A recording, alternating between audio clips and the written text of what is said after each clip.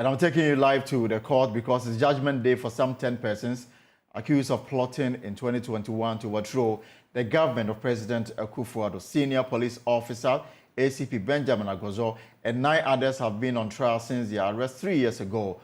They will know if they will escape or be convicted on charges of treason and high treason.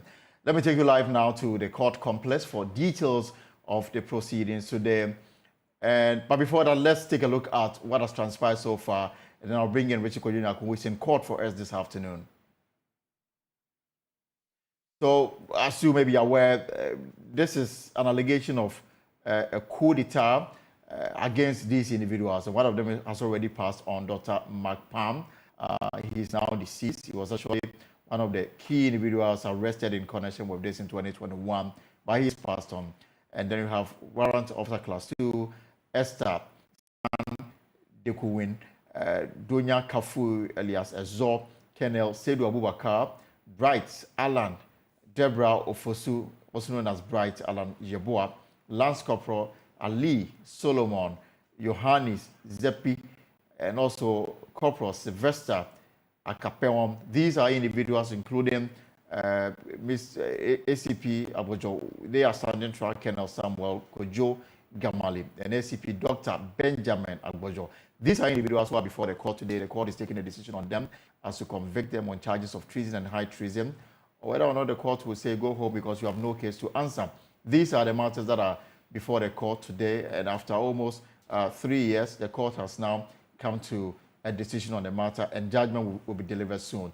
Let me take you live to the court now because Richard Kojonya, who is a legal correspondent, is joining us on the line right now. Richard, if you can hear me, we are told that there's heavy security there, but what is the latest on the matter before the court?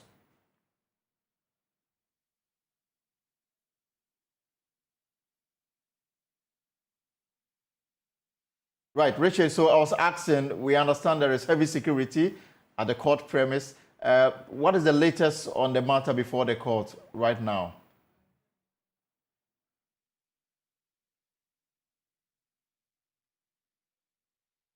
Right, so we're trying to establish contact with our correspondent court, legal correspondent, Richard Kojonya, who has been in court all morning covering this particular case for us. And we are told that there's heavy security at the court premises because judgment is just within minutes. Richard Kojonya, if you can hear me, what is the mood in court now? And what is the latest on the matter before the court? Okay, so while Alton, we are at the Supreme Court's the court complex premises. As you can see, the atmosphere is very charged. You can see the police vehicles. I can count up to about 5 of them up there in the courtroom, and the case is being, the judgment is being delivered at the Financial and Economic Court 2 here in the court complex. The place is full, and so a lot of the people could not get access to get into the courtroom to listen to the judgment. The judgment delivery started from 12:30 and it's still ongoing. As I step down, the various parties had finished giving their addresses, and so it will be left with the judge to give his judgment in this matter. And you know that it's about people, ACP Agbojo and some others that allegedly plotted to overthrow this particular government, and so that is the judgment we are eagerly waiting for. But Alton, apart from this court, you know, today has been a very busy day as far as the legal space is concerned. You know about Dr. Papa Kwesi Indom. He was in court. In fact, he brought the Bank of Ghana and 2 others to court because he said that they had trampled on his fundamental human rights in revoking the licenses of GN Bank. And so the issues that were set down for the adjudication, they were 5, but 2 were substantively dealt with. The issue of capacity, whether or not GN Bank, Dr. Papa Kwesi Indom, had the requisite capacity to maintain the action before the Human Rights Court. The second was about jurisdiction, whether Dr. Papa Kwesi Indom and the GN Bank, they had adequately and properly invoked the jurisdiction of the Human Rights Court, and the court dealt with that matter, indicating that they had properly invoked the jurisdiction of the court, considering the amount of interest they have in the entity that is an issue. But on the more substantive issue, the issue about discrimination and administrative right abuses. So let me start with administrative right abuses. He complained that Article 23 of the 1992 Constitution imposes a duty on administrative bodies such as the Bank of Ghana to be fair and reasonable in dealing with matters that come before them. But according to Dr. Indom and GM Bank, that was not what really transpired. What really transpired was that the Bank of Ghana was unfair, was biased, was unreasonable, was irrational in revoking the license. And on that basis, if the bank had taken into consideration the amount of money that government owned the GN Bank, it would not arrive at the conclusion to the point that it will revoke the license of Dr. Papakwe Sindom and the GN Bank. And the next one was about the issue of discrimination, and the court dealt with it, dismissing it in its entirety, indicating that the Bank of Ghana was going about its lawful mandate, administrative mandate, and the fact that they were to act as supervisors of the various banks, and in acting in the public interest and in the interest of shareholders, they decided that the GN Bank did not meet the threshold of the solvency issue, and so they were insolvent, and on that basis they decided that they will revoke the licenses. And on the issue of discrimination, the court indicated that they did not discriminate against Dr. Papakwe Sindom and the GN Bank because within that same space and during that time, other entities and other banks that were operating in the financial space, others also got their licenses and revoked. And so it is not only the GM Bank that suffered the same fate. And so based on all of these things, the court decided to dismiss in its entirety the application filed by Dr. Papakwe Sindom and the GN Bank. But in the last couple of minutes, Dr. Papakwe Sindom has been reacting to the judgment of the Human Rights Court, indicating that it is so absurd that the BOG that the government controls, government owes Dr. Papakwe Sindom. Why is it difficult for the government to pay Dr. Papakwe Sindom and the GN Bank so that they will be solvent, so that they will meet the capital adequacy ratio? And so that is the statement that has been put out there by Dr. Papakwe Sindom. In fact, it isn't clear that they are going on an appeal, but sources within Dr. Papakwe Sindom's camp reveal that they will actually appeal the decision of the Human Rights Court. Now, Alton, let's move on to the next case of Dr. Opuni, the former COCOBOD CEO. In fact, he appeared before the Supreme Court, the Apex Court, invoking the jurisdiction of the Supreme Court to prohibit the trial High Court judge, the High Court that is currently hearing the matter of Dr. Opuni. In fact, Dr. Opuni came to the Supreme Court indicating that the trial High Court judge has been biased by conduct, by some of the things that the High Court judge has done. So this was opposed by Evelyn Kelson, the Chief State Attorney. He indicated that what Dr. Opuni has put before the Supreme Court, they are mere allegations, they are mere accusations that have not been substantiated, and there is no merit in what they have brought before the court. And based on that, the court should dismiss the application filed by Dr. Opuni. In fact, the court actually agreed with the states and went ahead to dismiss the application by Dr. Stephen Opuni. And so that is what we have been about in court today. In fact, we are waiting, and I know that very soon the judgment that is being delivered about the coup plotters will come to an end here at the court complex. Thank you very much, and we'll come back to you when the judgment is out and the decision of the court is out, so that we can apprise us of the very latest. But as you heard him say, the judge started reading the judgment around midday and is still on it. There are 10 individuals, including ACP Benjamin Agbodo, who are standing trial for, conducting themselves deemed treasonable by the Constitution. That's the reason why they are before the court today. And already he also brought to us the issue about the GN Bank, the court affirming the decision of the Bank of Ghana to revoke their license. And of course, the court now giving the all clear for the case involving the former CEO of Cocoa Board, Dr. Oponi, to go ahead, dismissing an earlier injunction that the lawyers for Dr. Oponi had sought the court to prohibit the trial judge from going ahead with the case. The decision of the Supreme Court is that the judge can sit and hear the case. So we'll take you back to the court as and when the judgment is out regarding the 10 individuals who are standing trial for treason and treasonable offenses, including ACP Benjamin Agbojo. But let's do some politics now, because this weekend, it is the final home stretch for contestants in the MPP Congress to elect parliamentary candidates in 104 constituencies across the country. Now, these are potential safe seats for the party. Therefore, whoever is elected stands a good chance of joining the 9th Parliament in 2025. And this makes the stakes so high, with money and other influences high on the agenda. The promises range from plots of land to television set, money and other interests.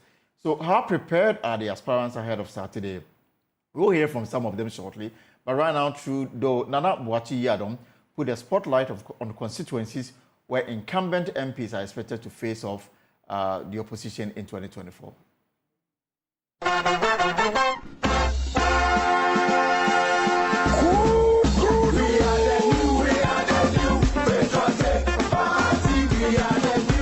In the Ashanti region, Bantama, Inshiayeso, and Tafo Pankrono are some key constituencies where incumbent MPs are expected to face tough competition in the MPP parliamentary primaries. The Bantama constituency has witnessed intensive internal contests where incumbent MPs lose after their first term in parliament. Incumbent Francis Asensubwache, who has been in parliament for one term, is however optimistic of victory. The fiercest competition, I believe, was between myself and Honorable Kokofu. That was the fiercest as far as I'm concerned. This one for me is it's a no match. When you go to the constituency, those who are voting, they see a big difference. Yes. Like a difference between a VIP bus and Pragya. Yes. That is the difference. It's a no match. I don't see this as a competition at all.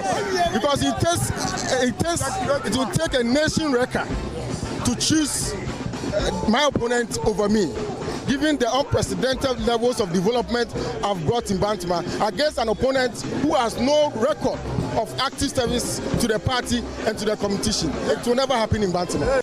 Raphael Lijapon is the unwavering opponent of Francis Asensubwache, eyeing to unseat him from parliament. He's an MP who can't even socialize with people. He's perceived to be arrogant, but now I agree with them, because he talks as if he's, the chief of the world, calling himself a VIP, and then me Aboboya, and then I'm visionless. Hey, excuse me. Confident of his victory, Raphael shared his vision for the constituency. Whatever I'm saying is genuine. I will not come to you, talk to you, and then just for the sake of asking you for your vote. I have a genuine heart for Bantama constituency, and I've been doing this over time. That's why you made mention of the fact that I have gained popularity over a short period. No, I have been in this constituency, God knows when, the time I was born. And they know me, I interact with them. Anytime I'm out of Accra and I'm in Kumasi, I'm with Bantama people.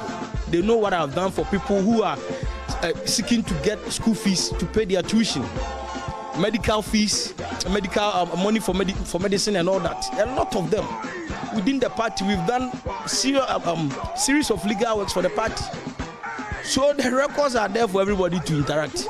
Political scientist Dr. Amache Boateng says the Bantama constituency has become a hotspot for years. He believes the incumbent MP can possibly retain his seat. It's not necessarily a case of a support for a one-term member of parliament in Bantama, no. But the place has become like Congo DR, a battleground because of the size of the constituency. Asensubwache has definitely done what he has to do.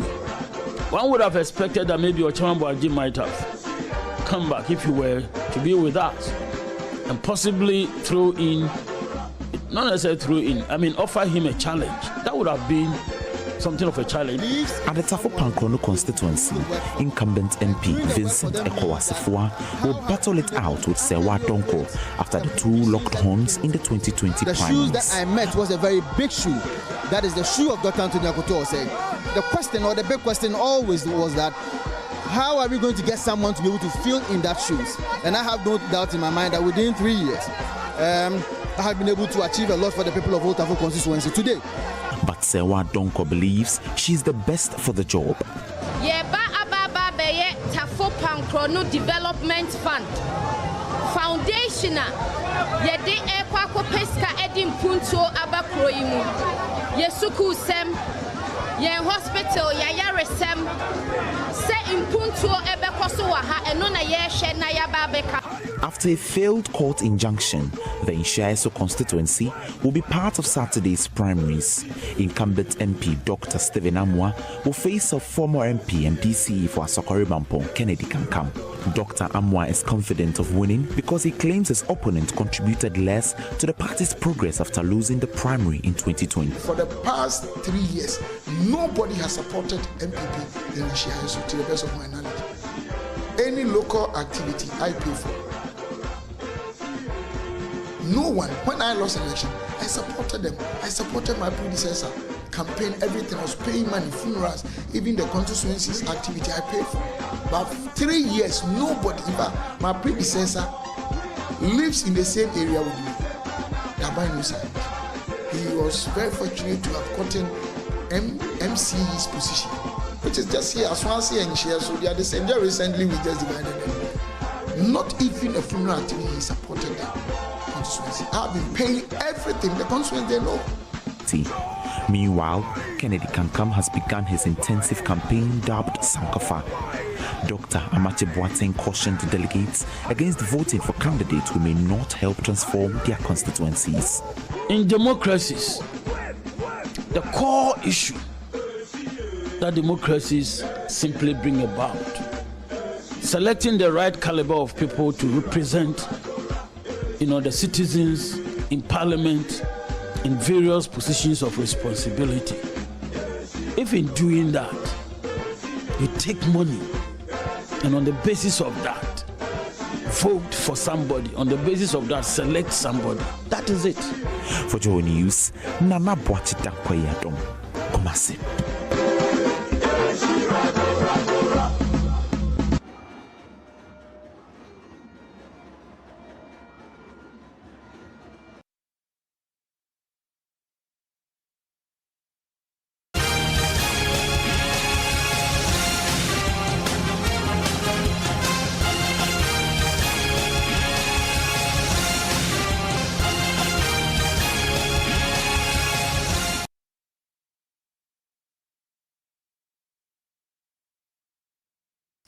So the action is this weekend, and trust your election headquarters, Joy 99.7 FM, Joy News, and of course my joyonline.com and all our affiliates to bring you up to the minutes, whatever draws will have it for you on your radio, on your TV, online, and of course everywhere you find yourself listening or watching us. So how are the candidates funding their campaigns? A very key question that we need to ask. And how are they, resourcing themselves ahead of Saturday as delegates put them under pressure to offer cash and other inducements before they vote for them? Let's connect with some of them and discuss their preparation plans and how they are managing the finances, which is key.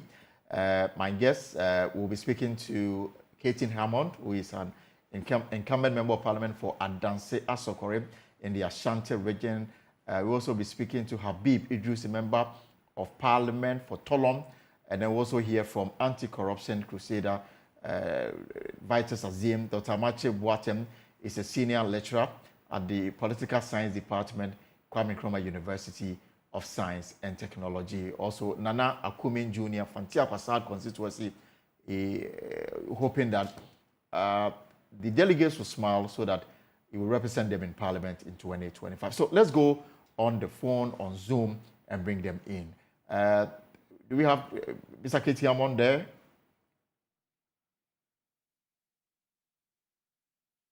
Right, so Honorable Habib Idris, you're welcome to the pulse here on Joy News. Thank you. I guess it must have been a very difficult road. Saturday is just around the corner. How prepared are you to seal it? In my case, I am lucky. You I've are going done on the my post. unopposed, and then I've done my acclamation already. I did that on Sunday. So I will not be part of the Saturday's one because I went unopposed and my acclamation was done on Sunday. But I mean, this obviously, you've been on this road before. I mean, speak to us. How difficult it is to now become a member of parliament? Yes, it's not an easy task, especially considering, the time, because we have about less than 72 hours now to the election. I remember the time I was contesting the sitting MP. All this time I was putting my strategy in place. I was counting my numbers, counting those that I think that they will vote for me and those that I think that they will not vote for me, and those that are in the middle. Normally people call them yellow in a research, whether they can swing to the other part of the aisle, whether they will vote for you or vote against you. And, the numbers will keep changing. Those that you think are red might even turn into green from today to Saturday. Those that you think are green might also fall into yellow. So you always have to make sure that you are very consistent. You make sure that you are always in touch with the people. You make sure that, you don't leave any stone unturned, because parliamentary election is just a day one. And that day, if you make a mistake, that's it. You are out. If you are a sitting member of our parliament, it means that your chances of returning is off. If you are just also coming in, it is about your political survival. So at this juncture, normally, I remember our own happened in 2020. It was June, just 5 months to the election. 20th June, I think we did our own last election. It wasn't easy. It was a very difficult one. And everybody will come out. There will be a lot of theories against you, theories why you can't win. There will be a lot of theories why you have to win or you are the best candidate. You just need to stay focused, sell your message, get in touch with the delegates, those who normally who will be voting, and make sure that on that day, that in this case that will be Saturday, we make sure that you police for them to cast their vote for you. The financial implication of this, and it's something that you cannot take it off the equation. More importantly, when you are facing off with other people, and the thing is that the fear of the unknown, so you prepare ahead of it. Now, we've been speaking to some of them. An aspirant told my colleague Evans Mensah last night that he's run out of cash, yet he's going into a contest on Saturday. The financing of this campaign, and then to get delegates to vote for you, it is their cocoa season. How do you deal with the financial imperative, the challenge that has become the driving force within which one can ascend the throne, of parliament? I think this one is a very difficult one, especially when it comes to money and financing involving in parliamentary primaries or parliamentary election. Yes, it is very financially demanding, and especially how things are now unfolding in Ghana, which is a bit worrying, that many people think that you have to pay your way throughout. But I strongly believe that even if you have the money, it is not just the case that you just have to come and pay or buy things just like you have entered into a shop to buy things. You need to build a relationship. You need to be able to sell your message out. And at the end of the day, then you try to be able to motivate them. And that motivation, it differs. Yes, there's no denying the fact that for recent times, there have been a lot of money influencing certain part of our election. But it is generally not about money. Many a time, money play a role. Some people have had money, they spend money more than their opponents, but at the end of the day, their opponents will win because it's a relationship. It is how you comport yourself. It is how you build your relationship with the people. You build relationship with over time. You build relationship to the fact that and to that day that the people will now be able to endorse you. But if they strongly also believe that the delegates, even with your money, if they vote for you, you can still not deliver the seat. they will definitely not vote for you. But definitely, Saturday is a day that we are going to watch keenly. But I do know a New Patriotic Party MPP, as we know as, will be able to come out to make the whole thing very peacefully. Yes, people will say they have run out of cash, because even to fuel your vehicles to move to various places of your constituency, it is not an easy thing. Because if you look at, for example, you come to a constituency like my constituency that you need to be able to go around. You need to fuel. You need to get motorbikes for people to be able to help you. You need to get phone units to even get them. And even on that day, you need to cook for the people. You know, and as provide a form them of, TNT as well. showing. Sorry? And then provide them TNT as well. And sometimes something to really motivate them to go out and vote for you.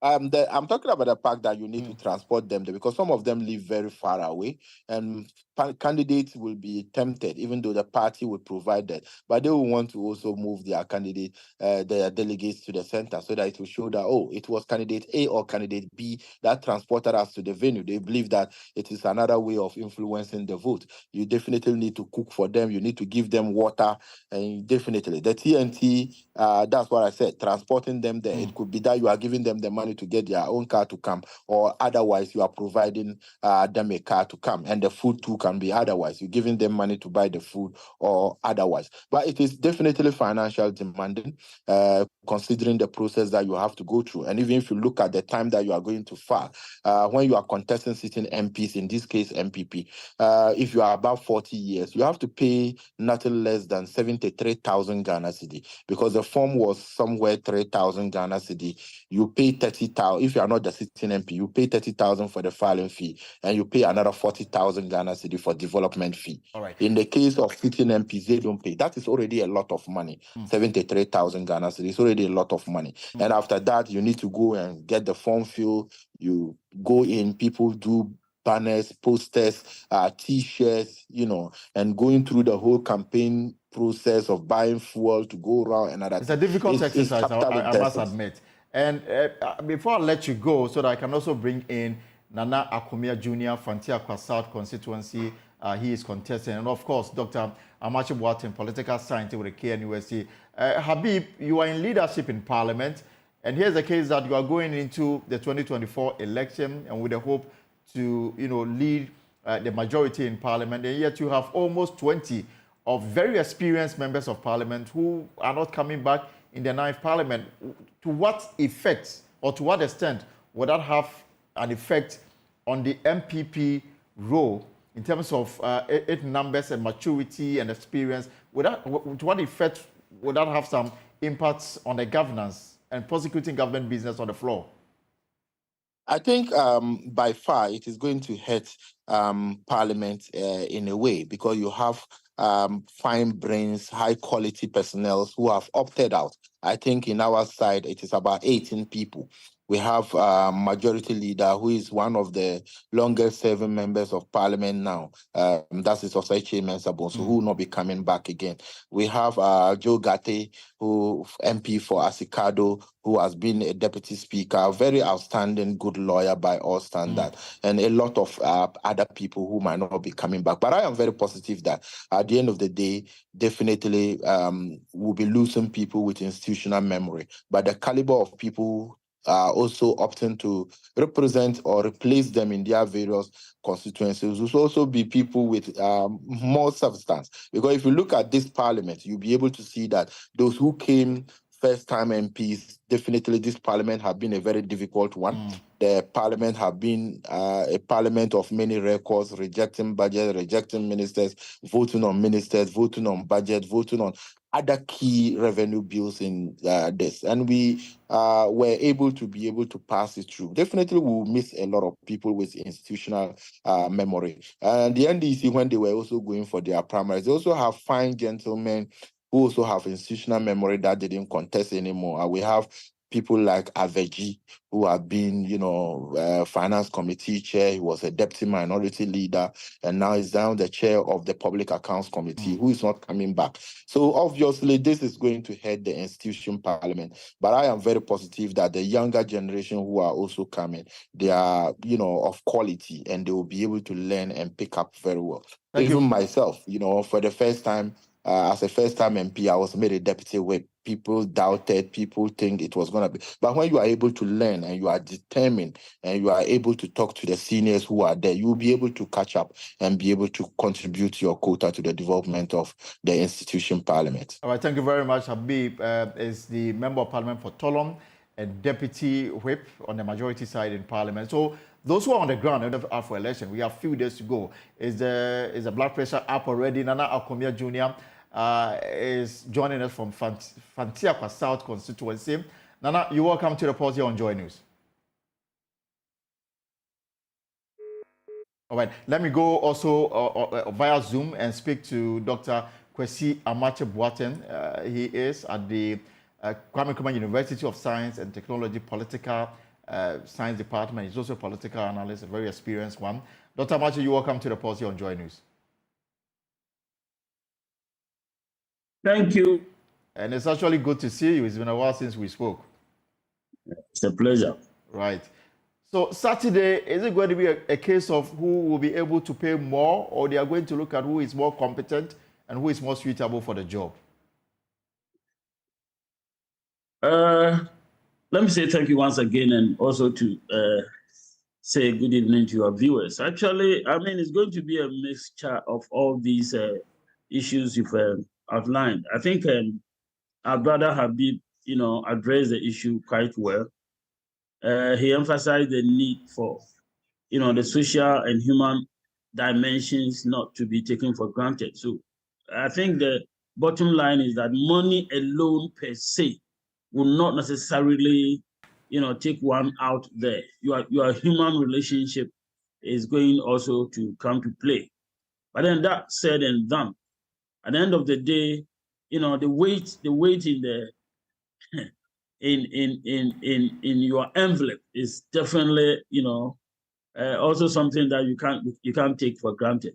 You must be ready to dip your hands deep into your pocket, to get things going. But then, like, he said, we can't dispense with the social and human aspects of these issues. Right. Dr. Amache, just give me 1 second. Let me cross over to Nana Akomia, who is reaching us from Fantiakwa. Nana Akomia, you're welcome to the pause. Thank you, sir. Thank you very much. And how is the campaign going? I just want to believe that your BP is at a level where it's supposed to be. your guess is as good as mine. Honestly, it's been a bit stressful because we've taken it for almost about 2 months consistently on the ground. And as I speak to you, we are doing our last minute touches across the various electoral areas. And so I can say that, yes, you are right. The BP, it keeps beeping up, it keeps going up, but we are so hopeful that at the end of the day, the delegates will find favor with us and they will give us a nod to lead the people of Fantiakwa South. What makes you think that you will be the obvious choice? Is it your message, or is it the fact that you're able to meet their demands? Okay, so it's a couple of things. I have been a constituency executive for the past 4 years. Before then, I was a polling station executive. I have lived in the constituency. I have my own residence. I have a business here in the constituency. I have served the constituency in various capacities. And I'm sure that looking at the length of sacrifice that I've made into this constituency, the people, are looking up to me to take up the nod. Beyond that, I also have a very compelling message, which I've tried to bring it down to the people. And I must be frank with you, amongst all the aspirants that I'm running this race with, I am the only candidate with a clear-cut message. And I'm very hopeful that my message has gone down with them. It will resonate with them. And on Saturday, the people will give me the mandate to lead them. Do you have access to the delegates as we speak? Because during this time, all manner of issues going around, including the campaign, are sometimes people that you are competing with. At this point, I have full access to delegates. I don't know what lies ahead of us in the coming days. But judging from previous elections that I've observed in the constituency, there hasn't been anything as such. So I want to assume that there's not going to be anything of the sort. But if it happens, we would have a strategy to still get to the delegates and make sure that at least they'll hear us out and they'll give us a nod. All right, Nana, give me a second. I'll come back. Let me bring in the Minister for Trade and Industry, Member of Parliament for Adansi Asokwa, a long-serving Member of Parliament, very experienced. He served on various committees in Parliament. Whilst I was a parliamentary correspondent, I had a lot of interaction with him. Katie Hammond joins me on the line. Mr. Hammond, welcome to the pulse here on Joy News. And how is the campaign going? Well, I just started. Literally, I was at a meeting with some of my delegates when this call came through. I had to excuse myself. In past days, you try to, get a party to look into the suitability of one of the contestants, aspirants ahead of Saturday. Are you still convinced that he's unfit? I think you have been polite. You meant I wanted them disqualified. Exactly. I think I've been diplomatic and also polite. Yes. Of course, yes. There are rules and regulations that govern these procedures in our party. I wasn't comfortable that all the three who have appeared to contest me were properly qualified to contest. I made a point. At the end of the day, I'm not the arbiter. So that matter is settled. All of them are contesting me. We will resolve these matters ultimately within the structures of the party.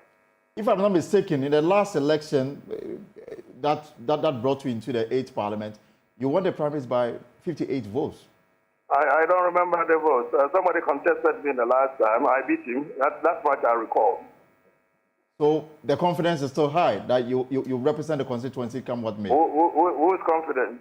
I'm asking you, Mr. Hammond. My confidence? Yes. I'm never confident about this matters. I do this matters a matter of course.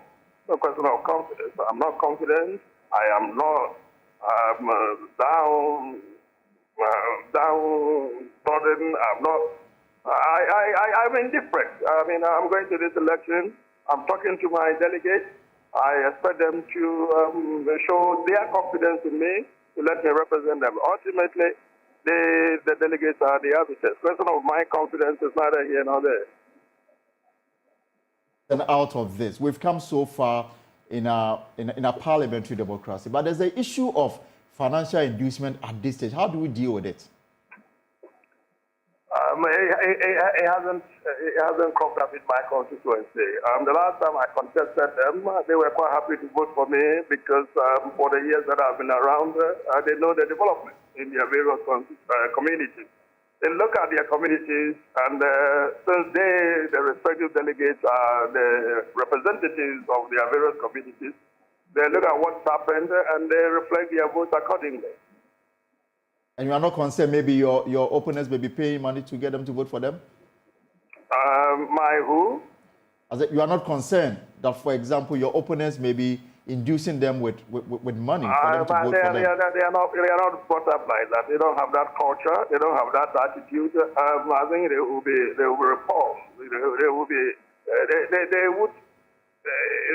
be extremely unhappy if anybody attempted to deceive them, to bribe them with some money. That's not how they vote in this constituency. So what are you also giving them in exchange for their votes? Say it again? What are you also giving them in exchange for their votes? What am I also giving them? In exchange for their votes. You tend to concentrate on your questions. You hardly listen to the answers. If you did, you would have realized that I answered that question. I asked because it could be your message. It could be something else. That's why I asked the question. No, I answered that question. I don't intend, my friend. If you aren't going to ask questions and going to repeat yourself, good afternoon. I don't have all the time for you, you know. Well, Mr. Hammond, wish you the very best ahead of Saturday. Right, so Dr. Matthew Watson, if you are still with me, so these are things that we can't wish away. It has come to be institutionalized, the monetization of our electoral process. And again, people have spoken about it and the need for us to move away from it so that we can elect people who are worthy of the call. I mean, you've done this, you've done research, you have presented papers on this. What is the best possible way out of this? just like you said, it is really a challenge. Generally, democracies do suffer from the influence of money. In some jurisdictions, it manifests in different forms, where this group of people I choose to call political entrepreneurs. They try to get a stake in the state's economy, and so they support political parties in their campaigns. And there are instances where they try to get key leaders, key individuals in major parties to also, in a way, become, if you like, an affiliate of them by sponsoring them. But then the Ghanaian one is an interesting thing. It's gone down to the grassroots, the electorates, where the election takes place. They elect everybody to go into government to manage the affairs of the state. It is a challenge. It is a challenge. How do we address that? I think we need something structural, because we can't talk. It won't work simply by talking about it. It won't work. We need something structural, something that will make it very difficult for an individual who relies solely on money to be able to go through. And one thing that comes to mind is, I think, to expand, the base, the people that vote. So I think the delegate system will have to be scrapped. Indeed, the political parties mean business. And then they will have to get a better way of simply capturing their members and getting them to also demonstrate that they are core members of the party, and let every member vote. So if you expand that base, then I think that will make it very difficult for individuals who have not engaged the constituencies properly to be able to rely on money alone to get through. I think that is what we want to put in place, something like that. All right. Final question to you, Nana Akomia, so that I can let you go, because you are involved in your campaign for this Saturday. Is everything smooth for you? Is everything going according to plan? All right. So we don't have him yet. Let me go back to Dr. Amache. Dr. Amache, the MPP is going into this weekend election with some 20 very experienced members of parliament who say that they are no longer coming back. They will no longer be coming back. This included the majority leader, Oseche Mensah-Bonsu, the second deputy speaker, and yesterday we heard Obi Amwa, who is currently the party's director of research. And they are not coming back. Will that have effects on how the party positions itself for the 2024 election? On the other side, will this galvanize the base of the party so that there will be some enthusiasm to encourage their members to come out and vote? How do you look at the two issues? On the issue of voting, I like to believe that over the years, research has demonstrated that the economy plays a foremost role. The economy is really huge in getting people to go to vote for our political leaders. So I expect that to be the number one factor. Other factors might come in. With several of those gurus going out, it could play out, in either ways. In some constituencies, some people might be disappointed to see that these people, especially if those people have been endearing themselves to them, serving the needs of the constituency in a remarkable fashion, those people are exiting. There are those who might become disappointed and, may even decide to stay away. But then you could also have a situation where, the new individuals who have shown up have all been seen as hardworking people who are really,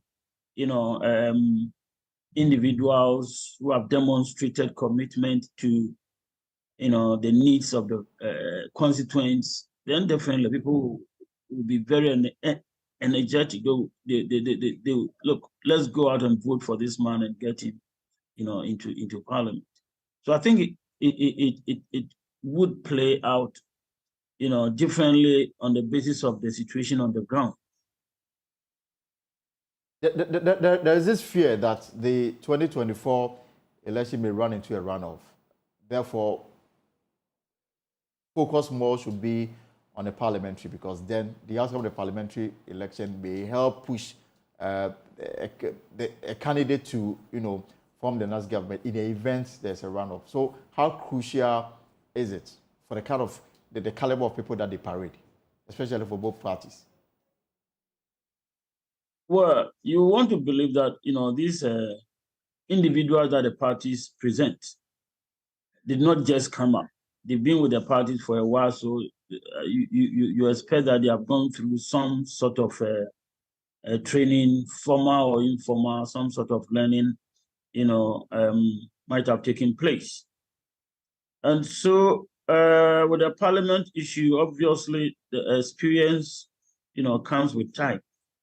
So once we're going to have so many new individuals coming up in the case of the NPP, obviously they will struggle in parliament initially. And then with time, they will learn.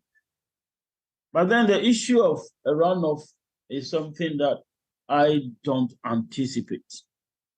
I don't anticipate that we're going to have. Why do you say so? Why do you say so? Well, if indeed Mr. Alan Chamartin goes all the way to contest in the elections, he's going to take a large chunk of the NPP's votes away.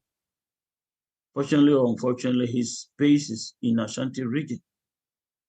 I've always said that the party's sort of image in Ashanti region is dented. It is not the same NPP in Ashanti region that we have known all the time. The party has been trying hard for some time now to do some sort of damage control. People are not satisfied with what some people call the region's share of the national cake. People are not satisfied that the party has not delivered to expectation. To me, Manshia empires to come to muddy the waters even more. It has the potential to muddy the waters. It can be managed if indeed they want to, manage it. It can be managed. The party should take that thing seriously. But then it has the potential to muddy the waters, The wood to me factor obviously is going to play negative here in the region.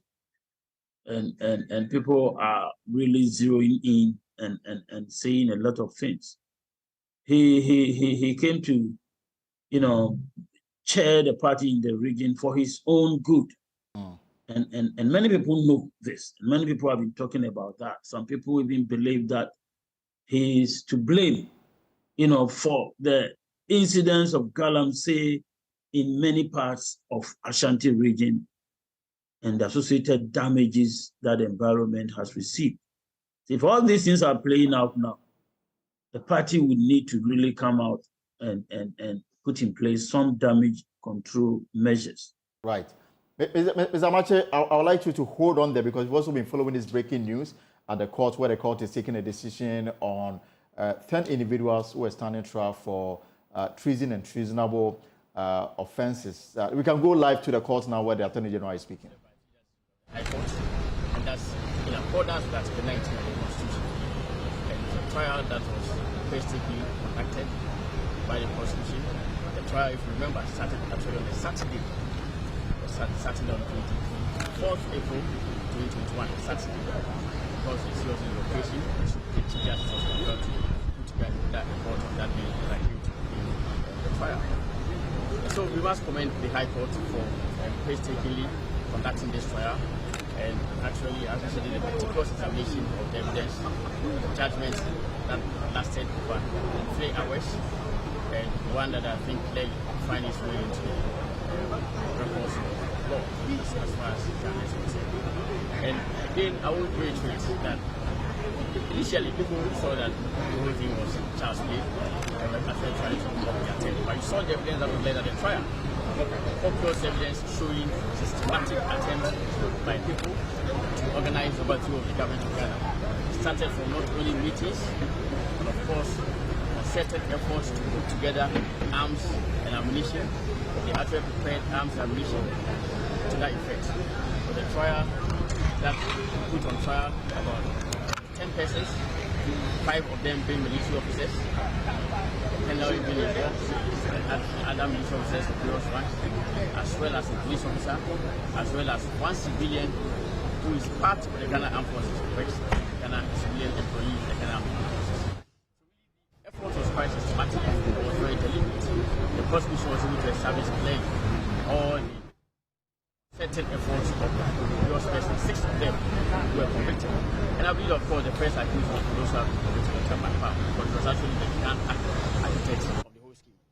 But for his untimely demise, clearly, I'm sure he would also have been convicted. And therefore, 7 of them would have been convicted. But today, we had 6 out of the 9 people convicted. And for me, it sends a strong signal to the nation that any attempt at all to destabilize the nation, any attempt to organize the overthrow of the constitution will not be countenanced and will be taken quite seriously. You saw how the persons involved in the scheme recruited various military officers and devised with them a means of ensuring that the president will be killed and that various other persons will also be killed, and even mapped out a clear strategy for doing that. And fortunately for the Republic, some of the military officers came out and reported to their superiors, and their superiors deliberately asked them to continue with the plan or with a view to unraveling the full scheme that they had put together. And we must thank God, and we must also pay compliments to the Defense Intelligence of the Ghana Armed Forces, because they actually monitored the people over a period of about 2 years and systematically gathered all the evidence, video recordings, audio recordings, and what have you. So, apart from commending the court for the relatively expeditious manner in which the trial has been conducted, we must also pay compliment to the Ghana Armed Forces and military command, especially the Defense Intelligence, who picked up the right signals and cleverly monitored them and indeed gathered the evidence. Otherwise, I'm sure Ghana perhaps would have been in disarray by now. Aside the person of Dr. McPalm, the ACP Benjamin Agojo and Colonel Gameli were the names that hit the media when this trial began. Now, these 2 people have been acquitted. I mean, what do you make of the acquittal? I think that first and foremost, it pays, we must acknowledge the integrity of the judicial process of Ghana. It shows that the judicial process in Ghana actually works. Indeed, if you look at the judges and their examination of the evidence, it was such a meticulous study of all the evidence that has been put together by the prosecution. And I think that what we must be concerned about is that 6 citizens of the country actually have been convicted for this offense. But especially in relation to ACP Benjamin Agoso, we saw the evidence that was led by the prosecution, how it showed himself supporting the occurrence of an Arab Spring in Ghana. And I do not understand for my life how a police officer trained properly to defend people will actually advocate for an Arab Spring in the country and would also do certain things that would suggest that he himself was actually in support of the occurrence of an Arab Spring. But of course, clearly, the defects with the prosecution case in relation to ACP Agoso was quite evident. I mean, because he was not on the specific platform by which the accused persons were planning the overthrow of the government. But of course, the evidence that was led relating to how he intended to disrupt the smooth run of the government by advocating an Arab Spring and all that was quite clear. It's the judgment. And I will entreat all citizens of the country to read the judgment carefully before making any unfounded comments at all. And Colonel Gamele, to the difficulty or the challenge that we had was a failure on the part of the prosecution witness to identify him in the video. And that really was quite fundamental. But in terms of acts that really were dishonorable, acts were deplorable from the perspective of a police officer or a military officer, you can see that was the service at the trial. Yes, apart from that, 5 soldiers were actually convicted of the offense of treason. And for me, that is what is matter. So it's very important that even these 5 officers of the Ghana Armed Forces, there had not been any clear evidence of their participation in such an activity and monitoring of the activities in that regard. God knows what would have happened to this country. Thank you very much. Right. Thank you.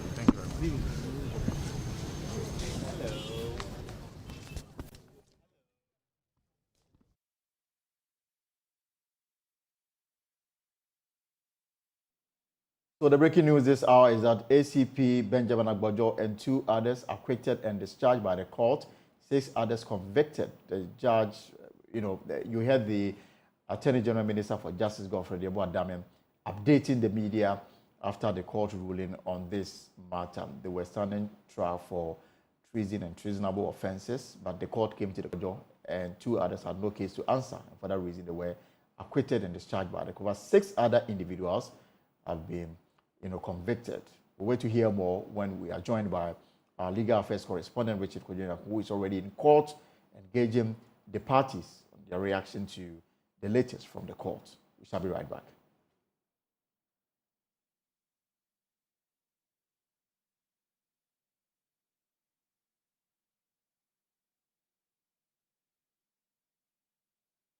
Right, so Richard, if you can hear me, we heard the Attorney General update the media on the outcome of the court case that was brought against ACP Benjamin Agbojo and 10 others. The court, according to the information we have picked, acquitted and discharged ACP Agbojo and 2 others, but 6 other individuals, they've been convicted. Tell us more. The lawyers for the accused and those that have been acquitted, Martin Pebu is currently. Richard, I'd like you to hold on there because we can listen to legal practitioner Martin Pebu.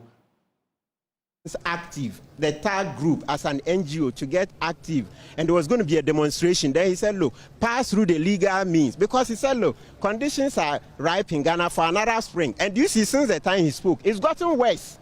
That was before COVID hit, and you are aware that when COVID hit, about 850,000 more of our fellow Ghanaians were pushed down into the below the poverty line. So now more people are hungry, more people are out of jobs. You see, unemployment is gone through the roof. So these are the things he's talking about. Lack of food, unemployment, etc., the suffering of the masses. That's all that he said. So he said, look, if you are going to demonstrate on such matters, pass through the legal channels. That's all that he said. And yet the state wove a very frivolous case, frivolous to the highest degree, around his neck. And today you see the court has exonerated him. We'll sue the state for compensation, because this case has always been frivolous against him from day one. That means that you are considering a malicious prosecution? Absolutely, absolutely. We'll look at malicious prosecution and all the other causes of action, because this case against Dr. Agbojo has always been frivolous to the highest degree from day one, and the Attorney General knows it. We just spoke with the Attorney General. He's indicating that even though the court agrees that they were not able to prove the charge beyond reasonable doubt, they were at least able to prove that ACP Benjamin Agbojo supported a demonstration that will result in Arab Spring, which he thinks is disappointing for a police officer of the caliber of ACP Benjamin Agbojo. It doesn't lie in the mouth of the Attorney General to say that. It doesn't lie in his mouth. When he was in opposition as part of AFAG, he wanted to go on a demonstration. President Mills had to step in. The police stopped them. President Mills had to step in to say he has a right to demonstrate. So why won't there's a police officer? He didn't say he was going to demonstrate himself. He was just teaching, or let's say giving advice to intended demonstrators on following the law, following due process that they should apply to inform the police. You know, under the Public Order Act, you have to inform the police 5 days ahead, etc. All those things, right? Yes, so that was all that Agbojo sought to do. Yes, that was all that he sought to do. I mean, yeah. For you, Councillor Dawudu, 3 of your clients are facing a death sentence by hanging. I've been able to have conversations with them so far. How are they feeling? Oh yes, I think I've spoken to them. I think one of my clients has been acquitted and discharged. I believe that the evidence we have put before this court they hadn't critically looked at some of the cross-examination and evidence, some of the loopholes. And I think that it's a process. We would definitely be going to the Supreme Court for it to also look at the evidence. We believe that some of the charges, you saw the soldiers, it was conspiracy, but they've been acquitted on the substantive charge. So these are things that we will test. We will go to the Supreme Court and see. But I believe that looking at what we have put before this court, we have done it, and we will go to the Court of Appeal. Today is really a sad day because, yes, because it's a sad day. If you even look, they don't even have an inventory when they arrested the people to show that the gun, the pipes they are talking about were the people who had it. So I think that they are in good spirit, and we'll see what we'll do. Thank you very much. So yours is, you have the only female among...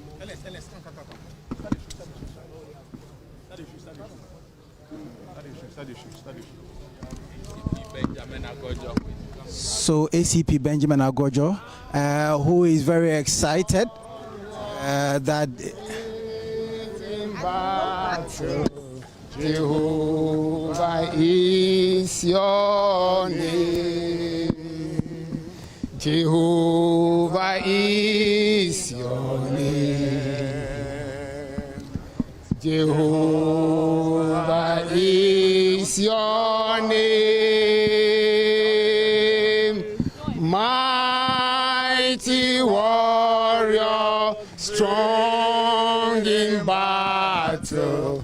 Jehovah is your name. 1 year after being accused, the acquittal comes in. Yeah, it is joy. We give glory to God. He alone has made it. You heard the judgment, and you saw all the rebuttals. I don't need to talk again.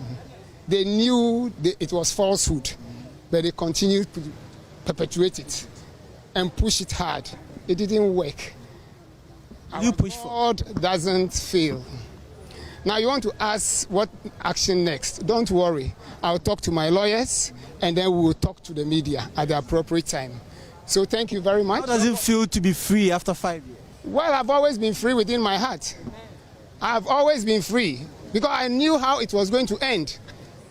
From the beginning, I knew that is how it's going to end today. I didn't know when it was going to end, but I knew how it was going to end. It's like watching a movie, a replay with somebody.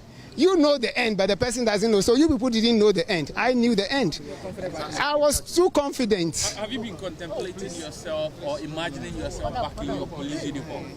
Well, I don't want to comment about that. I don't want to comment. So that is ACP Benjamin Agojo, who is very excited, being followed by the family. They are very excited. He is in white. Other family members are also in white. They are excited. And he says that they are going to consult their lawyers to know the next line of action to take. In fact, it's been a very happy moment. And exactly. So you see powder being poured on them as a sign of victory.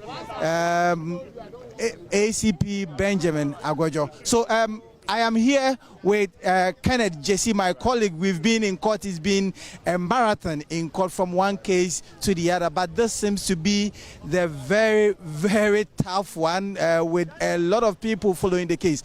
Kenneth, so you've heard the counsel for ACP Benjamin Agojo, and then the other people that have also been convicted. What do you make of it? The counsel for the acquitted ACP says that he's going to sue the state. I wanted to find out from you how much he's going to sue the state for, but then it appears that he and his client are going to discuss that. And then the counsel for the others who have been convicted say that they will send the case to the Supreme Court for possible redress to see whether they can possibly win an appeal of sort. You know, they've been sentenced to death by hanging. I mean, that is the outcome for, trying to, plot a coup in Ghana. So overall, it's been a very long day. We've been here for so many hours. And finally, after so many years, judgment has been passed. Although those who have been convicted are not happy with the sentence, obviously. And then they've mentioned that they are going to appeal and see how it goes. But for ACP, it's all joy with him, the family, everybody. They are congratulating him that, you know, he's fought a good battle. And okay, so for now, what we can say is that those that have been convicted, they've been convicted by hanging, and so it's been set right by the lawyers that are here. And you saw earlier in our shot in the interview we had with ACP Benjamin Agojo that so in your shot is a bus that is carrying the convicted people that have been convicted now. So the vehicle will drive them off. The vehicle is driving them off from the court premises here, and they have been convicted by hanging, and that is the fate that lies on their head. And it's really, it should be really a difficult moment for them, because the prosecution actually proved 8 cases in court that these people were involved and they were planning to plot a coup, and that is really a treasonable offense. Right. So Kenneth, Richard, you have been in court for a while now. When they say they have been convicted by hanging, does it mean that they are indeed going to be hanged? Well, so now there have been some amendment, but we are not really clear whether they are actually going to be hanged. You know, we had conversations about the death penalty that has been struck out and all of that. So when they say hanging, we need to get further and better particulars about this one, whether actually they are going to be hanged. And so that is really the situation now. Right. So as you can see in your shot now, that's the bus that is taking them away, the convicted people who are being taken away by the police. Heavy security presence here. Heavy security presence here. They are being whisked away, and that's the police armor vehicle as well. But one thing that is also prominent in this is that those that have been convicted, their lawyers are saying that the matter is not going to be to end here. They are taking the case up to the Supreme Court, the Apex Court, for interpretation and for an appeal before the Supreme Court. But the 3 others who were acquitted and discharged, the court, their lawyers have indicated that they are going to sue for malicious prosecution and for compensation, because they knew that what they were doing was not right and they went ahead to do what they did. Right. And so that is what has been happening here. In fact, at this very moment, usually this place would have been very quiet, but the fact that the judgment delivery has traveled well over 4 hours, and the courts are even closing, but the judgment was being delivered. It tells you how important, it tells you how crucial this matter is, and for everybody to wait like this, for people to be in here, their family members and the other well-wishers, sympathizers and all of that, they came. Some came disappointed because their people have been convicted, but there are others, you saw the powder being poured on them, and it indicates that they are victorious in the move. And you heard ACP Benjamin Agojo indicating that right from the outset, he knew that he was free, and he couldn't have been freer, because all along he knew in his heart that whatever charges that were trumped against him, these were frivolous charges, vexatious charges, and he was going to go free. And so today is just a vindication of what he has believed in, and actually the judge has really vindicated his position. Richard, this appears to be an unprecedented judgment, but in the Fourth Republic, have we ever seen a case like this where people have been convicted of trying to oust a government and then being sentenced by hanging? Well, so if I can cast my mind back, I've been going through, but this seems to stand out. Yes, there have been people that have been charged with those offenses, but for this one, that it's come before the court, and the court has gone through the trial proceedings and then has actually convicted them by hanging. It's one of a kind that I am seeing. Right.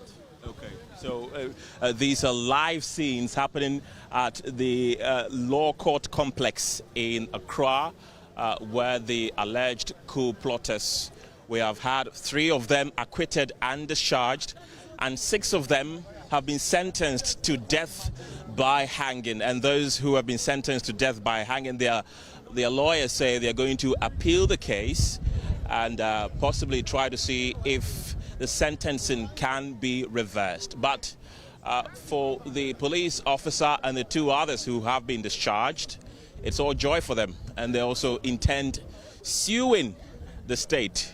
And so we have here the brother of the police officer who was acquitted. He looks very much like him. Yes, I remember seeing you earlier and asking you if that is you.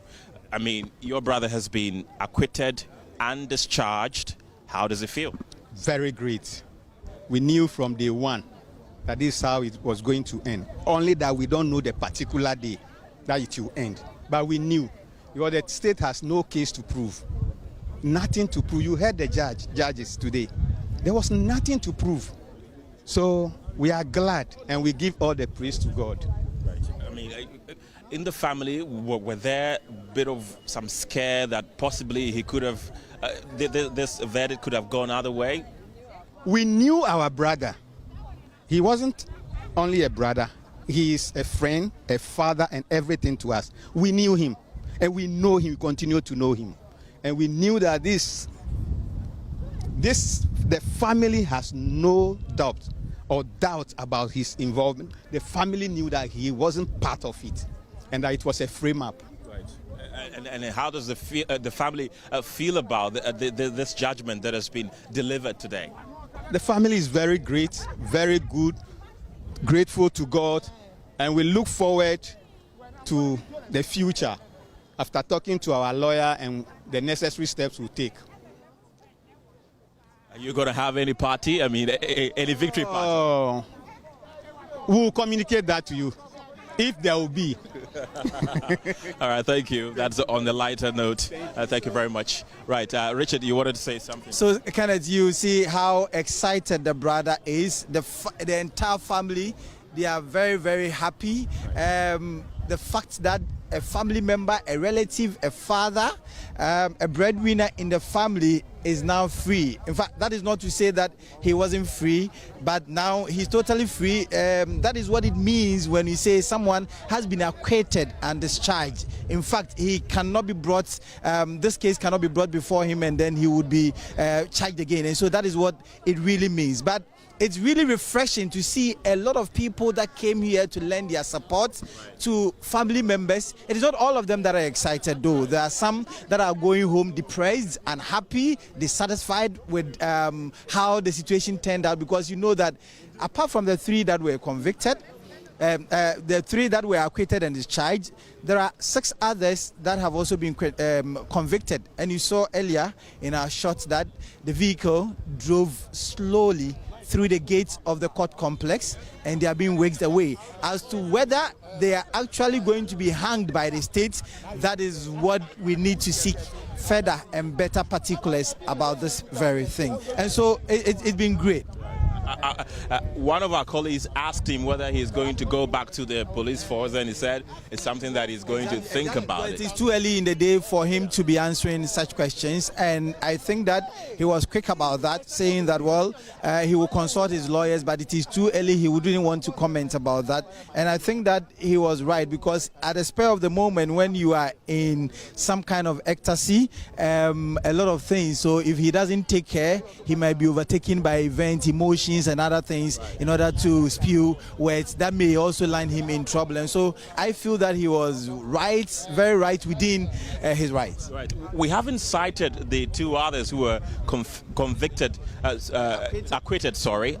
and discharged alongside him. He's the only person that we've cited here. But that's the good news that's coming out, that ACP, Agbojo, and 2 others have been acquitted and discharged of alleged coup to oust the government. So you can see him in your shot now, and this is the court complex here in Accra, where there are mixed emotions.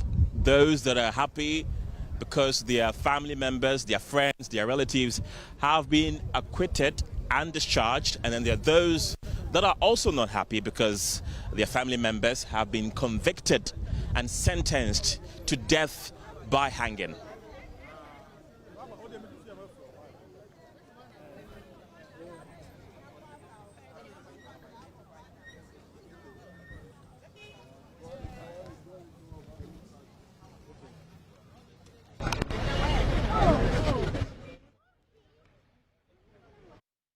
So you have been watching live pictures from the court complex where a decision has been made by the court regarding the charge of treason that was leveled against some 10 individuals, including Dr. Benjamin, ACP Dr. Benjamin Agbozo, and of course 8 others. Now let me run by you the decision of the court. Now this particular matter, the charges dates back to April 24, 2021, involved Dr. Frederick Yao Markpam, the late Chief Executive Officer of the Citadel Hospital, ACP Dr. Agbojo, and 8 others. The accused faced various charges, including conspiracy to high treason, abetment to high treason, and high treason. Among the accused were Dr. Markpam, Dunya Kafui Elias, Exor Bright, Alan Debra Ofosu, Johannes Zekpe, Warrant Officer Class 2, Esther Son Dokuwin, Corporal Said Abubakar, Lance Corporal Alice Solomon, and Corporal Sylvester Akapewam.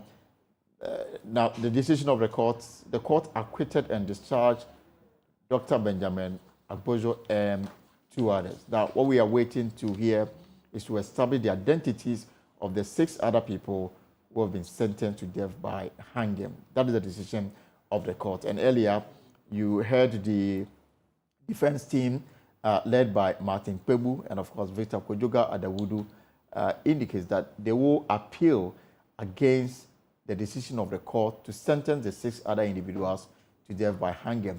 And in the few minutes to come, we will establish the identity of the 6 individuals who have been sentenced to death by hanging, and of course, the other persons, together with ACP Benjamin Agbozo, who have been acquitted and discharged.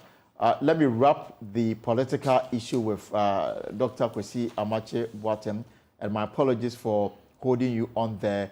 As we wrap up, what is your final, commentary on what we are likely to experience on Saturday? Let me also quick to ask you whether you've been impressed with the fact that this is perhaps the first time in the history of this parliamentary election that we have minimal reports of imposition of candidates on constituencies. Mr. Machi, what do you make of it as we wrap up?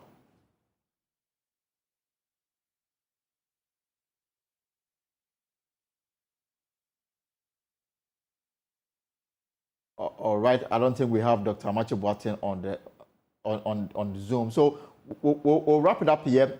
That's it on the political front, but I'm sure that in the days to come, tomorrow, Thursday, and of course Friday, we'll have more discussion on this matter. But let me deal with this matter quickly, and then we'll take a break and then come back to deal with a health issue here in the studio. This is The Pulse here on Joy News. We'll be right back.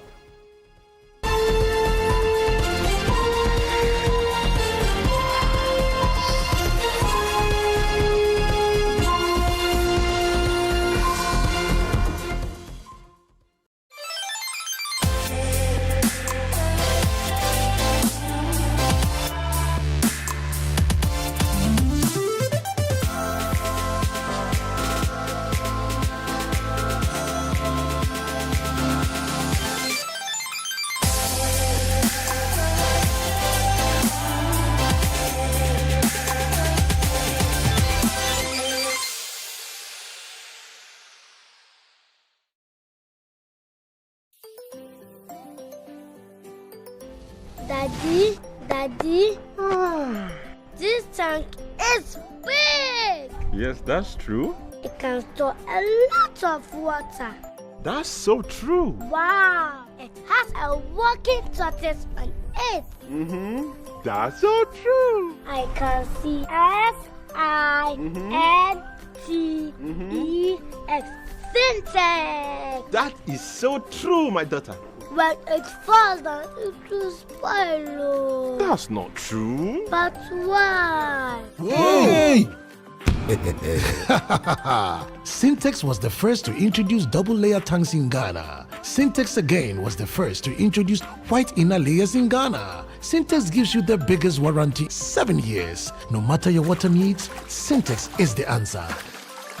Syntex tank. Are you strong? Are you tough?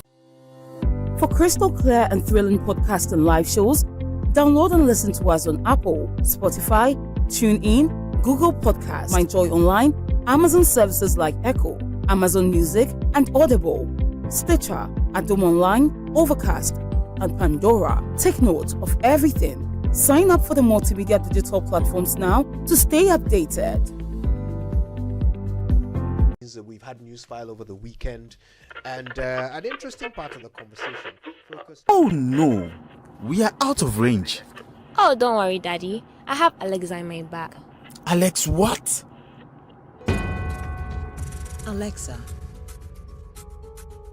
open Multimedia Ghana and play Joy FM.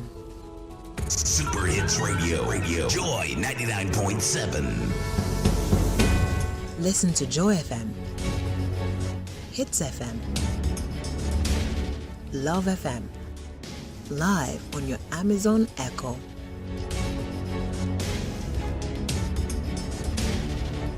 Listen to your favorite multimedia radio stations live on your Amazon Echo device by saying, Alexa, open Multimedia Ghana, play Joy FM or Hits FM or Love FM. Or catch up on your favorite podcast by saying, Alexa, play, and then the name of your favorite podcast from Multimedia Ghana. For a list of all podcasts available, say Alexa. Ask Multimedia Ghana to browse programs. And we are back like we never lost signal. Alexa, welcome to Multimedia.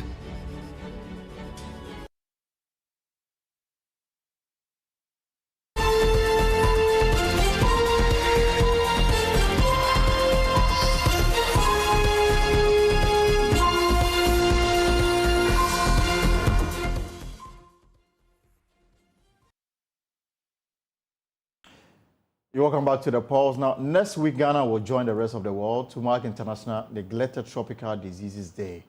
That will leave the country with just 6 years to achieve its target of ending NTDs by the year 2030. NTDs include elephantiasis, woolly ulcer, which both have become devastating social and economic consequences for communities, families, and the nation as a whole. This year, the observation will be under the theme 2023, the year to shine a spotlight on NTDs and the suffering they cause, and to call for comprehensive and universal care for those affected by them. It's our collective responsibility to confront inequalities and put an end to these diseases that are entirely preventable. This afternoon, we brought up to the day by finding out what we all can do in helping end NTDs in Ghana. In the studio with us is Dr. Joseph Opare, Programs Manager for NTDs at the Ghana Health Service. Doctor, you're welcome. Thank you. It's a pleasure to have you here. Yeah, thank you so very much. And so, it's good to come back. Great. So when we talk about NTDs, first let's talk about the spread. Okay. We've spoken about elephantiasis and woolly ulcer. And I know over the years from the role, they are caused by various pathogens, I should put it that way. And we have 20 of them, but in Ghana we have 14. 14 so far have been identified. And we know where these cases are. 14 tropical diseases. It's neglected. Tropical diseases, right. Apart from the ones I mentioned. Yeah, borrelial ulcer is one of them. Elephantiasis and tuberculosis. Exactly. So elephantiasis can be scary. Exactly, it should be. And, you know, these diseases disfigure. Okay? If you have legs so big, there's little you could do, right? And that may make you disabled. And if you're not able to do work as expected, definitely you wouldn't have the funds, salaries to take care of your family. Eventually, these conditions may lead to poverty. There's also stigmatization over here. But the good news is that these diseases are preventable. You did mention borrelial ulcer, elephantiasis, lymphatic onchocerciasis. We have soil-transmitted helminths. We have schistosomiasis. We have leprosy. We have yaws. We have cutaneous leishmaniasis. We have rabies, and we have sleeping sickness. Right. That is it. So why do we call them neglected? Is it the case that we have decided and won't focus any attention on it? You know, it's one of them. There's low risk perception. It's like somebody with big legs, elephantiasis. Somebody may think that, no, I cannot get this condition. And also on the global health agenda, sometimes we hardly talk about neglected tropical diseases. These conditions also do affect the poor, people in the poorer communities where sanitation and water is scarce. See? So, and most of the time, these people with these conditions hardly come out. Okay, they talk about it. Yeah, talk about it, and also come out to, the crowd. Let me put it that way. And why is this so? Is it because of stigmatization or what? Because I spoke earlier about elephantiasis. Exactly. If you are infected by it, it will be difficult for you to be associated with people. Yeah, and that's what we see on the screen. It's quite devastating. But the good news is that we can prevent all these conditions. That is the good news. We can do that through mass drug administration, especially with the preventive chemotherapy in neglected tropical diseases. And these are onchocerciasis, lymphatic filariasis, schistosomiasis. You have soil-transmitted helminths. We have trachoma. Trachoma is a thing of the past now. And we have another group that is preventive case management, neglected tropical diseases. We have the leprosy, Borrelia ulcer, yours, and so forth. Okay, for these ones, you have to go and look for the cases and treat them. But the other ones, you go into the community. You are able to identify. You are able to identify, okay, map them. Then the entire community will be treated, whether they have the condition or not. So these ones, you can prevent them. So earlier you spoke about some of the causes that people who live in unhygienic areas. Or sanitary conditions. Exactly. And these are mostly people who are poor, the poorest of the poor. And they are infected by things that are sometimes hard to treat, but preventable. So where are they most prevalent? Well, in Ghana, we have, if you take onchocerciasis, we have about 140 districts currently endemic for onchocerciasis. If it's about lymphatic filariasis, we have 116. But the good news is that we've been able to fight that, okay, to only 7. So when we do mass drug administration against lymphatic filariasis, we are dealing with 7 endemic communities. Schistosomiasis is found almost everywhere in Ghana, right? And soil-transmitted helminths also the same, right? Leprosy, we are looking at 195 endemic districts. Borrelia ulcer, we are looking at 98. Cutaneous leishmaniasis, we are looking at 2 regions. Really, it's still an issue. It's still after an all issue. These years. Yes, but the good thing is that when it comes to diagnosis, we are better off now, okay, compared to what happened some years ago. And treatment is also good. Yeah, so that's why for this day that we are celebrating, World NTD Day, we want to say that these conditions are treatable and preventable. So we want everybody in Ghana to know that we have neglected tropical diseases in Ghana, 14 of them. So we don't have to keep quiet. And these cases could be prevented. That's why we give the free mass, we do free mass drug administration on some of the conditions. We also want to say that neglected tropical diseases have impact among the individuals and also the community. When you are poor, what can you do? When you are devastated by these conditions, what so much can you do? When you are disfigured, what can you do? And there is, NTDs also have impact on stigmatization. That's the crucial thing. It could lead to mental distress and all that. So what, from the Ghana Health Service perspective, what is the strategy to tackle it? Yes, so with the preventive chemotherapy and neglected tropical diseases, as I mentioned earlier, onchocerciasis, lymphatic filariasis, schistosomiasis, the worms, okay, trachoma, it's all about mass drug administration. So we do mapping in the communities. Okay, as I said, like onchocerciasis, we have 140 endemic districts. So we do mapping, locate where these conditions are, and we treat the entire communities. Is it an ongoing exercise? It's an ongoing exercise, and as I speak now, there is an exercise on that when on onchocerciasis is being treated in about 100 and in about 77 endemic districts in Ghana as we speak. And how is it going in terms of progress? Is it encouraging? So much. So far, it has been good. It has been good. Yeah, and we hope it will be better next time. So for people who are affected, treatment is free. Is that the case? That is it. Mm-hmm. Okay, and that is what we are trying to achieve so much. If you have lymphatic filariasis, all right, elephantiasis, right, we are supposed to be at the health facilities. We teach you how to manage that. Okay, if you have onchocerciasis, that one may lead to blindness. If you have also lymphatic filariasis, you may end up with a condition called hydrocele, right? And that one, we always look for funding to do free surgeries for the affected ones and the other conditions. So prevention is free. We have medication for prevention. Okay, but when you're affected by the condition, that is where sometimes the problem is. So in case in case of the prevention, yeah, the free aspect of it, is it by the program or let's say by it's captured under the health insurance?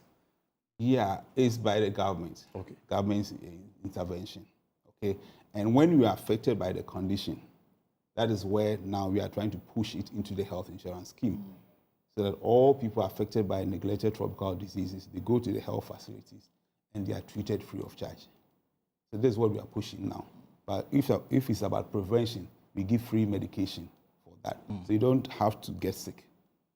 That is the caveat. Because the preventive mechanisms are there.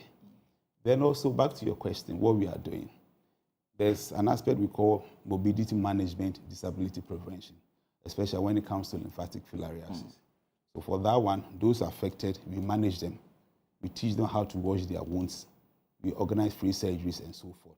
Then of course, we do health education about these conditions, like what we are doing now. So the target is what? To do outright elimination or bring it to the barest minimum by 2030? We are heading towards elimination. Are you on course? We are on course. You are aware that guinea worm, guinea worm is also a tropical disease. It's no more, right from 2015. Okay, trachoma, right from 2018, is no more. Sleeping sickness, by the grace of God, and also with your support and the government, we don't have it now. It has been eliminated as a disease of public health problem, right this year, 2023, and last year, 2023. So we are on course. When it comes to onchocerciasis, the prevalence, the prevalence of the infection has gone so low now. Okay, we've tackled it almost 95%, to a level of about 95%. When it comes to lymphatic filariasis, as I said, 116 districts were endemic, but as at now, you have only 7 of them to tackle. That's encouraging. So we actually asked about the progress because of the factors that contribute to the rise in some of these ailments, including poor water and poor environment. I mean, water supply in the country has become a challenge. Even here in the capital, I mean, they are virtually rationing it. Now, if you go to some of the catchment areas that you spoke of, legal money has also contributed to make the water even more poorer. Exactly. Exactly. So when I asked about the program, I was looking at, as we are moving on, the factors is getting even poorer. So in terms of progress, are we likely to be the target? Not poorer, because of the current situation that we have. Things will get better. Like, cast your minds back so many years ago when it was about water supply. Is it not better now? Exactly. Yeah. So if we have that, of course, we can get rid of trachoma, and we don't have trachoma now. Sanitation, on and off, but it's getting better than before, right? And so forth.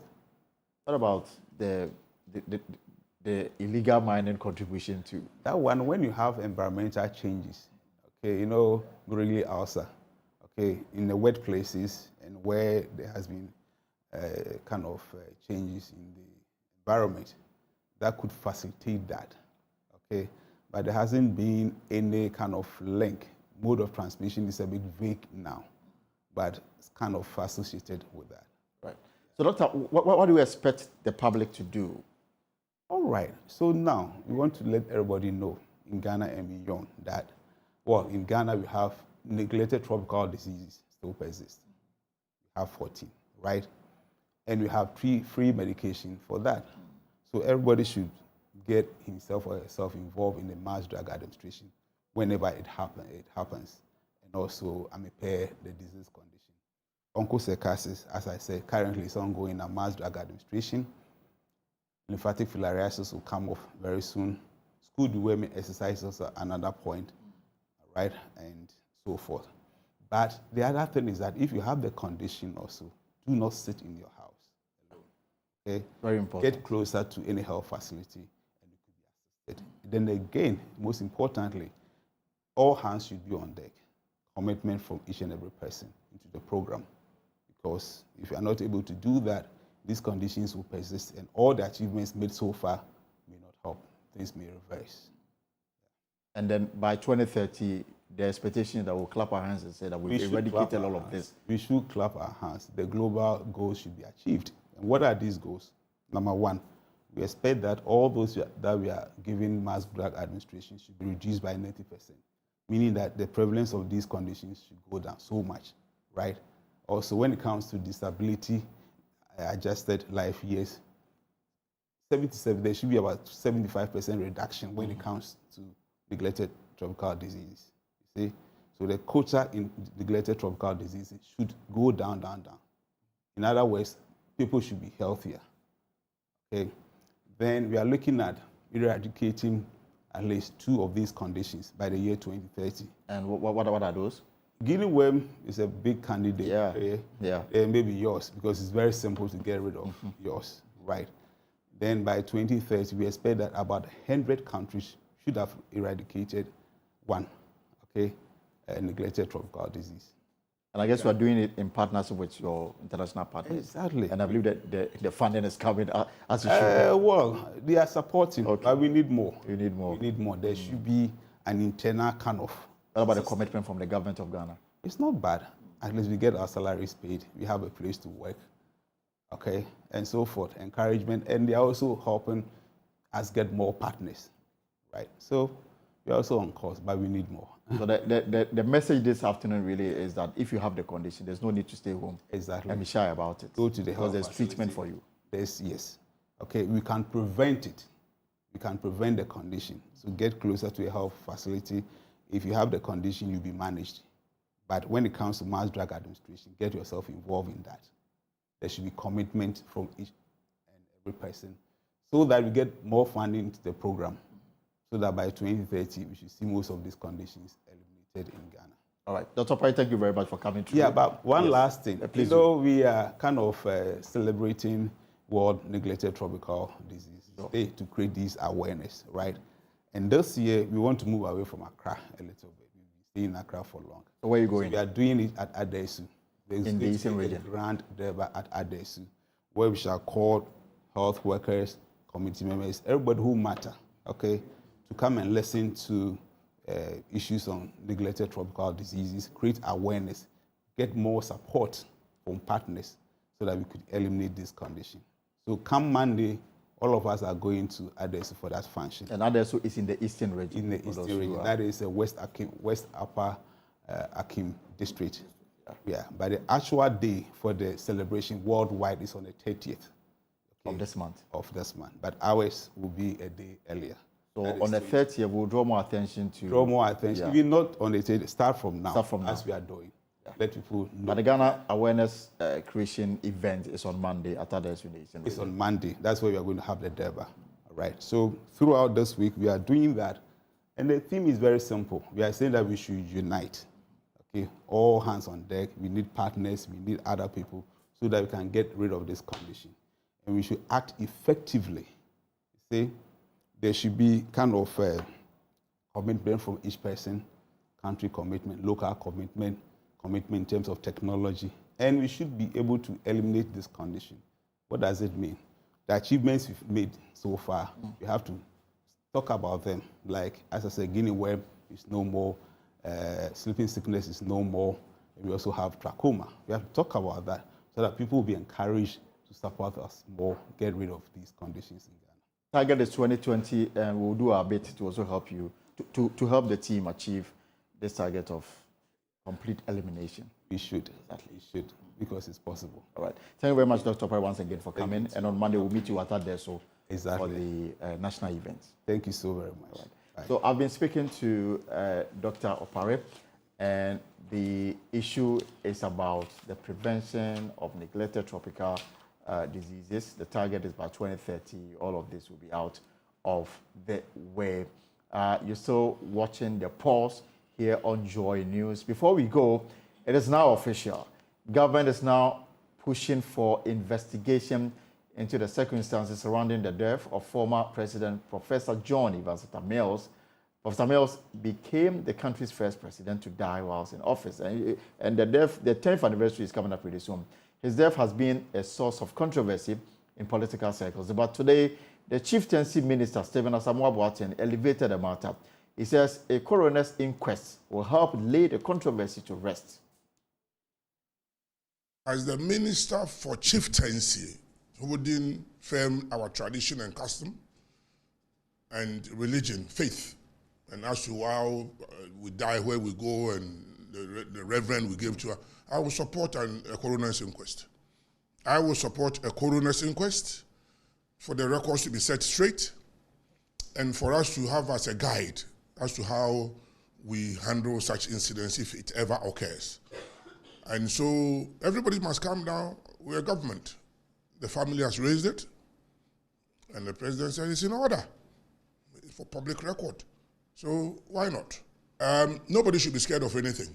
It is even a coroner's inquest is not a trial anyway. I mean, people I think they're scared that somebody will be tried. It's not a trial. This is not court matter. It's record. It's for us to know how the system works. We must have, as a nation, have a system where, especially a certain president passes away, what do we do? What are the basis, the process 1, 2, 3, and ends where? When there's inconsistency of somebody saying he died in my arms, somebody say, oh, he raised his hand, to you I commit myself. Huh? A dead person, why did they raise their hands where? So there's a lot of inconsistencies. And when somebody says they don't know whatever and they're siblings don't come in. This is a family matter. Our tradition is the Bouchampay. The dominant family have raised it. And as a minister, I am tended to side with them. I believe that there must be clarity in this matter. Doesn't matter how long it takes. People say it's 12 years. No, you don't forget about 12 years. You don't forget about even 30 years. We must learn lessons. And this is the problem. If we are not careful in Ghana, we don't learn lessons, we commit the same mistakes. And we don't progress as a nation.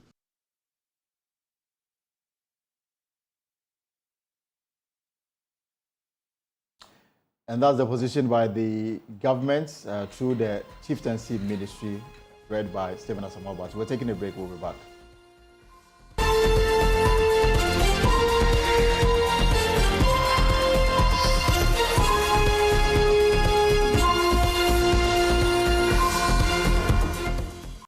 We've had news file over the weekend, and an interesting part of the conversation focused. Oh no, we are out of range.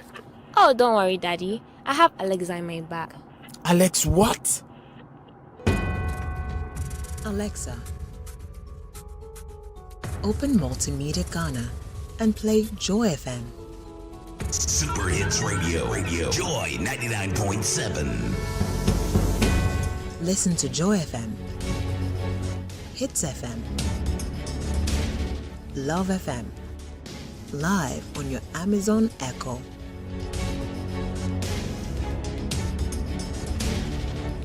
Listen to your favorite multimedia radio stations live on your Amazon Echo device by saying, Alexa, open Multimedia Ghana, play Joy FM or Hits FM or Love FM.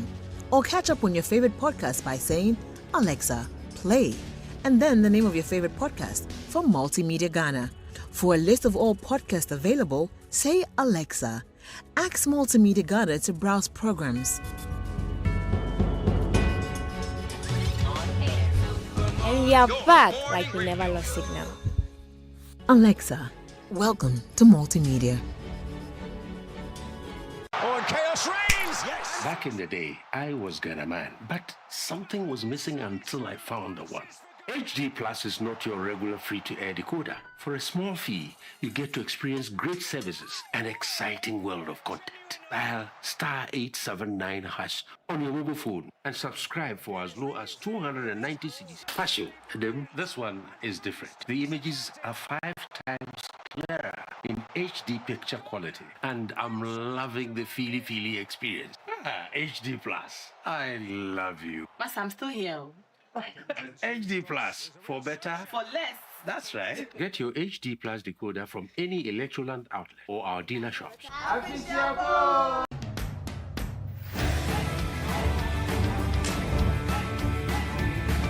as for the marriage, you get the certificate before you get into the marriage. So you don't know what is ahead of you.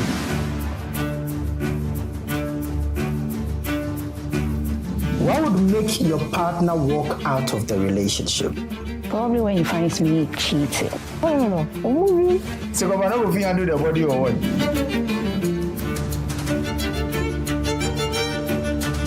What's his waist size?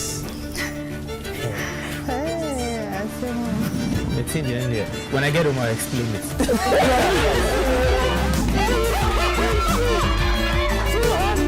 Also, Papa, 2 years or so, and 3 years ago, and you say, I can't pray. And you want to go into politics? You want to go into politics? Not 5 years. Not 5 years.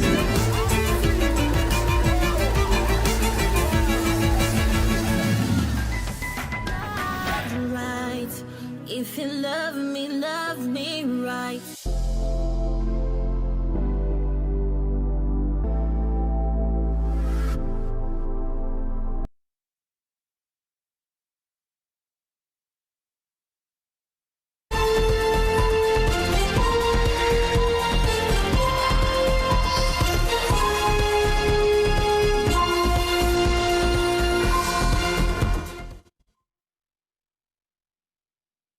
So in wrapping up the recent developments at the High Court, 6 individuals implicated in an alleged coup plot. They've been convicted for conspiracy to commit high treason and committing high treason, and they've been sentenced to death by hanging.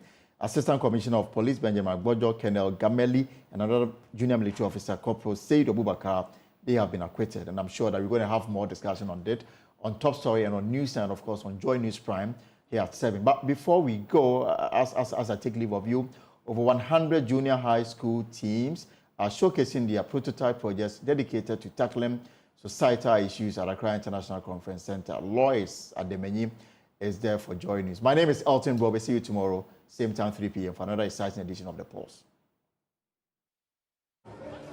We also have the screen, which is made up of LED lights or bulbs. We have the switch here, and we have the battery, which stores energy. Okay. So, but why did you decide to do this particular prototype? Please come again. Why are we doing this prototype? You could have done any other thing, but why did we choose this prototype? The rate of road accidents is being high in this country, so we decided to go about something that will help reduce road accidents. So this will work any day, any time, and it won't spoil. Yeah, it uses the power source for our prototype is the hydroelectric power. And again, we have the solar panel. So the solar panel works during the day. Okay. So it saves energy into the battery. Okay. So during the day, as the solar panel is working to save energy, it's using the hydroelectric power from our street lights. All right. So when we do all of this, I want to know, how does it work? Tell me how it works. This is just to give you a clear picture in your mind. Okay. So assuming there is a spot traffic light here, and you being the pedestrian, you want to cross the road. I don't think the driver is going to stop or slow down for you to cross. So if our system is mounted here, and you, the pedestrian, want to cross, you just come near the system. The red light is going to be on, indicating or telling the driver to slow down, meaning there is something ahead of him, so he or she to slow down for you to cross. So if the driver does not get the first display, you are going to use the manual one, which goes like.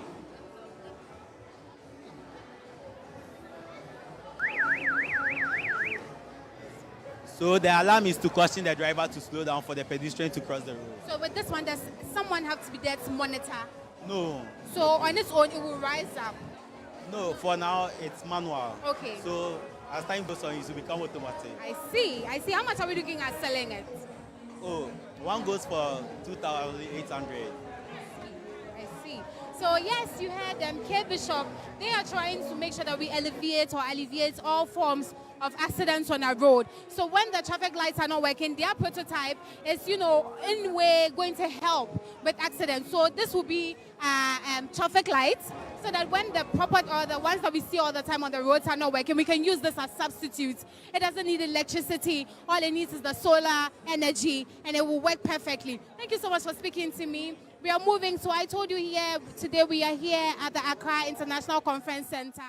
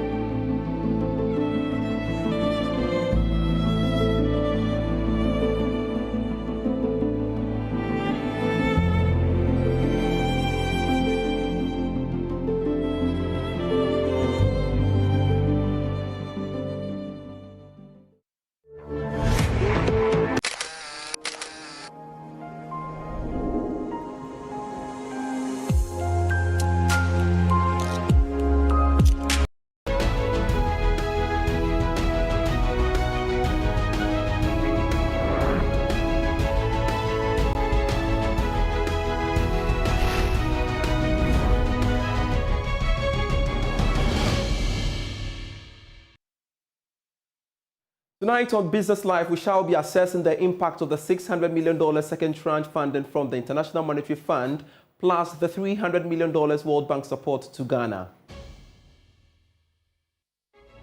Also in this bulletin, former Finance Minister Dr. Kwabena Duffuor cautions government against what he describes as excessive taxation on businesses. We'll get to hear more from him. Efficient tax system. Efficient, okay. Not any tax. Efficient tax system. That will generate domestic revenue growth. Is what you should look at. Plus, on the Joy Business Van today, we will bring you the second part of our story on two innovators who have come up with a solution to boost harvest of cocoa beans in Ghana. We have details of these and many others lined up for you. Please stay.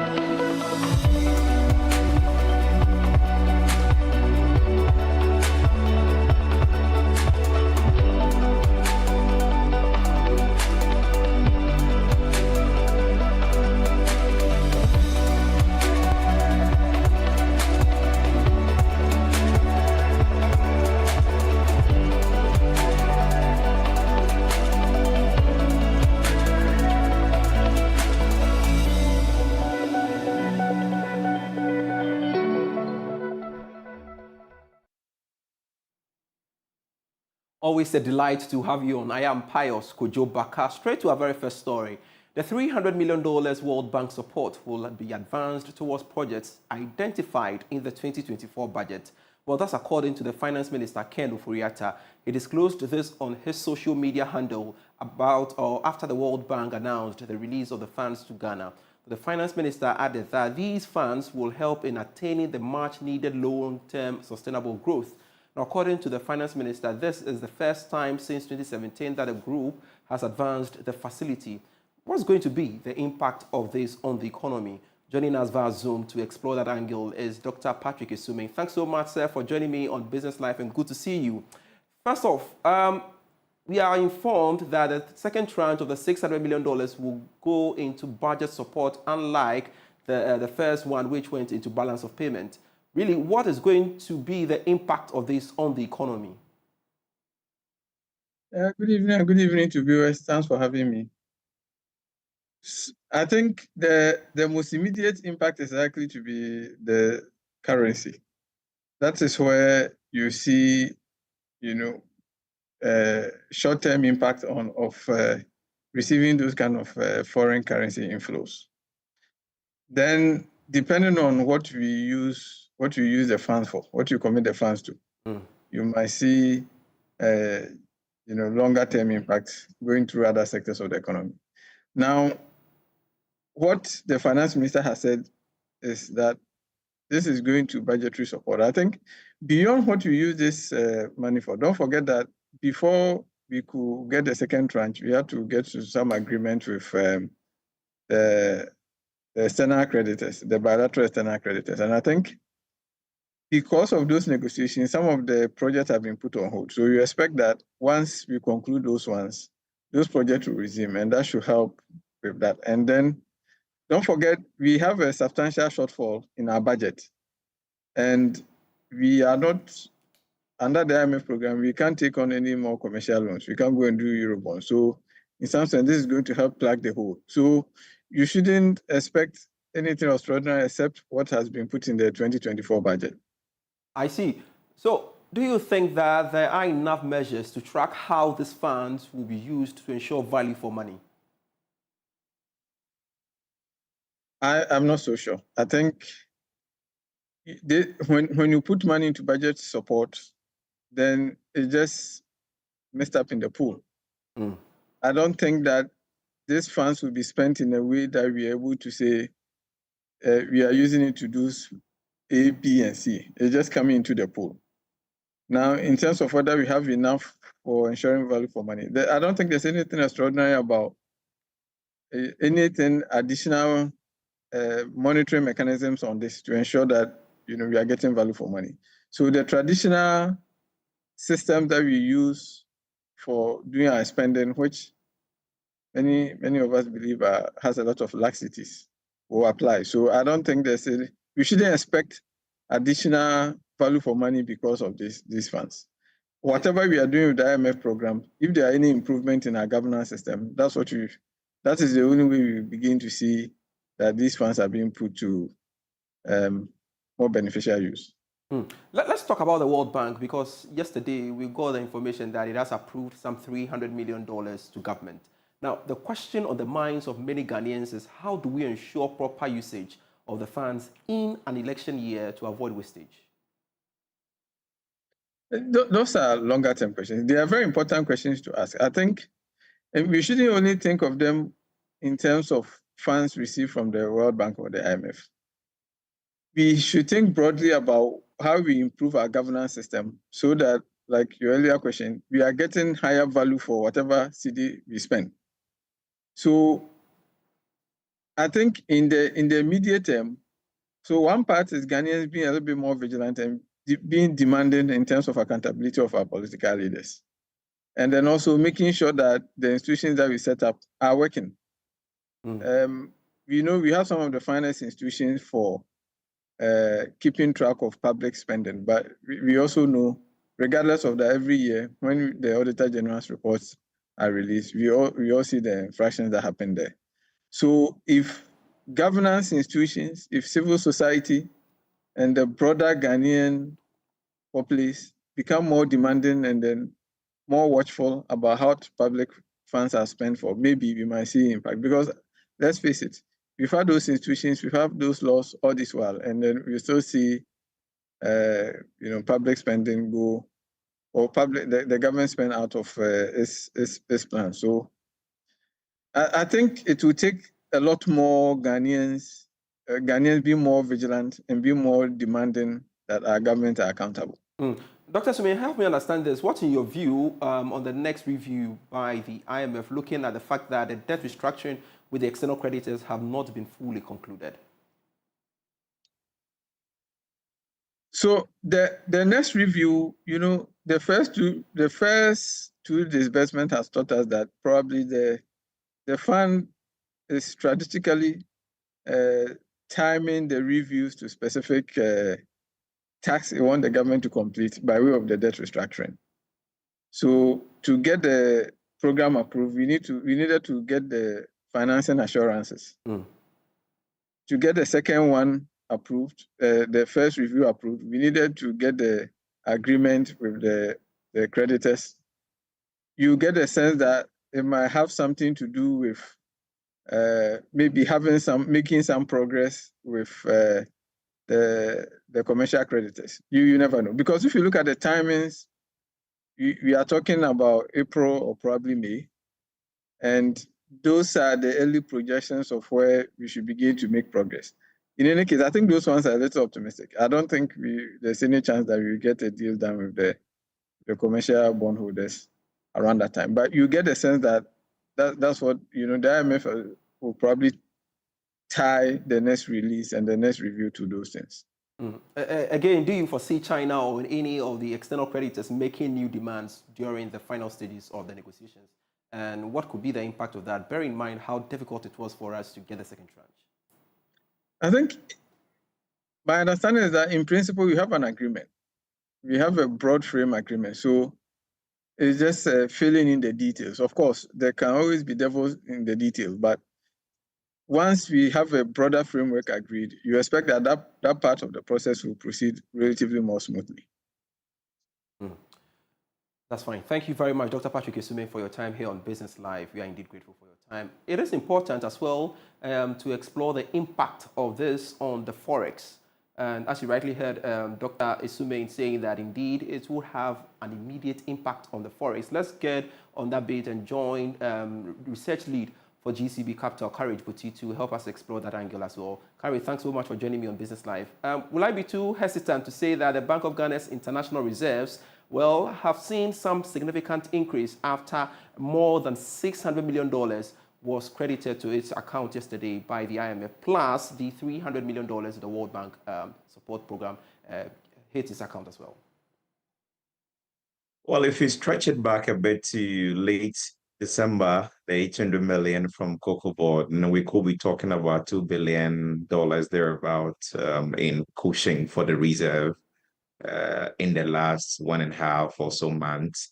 Positive, I must say. The expectation was for us to end the year with just 0.8 months of import cover. It's looking like 1.5, and these inflows could really cushion it to near to 2.5 thereabout. We expect the numbers, I think, on Friday when the Bank of Ghana release a summary of economic and financial data, really. So that is a cushion.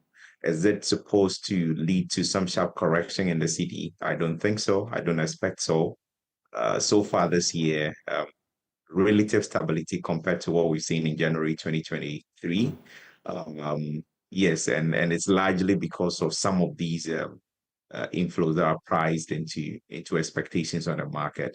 So it will be more of a stable performance, maybe through Q1, bearing in mind the seasonality pressures we are accustomed to in Q1, but nothing extreme like we've seen in 2021 or even 2023 and 2022. All right, so you are saying that the inflows we are witnessing or receiving basically would sustain the growth, the stability we are seeing now, right? Well, definitely. The reason is this. The CD is fundamentally weak, that we know. In fact, the performance as it is now is even, I think, stronger than what the fundamentals suggest, right? If you have your reserves at some point falling to 0.8, 0.5 months of import, that's a serious situation. And ordinarily, the CD's correction from some 16 cities, 15 cities to now the generally 12 area wasn't one motivated by strong fundamentals. It was really the IMF backstop that gave that confidence to the market, really. And I don't see why there should be a sharp correction at this point when the reserve vulnerabilities are very much there. We are one shock or two away from another crisis and in the currency market, really. And that is how fragile things are. So these inflows really just come to support the level of stability we have in my best analysis, really. They just come to support the current levels we have, and I don't expect corrections to the levels where we could get to maybe 11, 10. No, I don't expect that. If there will be movement, it will be around the current rates. And indeed, you are seeing that even post the announcement of the 600 million inflow and everything else happening, you are seeing some movement from about 12.2, 12.15, 12.2 to now 12.3, 12.4 on the market. So yeah, I think generally that is what things are looking like, a sense of relative stability around current levels rather than very sharp appreciations. And again, Courage, you would agree with me that we've got to maintain or sustain this stability. What more should the Bank of Ghana do to maintain that trajectory? Well, it's more of the reforms. We've been doing a few reforms here and there. You have to control the CD liquidity levels on the market. We've seen a switch from keeping reserves, CR in dollars to now just cedis. All of these are ways to mop up CD liquidity from the system and release some FX so that there will be a bit more liquidity on the market. Because as it stands, portfolio investors are not coming in with flows. They are not just open to the Ghanaian market. So as trade finance, export receipts at Bank of Ghana's interventions, and things like that, those are the sources of flow to the market and what the banks are providing from, if you like, repatriations and Ghanaians abroad sending something home and all of that. Those are the sources of flow now, and not a lot on the portfolio market and the capital market in general. And so really, they just have to sustain the reforms, the confidence, manage the liquidity situation, and of course on the fiscal side as well. The reforms and the extent of the gains we've made is the reason I believe that we have the first review completed now. we have to sustain that and sustain the outlook. That is how we can win back market confidence. All right. And so those things, do a lot of those going forward. And the election risk is real. We need to show the market that we can be disciplined. And if we do that, we will be winning back the confidence. Those are the ways the city can remain stable. Very well. Thank you very much, Research Lead GCB Capital Courage Buti. We're indeed grateful for your time. You're still watching Business Live. More after this break.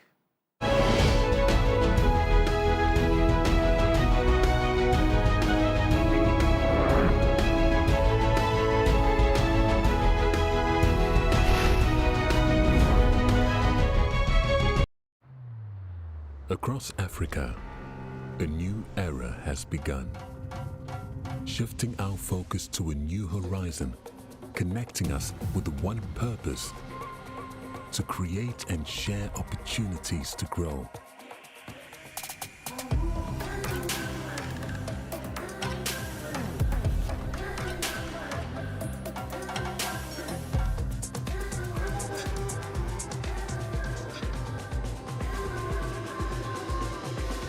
Today, we are making a brighter tomorrow, built by our dreams and our energy. Across our continent, across the world, we are creating a better way to a better future. A Pan-African future, together. EcoBank, a better way, a better Africa. What does money mean to you? It means convenience. It gives me the ability to do business at my own pace. It allows me to live my life with ease and enjoy my lifestyle without interruptions. Security. I can make investments I can trust, and I know exactly where my money is all the time. Having the flexibility to do what I want to. The feeling and peace of mind I get knowing I can safely receive remittances from my family and friends from the comfort of my home. Money means safety. Money means so many things to so many people, but no matter what you use it for or what it may mean to you, money is the one thing that keeps us going and makes our lives a little bit brighter. So what does money mean to you? Just Momo it. MTN.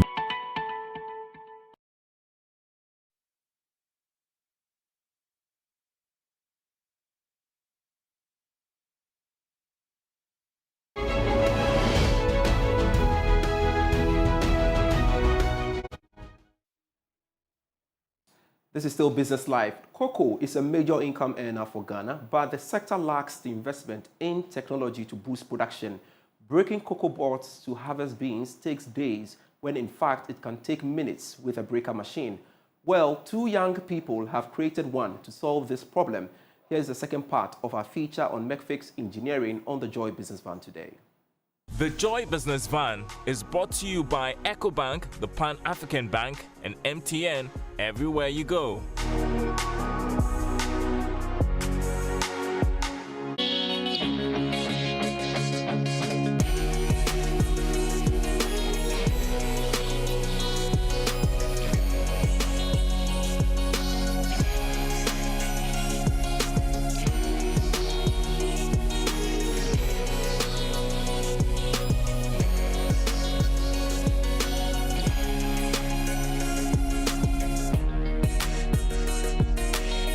Two innovators have come up with an equipment to boost harvest of cocoa beans. Meet Daniel Chumesi and Elizabeth Amwa. They both hail from cocoa farming communities and have seen firsthand the struggles farmers go through to break pods manually.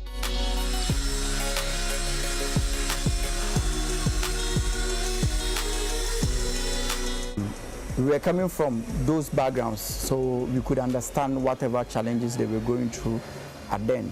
But for you to solve their problem for them, you need to go through, as we said, a whole lot of ideation process, a whole lot of design thinking process, a whole lot of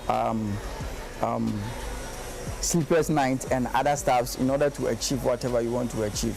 So after the ideation process and after the engineering drawings, it's left with the actual building of the product. It took 2 years to create a prototype for the cocoa breaker machine.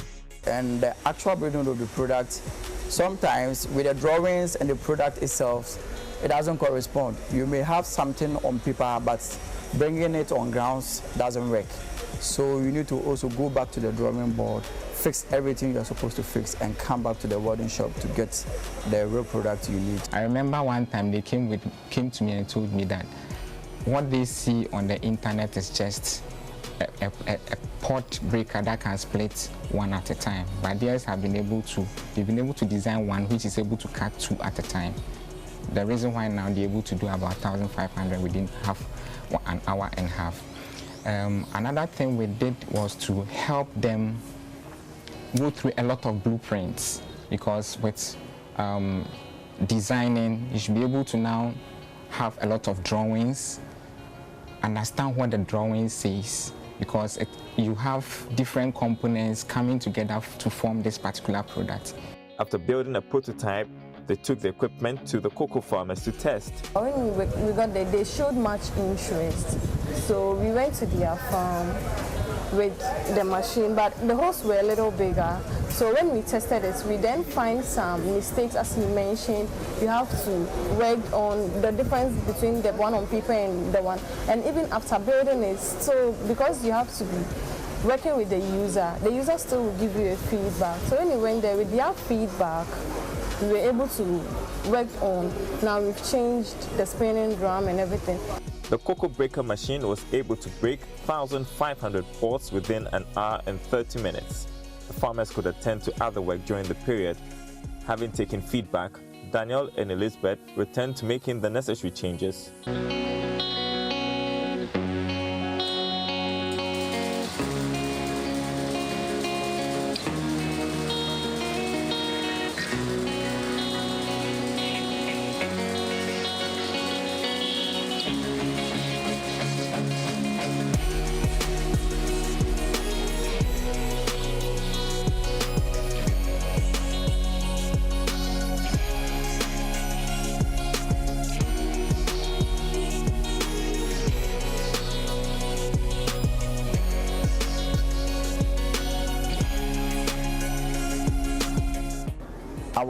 Our major challenge right now is, we have the first version of our product.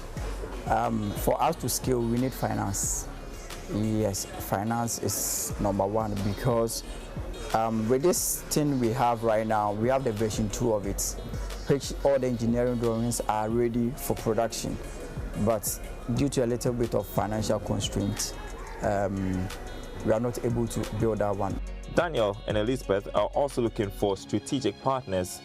Meantime, the Design and Technology Institute is also offering support. We've been working on getting the buy-in of the regulatory bodies, aka Cocoa Board, and then the Ghana Standards Authority, and then a few other ministries like the Ministry of Food and Agriculture. We've been working on getting their certification for the machine. We've recently been there to invite them to come in for a viewing and testing officially. So that is being done to get the machine certified so that it can go into the agricultural system, and then we can have further iterations and then developments and then get the machine out there in the farms. Yeah. With the buy-in of regulatory bodies and farmers, the two hope to deploy the machine to farming communities. But that's not all. Our major aim is to be able to scale and become a bigger brand, a local brand that can produce food and agro-processing machineries to help ourselves and the economy at large.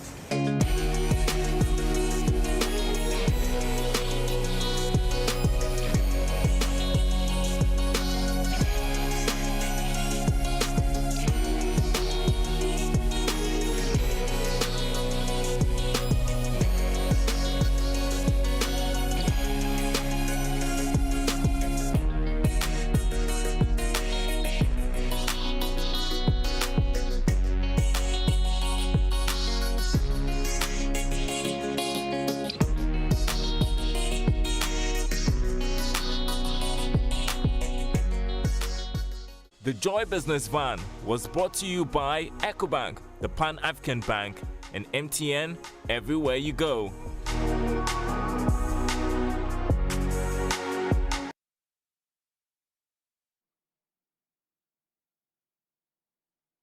And before we go, former Finance Minister Dr. Kwabena Dufour is cautioning the government against what he describes as excessive taxation. He says instead of increasing taxes, the government should rather build a robust and efficient tax system that has the capacity to generate enough domestic revenue to cushion the Ghanaian economy. He believes building a strong tax regime should be the focus of the current New Patriotic Party government rather than introducing taxes that could affect the growth of businesses and overburden Ghanaians. Ohimeng Tewia has more. Dr. Dufour was speaking to David Akwete on Love in the Morning, on Love 99.5 FM, ahead of the NDC's 24-hour economy walk in Kumasi on Wednesday. He said the government's taxation program should be measured by what he described as tax incidence to assess the impact of taxes on those paying. The government, as of 2024, has introduced at least 27 tax components, a situation businesses say has the tendency to cripple growth. Organized labor has criticized the government for levying 15% VAT on electricity consumption as it called for the abolition of the new tax. The former governor of the Bank of Ghana would not describe the government's proposed 15% VAT on electricity consumption as a nuisance tax, but he insists excessive taxation, especially nuisance taxes, should not be encouraged. Efficient tax system. Efficient, okay. Not any tax. Efficient tax system. That will generate domestic revenue growth. Is what you should look at. You should make sure that you build a tax capacity that will give you good revenue. We have something called tax incidence. If you are taxing people, you look at what will this tax do to the well paying. Next year, will the person be able to pay more or still be a good business? If by taxing the person, the company is going to go down, and next year it will be worse off. It's not a good tax. It's not a good tax? No. So would you refer to this one as, like someone referred to, would you call this one a nuisance tax, for example? This 15%? I'm talking we should not. On electricity. Nuisance tax should not be encouraged. Will you describe this one as a nuisance tax? Which one? The VAT 50% electricity consumption. I'll have to look at it. From Kumasi for Joy Business, Ohimeng Tewia reporting. Thanks so much for watching Business Life. I am Pius Kojo Baka. Bye-bye.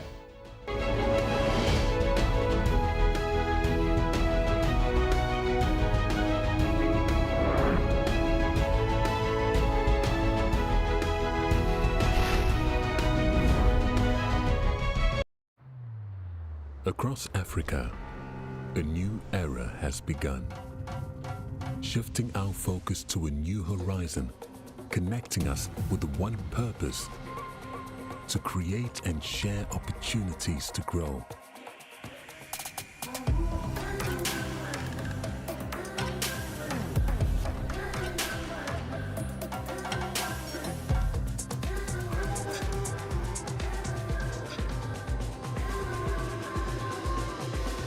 Today, we are making a brighter tomorrow, built by our dreams and our energy.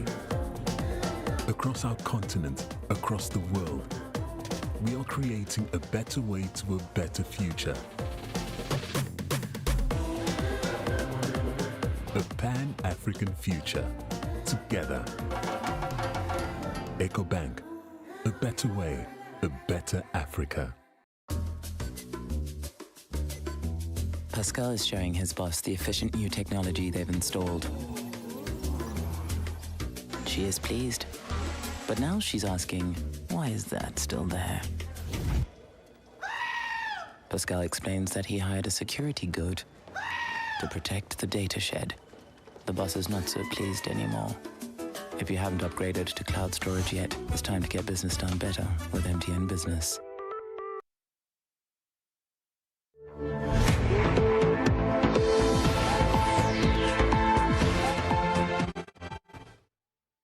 A man arrested over a deadly fire that killed 77 people in a Johannesburg building last year, whilst survivors remain unhoused. Give us a housing, not the sheikhs. These sheikhs are too dangerous for us. Also in the program, an end to power cuts. Egypt begins construction of the final phase of its nuclear power plant with Russia's support.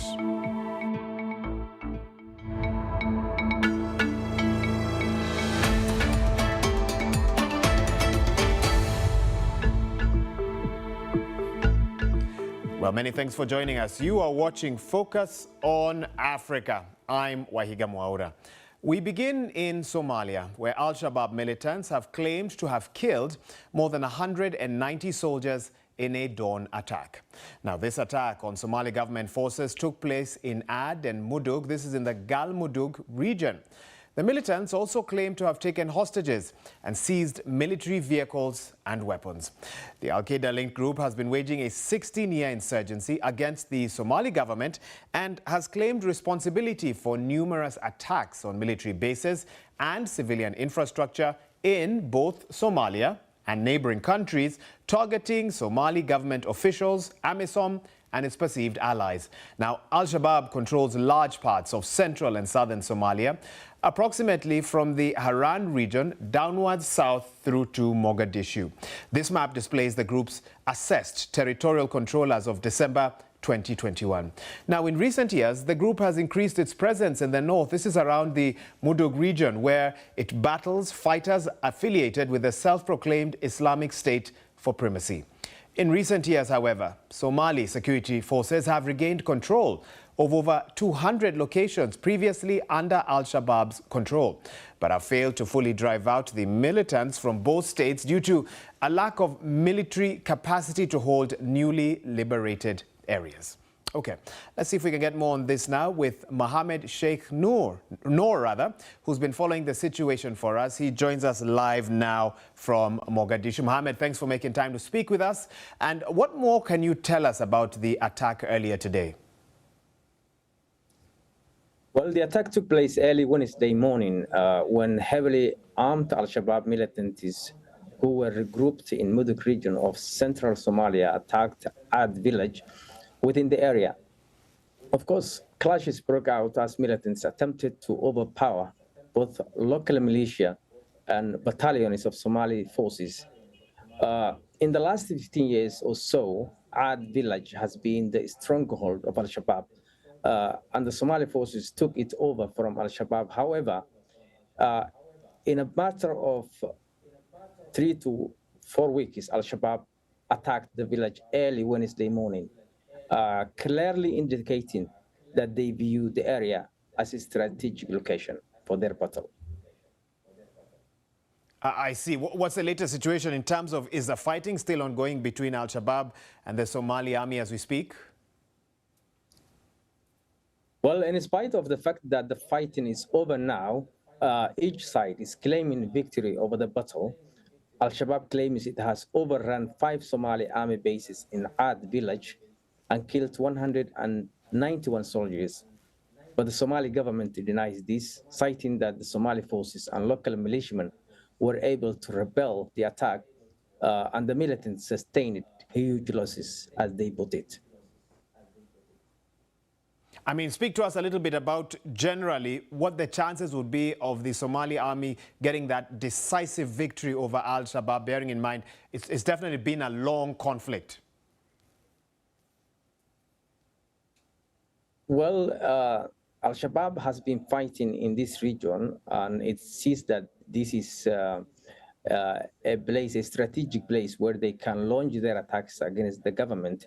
That's why, despite the fact losing several strategic locations, yet they are still fighting until to the end.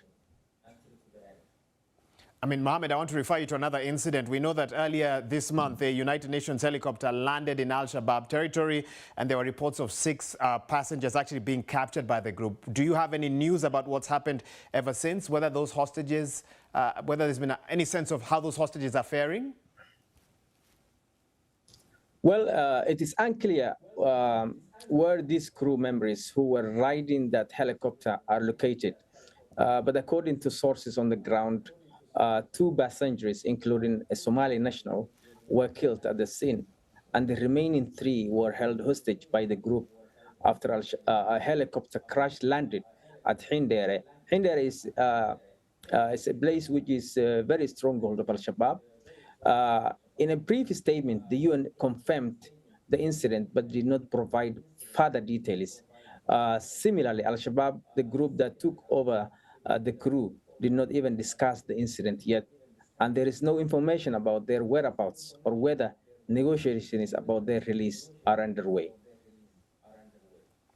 Well, the Somalia government and the president have in previous media interviews been bullish that victory against Al-Shabaab will eventually come, and they're referring to the fact that they've been able to regain a lot of territory that was previously held by the Al-Shabaab. But there's a question out here. Have the Somali authorities ever considered a different approach, some controversial, like, for example, negotiating with the Al-Shabaab to be able to end this conflict that affects Somalia and the region? Well, for experience, there has been no negotiation between Al-Shabaab and the government because Al-Shabaab deems the government as a boosted rule, so that in their restrict version of Islam, they don't think that they can negotiate with the government because they cannot on the same page in life. That's why no negotiation is possible on the ground between the government and Al-Shabaab. Okay. And finally, before we wrap this up, we know that in 2022, actually, the Somalia government actually announced a full-scale offensive in a bid to recapture the territory that was held by Al-Shabaab. And so talk to us briefly about whether that generally has been working. Is there, in a sense, a way forward on this?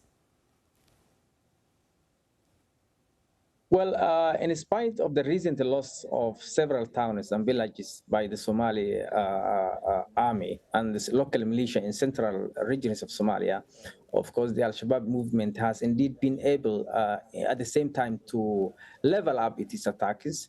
During the recent interview with Somali president with the media, actually, he mentioned that one of the factors that Al-Shabaab gives the morale is the memorandum of understanding between Ethiopia and Somaliland, which has enabled, as he put it, militants to recruit nationalists angry about the memorandum of understanding between Ethiopia and Somaliland, the breakaway Republic of Somaliland, who believe that defending the nation is part of jihad, and thus recruiting them as potential fighters as well.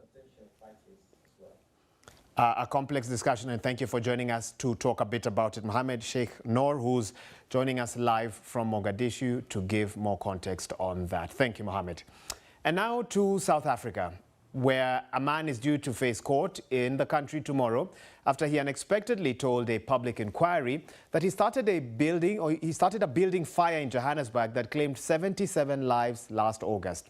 The devastating fire gutted the Usindiso building in Marshalltown, home to hundreds of people, many of them living below the poverty line. Now, this incident highlighted the issue of abandoned buildings in Johannesburg and exposed the chronic state of housing in the city. The BBC has been examining what happened to those who survived the fire. Daniel De Simone sent in this report from Johannesburg. It's the deadliest building fire in African history. At least 77 killed in central Johannesburg. An inquiry is investigating the disaster.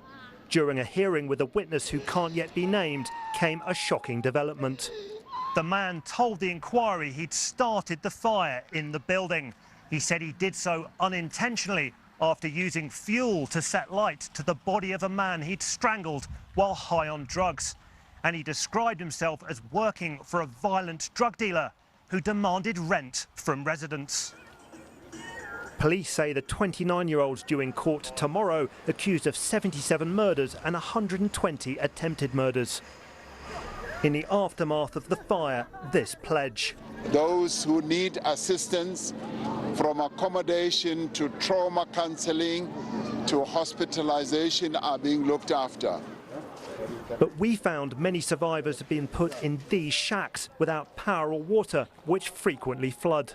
If the water is full inside, you just take the bucket and then throw the water outside. Stembiso is a mother of 3, including a disabled son. She has a message for the president. Please give us a housing, not the sheikhs. These sheikhs are too dangerous for us. So do you feel let down? Yes.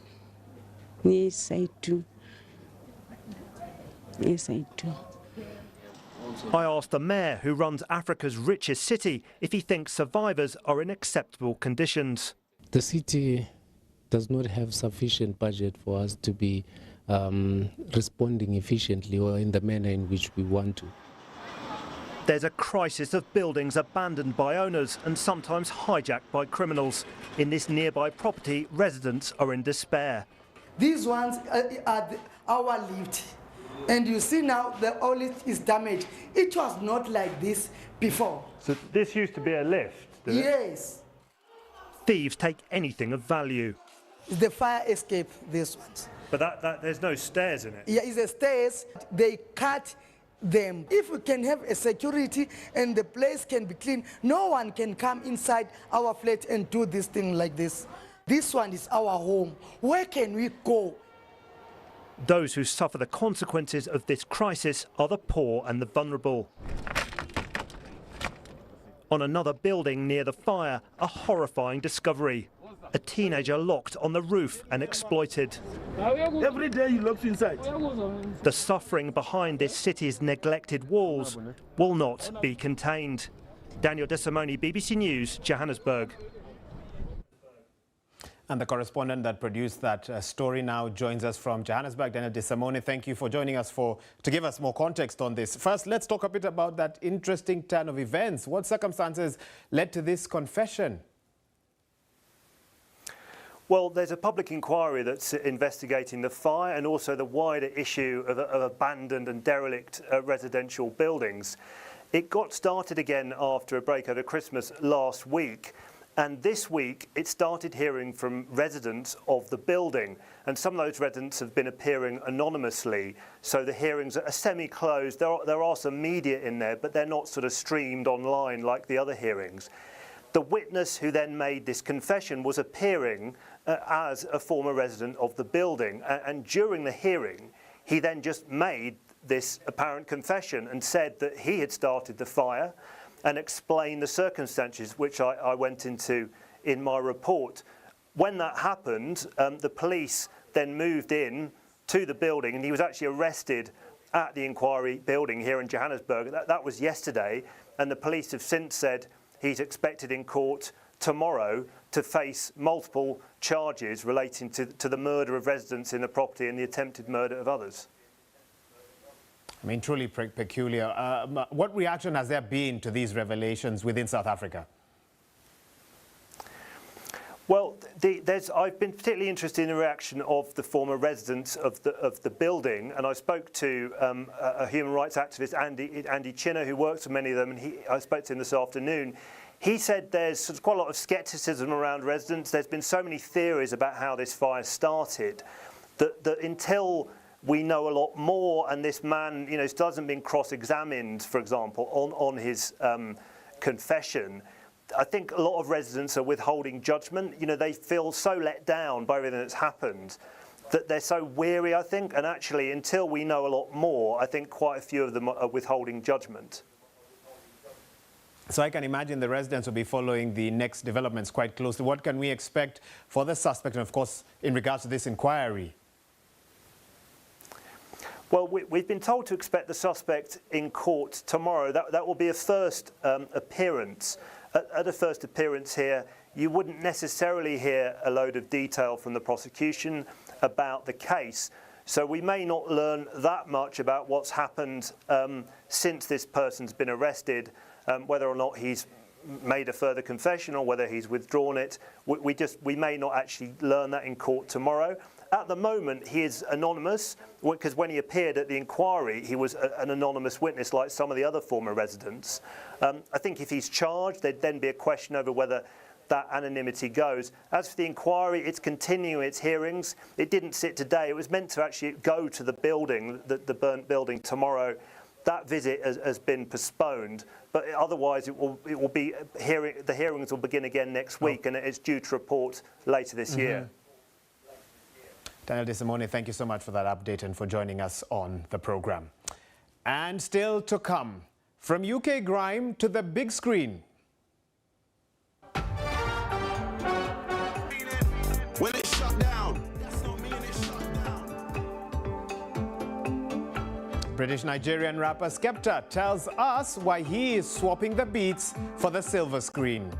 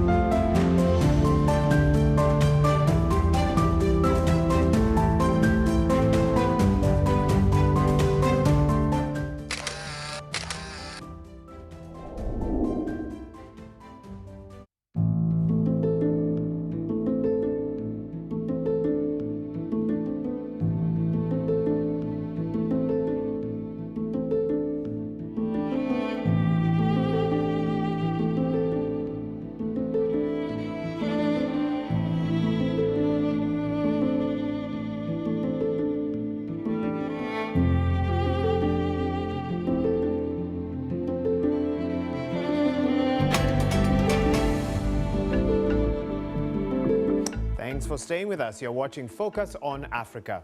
Russia's President Vladimir Putin and Egypt's Abdel Fattah el-Sisi have inaugurated the construction of a new unit at Egypt's Dabaa nuclear power plant. The power plant, built by the Russian state corporation Rosatom, is worth $30 billion. It will consist of 4 power units with a combined capacity of 4.8 gigawatts. Egypt faces increasing power demand from a population of 105 million. It is seeking to position itself as a regional energy hub that exports electricity to neighboring countries as well as to diversify its energy sources. The production of natural gas used for power generation has been on the decline. Now, in order to keep up with gas exports, which is a key source of foreign currency that is scarce, the Northern African country has resorted to burning more polluting fuel oil in some power stations to remain afloat. Let's now speak to Abdel Basir Hassan. He is one of the BBC's reporters based in the capital, Cairo. Abdel Basir, thanks for making time to speak with us. Just give us a sense, how rampant are these power outages and what impact would this nuclear plant, once fully operational, have in addressing that? One important fact is that once it's operational in 2030, it means that Egypt will have a power plant which will give power to the country for at least 60 years, according to experts and according to expectations. In 15 years, Egypt is expected to repay the cost and then will enjoy having the power station for more than 40 years, according to those experts. This is on one hand. Egypt will secure clean and cheap power for the coming decades when the power plant is already operational in like 6 years from now. Thank you, Abdel Basir, just really showing us a picture of the future. But the current situation, what's the sort of power situation like right now within Cairo and other major cities? Are there major challenges that it is hoped this nuclear plant would address? At the moment, we still are. The country is suffering from power cuts from now and then, and even today or tomorrow, we're going to have a new schedule for power cuts in the country, especially after the exams have already finished. Egypt has been like carrying out a plan for power cuts since 3 months or 4 months since summer, because of the fact that there were like a soaring price in gas, which is provided to operate the current traditional power stations in the country. Egypt has been like suffering from a decline in the supplies of gas, and the current economic crisis has already hit hard this sector because of the currency. Now Egypt is paying a huge number or a huge figure on US dollars in order to get the gas, therefore the natural gas to operate the stations, and therefore it has decided to limit the use for at least there are power cuts at least 2 hours per day across the country in order to save as much as they can of the dollars spent on getting the supply. I see. Thank you for that context. Abdel Basir Hassan joining us from Cairo. Thank you so much for speaking with us on the program. Now, rapper and grime MC Skepta is swapping beats for the big screen. Tonight in London, he will debut a short film about a Nigerian immigrant turned hitman, which features a 90% ethnic minority cast. The BBC's Yasmin Rufo reports. Everyone has to suffer a little in life, don't they? Meet Tribal Mark. Pain. The anti-hero of a new universe that centres around a Nigerian immigrant moving to London who ends up as a top Secret Service agent. The man behind it is rapper Skepta, a pioneer of grime music. When it shut down, that's not me and it shut down. The Mercury Prize-winning artist has turned his hand to filmmaking, drawing on experiences from his own youth and creating a character he feels is missing from the big screen. There was always talks of who's going to be the black James Bond. And after a while, I just kind of got bored of that narrative. And, you know, James Bond is white. So I wanted to make a character, a superhero, for black actors way beyond my time. Firstly, we wanted to have actors that no one really knew, because I feel like that kind of, sometimes that overpowers the story. And yeah, it was a, you know, it's, like I said, it's a Nigerian story. So we had to look for a certain demographic, you know, but we definitely want to speak of all the different cultures. Someone somewhere is living in a place where their mum wasn't born, you know, and we're all going through that tearaway and how that feels, you know. I'm interested in understanding to what extent you resonate with some of Mark's experiences as a young boy and then as a young adult. I've always had an element of dissociation because of how I grew up in my house. It was like everything in my house is Nigerian. Just the way it was, the sound of it, the look, the smell. But then when I stepped out my front door, I was in the UK. But it's not a Skepta biopic though, because I'm not a hitman. The movie also unusually features a 90% ethnic minority cast and production team. After the Black Lives Matter movement, major studios committed to creating more diverse films, but 3 years on, industry reports have found they're still failing to do so. That was one of Skepta's motivations behind this film. The task here was to try and tell a story, but to try and get as much as the real emotion into it, told through cinema. Why is Tribal Mark Tribal Mark? And then the feature-length film, I think we're just gonna go straight James Bond with it. The feature-length movie will just be a straight hitman spy movie, and then Tribal Mark will be born for real. Skepta! As he looks towards Hollywood, Skepta will be hoping his film franchise can reach the same heights as his music career. Yasmin Rufo, BBC News. From music and film to sports, where the last group games of the Africa Cup of Nations are taking place today, with Groups E and F both being decided. In Group E, Namibia and Mali are currently drawing 0-0 at half-time. Meanwhile, South Africa and Tunisia are also goalless at half-time. Later today, in Group F, Tanzania take on the Democratic Republic of Congo. The other game sees Zambia play World Cup semi-finalists Morocco. And it's all to play for, with qualification for a place in the last 16 still up for grabs. Meanwhile, hosts Ivory Coast have parted ways with their manager, Jean-Louis Gassot. The hosts lost 2 of their group games but still have a faint hope of reaching the last 16 if other results go their way. As always, we value your feedback to the program. Feel free to get in touch with me and some of the team with your thoughts to today's program on social media. I'm at Wahiga Mwaura on X. Also check out at BBC Africa also. Well, that's all the time we had for today's program. From me, Wahiga Mwaura, and the rest of the Focus on Africa team, thank you so much for tuning in. Please share your feedback. We'll see you again tomorrow. Thanks for joining us, and goodbye.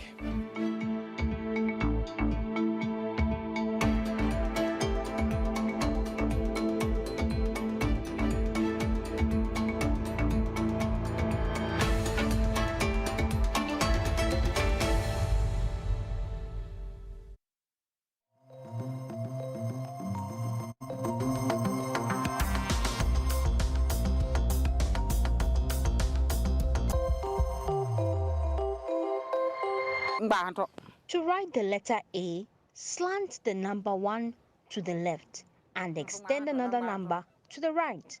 Now, join the 2 lines horizontally. So this is our A. B, enter. Enter. This our condition is very difficult because assuming I was having all the facilities, I wouldn't have been struggling as I'm struggling.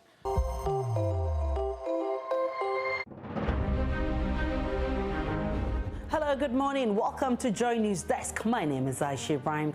Let me tell you, this is not a small job at all. What can you report from the Fana community? We are still sounding the alarm for people who are hiding to know that help has come. The board is supposed to be meeting this morning to deliberate on this nominee. Yes, this problem has been recurring over time. The people have invested the fruits of their excellence, and you want to throw it away because you think you can. No, it's not lawful for him to do it, period. What's the basis that these financial assurances will be giving latest today? If you follow what had transpired over the week, we got the information when the president addressed the May Day celebration, indicating that China is going to come on board.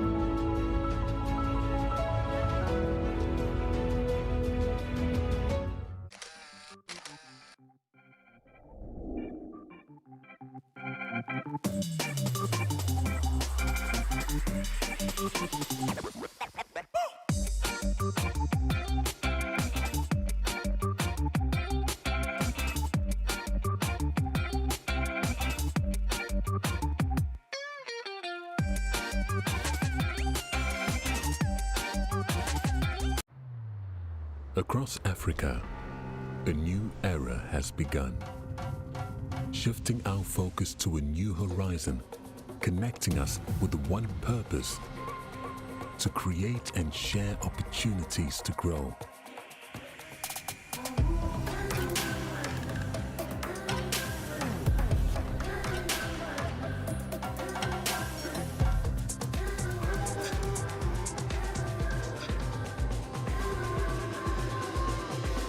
Today, we are making a brighter tomorrow, built by our dreams and our energy.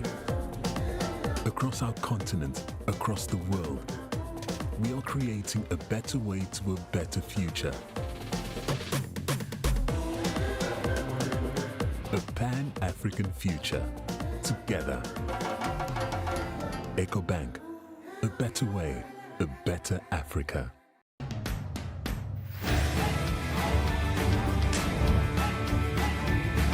As for the marriage, you get the certificate before you get into the marriage, so you don't know what is ahead of you.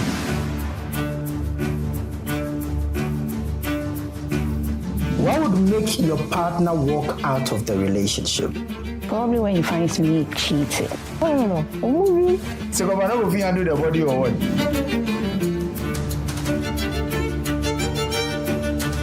What's his waist size? It's in the end here. When I get home, I'll explain it.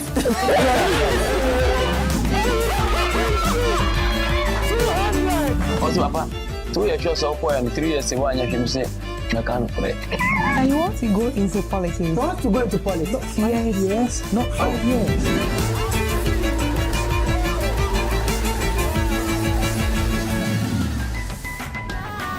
Right. If you love me right.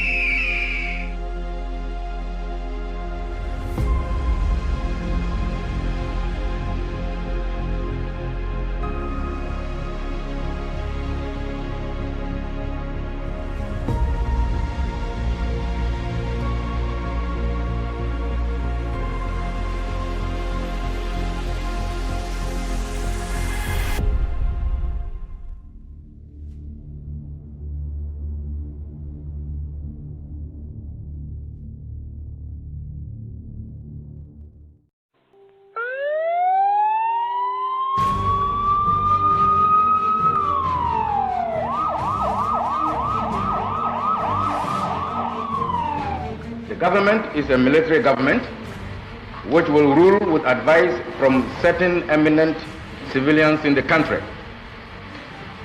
I would like to emphasize immediately that this coup was not initiated by the armed forces merely to satisfy our selfish ends. This is man's inhumanity to man. So to me, because you are talking to me, that was a great justification for the coup of 1972. Father, take this ring. Pray for me that God may accept me as I am. This was his last word.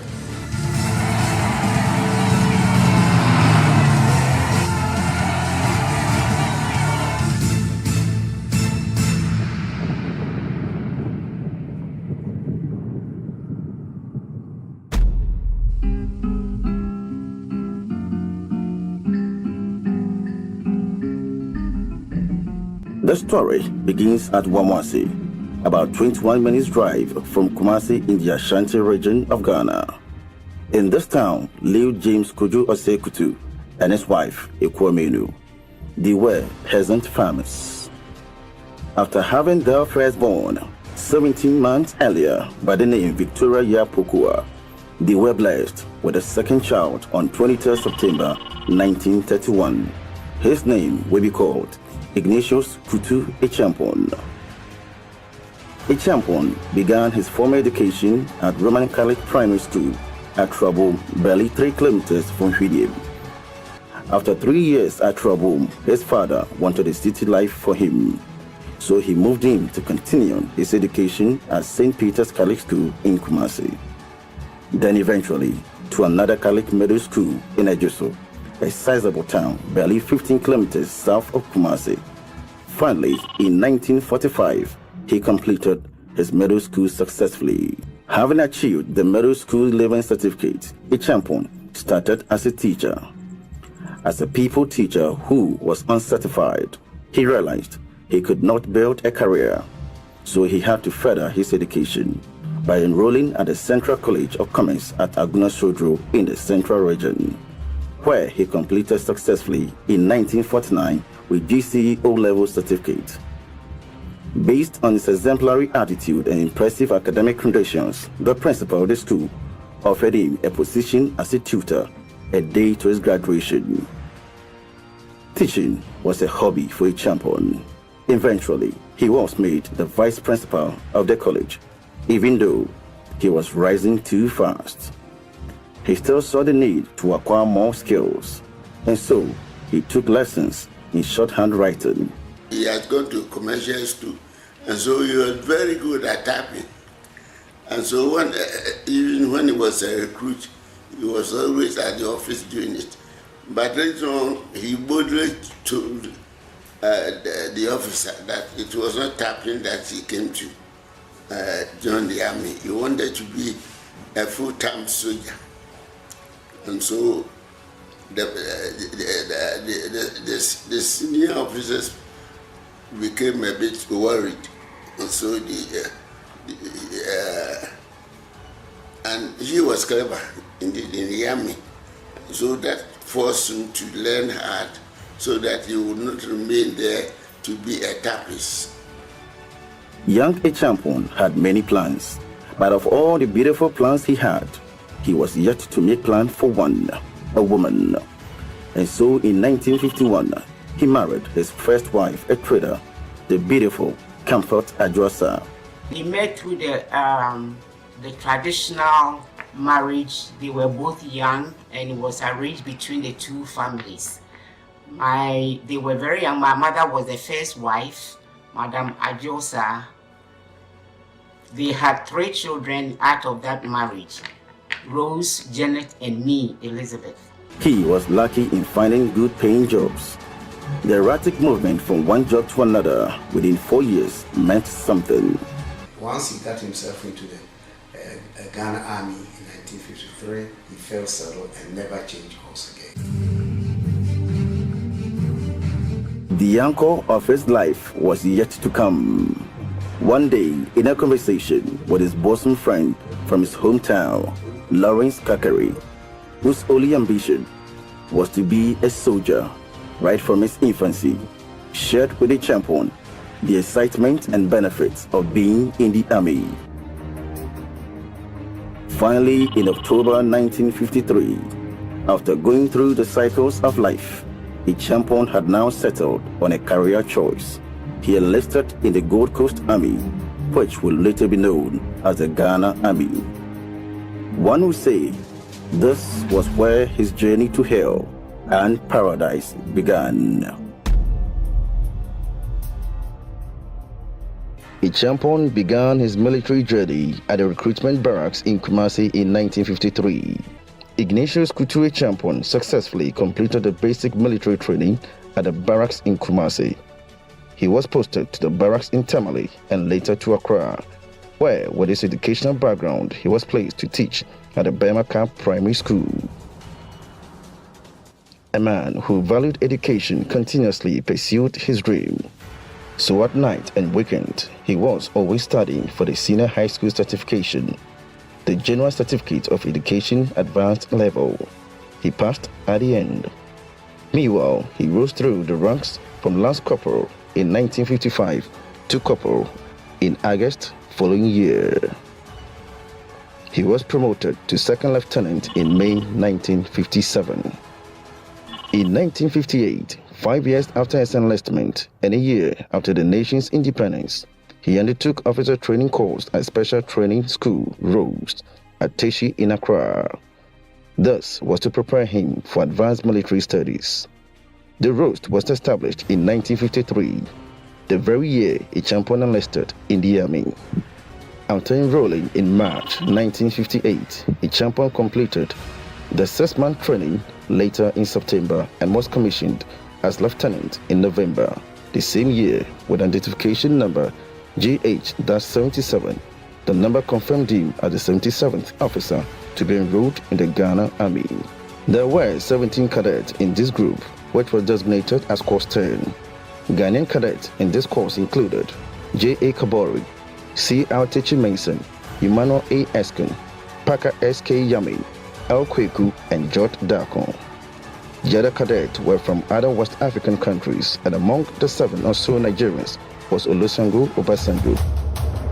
There were about 8 of them who were selected after their roast training to go to England to have their officers training the second phase. See, at that time, after training 3 months or 6 months out the roast, then you go for further training to become full lieutenant. So this was his May 1959.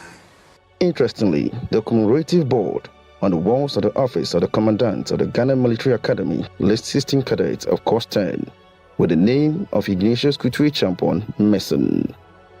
Meanwhile, through the findings of Professor Bafwa Jimendria, author of the book Life and Times of Ghana's Head of State, he revealed that in an interview with the late General Emmanuel Eskin, he confirmed he was in the same course with a champion. A champion and another person called Hadash, I think they had a problem. The problem, I'm not sure precisely what it was, but they were, I think, pinned down to be dismissed a few months to completing the program at Rust. And from what I discovered, there was an intervention by the then Prime Minister, Kwame Nkrumah, who was looking forward for Ghana's Republic in 1960, for him to become president. He was very anxious to have Ghanaians as senior officers of the military. So to dismiss 2 of them who are about to finish their training was unacceptable to Nkrumah. So I think the intervention of Nkrumah at the time is again what saved the champion from being dismissed from the road. Because if he had been dismissed, then we would have lost the whole career path in the armed forces. Soon after graduating from Rhodes, a champion and his compatriot left for the UK for additional training at the Mons Officer Cadet Training School at Aldershot. At Aldershot, a champion met with Obasanjo again and cemented a friendship with his future Nigerian leader. To run off his training at Aldershot, a champion was put on a field observation contingent attached to a British battalion in the Wien-Wuppertal, West Germany. The whole group that went to Aldershot returned to Ghana together. As expected of all newly commissioned officers, he was to experience mess life by living in Accra for some time, before being posted to the 1st Infantry Brigade in Takoradi to become one of the pioneering senior officers of Ghana Armed Forces. A champion's assignment with the battalion in Takoradi was short-lived. As it is expected of soldiers, he was selected the following year in 1960 to join the 1st Ghanaian contingent of the United Nations Peacekeeping Force in Belgium, Congo, renamed Congo-Kinshasa, later Zaire, and presently Democratic Republic of Congo, DRC. His selection gave him the unique opportunity as a young officer to test his military and leadership skills. The Congo crisis broke out in July 1960. Barely a month after the country gained independence, the war intensified for 5 years before ending in November 1965. In recognition for their efforts in peacekeeping missions, some soldiers were honored and others received high commendations. Among them was Captain Kutui Champon, who served as a regimental signal officer for the 2nd Infantry Battalion. His feat in Congo was described as exemplary and even legendary by some of his fellow soldiers in the field. One of them, Charles Teaching Mason, recalled a mystifying incident which reinforced a champion's well-known preponderance for peaceful resolution of conflict and aversion to violence and blood. You know, he was commanding a platoon. A platoon is just about 8 soldiers going on a patrol. And in the Congo, you know, the civil war during the 60s. And I think somehow they found themselves surrounded by the Kalangis, who were the Congolese military, we call them bandits. And somehow, through his own charm and the way he has this power of persuasion, he got their leader to engage him in conversation, following which they decided to surrender to him.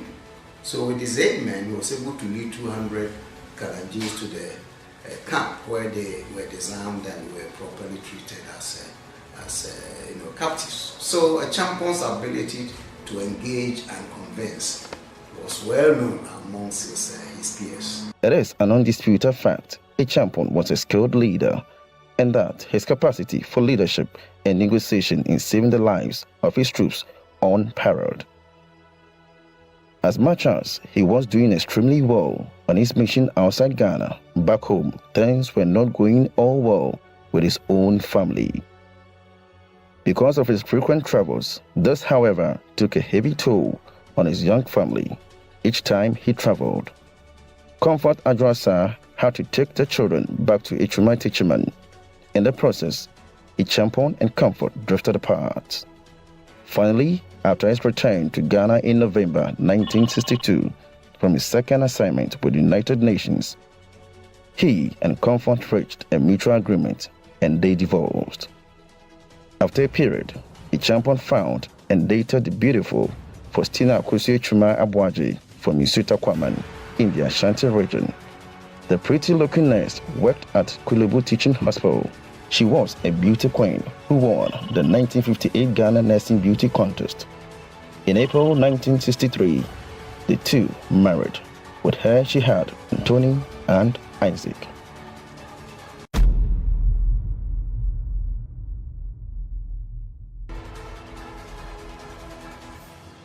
For the next several years, a champion will be assigned important command duties. As part of his future duties, he will undertake a number of advanced military officers' courses. One of such courses took him to the U.S. Army Command and General Staff College in Fort Leavenworth in Kansas, USA. 24th February 1966, Nkrumah's government was overthrown by the National Liberation Council (NLC).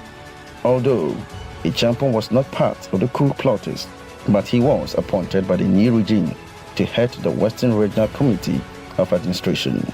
For a champion heading the Western Regional Administration was an opportunity to cut his teeth as a political administrator, and he developed a taste for national politics.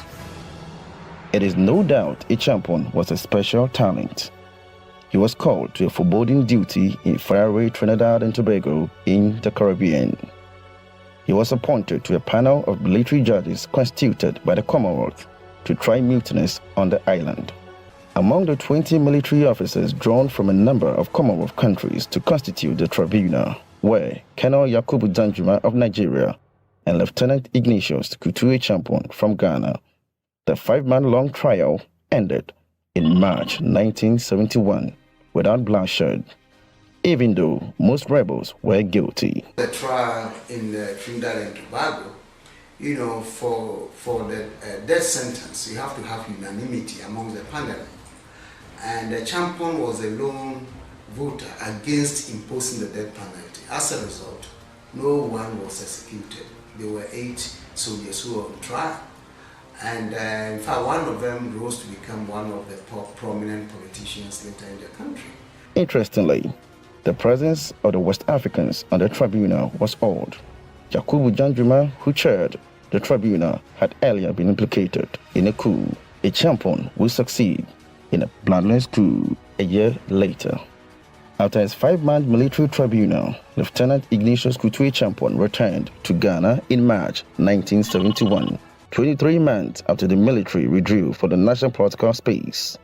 Hopes were high for the nation to sustain the new democratic era under Kofi Abufre-Buzia's Progress Party government. Although military intelligence stayed alert and monitored a few distrustful characters, the soldiers were in the main under no serious cloud of doubt about derailing the Second Republic as it happened to the First Republic under President Kwame Nkrumah. However, all was not well with the nation as the economy was in dire straits, a fall in the global market price of cocoa. The mainstay of the economy hit the country to gravely dislocate the national budget. Buzia's government inherited a dying economy and therefore had a task of arresting the situation by introducing some harsh economic measures. The first measure was to ensure the successful implementation of the government agenda by reorganizing the civil service in its own image to take full control of the state machinery. The Prime Minister's confidence in the civil service was low. He did not believe people in high strategic public positions will be loyal to carry out his policies. Hundreds were laid off in what became known as Apollo 587. Apollo 587 was a decision or policy of the Buzia government to dismiss a certain number of civil servants when he became Prime Minister. And I think it affected, proportionally speaking, it affected more of every brethren than others, only because they were more dominant in the public service.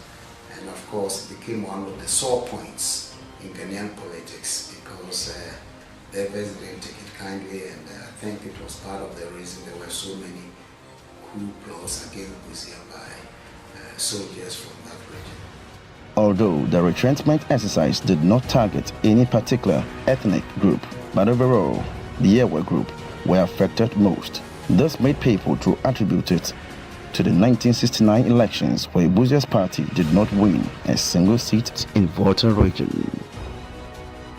Another policy that infuriated some Ghanaians and some African countries was the policy of dialogue with apartheid South Africa. Aside the many political concerns, the government had a heavy debt of about $300 million at the time. The economy was sinking too fast. In the midst of economic meltdown, Prime Minister Kofi Abufre-Buzia's health was failing as well. Shortly after his radio and television address on the economy on 31st December 1971, Kofi Abufre-Buzia embarked on what would be his final trip as a Prime Minister to England for medical attention. Although there are many schools of thought regarding what really happened before the 1972 coup, some believe the coup was inevitable. One of such is a former intelligence operative officer who spoke off camera. According to him, there was a call for a bloody coup by a particular group within the army. Upon hearing this intelligence, Ichampon decided to step in to avoid what would have been a bloodbath. There were many opportunities for him as head of state to have executed some soldiers who attempted to assassinate him, but none was executed. Finally, on 13 January 1972, barely a month after the unprecedented devaluation of the city, in a tactical move, a champion took over the reins of power through bloodless coup. A day before the coup, he was then the commander of the Southern Brigade, and he was able to change the guards at the broadcasting at the Prime Minister's office and the President's office and all, which was detected by the intelligence at the time. And they felt that something was wrong. They called him and he said, look, no, nothing is wrong. I'm just trying to beef up security. Because at that time, you know, the Prime Minister had left for London for medical treatment. He said, there's nothing. I'm just trying to make sure there's tighter security, not knowing that the next day he was really going to overthrow them. Now, what a lot of people didn't know was that the original date for the coup was the 15th of January. But it leaked. The intelligence system got to know about it. Now, if you got to know about the people planning the coup, won't you find out who were planning the coup? And in the investigations, they realized that the man who would be in the position to foil the coup was the man who was planning the coup. Therefore, there was nothing, and they didn't know how widespread it was. And so, they had to, like the girl says, when you see, if you are in the sea, you are swimming, and the wave, a big wave is coming, what you do is, you go under. So that you are not swept away. That is why we had a bloodless coup d'etat in 1972.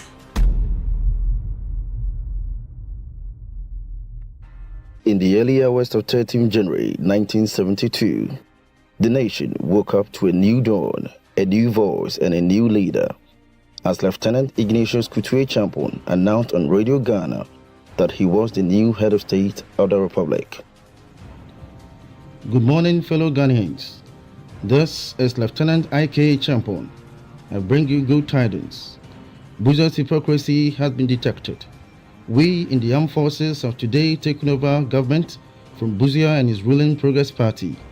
With immediate effect, the Constitution is redrawn. Parliament is dissolved. The Progress Party and all political parties are banned. Dr. Kofi Abrifa Buzia is removed from office. The leader of the opposition is dismissed. All members of government and parliament should report at the nearest police station for their own safety. Senior military officers responsible for internal security operations in the regions will take over government property at the residences. Please stay by your radios for further announcement. God be with you. Incidentally, a Champon had announced his rank as Lieutenant Colonel, not knowing that just a day before his coup, the Chief of Defense Staff had authorized his promotion to Colonel.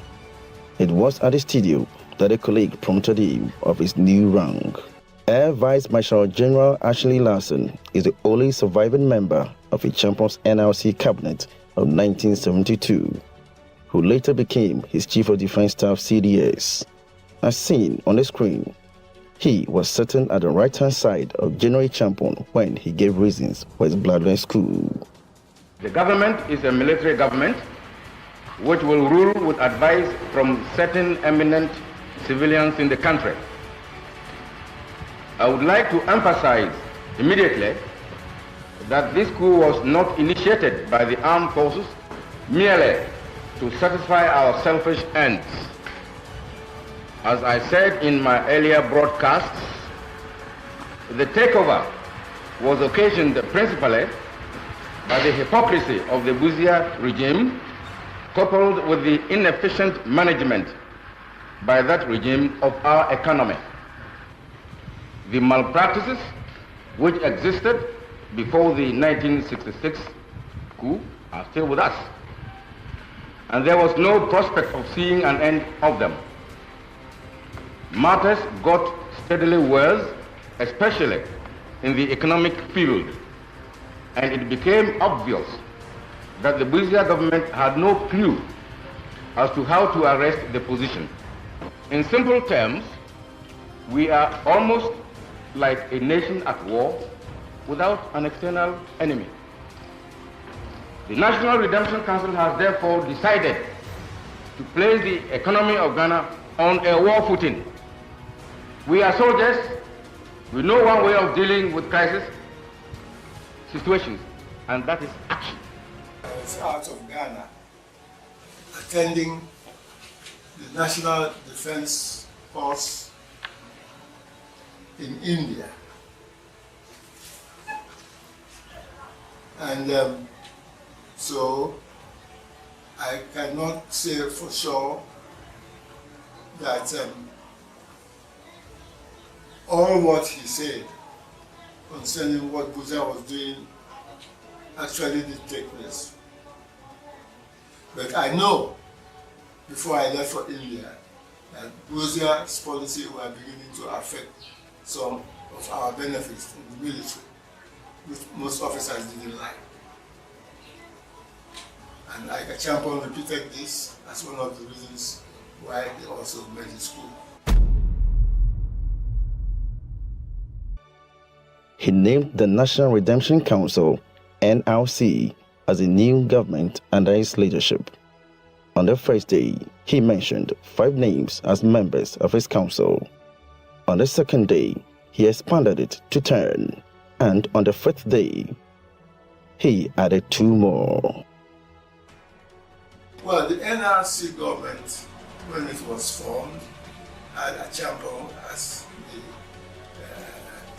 the head of government, and then he had his 3 accomplices, namely Lieutenant Colonel Agbo, Major Agbo, Major Ba of the 5th Battalion, Tony Solomon of the Reconnaissance Squadron Regiment, and those were the 3 officers who were part of the coup. And I came in as the Chief of Defense Staff. As a champion sought to avoid counter-coups, some loyalists of the dethroned Progress Party government also planned to organize a resistance. They included Ministers Reginald R. Aponsa, KG Ose Bonsu, Chief S.D. Dombo, and the General Secretary of the Progress Party, B.D. Jarocha. The idea was to mobilize party faithfuls for demonstrations in Accra and Kumasi. But unfortunately, it failed because the main avenues for public communication at the time were already under the control of the military. To stage a coup or to be part of the coup, by the time once you've heard it with your ears, you're already guilty. The day before the coup, I went stood before the adjutant and told him we were staging a coup the following day, and that I want the keys to the armory, and that I had briefed all the various groups in the unit what they were to do on that day. You know, and Agbo, Major Agbo, he was supposed to take over the airport. I was communicating with him, sending reinforcements to him, and various things. And the gentleman was to cut the telephone lines. I took him to T-Junction, Labadi T-Junction. I took the first gentleman there, and when I spoke to him, he was becoming redder and redder every time, and I was afraid he was going to collapse on my in the car.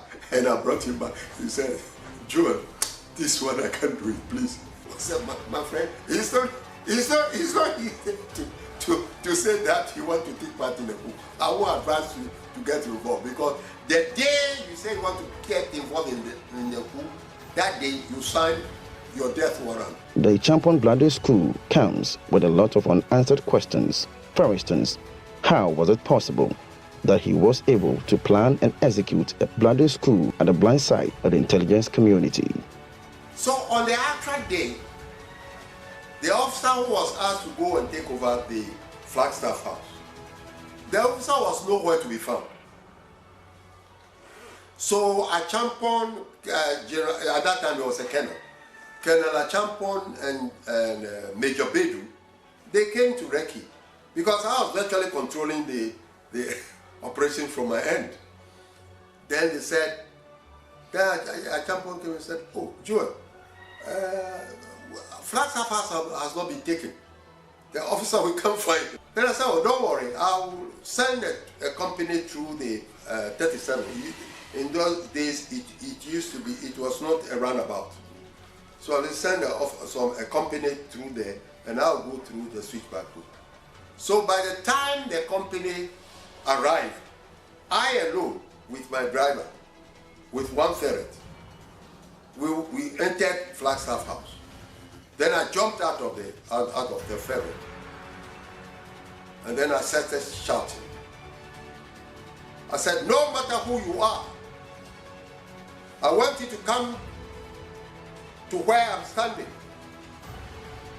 Put your arms on the right and lie down. And I'm counting 10. By the time I finish counting 10, if you are not here, you have yourself to blame." And you remember, God said, "Let there be light." And there was light. So let there be a booming from Captain Chua Kwamisu. And there was a booming.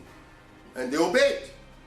The call came, including General Kufu, who became the head of state. Shortly after becoming head of state, Ichampon was met with an immediate challenge to bring back Dr. Kwame Nkrumah from self-exile. Some CPP lawyers told Ichampon had staged the coup to bring him back, but these tolls had to be counted. So the NRC released an official statement to the Daily Graphic, which was published in early March 1972 to set the record straight with a screaming headline, "Coup not for Nkrumah." Barely 2 months after, Nkrumah passed away on 27 April 1972 in Bucharest, Romania. Even though it was a sad event, but Nkrumah's death came with a challenge and a test for Ghana's foreign relations, particularly with West African neighbors because of the aliens compliance order by the Busia administration. Neighboring countries harbored strong ill feeling and resented Ghanaians for maltreating their citizens. In the context of African unity, which was the mantra for Nkrumah's government, Busia's policy to expel the undocumented aliens in the country was more or less seen with serious reservations by most progressive Africans. And I think that Champon played a role in that, because as a young officer, he was sent to the Afro border with his soldiers to keep order at the border crossing for these departing so-called aliens. And what he witnessed, what he saw there, became part of a burden on him that may have even influenced him to organize that group, because the experiences at the border was so scandalous, he couldn't just take it. The Guinean president, Ahmed Sékou Touré, who made Nkrumah honorary co-president in Guinea, was so angry that after Nkrumah's death, he didn't want to release the body to Ghanaians, because he felt Nkrumah was betrayed by his own people.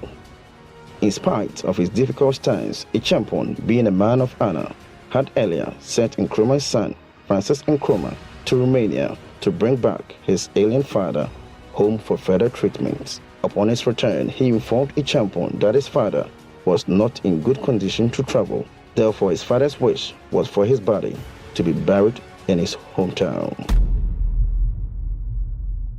As a visionary leader, he introduced the principles of redemption, which outlines 6-point revolutionary agenda aimed at making Ghana a transformed modern nation.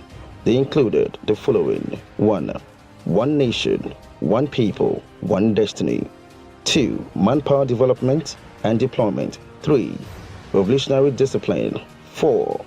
Principle of self-reliance. 5. Service to the people. And finally, number 6, mobilization of the spiritual, intellectual, and world power of the people.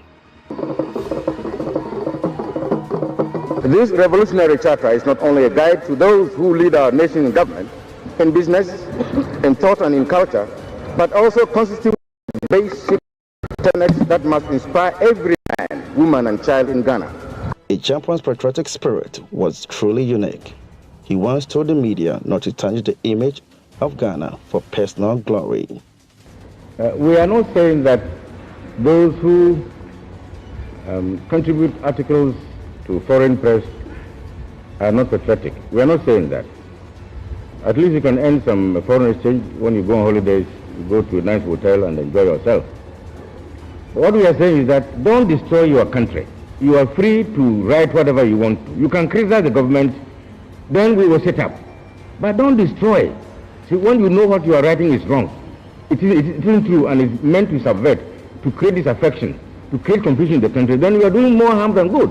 Because if the country collapses, you are within it. It doesn't collapse for me or for the colleagues. All of us are inside. He simply wanted Ghanaians to believe in the country. Therefore, he needed to condition the minds of the people towards patriotism. Part of the Charter of Redemption was to revise the national anthem to be more patriotic. If you know, you will realize that the immediate post-independence national anthem was written by Philip Beho. But it started with the line, "Lift high the flag of Ghana." A Champion's version that still stands today is the one that starts with, "God bless our homeland, Ghana." Another major concern of the NRC government was how they were going to manage Ghana's debt, which was $300 million then, a huge amount at the time. The NRC decided to find ways to stall, if not completely avoid such payment. Therefore, It segmented the approaches to debt obligations into two. First was to rearrange the payment of those found to be legitimate, and secondly, to identify debt that was illegitimate. Further, as part of his plans to strengthen the Ghanaian cedi, Acheampong nullified the Busia devaluation in a public broadcast. He ordered the Bank of Ghana to deal at a rate of 1 new cedi equals 78 US cents. In other words, the regime had revalued by 42%. Though this action strengthened the cedi superficially to give temporary respite to the pricing of some locally produced items. After outlining the principles of the NLC, his government decided to scrutinize a number of contracts that were signed by the Busia administration. In doing so, some contracts were classified illegal. However, Acheampong, in a public broadcast on February 5, announced the immediate repudiation of some $94.4 million of Ghana's debt, which amounted to a third of the total debt. The action was indeed radical. The first time the nation stood against foreign creditors in such a public way. For radicals or nationalists, this was a refreshing policy in economic relations. The debt repudiation announcement was carried with a screaming headline by Daily Graphic in a pointed and blunt Akan language expression, Yentuya, meaning we won't pay. If you look at how he was able to stand up against the IMF and the other international monetary institutions, the fact that he was the only government, or his was the only government that never borrowed a penny from anywhere, from Nkrumah till today, he is the only leader who never borrowed. The fact that he put the weight of the state behind indigenous entrepreneurs, hoping that they will become the centers of development in their various industries for the nation. If you look at all these kind of initiatives, not to mention Operation Feed Yourself and the other things that he did, then you cannot help but admire this person in terms of his vision for the country. As part of his policies on building Ghanaian businesses, Acheampong's NLC government fully supported Ghanaians who showed promise in entrepreneurship, particularly those with established businesses. The thought of Acheampong's aim of developing Ghanaian entrepreneurs was not just a dream, but it was a reality.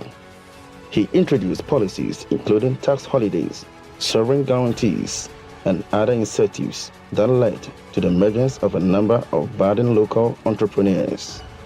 Among some of the local entrepreneurs to benefit from Acheampong's vision was Edward Osei, whose Boachi mattress became a foremost manufacturer of deluxe mattresses in West Africa. Boachi put up the first private modern hospital in Cantonment, which would later be seized years later and turned into a police hospital by the Jerry Rawlings PNDC military regime. Another major businessman to emerge was Benjamin Aponsan Mensah, popularly known as B.A. Mensah, who established the International Tobacco Ghana Limited that produced the Rothmans king-size cigarettes. Also impressive as an entrepreneur was Joshua Kwabena Siao, who in 1973 opened the largest plant in West Africa. Siao's brewery produced the Tata beer for the local market and exported Maltex, a soft drink, to nearly all other West African countries. In 1974, Acheampong went to Koforidua to inaugurate the first intravenous infusion company in the country. It was established by Samuel Christian Apente in partnership with a Swiss investor. In the late 1960s, Apente Salt Industries, Pambro Salt Industries Limited, and Vacuum Salt Product Company were producing not only to the local market, but was also exporting to the rest of West Africa. Car assembling also gained prominence in the economy as two entrepreneurs got the full backing of Acheampong's regime. Acheampong always had a soft spot for women. He believed in his heart that they possessed superior entrepreneurial spirit and therefore saw the need to empower them. And so in 1973, one of his aides, Samuel K. Danson, led a team to conduct a research which concluded that women were better at loan repayment and also had better multiplying effect with loans. This convinced a champion to grant women access to loans for businesses. Wives of military officers were not exempted from this wave of women empowerment. Women rose to prominent entrepreneurs during his regime. As a result, people started to spread gossips about womanizing at the corridors of power.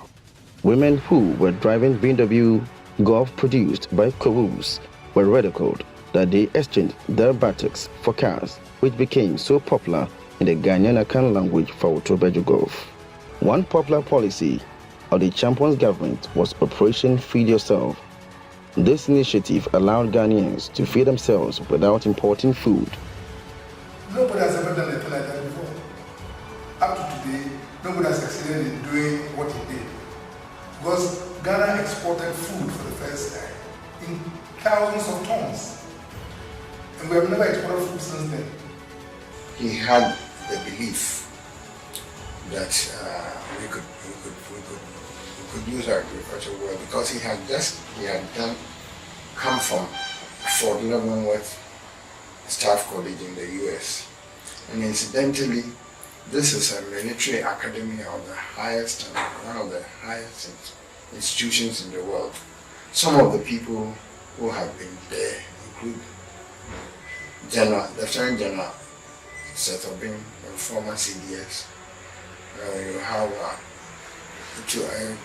Major General, he's dead now, Okai, and of course, General Chamber. And there, I can tell you that the course content is about someone doing his master's, and he passed. That is how come he has PSC after his name, Past Staff College. Not many military officers have that. But that is just to give you the flavor of how he got the idea of Operation Feed Yourself. It says in Kansas, he realized that most part of the year, it's winter type of weather. Yet they were able to grow wheat. It was one of the important wheat growing states in the US. So he asked himself, we have the sun all year. We have rains that we could do something with, except that we have dry season. If we are able to develop some irrigation to support agriculture, we can do a lot. That is how he told me he got the idea of Operation Feed Yourself. Another was Operation Feed Your Industry. Through these operations, Ghana succeeded in clearing $170 million out of $180 million debt that NLC inherited from the Buzia administration. On public housing, landlords at the time took advantage of the housing shortage to demand exorbitant rental prices. The NLC decided to find a solution that was considered strategic. Kenoi Champon decreed through a press conference the reduction of rent, which began on 1st February 1973. Further, it was part of its housing strategy to build state houses across the country. This plan began with the establishment of the Bank for Housing and Construction (BHC) to provide financial backbone to the development of housing for Ghanaians. In Accra, the Dansman project, which began with the construction of 1,000 houses, was envisaged to be the largest public housing in West Africa. Also introduced were the housing estate in Teshiningwa, the development of Jolu, North Legon, and East Legon residential areas. He also knew water was an essential commodity. To improve water supply, the Ghana Water and Sewage Corporation launched a giant dam project in 1977, the Wager Waterworks.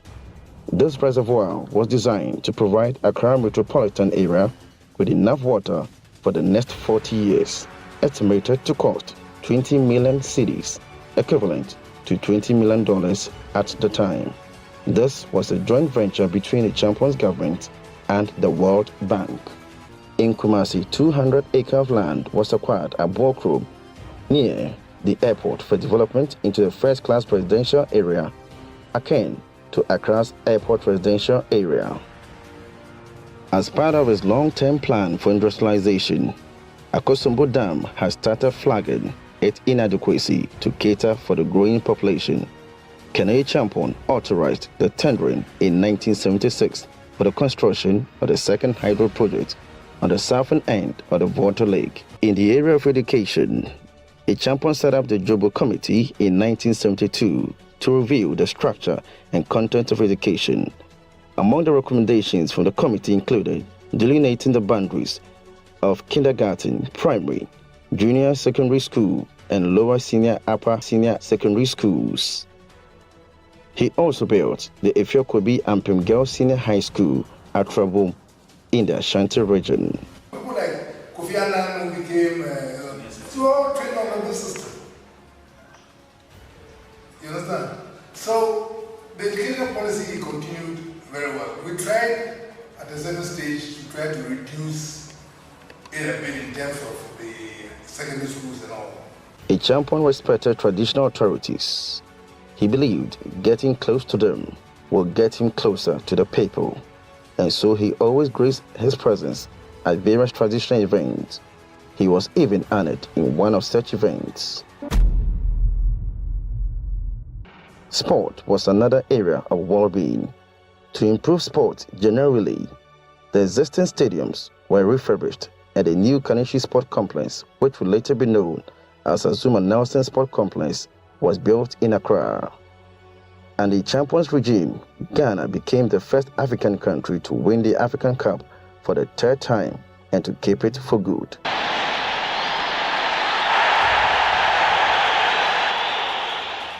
Again in 1975, David Quater Poison, known to many as DK Poison, won Ghana's first World Boxing Championship by beating Ruben Olivares to become World Boxing Council's featherweight in California, USA.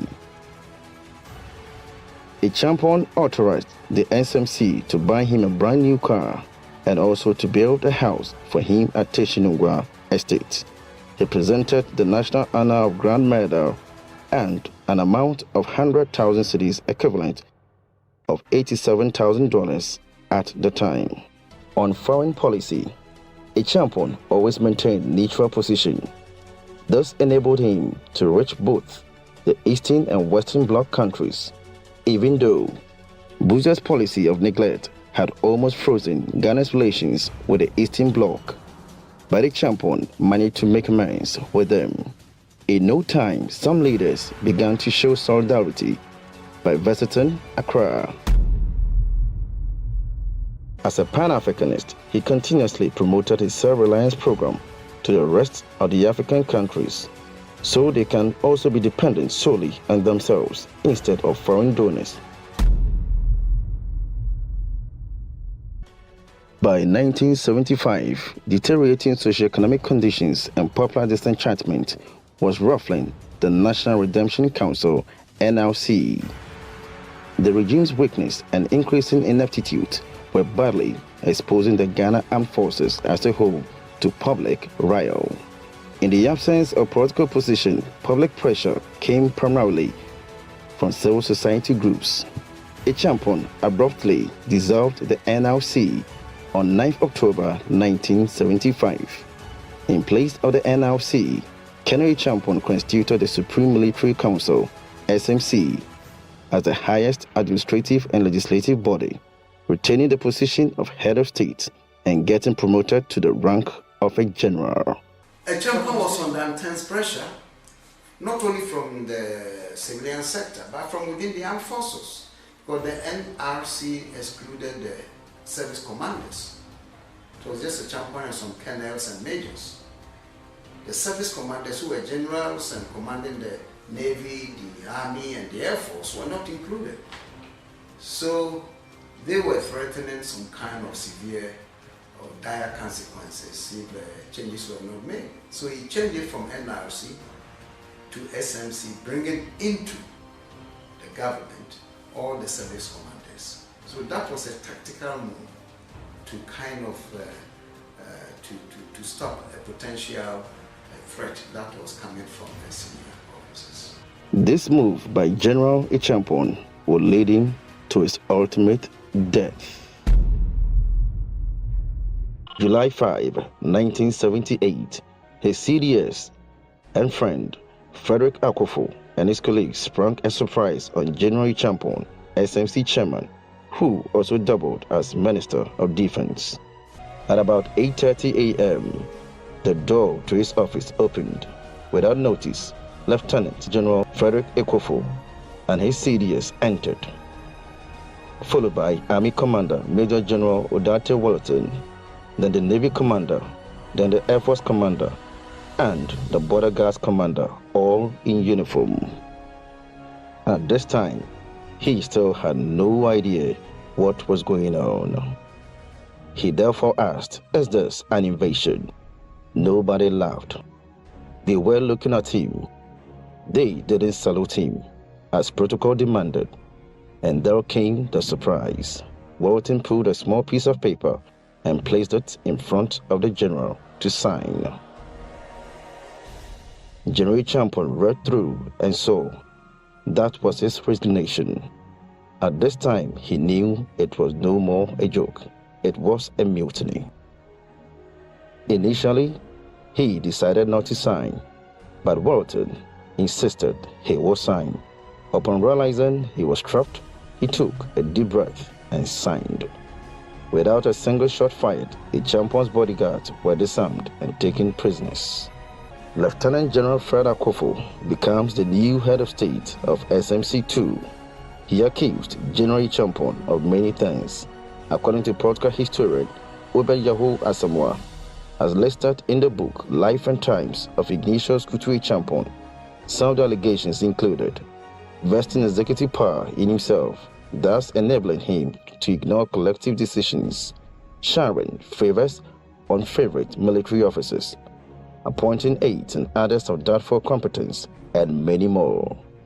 It is important to note that of all the many allegations against Acheampong, none of the charges pinpointed any particular corruption or misappropriation of funds, as it was popular allegations prior to his overthrow.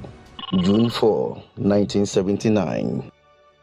Against the backdrop of an ongoing trial of Jerry Rawlings, his friends from the Free Africa Movement led a successful coup to overthrow General Akufo and his SMC-2 government. Rawlings was indeed rescued from custody to lead the Armed Forces Revolutionary Council, AFRC, which was formed to run the country. Akufo inherited a bad situation. You see, he could have waited for Acheampong to sort it out or to be overthrown if that was going to be the case. He inherited a very bad situation. The country was in a turmoil. And when he inherited, he was not quick to find a solution by, of course, he came up with the idea of organizing elections for things to happen. And the young soldiers, led by Rawlings, said, no, we have to clear you guys before we even do the elections. So he came at the wrong time, to a wrong place. So in the end, himself and the former friend he betrayed, and all the colleagues in that regime, unfortunately, had to pay with their lives.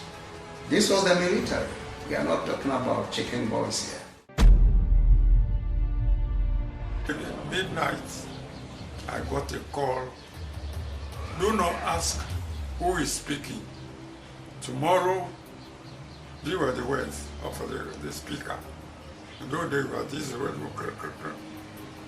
Tomorrow, some people are going to face firing squad. Get ready to prepare them.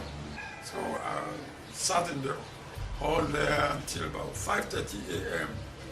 A whole lot of soldiers came, were surrounded the building, and then they were marching him. I was in the church, inside the church. They were marching him in there. So I got out and met the soldiers at the entrance, and then they should release him. He took his ring.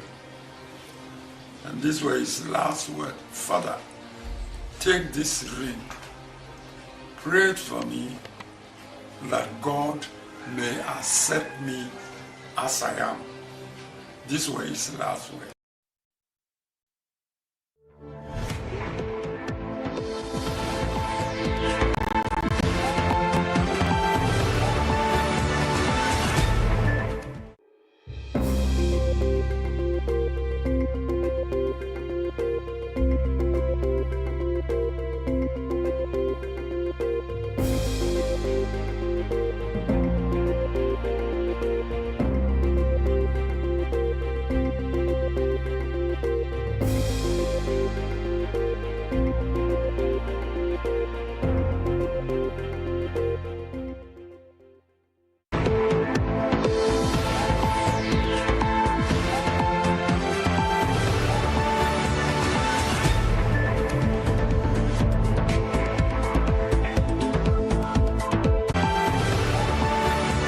JoyNews Prime Headlines is brought to you by... Don't take risks. Use a condom every time. And thanks to Malatu, I kicked out malaria one time. Some spices, yes, sir.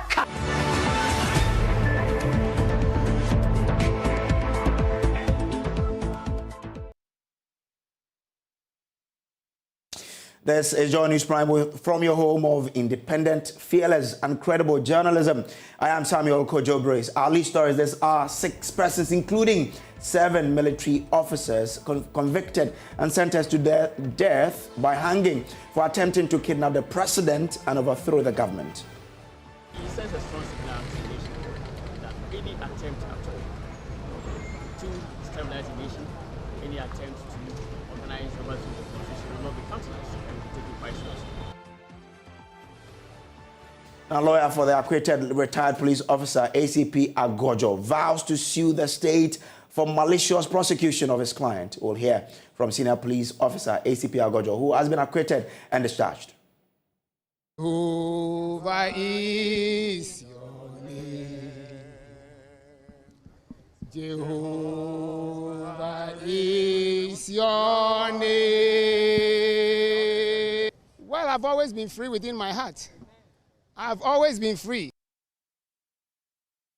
Now, some MPP parliamentary aspirants seeking to be endorsed in the upcoming Saturday primaries are already running out of cash, partly due to voter inducement, with others pushing for a review of what we term as vote buying. We need to look at the laws within that context. Then there's a clear demarcation of bribery in voting and actually helping people within that. The MC for Equiap himself petitioned the party to allow him to contest the primaries now that Honorable Obi Amwa has decided to quit the race. At 8 p.m., I hand over to Emma Davis to bring you Prime Business. And research lead at GCB Capital, Courage Bouti, calls for the strengthening of the forex market to be able to maintain liquidity. Really, they just have to sustain the reforms, the confidence, manage the liquidity situation. And later on, Razak Musba will be joining you with latest from the AFCON 2023. Ivory Coast sack head coach Jean-Louis Gasset despite being in contention for a round of 16 spot as third best placed finishes.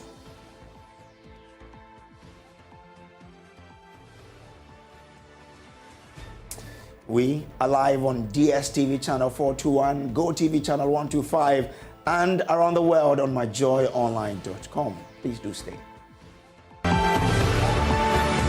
JoyNews Prime Headlines was brought to you by... Don't take risks. Use a condom every time. And thanks to Malatu, I kicked out malaria one time. Some spices, yes, sir.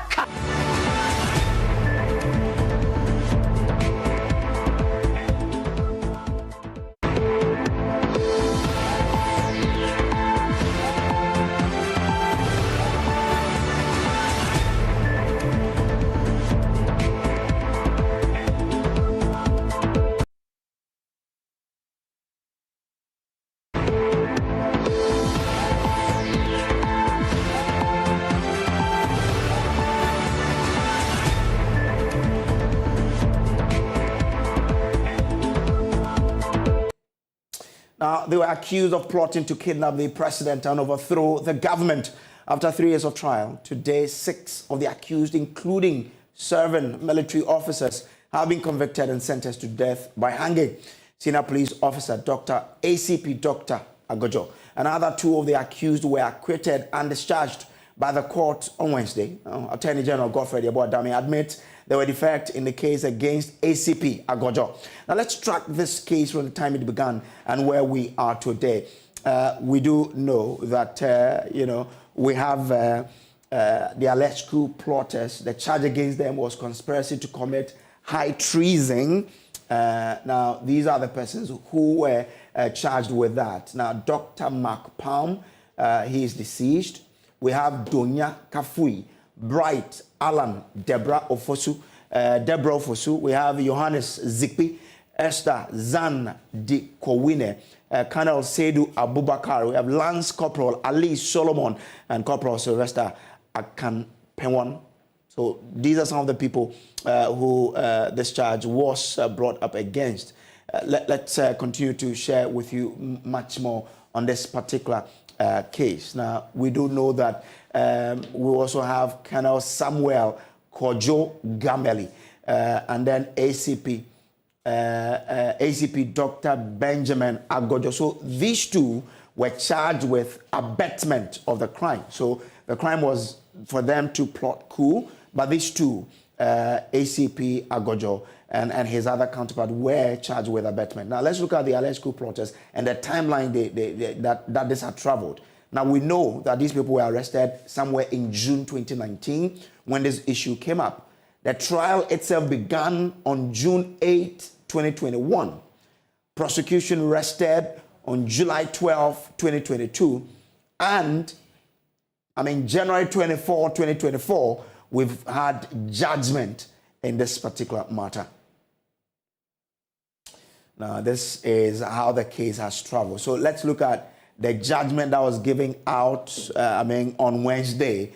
For those who have been acquitted, we have Colonel Samuel Kojo Gameli, ACP Dr. Benjamin Agojo, and Colonel Seydou Abubakar. For those who have been sentenced to death by hanging, we have Donya Kafui, he's a blacksmith.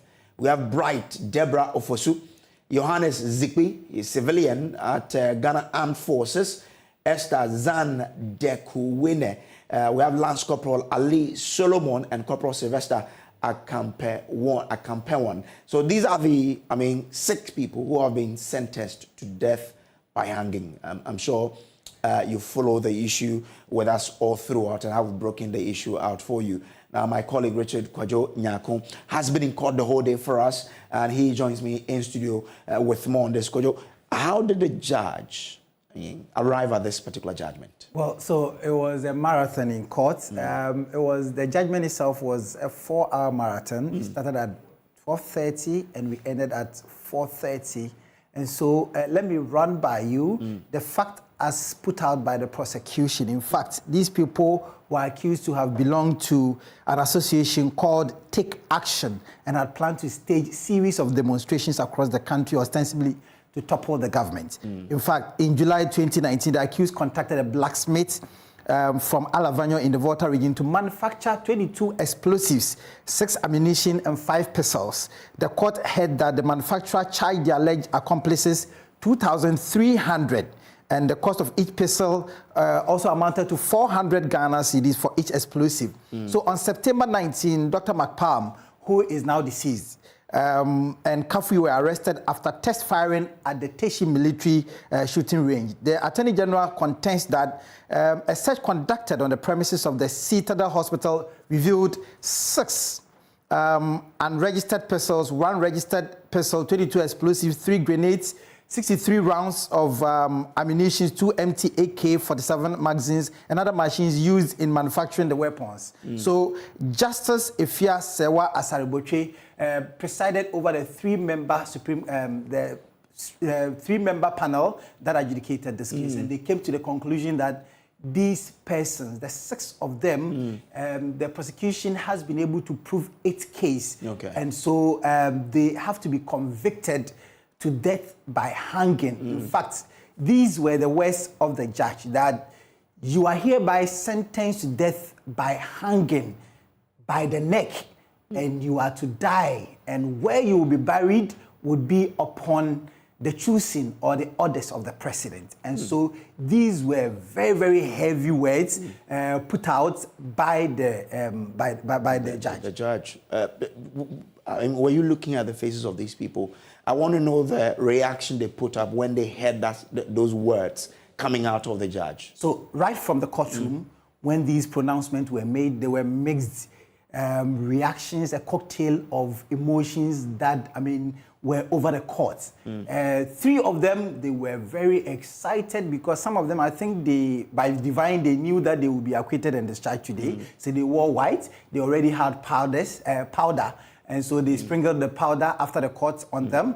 But the five of them, in fact, they were down. You could see it written boldly on their faces. In fact, when they marked them from the top, the second floor of the court complex building, right to a waiting van. In fact, in the van, you could see people putting their hands on their head. That indicates how heavy it was. That, imagine or picture that you've been told that you are to be hanged by the neck, and then you would die through that pain until the president decides that this is where you'll be buried. And so that was really the demeanor in court. Okay. Have the lawyers been speaking? Well, the lawyers have been speaking, of course. So you know that lawyer Martin Pebu was one of the lawyers, and then there was another lawyer who's one of the Adaudu, you mean Victor Adaudu, who represented one person, but one of his clients was acquitted and discharged. Okay. The other was also sentenced to death by hanging, and so he's indicating that they would appeal the case at the Court of Appeal. We can now watch the two lawyers.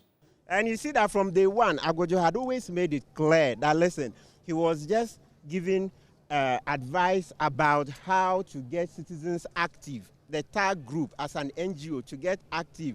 And there was going to be a demonstration. Then he said, look, pass through the legal means. Because he said, look, conditions are ripe in Ghana for another spring. And you see, since the time he spoke, it's gotten worse. That was before COVID hit. And you are aware that when COVID hit, about 850,000 more of our fellow Ghanaians were, pushed down into below the poverty line. So now more people are hungry, more people are out of jobs. You see, unemployment is gone through the roof. So these are the things he's talking about.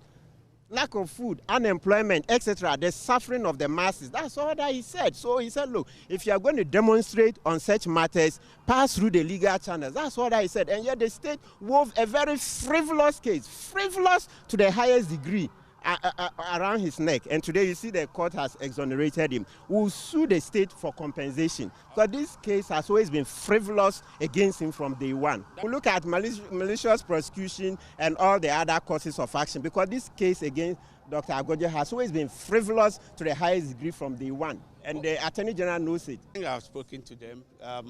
I think one of my clients has been acquitted and discharged. I believe that the evidence we have put before this court, they hadn't critically looked at some of the cross-examination and evidence, some of the loopholes. And I think that it's a process. We would definitely be going to the Supreme Court for it to also look at the evidence.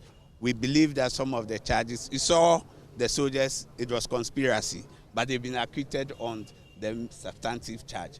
So these are things that we would test. We will go to the Supreme Court and see. But I believe that looking at what we have put before this court, we have done it, and we will go to the Court of Appeal. Today is really, really a sad day because, yes, because it's a sad day. If you even look, they don't even have an inventory when they arrested the people. And so that's Kojogan Victor Adaudu and Martin Pebu. But the Attorney General is the one who led the state's prosecution, right? Freddie Abuadami was in court and he's been speaking. He says that he noticed some defects in their case. Otherwise, ACP Dr. Agojo would have also been convicted. The proceedings as we noticed were quite irregular in the sense that the High Court proposed of state justice considered by the judges of the High Court, and that's in accordance with Article 19 of the Constitution. And it was a trial that was painstakingly conducted by the prosecution. The trial, if you remember, started actually on a Saturday. It was started on 24th April 2021, a Saturday. because of the seriousness of the occasion, the Chief Justice was compelled to put together a court on that day, and I came to open the trial. And so we must commend the High Court for painstakingly conducting this trial, and actually I appreciated the meticulous examination of the evidence.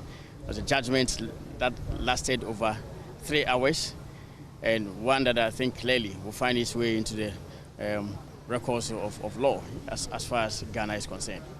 And again, I would reiterate that initially people thought that the whole thing was child's play. They were actually trying to even mock the attempt. But you saw the evidence that was laid at the trial. Copious evidence showing systematic attempt by people to organize the overthrow of the government of Ghana.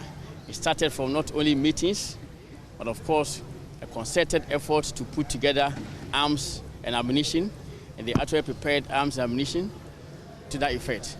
It was a trial that we put on trial about 10 persons, 5 of them being military officers, a colonel even involved, and other military officers of various ranks, as well as a police officer, as well as one civilian who is part of the Ghana Armed Forces, works in the Ghana, a civilian employee in the Ghana Armed Forces.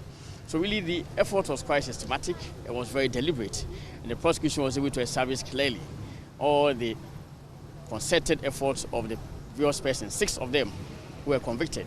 And I believe, of course, the first accused would also have been convicted, Dr. McPalm, because he was actually the grand architect of the whole scheme.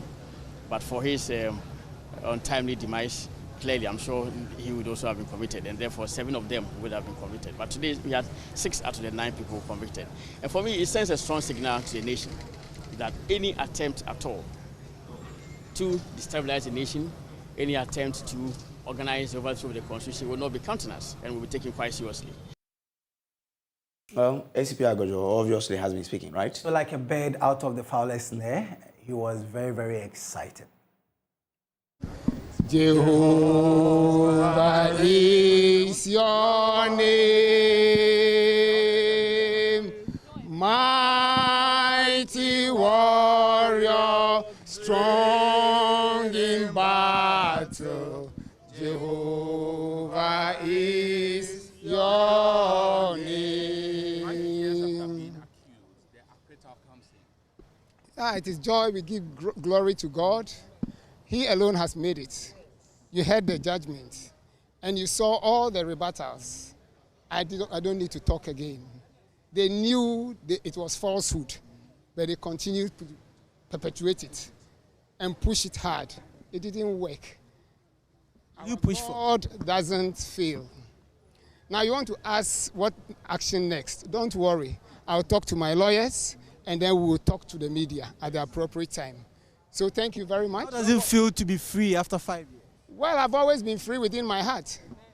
I've always been free because I knew how it was going to end. From the beginning, I knew that is how it's going to end today. I didn't know when it was going to end, but I knew how it was going to end. It's like watching a movie, a replay with somebody. You know the end, but the person doesn't know. So you people didn't know the end. I knew the end. What about family members? Also, he was not alone. Like Liverpool people will say, you would never walk alone. And so the family members were there, expressed excitement. He's been acquitted and discharged. How does it feel? Very great. We knew from day one that this is how it was going to end. Only that we don't know the particular day that it will end. But we knew, because the state has no case to prove. Nothing to prove. You heard the judges today. There was nothing to prove. So we are glad, and we give all the praise to God. Right. I mean, in the family, were there a bit of some scare that possibly he could have, this verdict could have gone other way? We knew our brother. He wasn't only a brother. He is a friend, a father, and everything to us. We knew him, and we know him, we continue to know him. And we knew that the family has no doubt or doubt about his involvement. The family knew that he wasn't part of it and that it was a frame-up. The family is very great, very good, grateful to God, and we look forward to the future after talking to our lawyer and the necessary steps we'll take. You're going to have any party? I mean, any victory party? Oh, we'll communicate that to you, if there will be. All right, thank you. That's on the lighter note.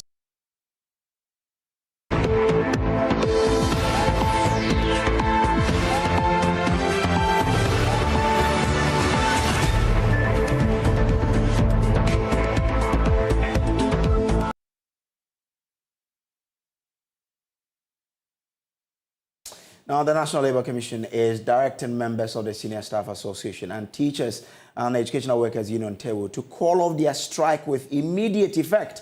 The unions are demanding payment of Tier 2 pension contribution arrears and restoration of 50% overtime allowances. Speaking with JoyNews, Executive Secretary of the NLC, Ofosu Asamoah, said government has agreed to restore overtime allowances and negotiate cumulative interest on arrears on Tier 2 pensions. They have been giving 1 month to come back.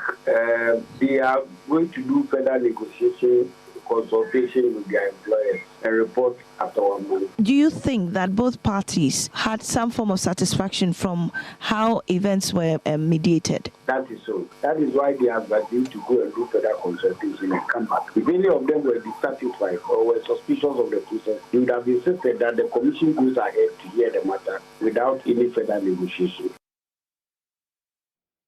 But the Senior Staff Association say they are unsatisfied with the outcome of the meeting. Isaac Donko is national chairman of the Senior Staff Association of Universities of Ghana. They are requesting that they should meet government on the 1st of February because government has invited us for a meeting engagement on the way forward in relation to the Tier 2. For the overtime, GTEC has written a letter to withdraw or suspend their earlier communique. That is it on the overtime. So they are also pleading that we should call off the strike for the time being while to engage the Ministry of Finance. That is the outcome. Are you satisfied with this outcome? No. We went in to get our demands met. There's no solution to this. Meeting them doesn't guarantee that they are going to pay. So we want to see positive results. So in essence, the meeting with NLC did not meet your expectation as you had envisaged? Not really. But we going there, you knew that would be the outcome. NLC will always compel you to suspend your strike. NLC will always do that. So that was expected anyway. Will you be suspending your strike anytime soon? It depends. I am the mouthpiece, I am the national chairman, but I'm not the final decision maker. So I will inform NEC, and NEC will take it up from there, directly from NLC. Officially, it's not been said. When we get it, then we give it to our lawyers, and members will decide. But even before the two unions will call off their industrial action, the university administrators have also declared an intention to, strike. General Secretary of Association Richard Afriye says they are demanding the immediate suspension and cessation of implementation of the GTEC-led decisions on office holding allowances. Saying that we are demanding immediate suspension, the major one, chief among them, which currently is the current issue ongoing, is the suspension of the administration of payments of some allowances to some categories of office holders who are government members. We are asking government to immediately put a stop to the implementation of that GTEC-led decision of not paying or honoring that allowances to our members. We've asked that they stop it. That means they should continue paying and even refund those that they stopped last month, for the ones that they deducted or failed to pay last. We are also demanding that we have an agreed schedule of stakeholder engagement meetings towards addressing all the concerns listed. And then we also ask that GTEC, being the regulator of the tertiary institution, should be circumspect and fair in this dealing with later administrators, so that with respect to staff development career progression, because we realize that it appears that when it comes to issues that pertains to staff development and career progression of administrators, this doesn't seem to show so much commitment or doesn't seem to lend so much support to administrative staff. And this is one of the demands. And also asking government to find solutions to all the issues raised in order to forestall the social academic calendar. These are our demands, and we are hoping that they will react quickly, promptly, find solutions to address all these issues before things escalate. A ranking member on the Education Committee of Parliament is asking government to immediately address the concerns of the striking unions in universities to avoid further disruptions in the academic calendar. Now, yesterday, the Teachers and Educational Workers Union, TEU, whose members have laid down their tools, threatened to shut down lecture halls and prevent students of the University of Ghana to write their exams if their concerns are not addressed. Now, let's take you to the University of Cape Coast to find out how the strike is impacting on students there as well. Louise Bequin is joining us now. Grateful for you for joining us here. Now, how is the university, or how has been the impact of the strike on the campus of UCC? Great. Good evening to our listeners and, of course, to our viewers. When it comes to the University of Cape Coast at the moment, essential services like the university health services, particularly, have been suspended until further notice. And with this, students have been advised to report minor cases to their infirmaries at the various halls of residence. And in case of any issue, they've also been advised to report the case to the student clinic, which is also situated right here on UCC campus. And so for now, with essential services like the health, this is what we are experiencing at the moment. And the medical examination, which annually is organized for freshers, has also been suspended. Now, when you go to the library of the university, that is the main library, we have some members of the Senior Staff Association also there. Unlike the usual closing time of 10 p.m., now because of shortage of staff members, they close at 4:30 p.m. They operate from 9 a.m. to 4:30 p.m. With regard to a bit on the TEU, when you go to the various halls, you know, they have been helping with sanitation issues in the various halls. Now, because of the strike action, students at the various halls are now taking that duty. They have been doing the cleaning, and we also have hall assistants who takes care of keys and all that. Students, that is the JCRC, are now taking that job on them to do it. So currently, that is what is happening on UCC campus. All right. Louis, I'm grateful for joining us. So that's how the situation is on the University of Cape Coast campus. Away from that, as campus...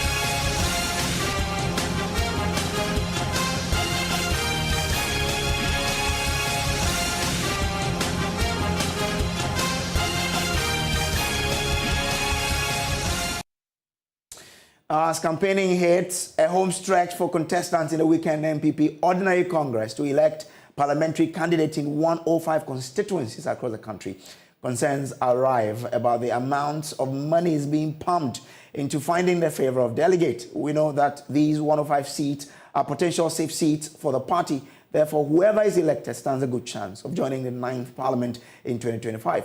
So the stakes are pretty high. Now, the promises range from plots of land to television sets, cloth, and cold hard cash, among others. Now, some aspirants have been sharing their stories on PM Express. I want people to vote for me because they know what Claudia is capable of. They know that I can help MPP Noforikrom to grow our vote from 62,000 to 80,000 because we have over 100,000 people, Noforikrom alone, that vote have registered and can vote. But last election, we got 62,000. That means at Noforikrom, we have almost 40,000 people that did not even bother to go and queue to vote. Have you found this process? Have you found this process too expensive? Absolutely. Absolutely. Very expensive. I think I should have mentioned that's one of my biggest shock because, but also it could be that my constituency is really big. And it could be that because I have almost 1,200 delegates. So working within a constituency like that, it's, you know, you need a lot of resources to do that. And it's not easy. It's been hard. It's been tough. It's really draining of time and resources. Has the vice president backed you in this race? No, you know, the vice president wouldn't do that for any reason. That's no way he would do that. He wouldn't do that. He knows I'm into the contest. He knows I'm contesting just as any other person that I had to inform and talk to is aware. But I'm doing my campaign on my own. I'm running a very decent campaign. I'm running a very frugal campaign. And so I don't think I have been lacking to depend on resources from government or my office. Has the vice president given you resources? Has he supported with resources? Money? I've not received any resources of that nature yet. I have his blessings to contest. I informed him. He wished me well. Obviously, prayed for me, and indeed encouraged me to contest. And at the end of the day, even advised that my good works will speak for me. So yes, he's with me. He's supporting me, but in terms of coming to the grounds to campaign to people, that has not happened yet. From this point, is it the general elections that we talk about inducement or within the internal elections? I do not know if there are any laws pertaining to that. Because within the internal elections, we motivate our people because the party officers, we think about their welfare, they're not being paid. So if I am taking care of the welfare of a student, that person votes for me on a certain day.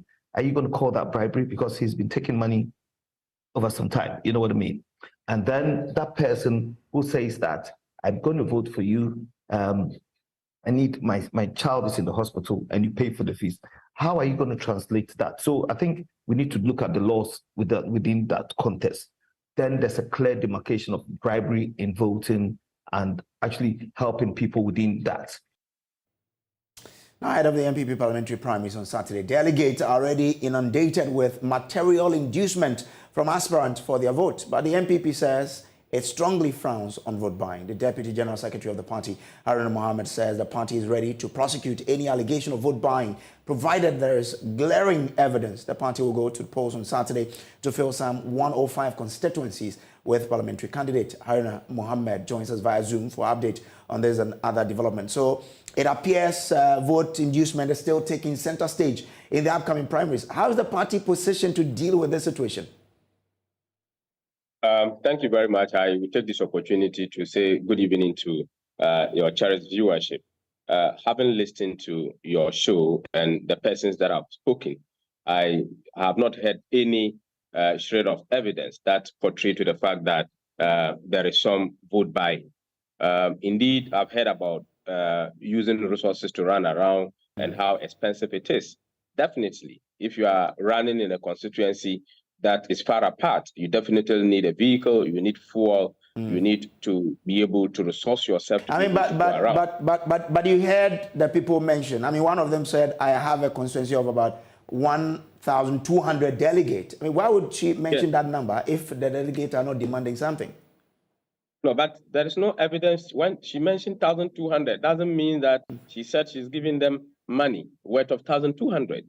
She just mentioned the huge numbers. Come to where Ajua Sapo is. But I mean, the same person I referred to, speaking on PM Express just on Tuesday here on this channel, said she spent over 1.2 million within a year on this exercise alone. I mean, isn't it something that the party should be worried about? That is not verifiable. People will sit down and tell you what they have spent. You have to put them to strict proof as to how this money is being expended. Remember, this constituency is talking about is town. It is inside town. If the person is telling you he has spent 1.2 million Ghana cedis, you have to put it to strict proof to be able to justify what at all has that money been used for. So people can sit down and say whatever amount that has been spent, but these are not verifiable facts. But Haruna, are you expecting her to sit on national television to then say that I have paid so and so money to so and so persons? Obviously, you'd have to get it from what the conversation that she's having to tell. She won't come out point blank beyond this. I cannot also just assume that because it says it's 1.2 million she has spent, I should rely on it to say that this is actually used for vote buying. I can't also do that because there is what we call verifiability. Okay. If something is being done or something is being said, it is left with myself and you to be able to verify. Just as I used to say, as a media person, when you are just as you are in the studio, they tell you that it is raining heavily outside. It is not your duty to amplify that it is raining. It's your duty to open the window and check. Now, it's good you brought this up, but you know that in your often constituency elections, just in where this Jefferson Saki, you know, where he ran, there were glaring videos that we played here where people said, I've received, and some came with photographs of the people on envelopes were started with cash. I mean, OSP is even investigating some people. So on that, if the party is serious about checking all of these vote buying, what have you done about that? In the same studio you are, I sat in the studio and I said that we are just seeing videos. We are seeing people saying that they have received money from so and so, and we cannot verify whether those monies that were given to them was by those persons, because they were holding money. As to whether they gave it to them, they were holding envelopes with money. Well, as to whether those people enveloped those monies, we can't verify that. And also, what was the reasons of which these monies were given to them? I sat in your studio and said that I cannot verify that. But the party frowns on vote buying. And our laws in this country it's interesting that a party that frowns on vote buying, after all this period, after that election, I mean, you've not been able to verify those claims, but that's fine. It's 3 days to the polls, and how's the party preparing for the big day? Yes, the party is well prepared for 27th of January. We have 104 electoral areas, that is constituencies that will be conducting elections, 33 of which is unopposed.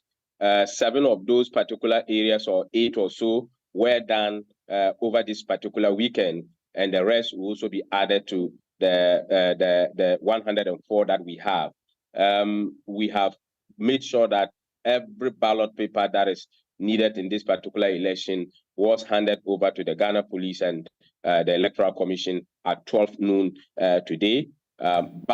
These registers has also been handed over to the Electoral Commission, detailing and then distribution of ballots, and then albums will be done tomorrow by the Electoral Commission through the police. Various centers have been identified. The police has taken center stage in terms of the security of the ballot. The Electoral Commission has made adequate measures to be grateful. Thank you very much. Haruna Mohammed is Deputy General Secretary of the governing NPP. This is still JoyNews Prime. We'll take a quick break. We'll be back with more to stay.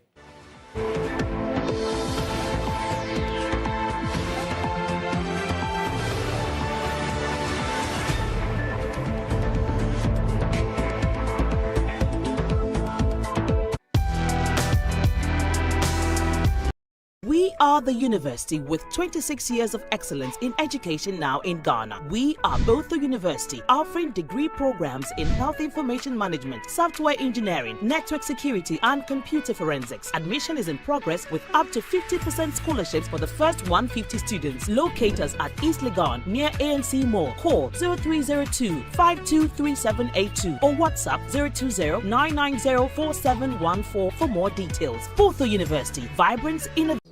In life, you sometimes seem to be cruising along. But just when you least expect it, things could go horribly wrong.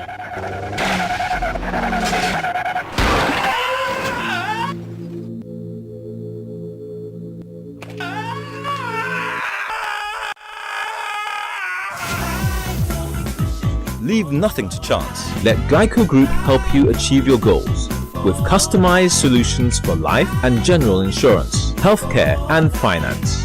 Glyco, we cushion you for life. Mothers of Africa. Mama, will I ever be a soccer champion for Ghana? Well, you've got to be like a geisha ball. Stay strong and go so far. Never give up till you reach your goal. Okay, Mama, I'll be strong and go so far, lasting long like this geisha bar. Be strong and last long like geisha. Across Africa, a new era has begun, shifting our focus to a new horizon, connecting us with one purpose: to create and share opportunities to grow.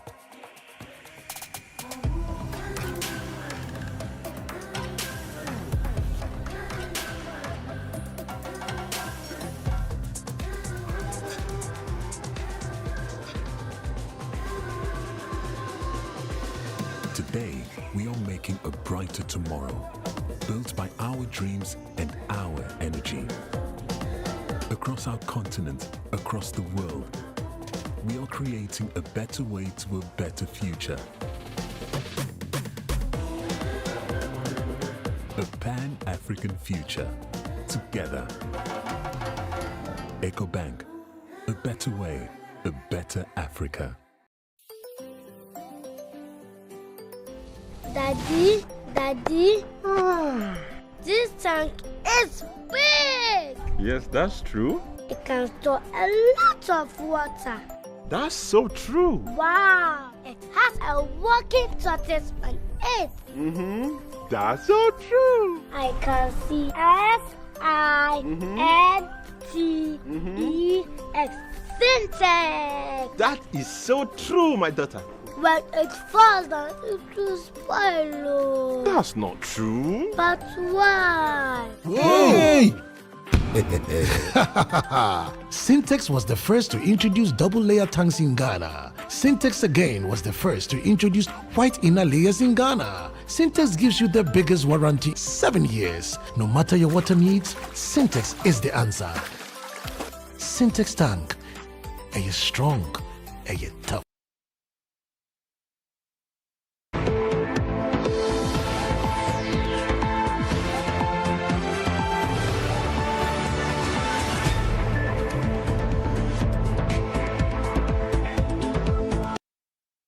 Welcome back from the break. Now, District Chief Executive for Equiapim South, Frank Edu, is requesting the new Patriotic Party to reinstate him into the party's parliamentary primary scheduled for Saturday, January 24. In a petition addressed to the regional chairman of the NPP and dated January 23, 2024, Frank Edu argued that a vetting committee disqualified him from the race because his MP, Osei Ama, was seeking re-election. He, however, wanted the party to allow him to join the contest in the spirit of fairness and equity because the person for whose sake he was disqualified has withdrawn from the race.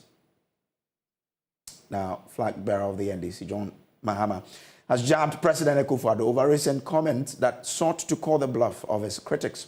The president is said to have challenged some groupings to vote against the NPP if they feel the government has failed to meet their demand. Mr. Mahama said the president's response to the youth of Kwabre East over poor road connectivity is enough reason for them to give the NDC a try. Nana Yajima joined the NDC's 24-hour economic sensitization walk in Ashanti region and filed the following report.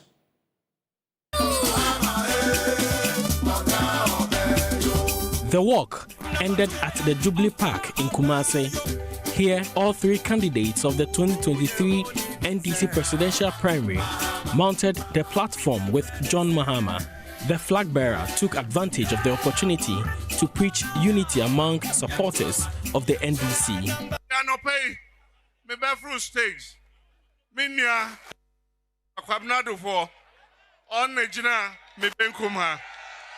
I mounted the stage with my brother Kwabena Dufo on my right and Kojo Bonso on my left.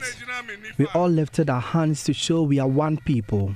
But after the regional and parliamentary election, the reconciliation team is yet to mend the broken relationships. Some disgruntled people continue to give conditions, but I want them to know that the NDC train is set to move. If you don't join, you will be left behind. NDC ketekeno a 2 NDC ketekeno a 2 and I'm so one time amber fra ketekeno bed ebekwejaw.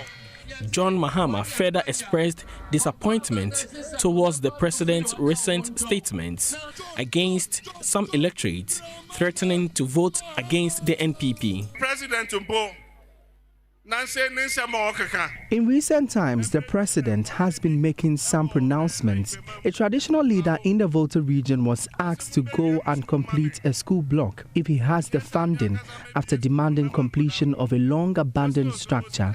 Recently, he called a bluff electorate at Kwabre East, who voted the president into power after demanding good roads. He told the people of Volta region after the floods that he was there because he is a president. He said they don't vote for him. Same happened to the people of Ekumfi. Meanwhile, the NDC flag bearer has pledged towards ensuring peaceful elections. He spoke at the annual regional council meeting of the Assemblies of God Church in Ashanti West region. Always in election years, there's nervousness that there will be crisis, there will be fighting, and there will be chaos. I just want to use this platform to assure the country that if there's going to be chaos, it's not going to come from me or the party that I lead. Leader of Ebenezer Miracle Worship Center, Ebenezer Adakwa Yadom, has cautioned the NDC leadership to exercise caution in the upcoming election. Nobody should receive bribe and renege on their duties on election day. Do not receive food from any person that will make you sleep on the day. Be vigilant. Meanwhile, many are impressed at the reception received so far by the NDC. Now, as campaigning heat for the MPP parliamentary primaries, which is coming off this Saturday, in the Ashanti region, political scientist Dr. Amache Boateng has admonished the delegate to critically scrutinize candidates. The Bantama, Inshaeso, and Tafo Pankrono are among constituencies blazing for the toughest contest on Saturday. Nana Wache Yadom has a spotlight on these constituencies where incumbent MPs are expected to face firm opposition.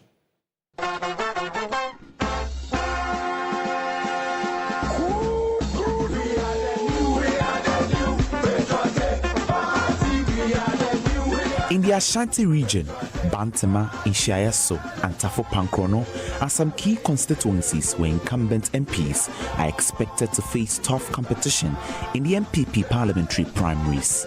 The Bantama constituency has witnessed intensive internal contests where incumbent MPs lose after their first term in parliament.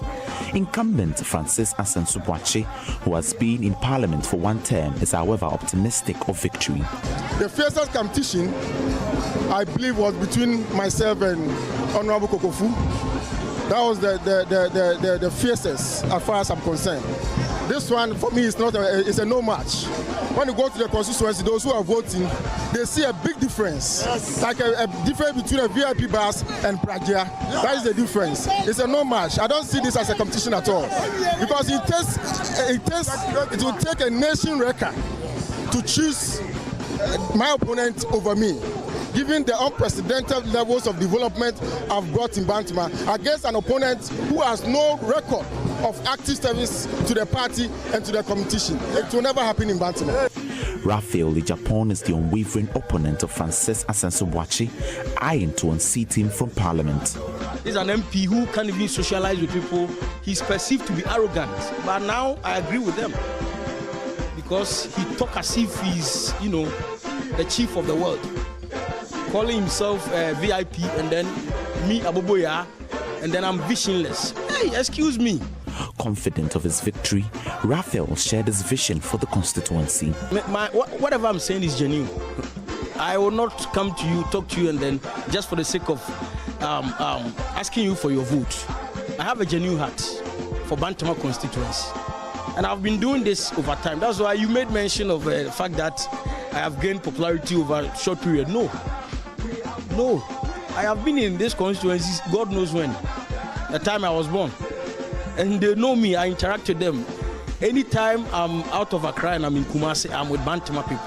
They know what I've done for people who are seeking to get school fees to pay their tuition, medical fees, medical money for medicine and all that. A lot of them. Within the party, we've done series of legal works for the party. So the records are there for everybody to interact. Political scientist Dr. Amache Boateng says the Bantama constituency has become a hotspot for years. He believes the incumbent MP can possibly retain his seat. It's not necessarily a case of a support for a one-term member of parliament in Bantama. No. But the place has become like Congo DR, a battleground because of the size of the constituency. Asensubuachi has definitely done what he has to do. One would have expected that maybe Ochaman Boaji might have come back if he were to be with us and possibly throw in, not necessarily throw in, offer him a challenge. That would have been something of a challenge. Well, there's more of this story in our subsequent bulletins here on JoyNews. We'll take a quick break. We'll be back with Showbiz. Do stay.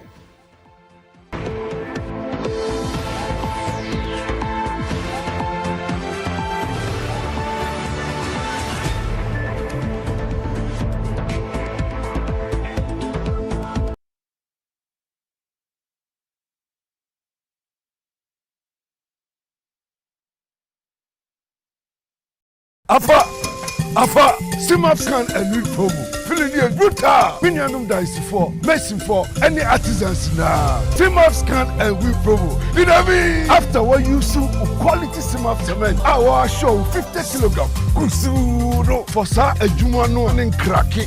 Na a drebu. I'm not what you want to IFF. Just a perfect finishing for baby. Now we need a check your baby.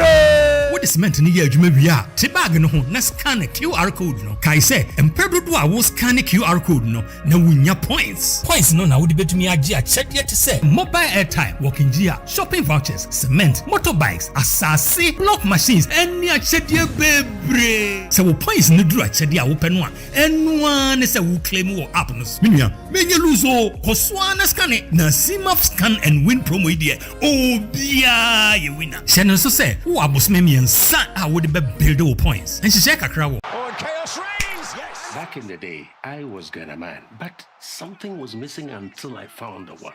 HD Plus is not your regular free-to-air decoder. For a small fee, you get to experience great services and exciting world of content. Dial *879# on your mobile phone and subscribe for as low as 290 cedis. Fashion, this one is different. The images are 5 times clearer in HD picture quality, and I'm loving the feely experience. HD Plus, I love you. Mas I'm still here. HD Plus, for better, for less. That's right. Get your HD Plus decoder from any Electroland outlet or our dealer shops. Whether it's 1924, 2024, or 2124, we've always known that you are driven by your sense of safety and well-being. It is what drives us to see you through from start to finish, from small to big. And in the last 100 years, as you have evolved, so have we also expanded to serve you in many ways. From cradle to grave, with expertise in insurance, life, pensions, properties, health, and for those beautiful memorable goodbyes. It's 2024, and in all our markets, our pedigree is recognized, our strength respected, our expertise valued, and our solutions sought by all who desire an advantage in life. Experience the time-tested and truly trusted 100 years legacy of Ghana's oldest insurer. Take charge of your future now. Insurance, life, pensions, property management, funeral services, health insurance. Enterprise, your advantage.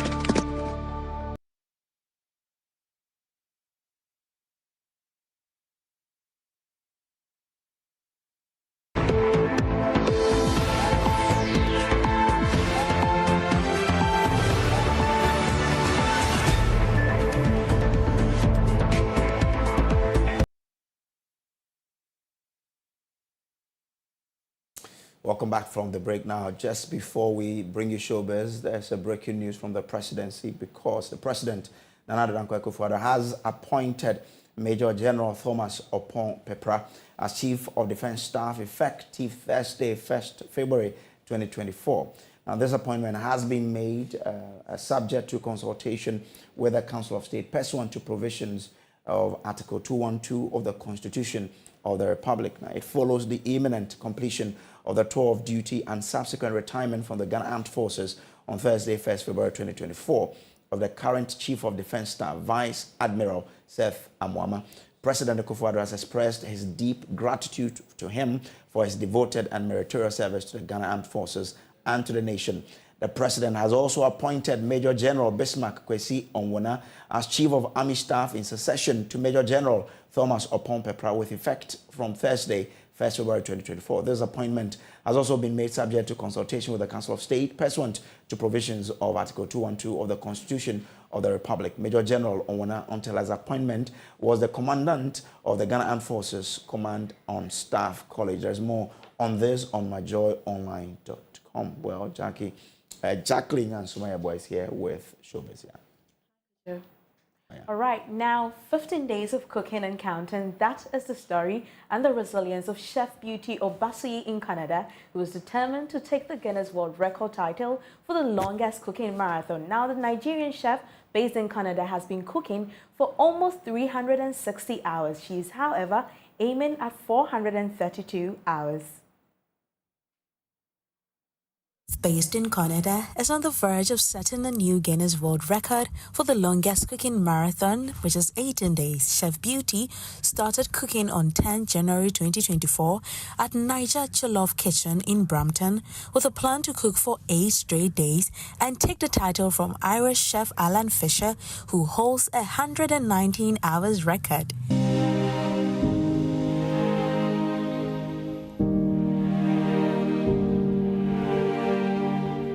But news that Chef Filer from Ghana completed a 227-hour cooking marathon under review by Guinness World Record led Chef Beauty to extend her cookathon to a staggering 18 days to try and secure the title. Chef Beauty has been live streaming the world record attempt on her YouTube channel for 15 days now, which amounts to 360 hours as at 7 p.m. on Wednesday.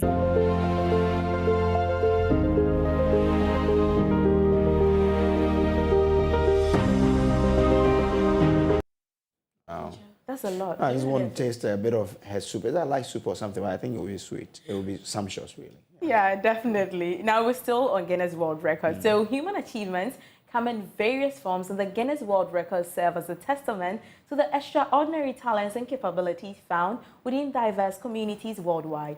Here are highlights of some remarkable achievements by Ghanaians, showcasing their dedication, skill, and uniqueness.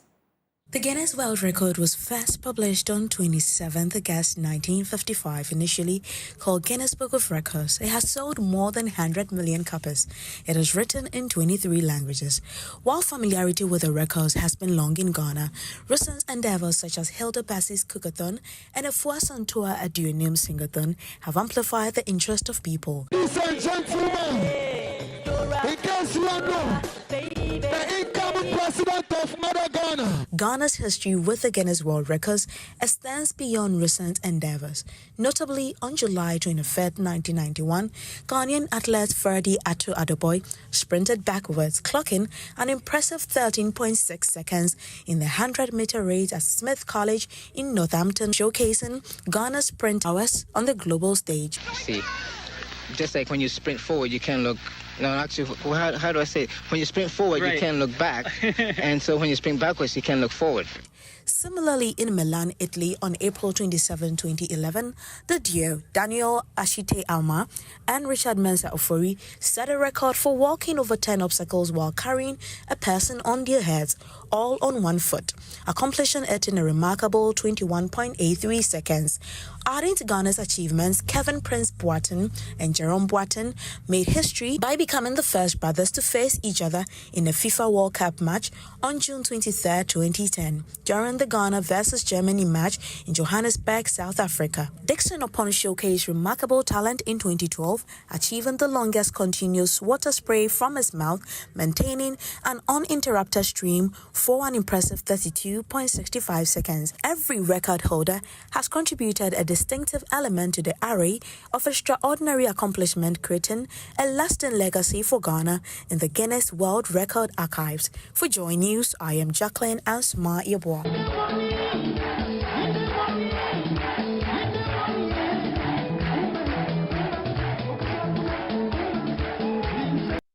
We are not the only ones, though. We have a lot of other Ghanaians who have also achieved this feat out there. Now, Play Ghana, launched by the Ministry of Tourism, Arts and Culture. The Play Ghana initiative started last year, and we have a lot of Ghanaian celebrities who have been sharing their thoughts on what they think about the hashtag Play Ghana. There's the Play Ghana agenda. People should push Ghana music. What's your peculiar take on this? There should be a law. If there's no law passed to protect that, it will be a hearsay. So I think there should be a law that will govern the music industry, where Ghana music is more patronized, Yeah. I mean, it's a very good initiative. I mean, if they are looking for ambassadors, I'm here. I mean, yes, so, I mean, it's a very good thing that I've brought. Look, right now, Ghanaian music has been playing throughout. Shout out to Efia Santua for also doing that. Well, that is it for today. Well, and on that note, we say thank you for being a part of us. Up next is Prime Business with Emma Davis. But remember, there's more news on myjoyonline.com. Please do have a great evening.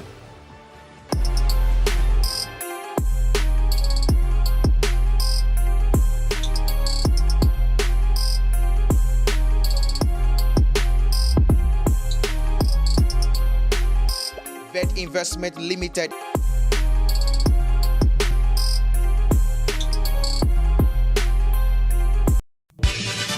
The best gift you can give a loved one is good health. The Love FM Fitness Walk is the only platform which prevents this exclusive opportunity to walk with your friends, partner, granny, kids, abongo, empna, obia, ukunu, schoolmate, etc. to stay healthy. Banks, insurance companies, construction companies, hospitals, schools, security services, various fitness groups. Come and let's shake off the stress. Start looking for your walking kit and let's hit the streets of Kumasi to de-stress, exercise, and burn some calories. You can also send us a minute video. Shijama Kakra, Yedede Kakra, as cooperating institutions, groups, or individual declaring your readiness to partake in the walk. Stay with Love 99.5 FM and Inshra 104.5 FM and get more details on the walk. Or call 0245 594 425 for inquiries. Remember, Fitness Walk is on Saturday, 3rd February 2024 at the Kumasi City Mall, 6 a.m.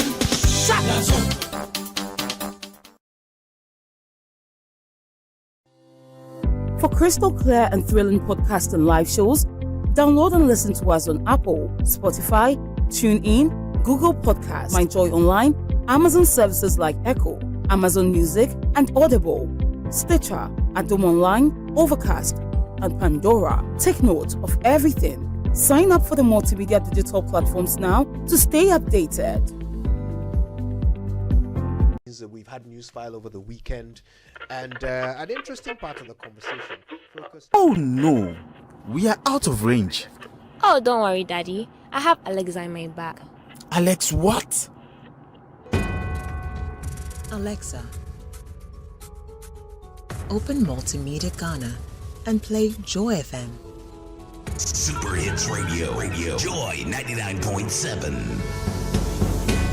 Listen to Joy FM, Hits FM, Love FM, live on your Amazon Echo.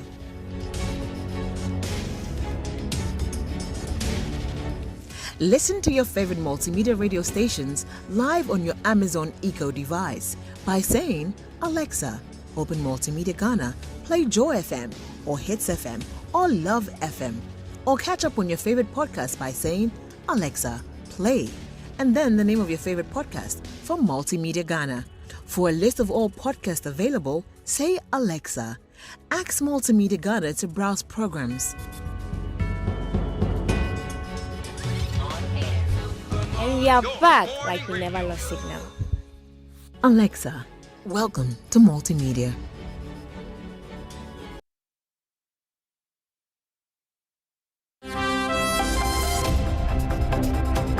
The business segment is brought to you by EcoBank, the Pan-African Bank. For your QR code. It's time you switch to Bell Pack today.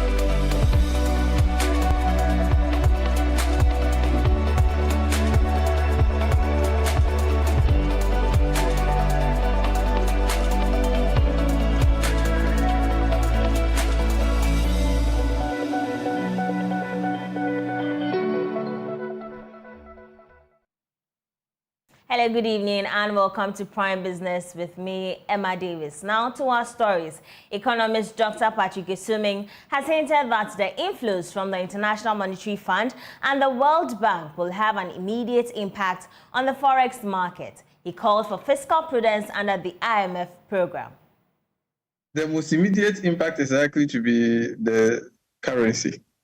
That is where you see, short-term impact of receiving those kind of foreign currency. Then, depending on what you use the funds for, what you commit the funds to, you might see, longer-term impacts going through other sectors of the economy. Now, what the finance minister has said is that this is going to budgetary support. I think beyond what you use this money for, don't forget that before we could get the second tranche, we had to get to some agreement with the external creditors, the bilateral external creditors. And I think because of those negotiations, some of the projects have been put on hold. So we expect that once we conclude those ones, those projects will resume, and that should help with that. And then don't forget, we have a substantial shortfall in our budget. And we are not, under the IMF program, we can't take on any more commercial loans. We can't go and do Eurobonds. So in some sense, this is going to help plug the hole. So you shouldn't expect anything extraordinary except what has been put in the 2024 budget. So the traditional system that we use for doing our spending, which many of us believe has a lot of laxities, will apply. So I don't think we shouldn't expect additional value for money because of these funds. Whatever we are doing with the IMF program, if there are any improvement in our governance system, that is the only way we begin to see that these funds are being put to more beneficial use.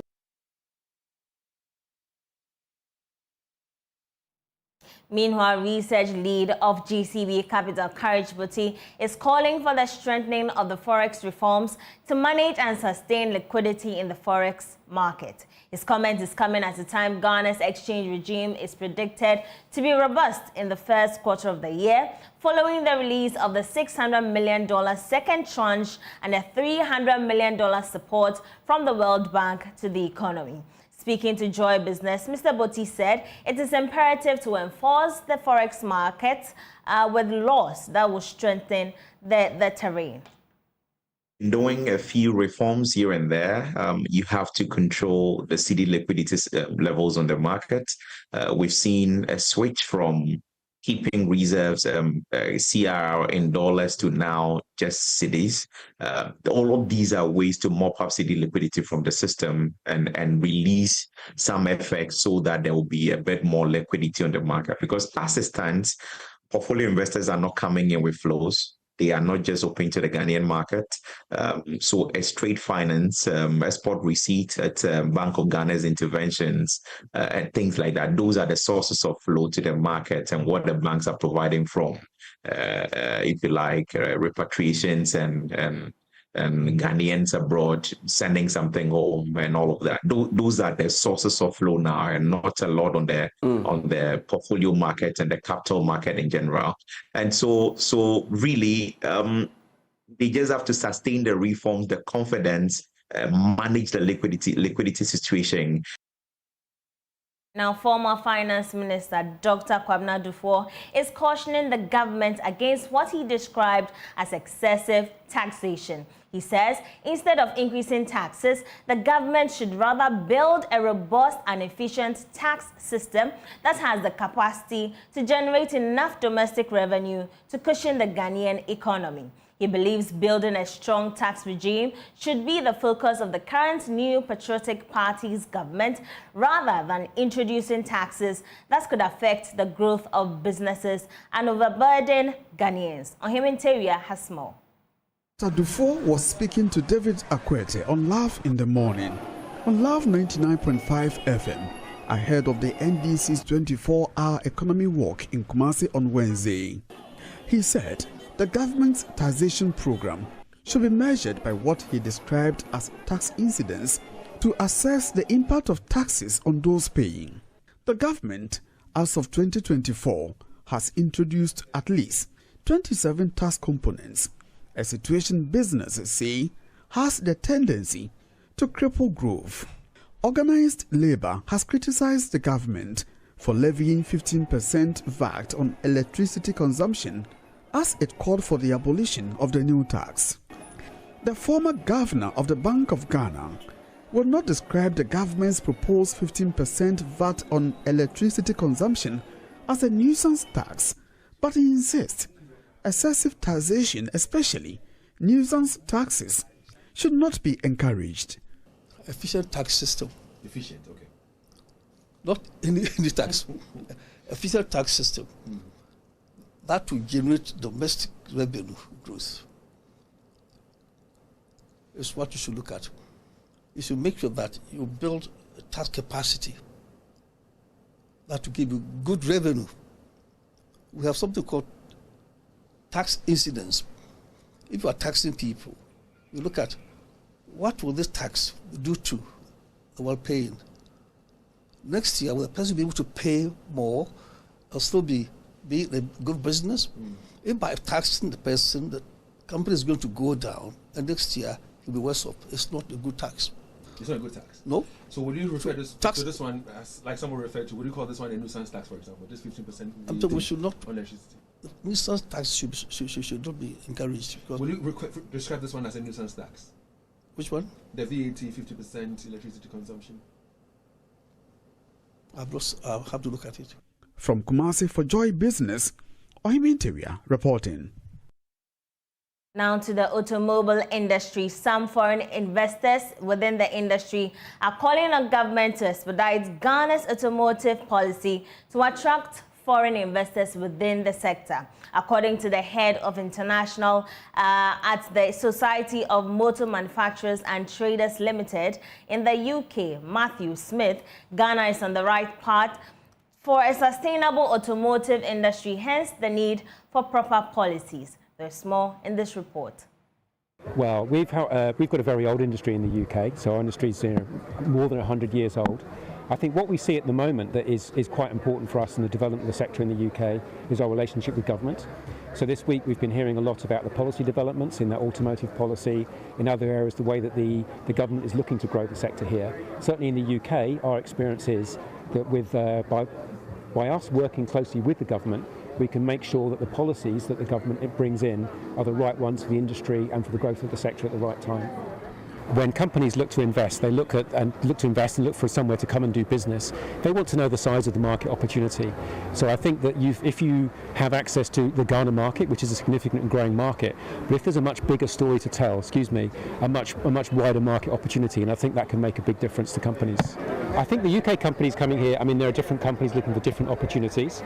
Again, we've been hearing a lot this week about the plan to grow the EV industry in Ghana. Our experience in the UK is our market has grown a lot. So last year, the BEV sales, the pure battery electric vehicles, were 16%. So we've seen some very strong early growth in the UK, but we're now finding some challenges. Electric vehicles are very exciting, they're great technologies, and the climate is changing. We need to reduce our carbon emissions. As part of efforts to expand insurance coverage, prominent health insurance company Glyco Healthcare has launched the Glyco Sunkwa Health Plan and the Glyco eHealth app. According to the chief executive of Glyco Healthcare, Mami Efriye Boache, the two products will leverage technology to offer patrons a convenient healthcare delivery. InsurTech has been identified as an important channel to expand insurance coverage, especially in Africa. In Ghana, Glyco Healthcare, one of the leading insurance firms, has launched the Glyco Sunkwa Health Plan and the Glyco eHealth app. The two products leverage technology and innovations in delivering health insurance services to patrons. Mami Efriye Boache, Chief Executive of Glyco Healthcare, shares some details. The Sunkwa is designed, like we said, for people in the diaspora to purchase or buy for their families here. You realize that there are instances where people get sick or fall ill and their relatives abroad have to run helter-skelter to sort of find money to, bring it home to take care of them. But this gives the convenience, so to speak. So if someone purchases for their family back home, you have the peace of mind and the convenience the whole year.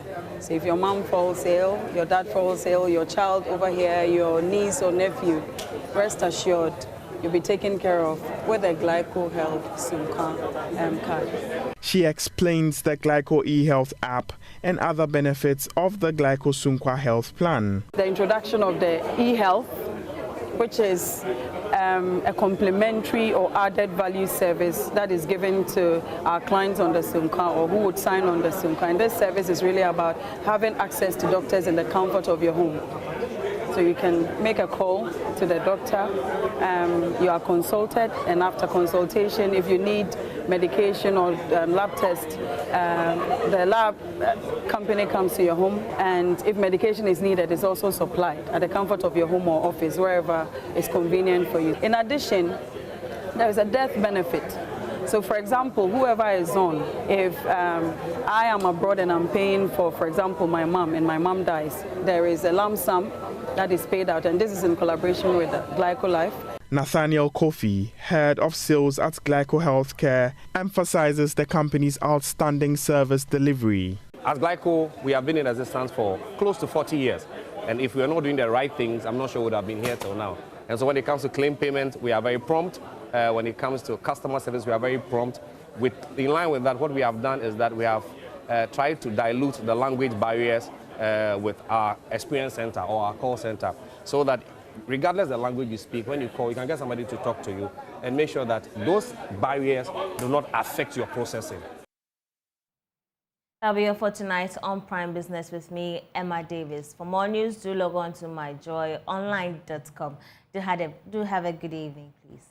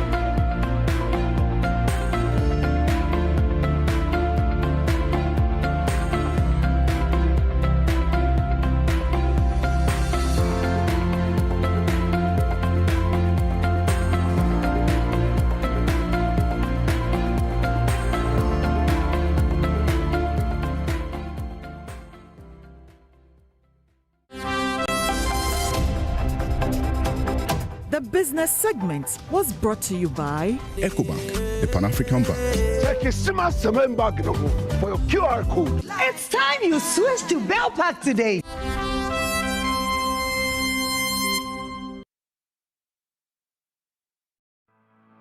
For decades, we have helped businesses connect with their trade partners all over the globe.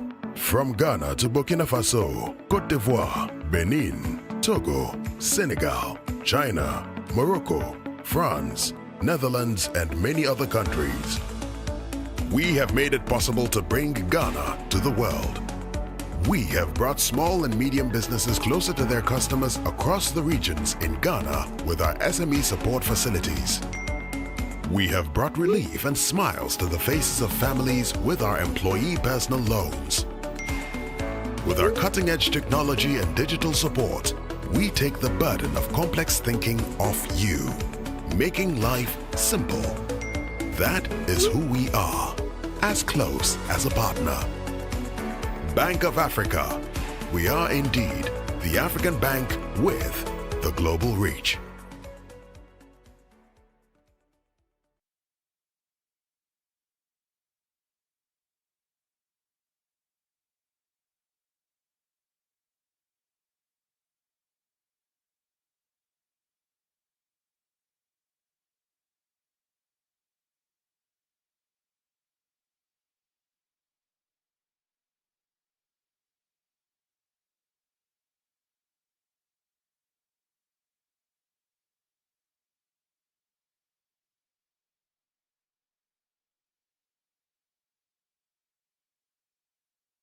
They have got some incredible stories. You've probably never heard of them before. If you are better than the coach, then you should have been the coach. We ever knelt down to beg a coach to take Suleiman Tari to a tour? Yes. In 2010, I did it. Milo asked you to sign for his agent and you refused? Yes. Mufti, at a point, nobody wants to come and play for the Black Stars. Since 2008, semi-finals, finals, semi-finals, finals. If we continue like this, I can assure you and I can bet you. Anything happen negative concerning the team, it's me. What is deeper poor? Porter. Can he still win a world title? With my experience, it's a no-go area. We've come across a lot of featherweights. And Isaac Dogbe do not match them at all.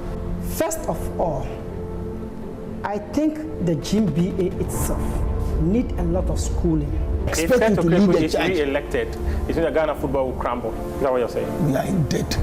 If that is what is in his mind, then tell him he should stop it. They have to clean their heads. When the voices Jamata in Ghana Sports speak, they speak here on Prime Take every Saturday at 7:30 p.m. on JoyNews.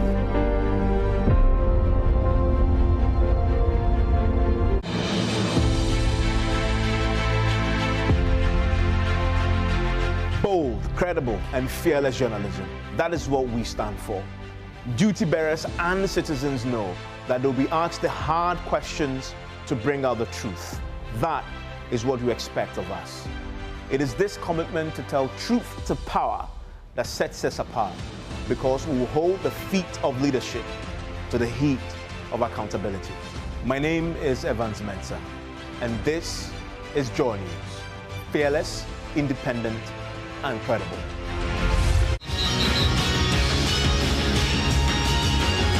Sports segment is brought to you by Commended DBS Industries to you. Let's go to DBS Industries.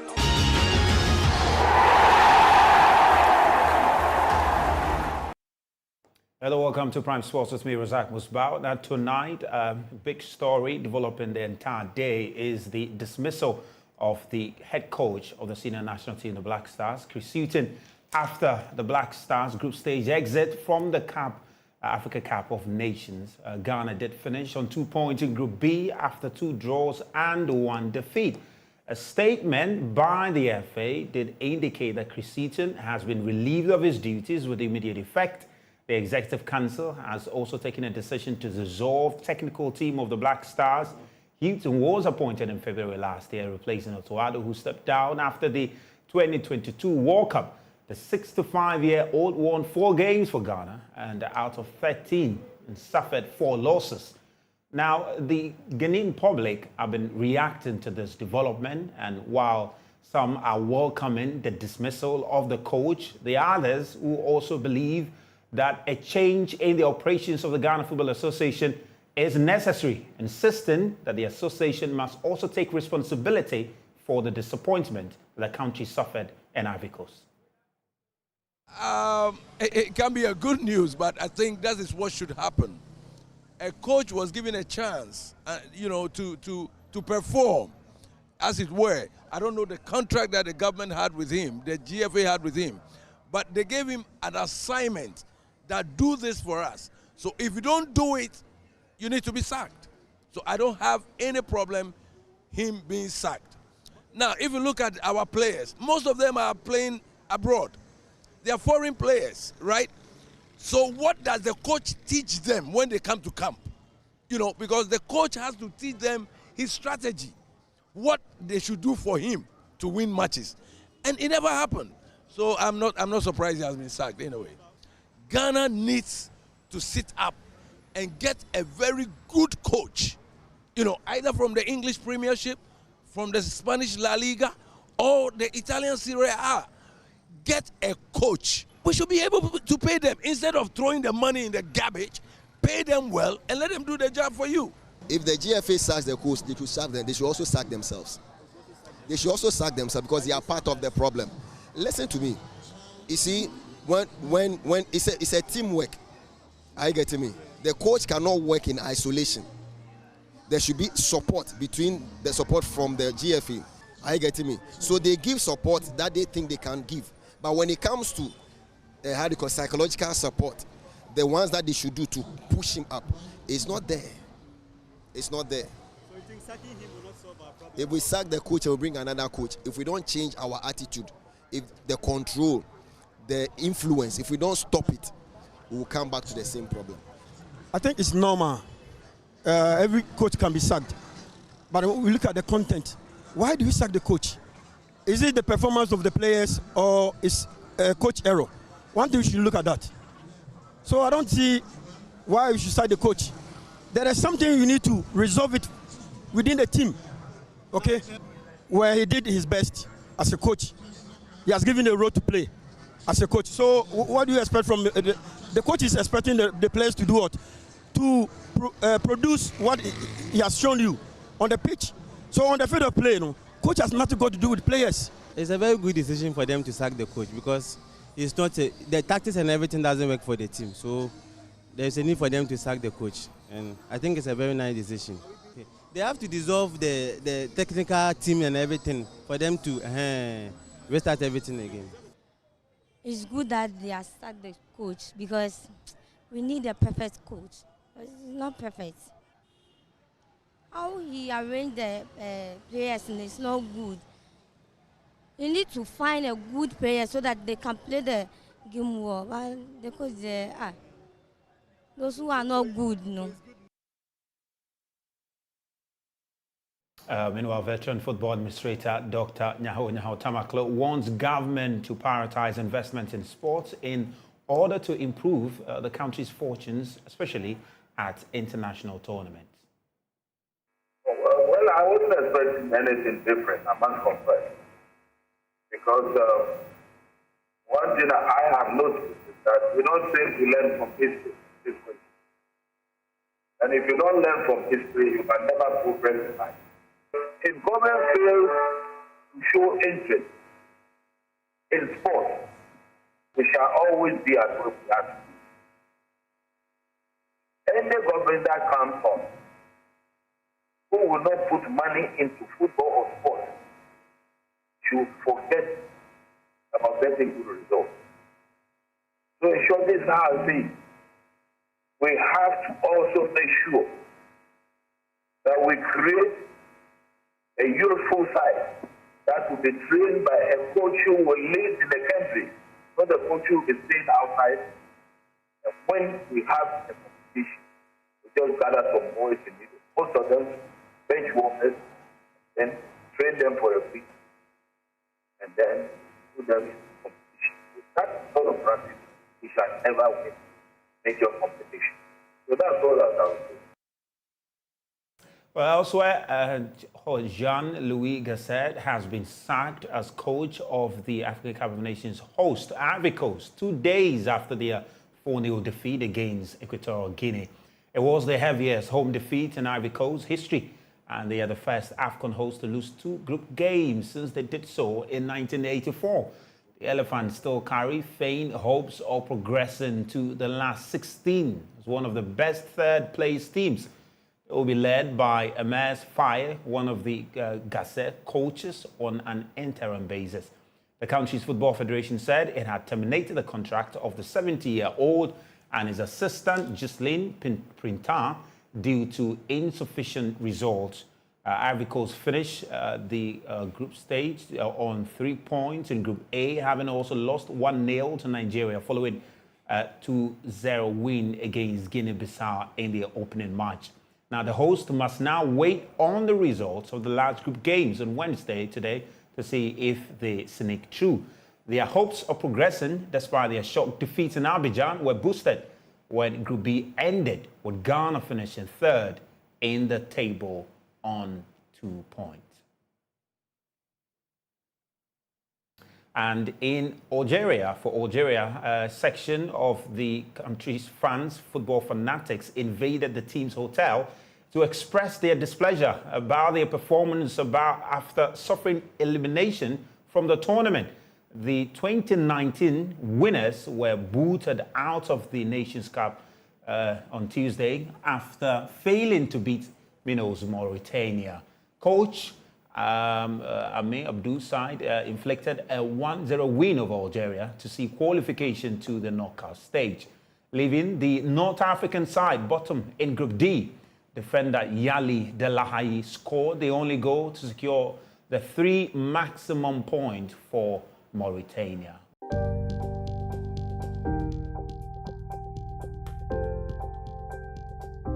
In a nation where economic stability is paramount, the Ghanaian government has embarked on an innovative policy aiming to alleviate pressures on the local currency and reduce fuel prices. Gold for oil, fueling Ghana's economic stability. Gold is as good as foreign exchange. It's as good as the US dollar in international payments transactions. Ghana, known for its rich resources, diverse culture, and growing economy, has faced challenges in maintaining a stable exchange rate for the Ghana cedi. Fluctuating global oil prices and the currency exchange rates have often burdened the nation and its citizens. All of these were exacerbated by 2 major global events. Before COVID, the economy was growing, at 8%, and we had hopes, high hopes. And then COVID struck. When COVID struck, what happened to the global economy? Global output shut down. Borders were closed. Businesses shut down. Employees were asked to stay at home. When you stay at home, you are not productive. When you stay at home and companies are shut down, and Ghana's economy, which these days is driven more by services, meant that all the service industry was shut down, closed. And if the industry is closed, will they be paying taxes? Answer is no, there will be no taxes. Government will not be making any money. And the only money government can spend will be grants, which we got some, and also the reserves we had. The situation led to a rapid skyrocketing of the price of fuel and a threat of shortage. Global crisis and everything, you started seeing major increases in price of fuel, in price of oil, in inflation, and it was essentially an impact of depreciation of the currency because our reserves of foreign currency had fallen low, and because of that, the pricing of fuel as the exchange rate depreciated also increased significantly. Price of diesel went up to as much as 23 cedis per liter, and so you had an impact on that of inflation, and then it was very cyclical. The exchange rate will depreciate, the fuel price will increase, inflation will increase, and the exchange rate will depreciate some more, and so on. And as I saw it, and as our government saw it, we're moving towards a Sri Lanka situation, because once you have a wonderful evening. Sports segments was brought to you by Mentor DBS Industries to you. Let's go to DBS Industry.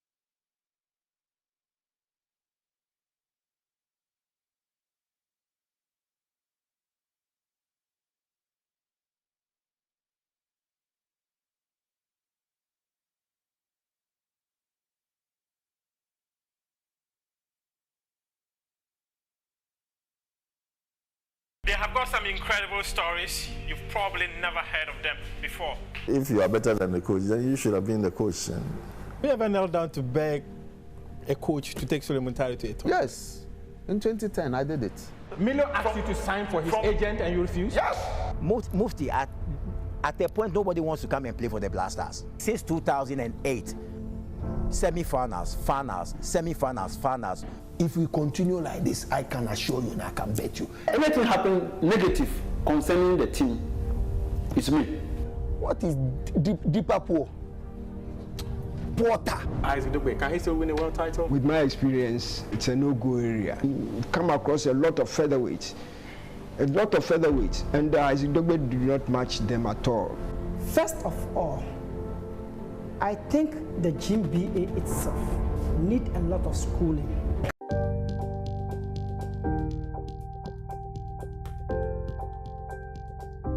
In a nation where economic stability is paramount, the Ghanaian government has embarked on an innovative policy aiming to alleviate pressures on the local currency and reduce fuel prices. Gold for oil, fueling Ghana's economic stability. Gold is as good as foreign exchange. It's as good as the US dollar in international payments transactions. Ghana, known for its rich resources, diverse culture, and growing economy, has faced challenges in maintaining a stable exchange rate for the Ghana cedi. Fluctuating global oil prices and the currency exchange rates have often burdened the nation and its citizens. All of these were exacerbated by two major global events. Before COVID, the economy was growing, at 8%, and we had hopes, high hopes.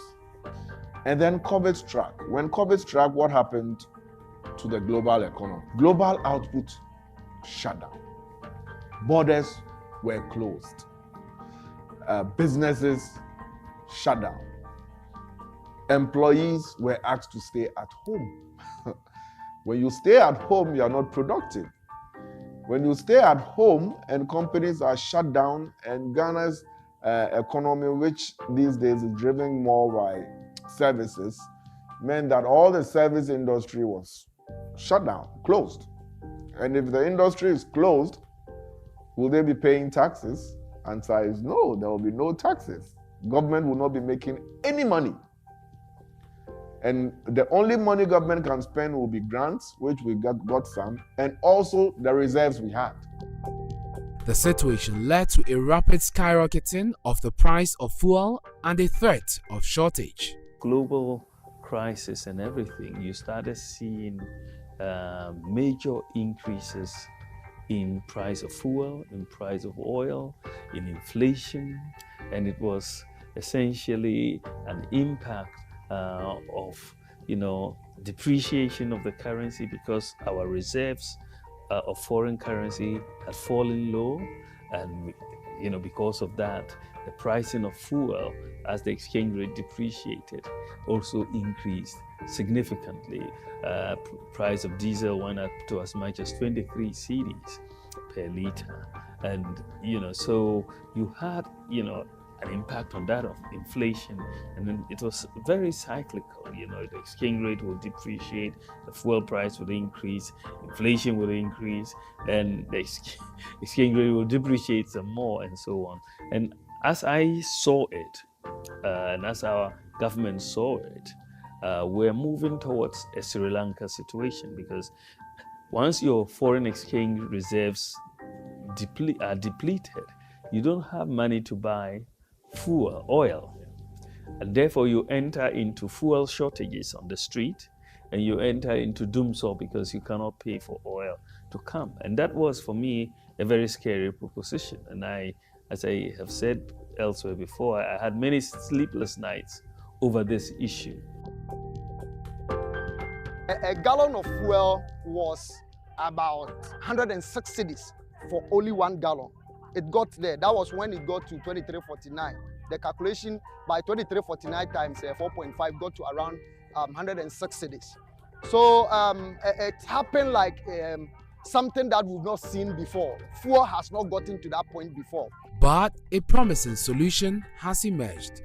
Recognizing the value and stability of gold, government has taken a bold step by utilizing this precious resource to secure oil imports. When he introduced the gold for oil, for me, it was like just an incremental innovation. Because for him to see that this commodity, when they buy, when government of Ghana buys with cedis, it becomes dollars. And they can use that to negotiate for fuel inflows into the country. Clearly, it shows that is thinking outside the box. The vice president, who is the chair of the economic management team, had a very good, clear sense of where he's taking this to, clarity of vision. Initially, there were a few of us, not particularly myself, but I say a few of us in a generic sense, who had our legitimate doubts as well as legitimate queries as to how this will all work out. But he was very firm in his conviction and his vision in terms of what he wanted to do with our mineral resources and how it was going to result, as I've sought to explain.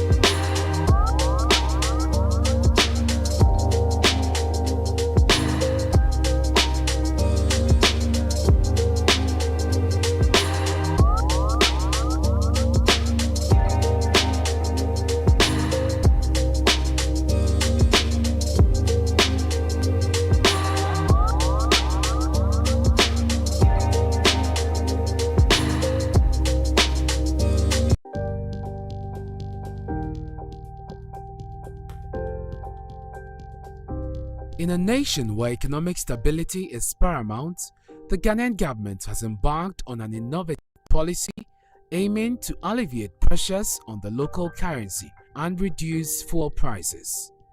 Gold for oil, fueling Ghana's economic stability.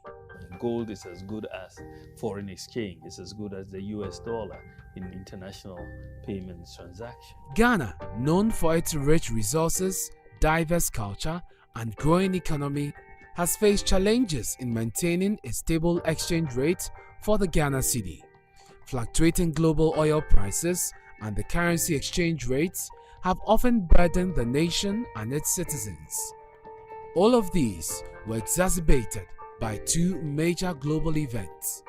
Before COVID, the economy was growing, at 8%, and we had hopes, high hopes.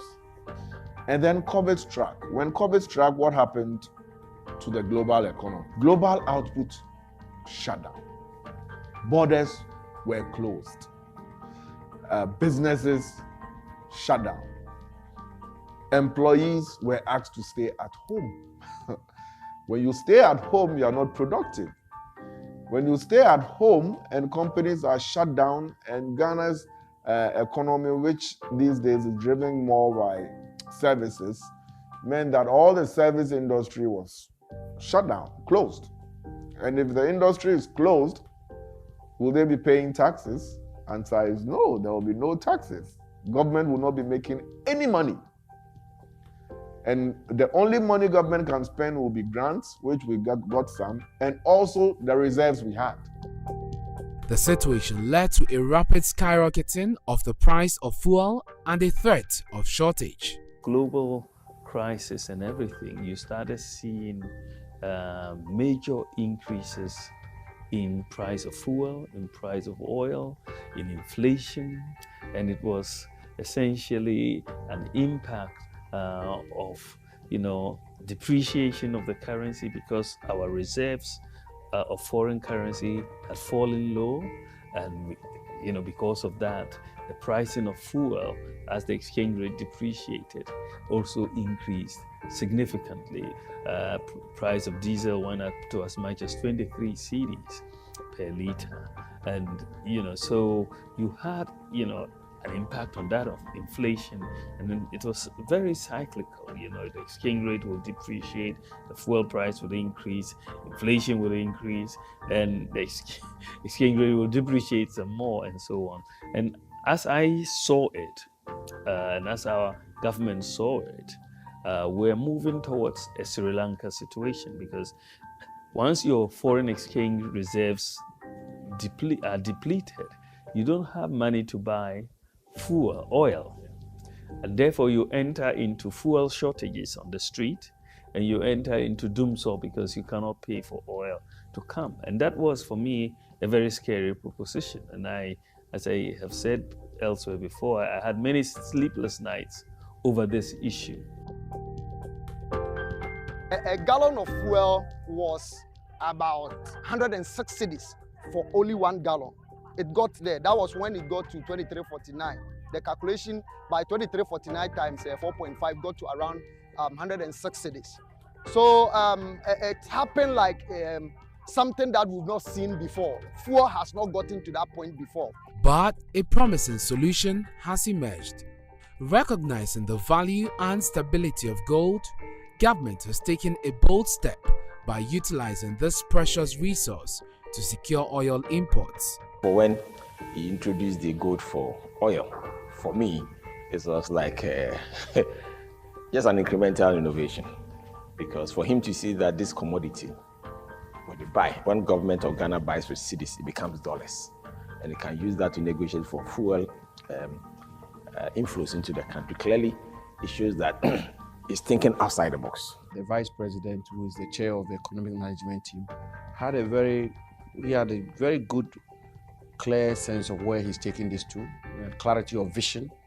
Initially, there were a few of us, not particularly myself, but I say a few of us in a generic sense, who had our legitimate doubts as well as legitimate queries. as to how this will all work out. But he was very firm in his conviction and his vision in terms of what he wanted to do with our mineral resources and how it was going to result, as I've sought to explain, in the reduction in cost of living and so on and so forth. And he stood his grounds on all fronts whilst taking in inputs and critique of the policy proposal. By purchasing oil with gold, Ghana is strengthening its economic foundation. As the minister responsible for lands and natural resources, more fundamentally is a paradigm shift in terms of how we leverage our mineral resources. The age-old problem of exporting raw materials, exporting our raw minerals, not leveraging them for the good of the state and the country, is one that I believe this program is jettisoned and is actually dealt with. And in some cases, the Bank of Ghana's domestic gold purchase program is resulted in the refining of gold here in Ghana and outside the shores of our country. But more importantly is the fact that we are leveraging these minerals, these resources. This strategic approach brings several benefits. First, reduce fuel prices. By bypassing the traditional reliance on foreign currency, Ghana can negotiate better terms and secure more favorable prices for imported oil, leading to reduced fuel costs for consumers and businesses alike. The yellow line is the world market price, the Platts price for diesel. The orange line is Goil's price, pump price. The blue line is for Star Oil. The green line is the Forex. We started the Gold for Oil program somewhere here. And we can see clearly the trend for pricing. We can see that the Forex is stabilizing and it's coming down, even though sometimes it goes up. We can see the world market price, yes, it's almost flat, but it's coming, goes up, comes down. But what is constant is the fact that our prices, local pump prices, are trending downwards. And this is what the Gold for Oil was supposed to achieve. And of course, you also know the obvious impact that these prices have on everyday cost of living. And therefore, one will say that the program and its ramifications have had a very positive feeling for all of us, that we've been able to work out a mechanism which is helping us deal with the cost of living issues. The Gold for Oil system, it has helped for some time now because it made the price to come down a bit, and it's helping the transportation system in general. As at now, we have seen the impacts, because first where it was and now where it is, we have seen the impact of gold for oil. The Gold for Oil policy will also augment other measures by the central bank to mitigate the volatility of the Ghana cedi, ensuring a stable exchange rate, attracting foreign investment, and fostering economic growth. That was just a simple idea, and I thought through it and looked at the analytical framework for that. Made very good sense to me, and I sort of informed government about how this thing would work, and we had a consensus on it, and I announced it. I announced it in December, and I said we are coming in with a new policy, and this new policy would achieve, an increase in our reserves. It will reduce the depreciation of the cedi. At the same time, it will reduce fuel prices, and it will reduce inflation. When the Vice President convened this extraordinary maiden meeting of the economic management team, of which I was invited as the minister responsible for the regulation of the mining sector in our country. Very innovative, there's no two ways about that, thinking outside the box, and also quite ambitious.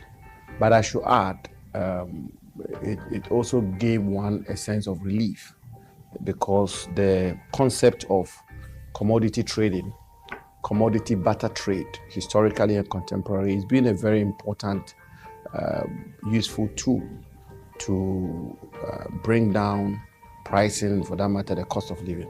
The policy also enhances Ghana's self-reliance and reduces dependence on external forces, empowering the nation to control its economic destiny. So I think one of the most powerful nation-changing policies that has happened to this country is the fact that even though it's late, we now know that our own gold is money, and our own gold can be used as a reserve currency to support our city and support this dear country of ours. Nobody, since independence, nobody has come to tell us, build your gold reserves. But I said it's better late than never. And I'm happy this vice president is the one who is telling us that let's build our gold reserves. It will help correct some of the fundamentals.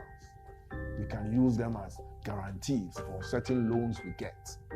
And when the demand for dollars goes up, at least we have some gold that will back our city.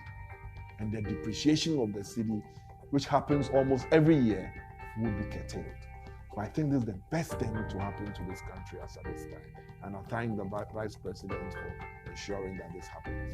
You know, Western region, for instance, we produce about 60% of Ghana's gold. And for us to see that this gold we are producing, for the first time in so many years, is making a direct impact in this country, in the Western region, with all fuel prices now coming down. Clearly, people can see it. In times of difficulties, in times of challenges, leaders are required to think outside the box.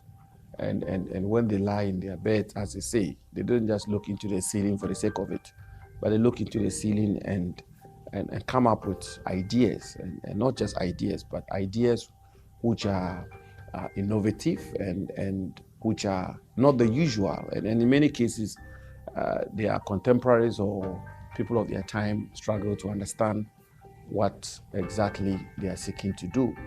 And of course, the Vice President working closely with the President on this particular matter, and in cabinet, within the government, his close collaboration and consultation with President Akufo-Addo meant that the two of them offered such extraordinary leadership for our country in some of the difficult times of this nation.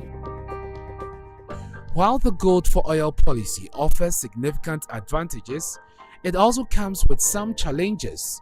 Ensuring efficient coordination between the gold and oil sectors, managing potential risk, and maintaining transparency are crucial for its success. However, with careful implementation and continuous evaluation, the future prospects are promising. Before this place, Boss was bringing in food. We're importing food products. Were we not? We're doing our normal activity. It's just that we've been brought together to correct a market failure. So whatever we're doing is something we do normally. And Bank of Ghana, as the regulator, is ensuring that this will help stabilize prices. As to its sustainability, I told you there's a reason why this country is called Gold Coast. We have a lot of gold. The only challenge was the smuggling. Now most people are bringing their gold through the normal channel. And so that is what will deal with the sustainability. Since January 15th of 2023, we've seen an appreciation, not a depreciation. So inflation is coming down, depreciation is coming down, or you're having appreciation, fuel prices are coming down, and our reserves, rather than declining as we would have expected them to have done, are being built up right now. So for me, I see this as one of the most, if not the most important macroeconomic policy that as a government we have implemented since independence. And I think that this is just the beginning of this. The impact of this is just being felt. I mean, it's been less than 6 months since we operationalized this policy. And I'm looking forward to a further deepening of this policy over time. I think the vice president will commend him for, bringing this deal. Actually, we don't know. Me, I'm not an expert. All that I need is to see the fuel coming down, and that is what I'm seeing. Ghana's gold for oil policy represents a visionary approach to ensuring economic stability, protecting the Ghana cedi, and reducing fuel prices for the benefit of all.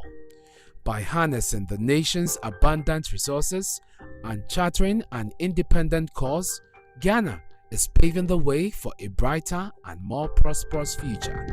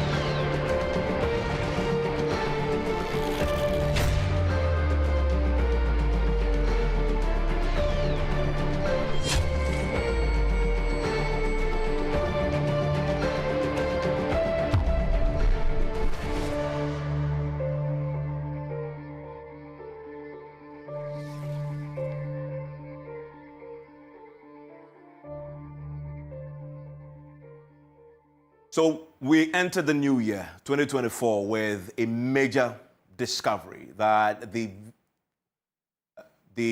GRA has been authorized and in fact now written to the ECG to start implementation of a 15% VAT on electricity. Many were surprised that this was even something that was on our books. It was actually a law that hasn't been implemented since 2013. Now, as we've seen in the last 24 hours, labor, organized labor, led by the TUC, has begun to sound the war drums, and it's pitched it firmly against the government. They warned that government needs to withdraw this immediately, and they give them 1 week to do so, or they're going to face a wrath. And they've been very blunt about this. There will be an industrial action. They will withdraw their services, and this will be in all workers in the public sector, including nurses, including doctors, and teachers will withdraw their service over 15% VAT on electricity.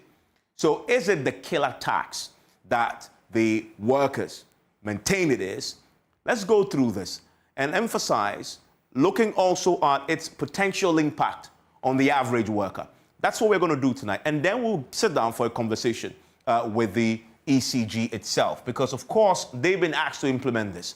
Are they in a position to do so? And what will that mean for you? As you know, a very important part of this conversation is about this non-lifeline residential consumption. What does that actually mean? So if you're within the lifeline bracket, and I'll take some time to break this down, it means that you will not be paying the 15% VAT. But that is just part of the story. The whole story, let's look at that. If you really look at this whole concept of the lifeline, it's been there for quite some time. And it would define this with kilowatt hour. In other words, what you consume, the electricity you consume, and the range within which you consume. If you fall within the certain range, you pay extremely less. The state subsidizes it significantly for you. And so you're a lifeline. And by the way, the lifeline consumers are the poorest of the poor in this country. And we've come together as a nation to say, because you're so poor, it is just unconscionable to ask them to pay the same rate and tariff for electricity as, for example, will pay. Someone like the finance minister will pay. It is just unconscionable. And so we decided that we'll set a ban for them. If they fall within that ban, and this is based on research and data, then they won't pay the standard full cost of electricity. And so we say, if you go to 992, if you consume 50 kilowatts an hour, you are lifeline. And then we came to 994 and decided that let's expand this band a bit more. Let's bring more people, because we realized that people were outside this bracket who simply cannot afford to pay for electricity. And if they can't pay, they have to pay, and they are not within the bracket, we're pushing them further into poverty. And you know, you really define and see the true character of a nation by what it does to the poorest and most vulnerable people in the society. And so we expanded it to 10 kilowatts per hour. And then come to 1998, we decided to bring it back down to 50. In other words, again, we decided that, well, maybe the bracket of those who now can't afford to pay, we've done enough for the economy, grown the economy to the point that we've created a bit of wealth. So we've lifted many more people out of poverty. So let's bring it back down to 1998 to 50 kilowatts an hour. That's an argument we can have, whether indeed we achieved this economic transformation and improved people's wealth to the point that justified the reduction to 50. But come to 2022, this current government decides, and this is the smallest margin yet when it comes to those who benefit that we've had in 30 years. That reduction, as you see on your screen here, is something we haven't seen before in terms of reducing it from 50 to 30. Again, the fundamental question is, what was the justification for this reduction?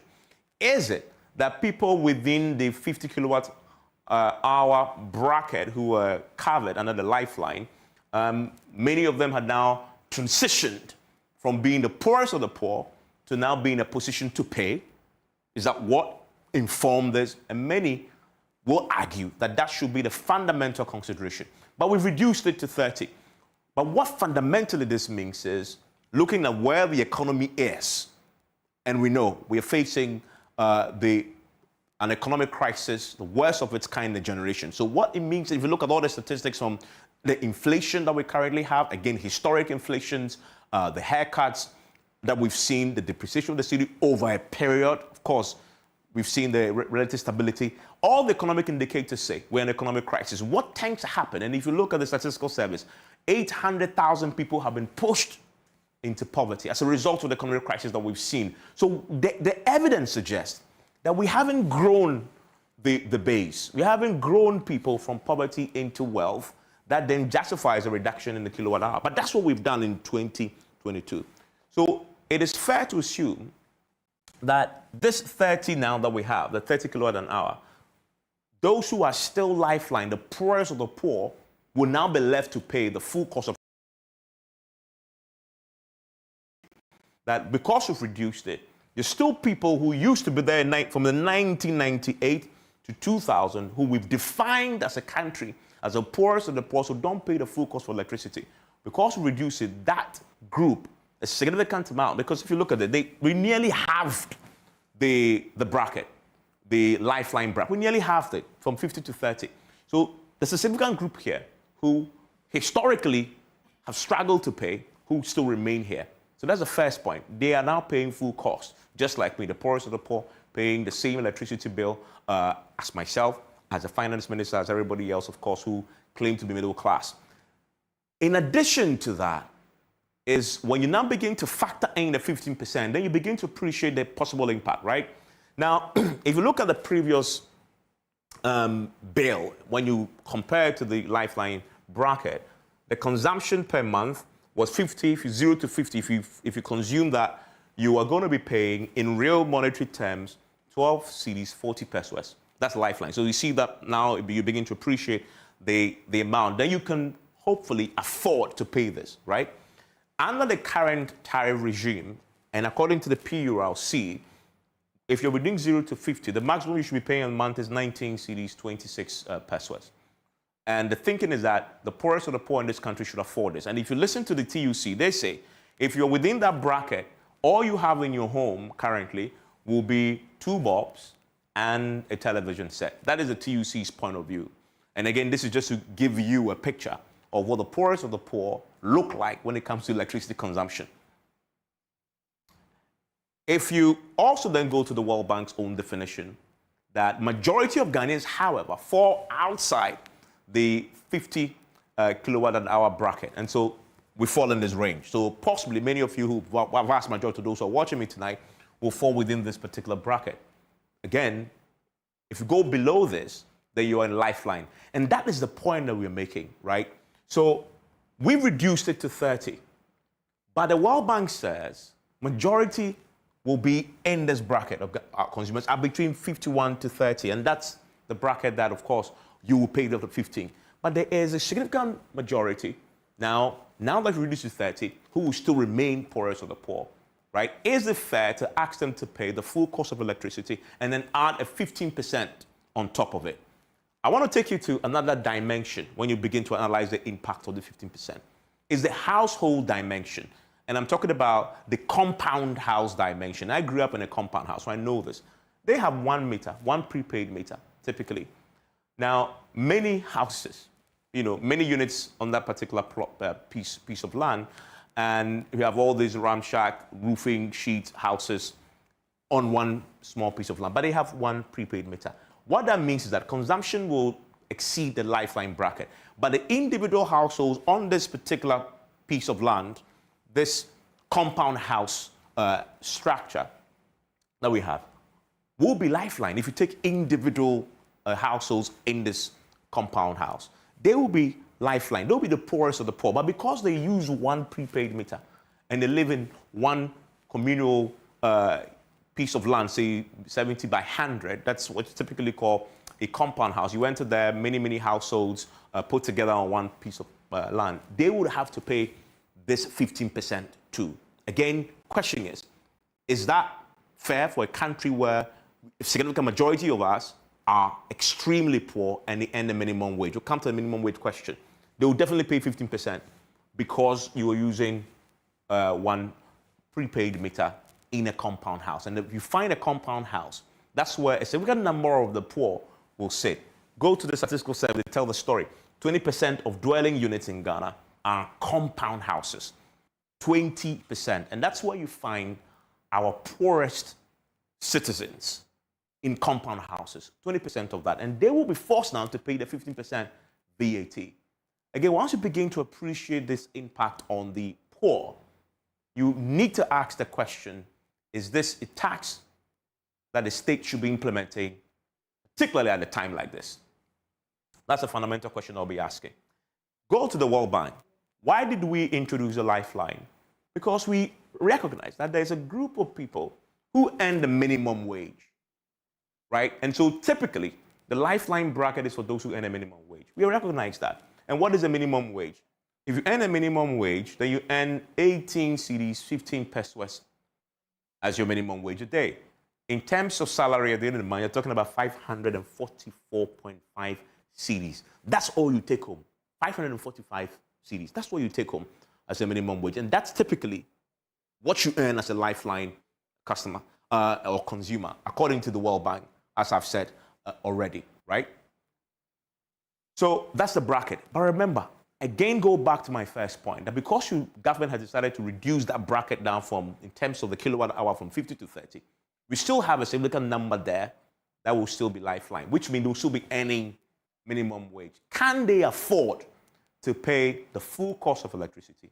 In addition to that, they'll also now have to pay 15% of VAT on that. Think about that for a second, and the impact that will have on that poor woman who is selling by the roadside, who lives in a compound house. That is a story that begins to emerge when you begin to strip this off a bit more. And then you see the story of well, there's no free lunch. Government spent a lot of money to do free electricity, etc. As you see, over time, they found a way to get us to pay. We have the COVID-19 health levy was introduced. You have the lifeline bracket truncated and reduced to 30 kilowatts an hour. Quarterly tariff adjustments introduced right now. Now we're talking about imposition of the VAT per that directive. So is this really the killer tax? Well, you can try and answer that question for yourself. But let's have a conversation. Let's go back to the roots of this, which is an act that was passed in 2013, but also then explain why is government deciding to implement it now when government prior have decided not to touch it because of what I've just explained, its impact on people. And we'll also get to talk to the TUC on this. Stay with me. The next 45 minutes, we'll try and get you to understand its impact on you. Will it ever be implemented? Is it even feasible? And what really can the TUC and others do about it? My guest after this.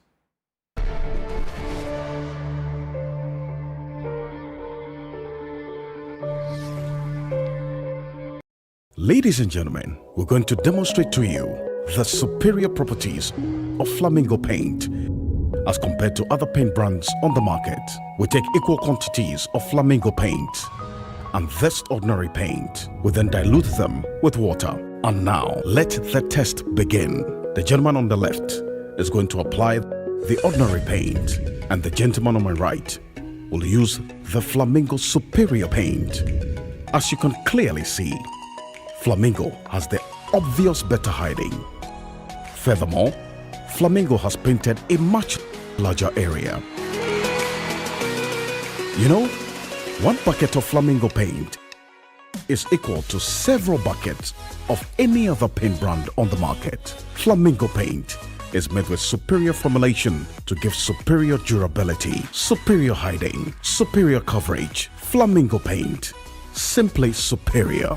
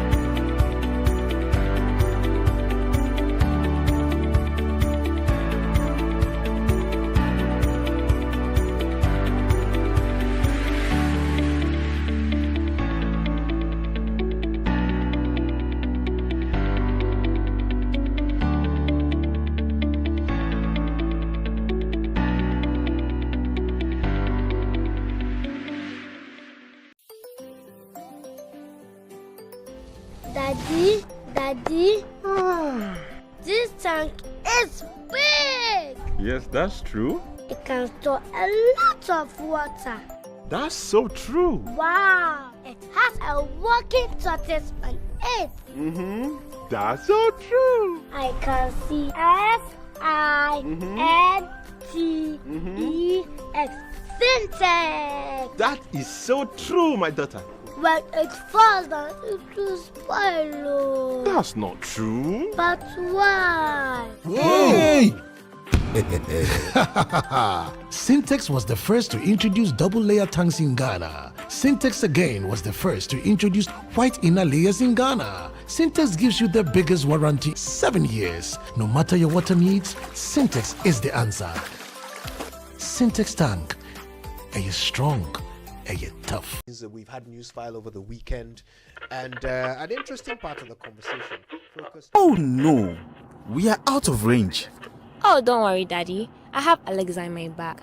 Alex, what? Alexa, open Multimedia Ghana and play Joy FM. Super Hits Radio, Joy 99.7. Listen to Joy FM, Hits FM, Love FM, live on your Amazon Echo.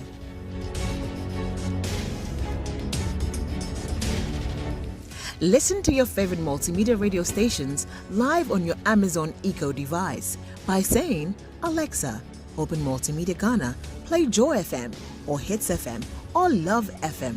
Or catch up on your favorite podcast by saying, Alexa, play, and then the name of your favorite podcast from Multimedia Ghana. For a list of all podcasts available, say Alexa. Ask Multimedia Ghana to browse programs. And we are back like we never lost signal. Alexa, welcome to Multimedia. It's time to get stepping, because if you upgrade your DSTV subscription now, we'll step you up to an even higher package. Respect that. Upgrade now and step up to even more action. Step up to more football. Step up to more local drama. Step up to more fun and get more than you pay for. Upgrade now and get boosted to the next package at no extra cost. Visit your multi-choice branch or agent and upgrade to step up and get boosted. Blessing, do you know of any good medical school I can take Kofi to? Oh, Fifi, is that why you're looking all moody? Then I have some good news for you. The College of Medicine and Allied Sciences, COMAS, Accra, Ghana, is a degree-awarding institution, and they offer Bachelor of Medicine and Bachelor of Surgery using the Graduate Entry Medical Programs, Bachelor of Diagnostic Imaging, and BSc Health Information Management. All these programs are accredited by GTEC. Their bilingual curriculum prepares you to consult in French. But I'm worried about admissions. Admissions are ongoing. Contact us on Facebook or on Instagram at info.comas or call us on 0208-456-556 or send them an email info@comas.edu.gh. COMAS, the citadel of a holistic professional medical education. Can he tee up someone in red? In it goes to one. Do not say! That's who goal is for. I got 5 Champions League. You want to know? I be the real goat. Chairman. I'm the real goat. The left magician. The left magician. Who is the goat? Ghana Jollof or Nigerian Jollof? Ghana Jollof has no co-equal. The smell alone. Oh my God. No, that shift. You two they lie, eh? Now the same stew when they use cook the rice and then they go put them for top. Hey! You are lying. Ghana Jollof.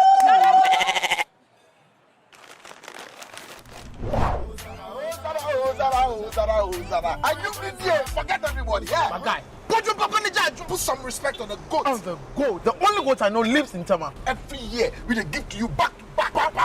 We are talking about PET. I want to hear the face. Except be the goat, huh? My guy, he be the goat. Though our choice of goats may differ in football, music, and jollof, Alomo Bitters always brings us together. Alomo, experience greatness in every moment. Drink responsibly. Not for sale to persons under 18, not recommended to pregnant women. This advert is FDA approved. For crystal clear and thrilling podcasts and live shows, download and listen to us on Apple, Spotify, TuneIn, Google Podcasts, MyJoy Online, Amazon services like Echo, Amazon Music, and Audible, Stitcher, Adom Online, Overcast, and Pandora. Take note of everything. Sign up for the multimedia digital platforms now to stay updated.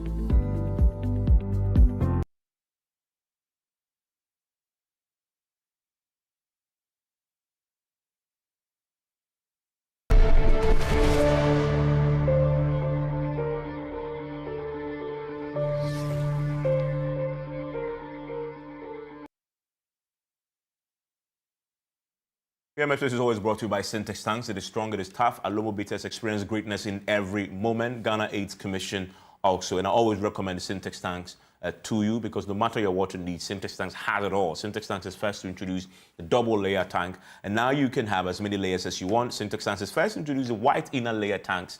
And they also have the customer specs. You can just call them.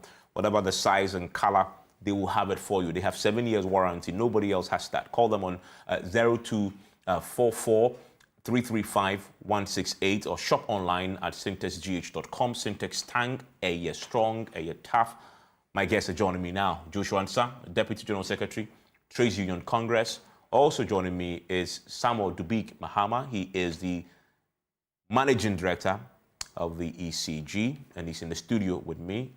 Dennis Asare is a research consultant on energy at the Mani Center for Policy and Education. And I quickly want to start with the TUC on this because yesterday they did a press conference asking government to withdraw this. They were going to advise themselves. Mr. Joshua Ansah, since your press conference yesterday, have you been called to sit for dialogue? Good evening, Evans, and good evening to our channel's listeners. Unfortunately, no.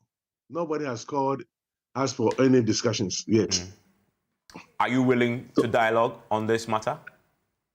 Yes, we are willing to dialogue for no buts. We are willing to dialogue for total withdrawal of the document. We are not prepared to accept anything apart from total withdrawal of the VAT because you will not pay, and we cannot pay. Okay. Please stay with me. I'll come and understand a bit more why you say you won't pay when this is actually from what I... No problem, Evans. I'll come back to understand why you say you won't pay when this is law from what I've been told.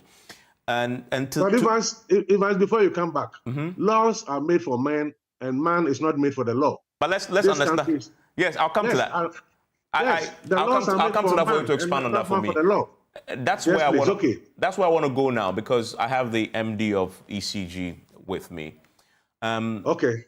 Mr. Dubig Mahama, on that subject of the law, though, what is the legal basis for this particular VAT on electricity? Because last year, when we all sat here, covered the presentation of the 2024 budget, I don't recall that there was a line in there in the tax handles that says that government was going to impose VAT on electricity, which would have then been approved by Parliament, etc. So what's the legal basis for this?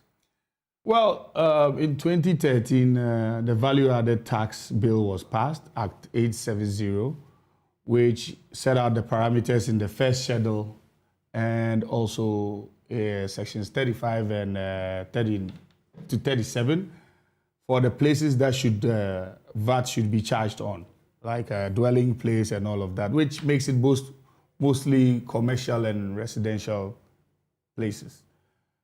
This has been a very thorny issue since 2013, and its implementation has also actually been a headache. As we are as a nation now, there's a letter that came to ECG requesting this. When you say withdrawal of the letter, as we heard my elder brother say,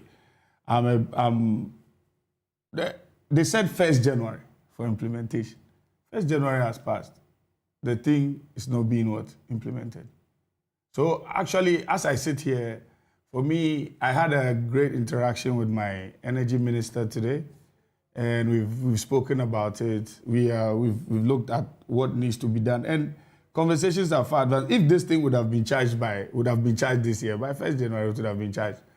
Clearly, at where we are now, we are finding whether even the law that was passed, what are the restrictions on the law, if it can be passed. We are finding a couple of interpretations.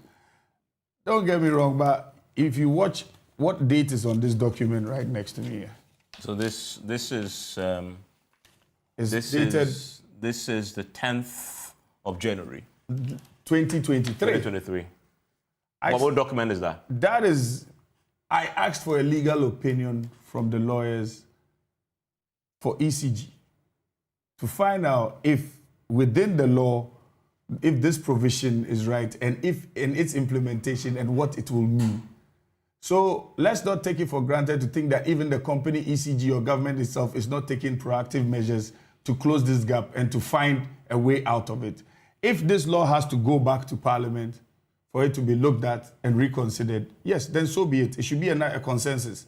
So we need to actually applaud the TUC for what they are doing, and then also be clear that if the thing is not being implemented and there's a paragraph, the last paragraph says you should transfer the revenues collected from the implementation of the VAT on the subject matter as a domestic VAT collection.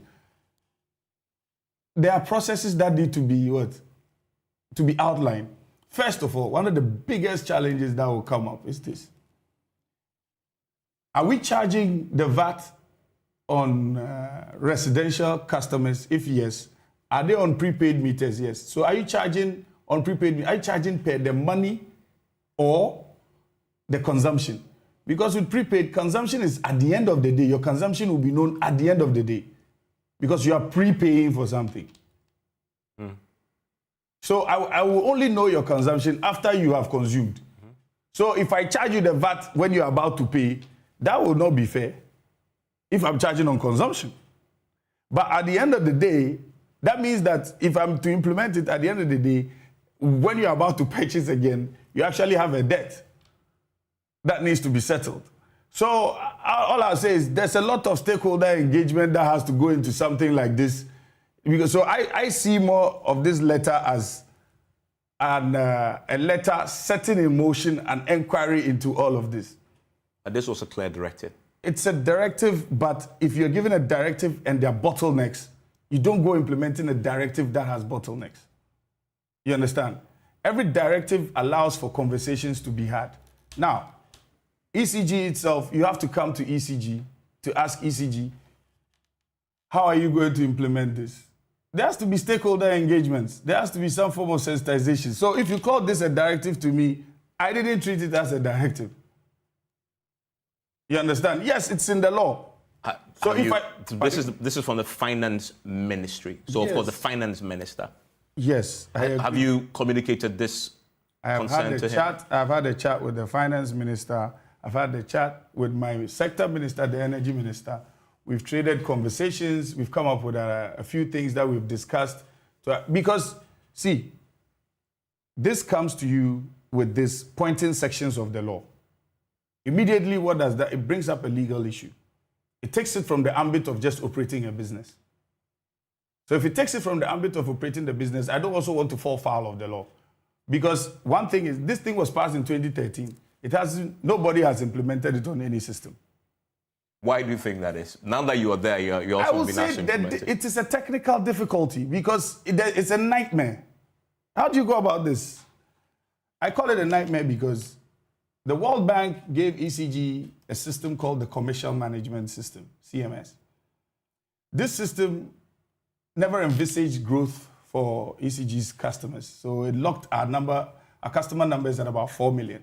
So we've kept on, before we decided to do upgrades to our system, we have been putting customers in there that now, there are customers that are missing in there. ECG has now put boots on the ground to do the KYC, as you know, with the tags to know your customer very well, to have the proper customer number.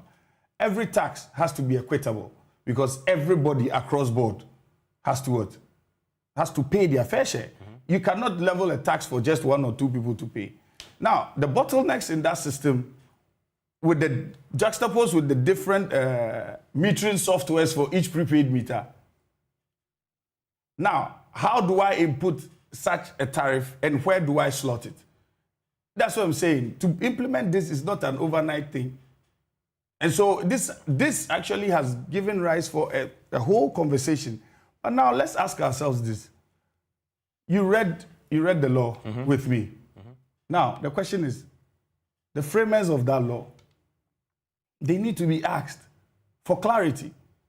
Let's go back for the interpretation. Why did you pass this law? That's Parliament. Yeah, why did you... Oh, you said that Parliament passed it? Parliament passed it. So we need to understand, we need to get their understanding of this before we can go forward. Based on what you now know, because you've done some work, and I just see this conversation started last year. Yeah. You actually commissioned your lawyers to look into this. I'm curious, what did your lawyer say? If I'm charging VAT on a business, yes, you're using the power to add value. If you're doing, let's say, a business, you live in your home and you're running a business in your home, you should pay VAT because you're using it to add value. But the lawyers are also saying, if you're living home with your family and all of that, then whoever wrote that law we need to go back to that person to find out what was the mind behind you saying for somebody sitting in their home enjoying electricity, they should pay value-added tax. That's it. So the lawyers were saying, look, you need to go back for further interpretation on this because to even implement this, it will be very, very difficult. And I know for a fact that nobody is trying to cause any hardship. So that's why I know this wasn't sent with any malice, and I don't understand why it's calling all of them, because I cannot set this in motion without not going to my regulator, PURC. You understand? So just to understand what the lawyers said, that the law as it is now cannot be implemented unless you get that clarity. Yes, because they are advising the company that you need further clarity on how to implement this. Okay. Because you cannot just get up and implement this in 2 or 3 forms because it has to be uniform across board. And did they say if you implement it with this current understanding, you may be violating the VAT Act? They say if you don't implement it, I'm already violating it because I'm not charging it. Yeah, I know, because the law says do. Yeah, and you're not doing it. And me not doing it and still keeping my job, I should be thankful to the president for keeping me in my job. But the truth of the conversation is we need to get further understanding of why this was framed and put in there. Because, you know, every tax, there's a procedure for tax on the good people of Ghana. So if there's any tax, let's not let it seem like it was smuggled in. It wasn't smuggled in. And I come back to that. Now you are in charge. You've had some time to now look at the reality and whether or not this is a tax that can be implemented in the form that is currently the law says it is. What's your conclusion? Is it implementable? The truth of the matter is, at this stage in ECG's life and ECG's career, it will be very difficult to carry this out now. Why? When you say stage, apart from broad stakeholder engagements, you need to program systems, you need to configure systems, the software management. It's a whole process. It's a whole process. Even let's say, for example, for tariff. When tariff is adjusted or is moved, what do we do? It's not immediate. If you realize, when it happens, some people come to complain that, there's a whole chaos. Yeah, this is simple tire that you've been doing over time. Yeah, and when we went to buy power, this is what happened. And that's what I say. It still goes back to the system that was given to us by the World Bank. So we are trying to go through an upgrade or trying to better the systems we have to get to a point where we can have an understanding of whether or not. But the truth of the matter is this has to go back to source for better clarity, because it's not something that, because the biggest question, that's what I was asking you. How do I do it on a prepaid meter? Because my systems will not allow me to build. So you need to explain, should I do it on the money paid up front, or am I doing it on the, what do you call it? On the, the consumption, which is after the fact, which then means that postpaid customers are the ones. So it's not going to be. Plus, so again, for clarity, where ECG is now and knowing your systems, you use the word difficult, but you didn't say impossible. Yeah, it's going to be difficult. I'm still going to use the word difficult because, I can't blame a system totally, because you can overhaul a system, you can change a system and all of that. But you can also change it overnight. It's going to take a longer time to change all of it. But my question at hand now is this. My answer to you is, if it's going to be difficult, it's not that it's impossible. But the question I keep sending you back to is the framers of that particular section of the law. To be more direct, your systems, as it is now, have not been set up to implement VAT on electricity. No. So if you want to do it now, that is impossible. It's not, I won't say, right now it will be very, very difficult, and it will not provide the equitable nature that a tax is supposed to. It will not provide that equitable nature. And, nobody should implement something, especially when it comes to a tax, and create a burden on just a few group of people while leaving another group of people out.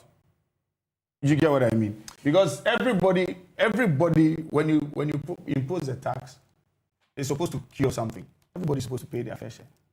So how am I going to make sure that, as I said to you, my customer numbers, we are trying to close the gap on that. It's going to be a technical issue, a technical nightmare that is not going to be solved now. It's going to take some time to fix. Okay. Now, brings me back to the matter again. I don't want to politicize this. As I always say on your show, one of the biggest mistakes is to politicize an issue when it comes to energy. And the worst one is to politicize an issue when it comes to tax. My question is, if we can find the back document to this act, we need to understand why this was put there. Was it just put there because we should put it there? Or a few questions on that. The 2013, the NDC government was in power, so they crafted it. Let's into not do Parliament. I'm coming to a question. Okay. I'm coming to a question. Sent to Parliament. Parliament considered it, and Parliament approved it. Parliament passed it. That is done. No government since then attempted to implement it. But the finance minister under this government decides to write to you to implement it. Okay. So That is a fundamental difference. So he's written to you, implementation. That's why I like reading the document in whole. When an implementation document is sent to you, the deadline is given to you. The deadline has passed. You didn't do it. Yeah. What's the expectation? You still have to do it. No, you have to go back and explain. Yeah, but it is under his watch that the move was made to implement this task. What if his move, let me play the devil's advocate here. What if his move is aimed at starting the process to remove this? But that wasn't the instruction in the letter to you. But unless you start a process for you to know that probably we need to rethink this position. The finance minister didn't say, ECG come and sit for a conversation on how to implement. So he says implement. I wasn't able to implement. I've fallen foul of a directive. I've fallen foul of a lot of... I go back to explain. This is a trigger point for a roundtable discussion as to you were not able to. Now, why do we even know to charge VAT before on a finance residential minister, customers? before a finance minister would write this, the GRA would have had an input. I assume so. So let me point out. So the GRA and the finance minister should have known that the ECG structures currently is not being set up to implement this now. That's what I'm saying. When you have a conversation with people at the round table, it's totally different from a letter that was brought to you. If you have to start a process, how do you start the process? They say, my friend, implement. Everything you start to implement, you have a problem. So you have to go back with your problem and see what the solution is. And I keep telling you, the problem goes back to the law. Let's not and let's try and lay. The finance minister said this one gave you a directive. So if you give me a directive to go kill my mother, I'll go do that? No. He gave me a directive to implement something. I went, the date for implementation has passed. So even the first question is this: did they do any forecast on this money?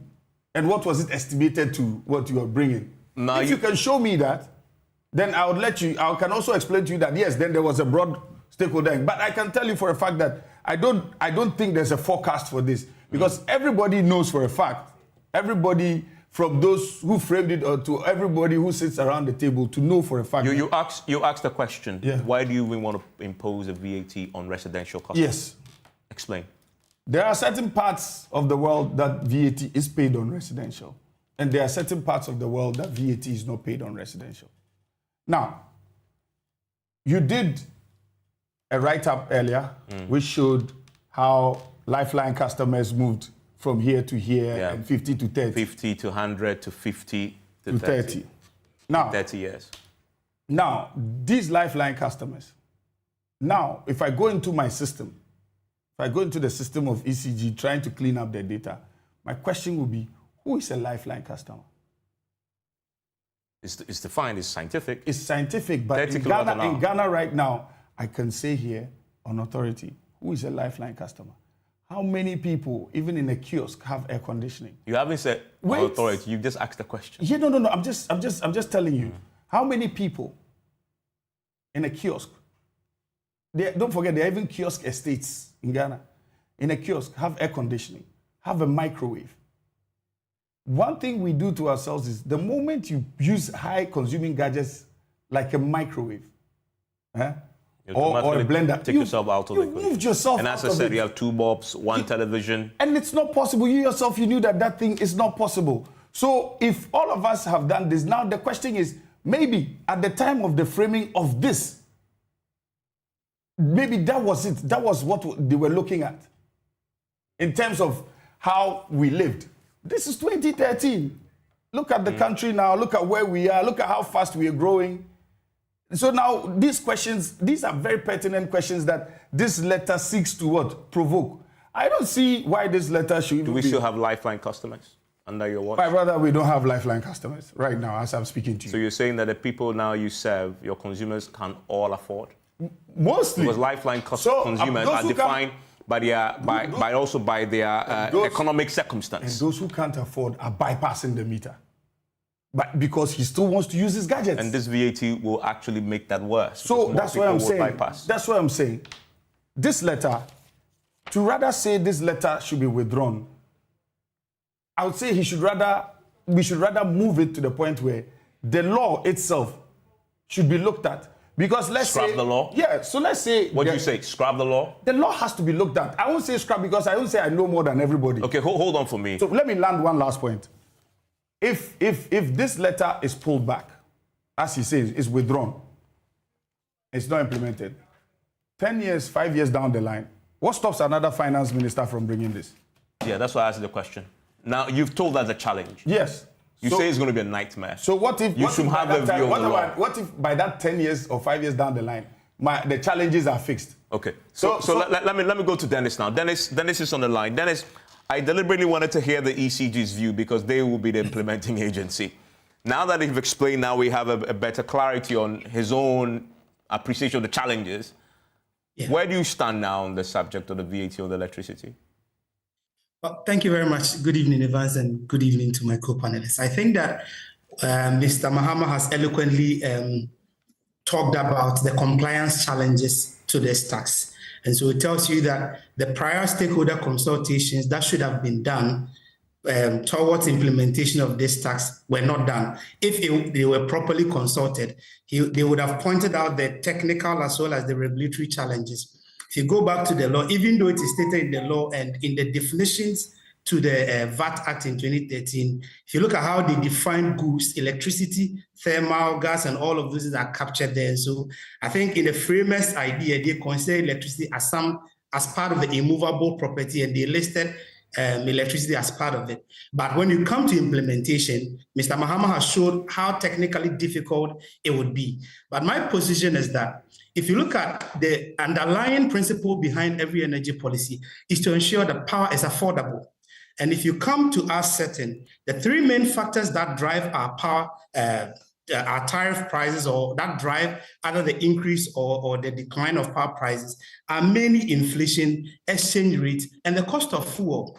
And for a long time, these variables have been unpredictable. And that is why we have had consistent tariff adjustments. But if you look at other countries that have relatively stable inflation rate and a stable exchange rate, you see that power prices can be very stable over a long period of time.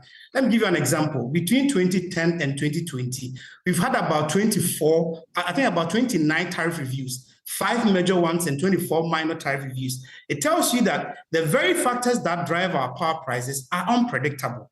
And so anytime you are implementing a policy that will add up to power prices, you must bear in mind that the underlying factors that drive your energy prices are unpredictable. And so the moment these variables go up, you are likely to see tariffs adjusted. Just last year, between January 2023 and December 2023, you see that in the first quarter, tariffs went up by almost 30%. In the second quarter, 18%. In the third quarter, about 4.22%. And the last quarter, just about 1.22%. And if you monitor it clearly, you see that it follows the way the inflation rate, exchange rate, and the cost of fuel have been moving. So it tells you that if you get to another scenario where all these variables are going up, just as we saw last year, you are going to see an increase in the price of tariff. That in addition, you want to impose another tax on this same tariff that is unpredictable. And you have also committed in the IMF program that you are going to consistently do a quarterly adjustment, a quarterly review of your tariffs so that you're able to cover the cost within the system and reduce the revenue shortfalls within the system. So we have committed ourselves to a system where we want to reduce energy sector costs. The variables driving our tariffs are unpredictable. So if you impose an additional tax, you are already setting the consumer ahead of a higher energy prices. Then when these variables change, you further push them even down to a very expensive tariff. Mind you, 43%, almost 45% of our population are multidimensionally poor. One of their deprivations too is electricity. A quarter of our population are in the extreme poverty region. And so imagine that if these were the numbers that we considered to put into bracket something called a lifeline consumer. Today, technically, Mr. Mahama is proving to us that there's actually no lifeline consumer because of gadgets that we are using today and the fact that our consumption have increased. And so the implication is that if people cannot pay, then they'll go the other way of stealing the power. The other point too is that if people cannot pay, they delay payment of their electricity bills. You build a lot of debt or a lot of arrears in the system. Then you have to now go and use ESLA or any other levy to come and pay. So we would be creating, aside the technical challenges, creating extra difficulty for the consumer who already has gone through a lot of economic reform policies that seem not to take care of the ordinary Ghanaian. They've gone through a debt exchange program, inflation is high, cost of borrowing is high, cost of food is high. And so if you think about imposing another VAT on a particular commodity whose predictability is unknown, then it does appear that in the decision-making or in arriving to implement this tax, the ordinary Ghanaian was not put into perspective. And so for me, I think that the timing is wrong. And at any point in time, it will be very difficult. And there are even arguments that what about the fundamental point about the law, though? What do we do with the law? Because the law exists on our books. In fact, when you pull it up, it actually includes water, too.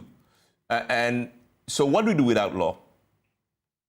So I believe that it's about time, as Mr. Hammer said, we go back to the notes that led to inclusion of these conditions, because in the definitions, when you look at goods, it expands goods so widely that electricity, water, and so tomorrow we can see that this may even go to water. So let's go back and review even our definition of goods that are vatable. And so if we are defining right from the onset, we consider that if electricity is part of goods that are supplied and so should be vatable, should the law, then we bring should the law be amended into context. Yes. Should the law be amended to simply take out electricity and water?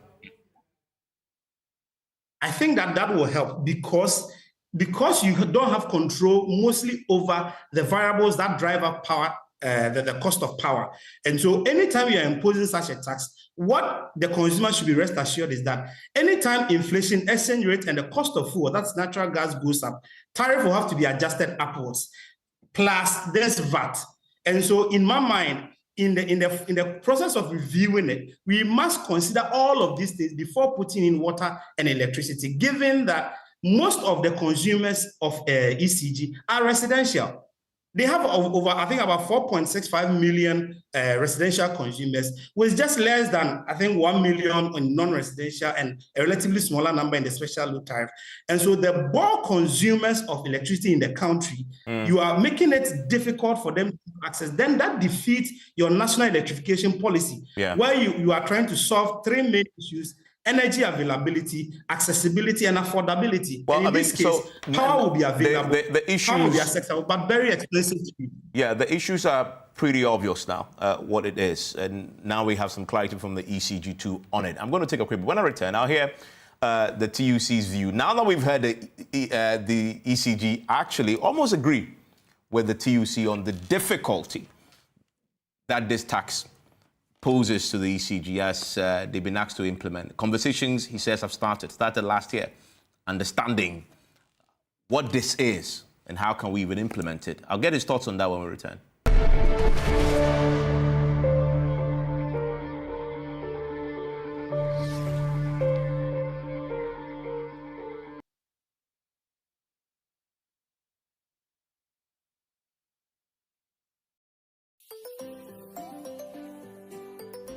Daddy, this tank is big. Yes, that's true. It can store a lot of water. That's so true. Wow, it has a working tortoise on it. That's so true. I can see S-I-N-T-E-X. Syntax. That is so true, my daughter. When it falls down, it will spoil. That's not true. But why? Hey!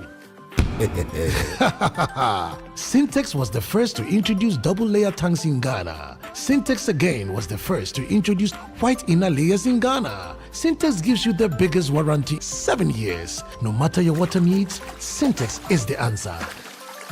Syntex tank. Are you strong? Are you tough? For crystal clear and thrilling podcasts and live shows, Download and listen to us on Apple, Spotify, TuneIn, Google Podcasts, MyJoy Online, Amazon services like Echo, Amazon Music, and Audible, Stitcher, Adom Online, Overcast, and Pandora. Take note of everything. Sign up for the multimedia digital platforms now to stay updated. Kwesi pa. Nansa be na unumi. Whiskey. Wash. All of a sudden, my voice I hear different. And when you saw a call. Barman, bring me the honey whiskey. You know the one? Black Rock Whiskey. Honey whiskey. Chalet, honey near their frau. Black Rock Whiskey is strong. Now so taste me is smooth and it goes down easy. Excuse me. Barman. Barman. Bring my friend one Black Rock Whiskey. Black Rock Whiskey, blended with natural honey flavor. Hey, what's up? Barman. Hey, what the hell for Sikanton Sata? The beer been Toma no.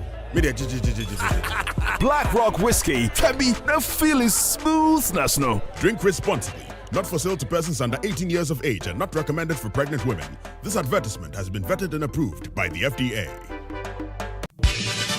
The best gift you can give a loved one is good health. The Love FM Fitness Walk is the only platform which prevents this exclusive opportunity to walk with your friends, partner, granny, kids, abongo, empnang, obia, ukunu schoolmate, etc. to stay healthy. Banks, insurance companies, construction companies, hospitals, schools, security services, various fitness groups. Come and let's shake off the stress. Start looking for your walking kits and let's hit the streets of Kumasi to de-stress, exercise, and burn some calories. You can also send us a minute video. Shijama Kakra, Yedede Kakra, as cooperating institutions, groups, or individual declaring your readiness to partake in the walk. Stay with Love 99.5 FM and Inshra 104.5 FM and get more details on the walk or call 0245 594 425 for inquiries. Remember, Fitness Walk is on Saturday, 3rd February 2024 at the Kumasi City Mall, 6 a.m. Shut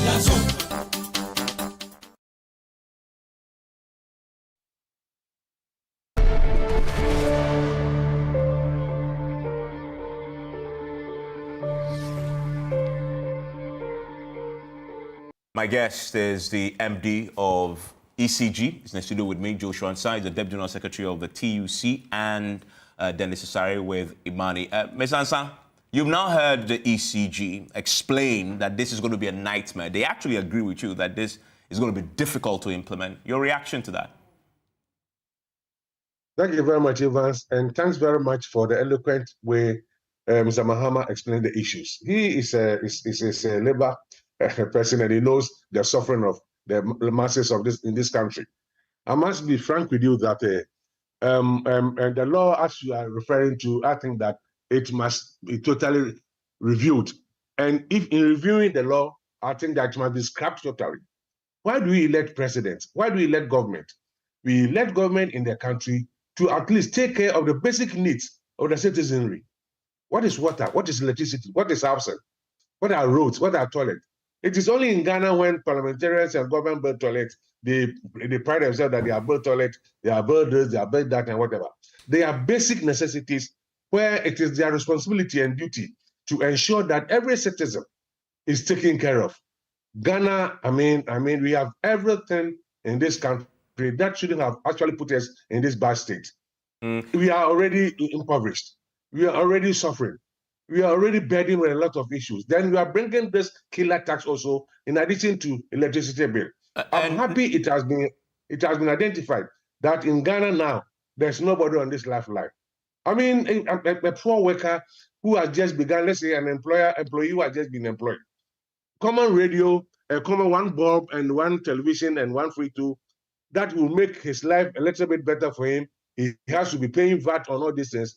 Meanwhile, when PURC and the rest are bringing the pricing of the commodity itself, there's already VAT in it. Yeah. Because the fuel they but I need to ask you because of time, that now that you know that the fundamental challenge is the law. Yes. You asked the finance minister to withdraw. Would your strategy tend to Parliament and to government to start the process to review the law? As TUC, we think that it is a bad directive and it must be withdrawn. And the rest, we leave the rest with the government. It must be withdrawn totally. We will not pay, we will not accept it, we will resist it. And if they know that it is the law that is posing these fundamental problems, the government and the finance minister and whoever thought about this should go back. Yeah, and I'm just curious. When you heard the ECG explain that it's difficult, it's a nightmare, did it calm you down a bit? We don't have a problem with ECG. No, they are the implementing agency. Yes, mind you, ECG workers are public utility workers, ECG workers are part of organized labor. Yeah. So they themselves are suffering. But you cannot insult your father when you are living in your father's house. But the thing is that everybody is suffering, including you, Evans, and including Mr. Mahama himself. Mr. Mahama so is suffering. It is a bad thing. Yeah, no, thank you. Yes. What I want to ask Mr. Ansah is, as all union people, Mr. Ansah, I don't see, for me, I can see this letter from your perspective, and I can see this letter too from a different perspective. As I said to Evans earlier, if you ask this to be withdrawn and it's withdrawn and there's no traction, then it's dead. Yeah. What stops another finance minister? Because the law was passed in 2013. You continue to resist it. So why don't we use this together to cause for the people, as this thing said, the guy from Imani Dennis, said, as Dennis said, that look, we need to have a stakeholder conversation. Let's have a broader consultation. Why is it that, and then agree that. Mr. Mahama, yeah. Mr. Mahama, why is it that the government or the finance minister didn't think it twice to have this engagement before even bringing it this what shows? Always they bring directives. Yes, Mr. Ansah, your position is wrong because you don't know what happened at the back. So let's not use words like think it twice. Because what if? Let me play the devil's advocate here. What if this letter was started just to make sure that the law is repealed? Then you would have done a great disservice to whoever. But is that what it is? I cannot confirm, but I'm just saying that's what let me play the devil's advocate here. Yeah. But what I'm saying is, Mr. Ansah, let's get our facts right. Mr. I'm sorry. No, let's hear me out for a second. No, yes. Mr. Mahama, we all read this letter from the finance minister. The finance minister is giving directives. He has even given a date for its implementation. What you are saying is different from somebody who is trying to ginger discussions. This one, he says, I am directing that and this and do that and do that and do that. So it's a complete directive. It's a decision made and they want it to be implemented. So if you don't resist it, tomorrow it's going to also go to water and who knows next. So if the government knows that there are some fundamental mistakes or wrong about the law, please let them go back to the law and let them do what is right. But it's a simple thing. It's a simple matter he's making, right? No. The government passed it. But the government is a continuum. Another government comes in and decides to implement. His point is, if it's not implementable, just go and review it. Fine. Sure. What I'm saying is, if you withdraw, what have you done? So finance minister withdraw and review. Withdraw first, and then you review. So right now, even me, the question of withdrawal is moot because it was what first. What's today's date? You understand that it's not been implemented anyway. Yeah. So my point, Mr. Ansah, let me land this point, and you understand that we are all saying the same. Okay, sir. Let's. I love the energy. I love the excitement. I love the enthusiasm about this whole thing. It's caused all of us to come and sit down. Let's use this for something positive to understand why it came into being and probably if it should leave, why it should leave. Well, the government has the ultimate responsibility to fix it if they believe so. Yes. It's not Mr. Ansah's job to do so. So I'm just saying, Mr. Ansah and TUC, of which I am part of, brought it up. You understand? ECG itself has told you about its difficulties if it wants to implement it. Yes. The TUC has also spoken about the social aspect of it. So everybody has spoken about it. Now, another part that I want to remind you briefly is when you say implement, and it doesn't mean that yes, it's a directive, all right, but not all directives are carried out. Yeah, you've made the point at the beginning. Because if you attempt to finally, before we go, you said you had conversations with the finance minister and management. What was his thinking? Does he see now the challenges and is he amenable to withdrawing this and focusing on the bigger picture of the law? As I said to you, the conversations are being held. There is a policy, and we need to find a way out of this, or if it's going to implement it, this is how it's going to be. So it's a three-pronged thing. But at the end of the day, as I can say to you, the conversations are being had. And as I said to you, today I had a conversation with the energy minister about this. And so conversations are far advanced for us to come up with a directive on the matter. Thank you very much. Enjoy the rest of your evening. This is something that definitely concerns everybody, and at least we have some clarity on the way forward, at least from the ECG's point of view. We see what the finance minister and government believes on this too.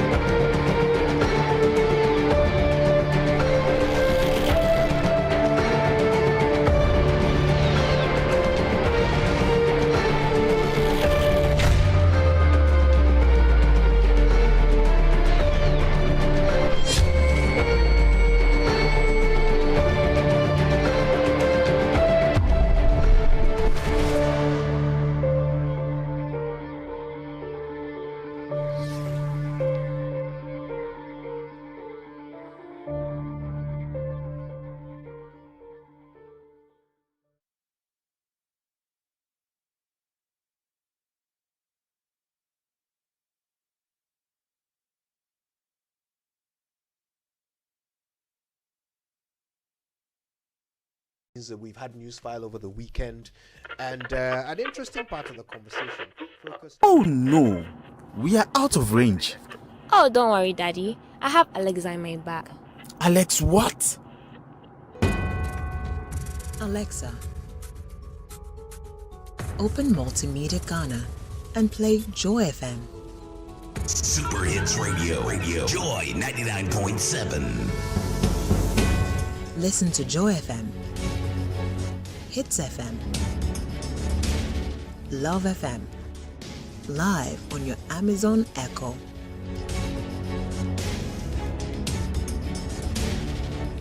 Listen to your favorite multimedia radio stations live on your Amazon Echo device by saying, Alexa, open Multimedia Ghana, play Joy FM or Hits FM or Love FM. Or catch up on your favorite podcast by saying, Alexa, play, and then the name of your favorite podcast from Multimedia Ghana. For a list of all podcasts available, say Alexa.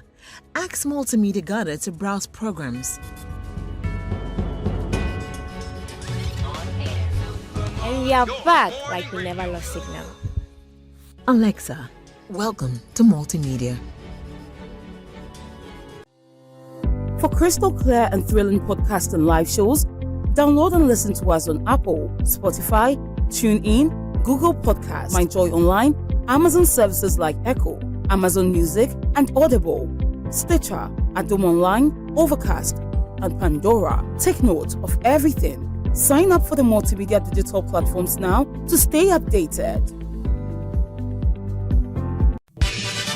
The best gift you can give a loved one is good health. The Love FM Fitness Walk is the only platform which prevents this exclusive opportunity to walk with your friends, partner, granny, kids, abongo, empnang, obia, ukunu, schoolmate, etc. to stay healthy. Banks, insurance companies, construction companies, hospitals, schools, security services, various fitness groups. Come and let's shake off the stress. Start looking for your walking kit and let's hit the streets of Kumasi to de-stress, exercise, and burn some calories. You can also send us a minute video. Shijama Kakra, Yedede Kakra, as cooperating institutions, groups, or individual declaring your readiness to partake in the walk. Stay with Love 99.5 FM and Ishra 104.5 FM and get more details on the walk. Or call 0245 594 425 for inquiries. Remember, Fitness Walk is on Saturday, 3rd February 2024 at the Kumasi City Mall, 6 a.m.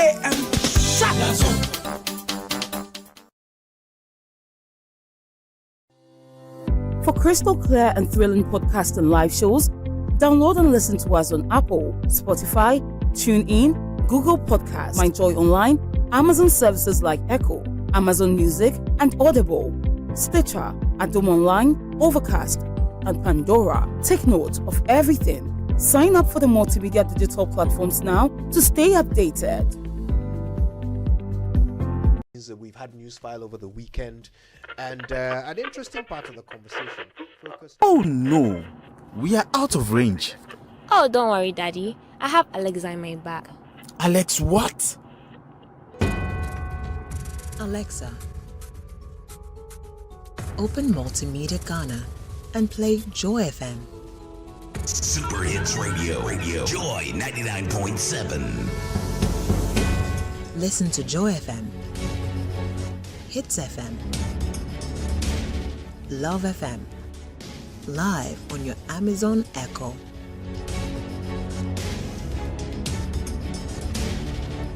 Listen to your favorite multimedia radio stations live on your Amazon Echo device by saying, Alexa, open Multimedia Ghana, play Joy FM or Hits FM or Love FM. Or catch up on your favorite podcast by saying, Alexa, play, and then the name of your favorite podcast from Multimedia Ghana. For a list of all podcasts available, say Alexa. Ask Multimedia Ghana to browse programs. And we are back like we never lost signal. Alexa, welcome to Multimedia.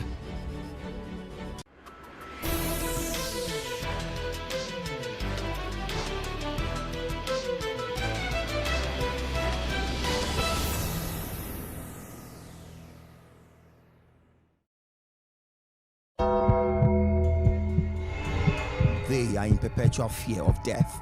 They literally smell it.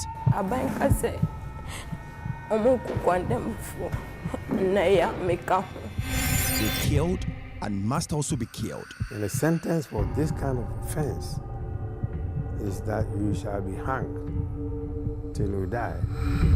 It's a horrifying experience. The scene was so terrifying that I couldn't look at them for a while. I quickly entered into the cell because I knew that they had come for me. A place meant for about 23 inmates now hosts over 150 inmates. No president wants to sign for them to be killed. Personally, it's been against my conscience to take life, no matter what. Because if you like, I'm influenced religiously to know that it's only God that should take life.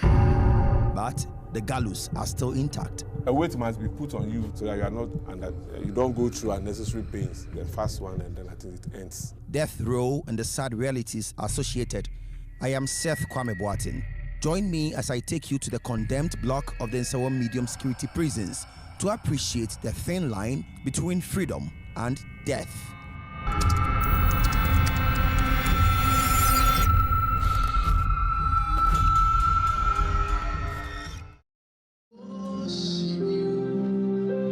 A group of prisoners with their musical instruments playing and singing gospel songs.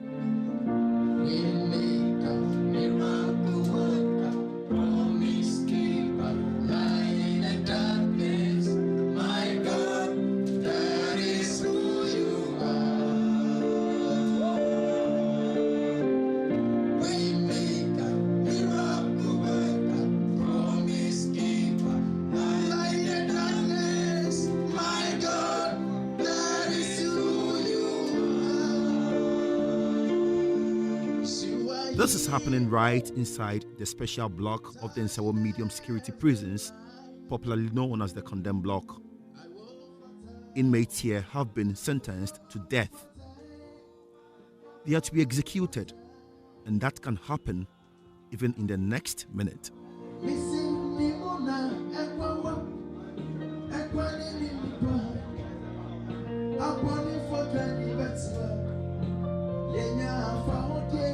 Probably this song is what will do the trick for them to forever shut the mind of the president from signing their death warrant.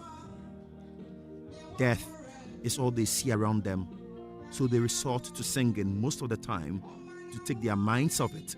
Basically, with the condemned prisoners, we manage them basically most of them come with issues of mental conditions.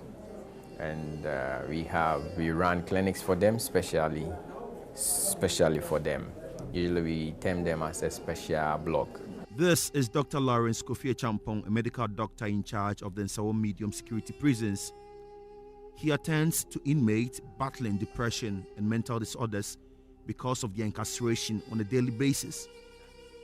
He says these are worse among those condemned to death. Some of them have subtle mental conditions such as depression. Some of them have certain conditions like bipolar affective disorders. Some What does of that them, mean? That is it's a type of mental conditions where we have two poles in terms of both depression and manic episode at the extremes, which sometimes they feel depressed, sometimes they feel manic. So as at when each of the poles present, they might behave as such, and we manage them. There are some of them that comes also with clear conditions of schizophrenia. Some of them have sleep disorders as well, and some of them have pure anxiety disorders as well. In Ghana, only the Nsawam medium security prisons has a condemned block, and the Director General of the Ghana Prison Service, Patrick Dakumisa, says the population here keeps increasing. Currently, we have 152 male prisoners. Then the female section, we have 6. So in totality, we have 158 condemned prisoners in the country. All these 158 prisoners were pronounced guilty of murder after their trial by courts of competent jurisdiction. As punishment for their crimes, they must also be killed. This is consistent with Article 3, Clause 1 of the 1992 Constitution of Ghana, which states that no person shall be deprived of his life intentionally except in the exercise of the sentence of a court in respect of a criminal offense under the laws of Ghana of which he has been convicted. Every sane person is responsible and answerable for the natural and probable consequences of his actions. I mean, same person, anybody who has got his senses by himself, not a madman and the rest of them, or drunkard and things like that. Meet former Supreme Court Judge Justice Stephen Alambrobe. He says the law applies this to the latter. The same way you cause the loss of the life of the person who is dead, the society requires that you also suffer the same exit from life, so to speak, that we impose on the other party. Because, as I said, everybody's entitled to his life and liberty and a right to live. And you have no right to take away his life. So once the jurors find that you are guilty, society requires that the same way that you cause somebody to lose his life, you also have to lose your life.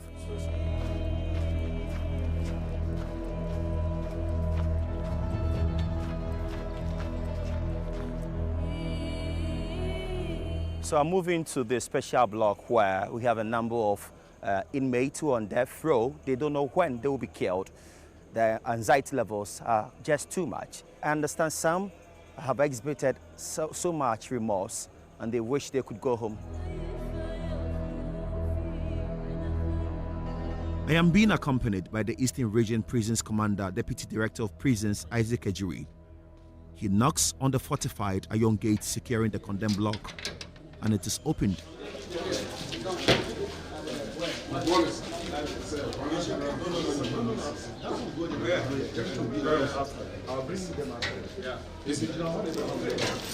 Life virtually ends here. Dreams are shattered immediately you are marched to this block. The scary sounds of death is all you hear ringing in your ears every second.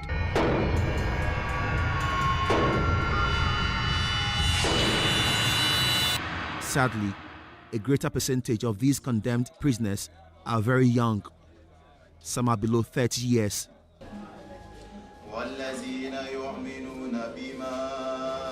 23-year-old Abdul Halik Hamza is one of the prisoners. He can be killed through hanging anytime. I find him in a small makeshift mosque made for them in the condemned block. This is where Halleck consoles himself anytime it dawns on him that he killed and he must also be killed. The Quran is his companion. Sadly, his journey into the condemned block started right after reading his Quran and offering his Maghrib prayers on 13 July 2013 in Tamale, the northern regional capital. It was in a fasting season when we about to break our fasting, so I left with my friends to the Nyohani roundabout to get some food and break our fasting. When we got there, we met some other group there. So we sit with them, and we sat with them, and we were conversing. So after that, I was left with one of my friends to take some key password with him that he was changed in my computer. So I was there with the friend when I heard noise. The people were shouting there. Actually, when I came back, I asked what happened, what is going on here, and they said some guys came and said they are going to beat them. That is what I heard. So I was telling them to stop. They were shouting and they were all taking things. They were just fighting. So I was telling them to stop. Through stopping them, I take some stick, some wood, to see what I can do that to separate them so that everybody will move there. But being in this thing, through this separation, I hit one with the stick and he fell down. It was not a normal fall. His victim, Abdul Kanu, did not die immediately. He was quickly rushed to the Tamale Teaching Hospital, and Halleck was immediately whisked away to the police station by a police patrol team who chanced on the incident. Abdul, unfortunately, did not survive. He died the next day. That morning, one also came to me. One of my friends came to me and said the person is okay. Now he's even talking. Lately, getting to around 10 or 9, when another person also came and told me that the person is normal. And that time,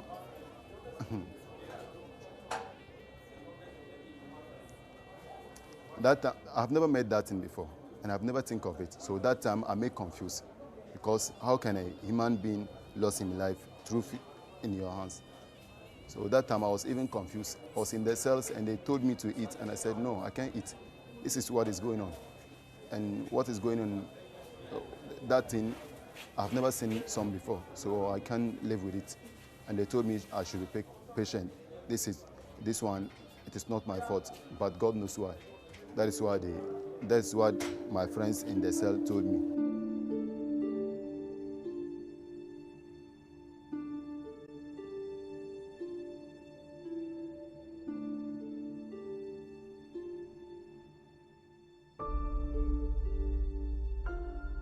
I thought it was just a dream. So when they come and announce this to me, in fact,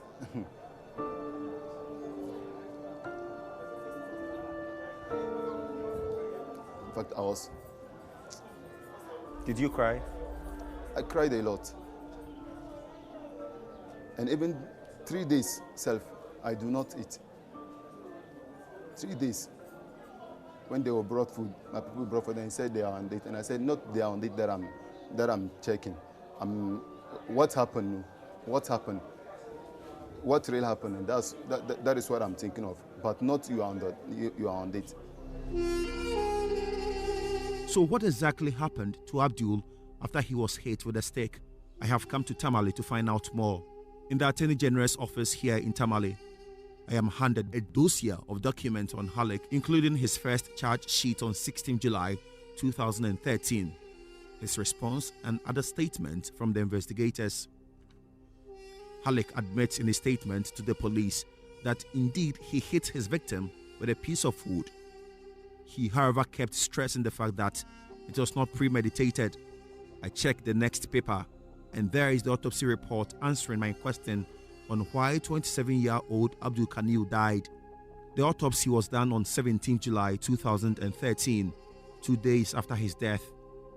The forensic pathologist with the Tamale Teaching Hospital, Dr. Edmond Dea Moni, states in his report that Abdul suffered severe head injury, massive scalp hematoma, that is a solid swelling of clotted blood with the tissues, and multiple skull fractures, as well as blunt trauma. Per the autopsy report, all these happened because of the piece of wood Abdul was hit with, not intentionally killed.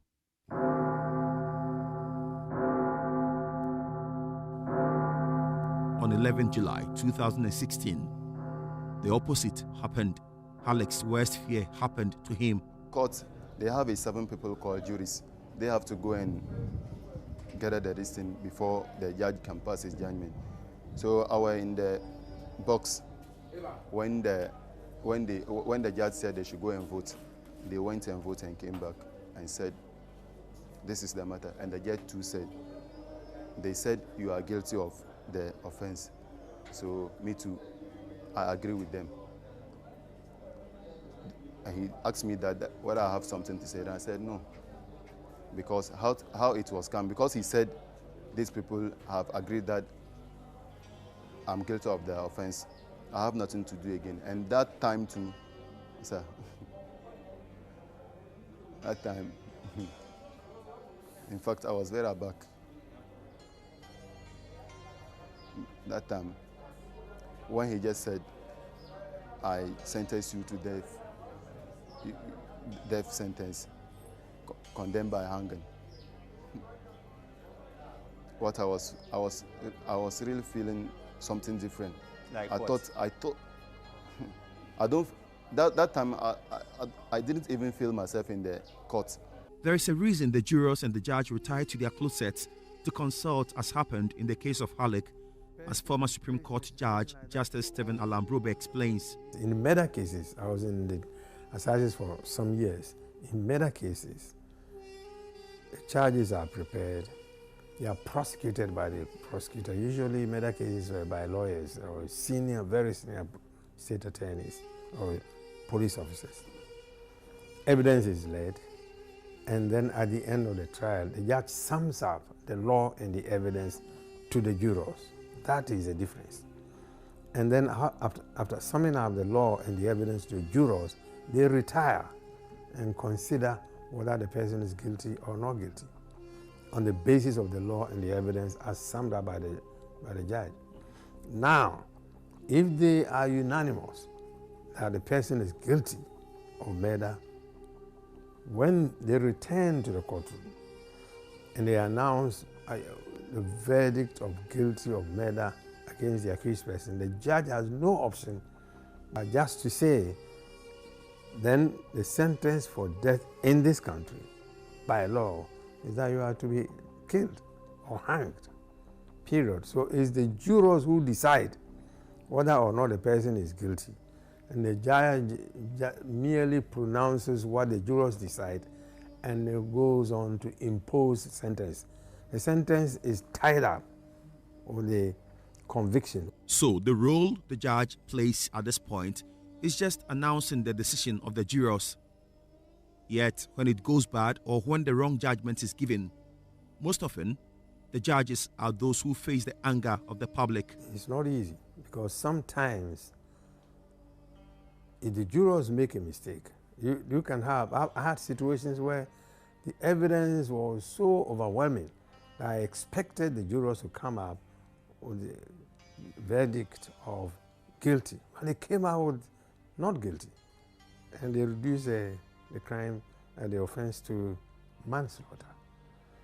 Now, in a situation like that, I go home with sleepless nights because I get worried that what has been done is wrong.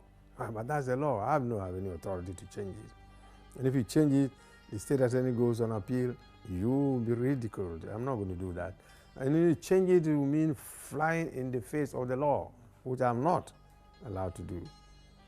So, or the other way around, sometimes the jurors find the person guilty, and you know in your heart and mind that this man should not be found guilty.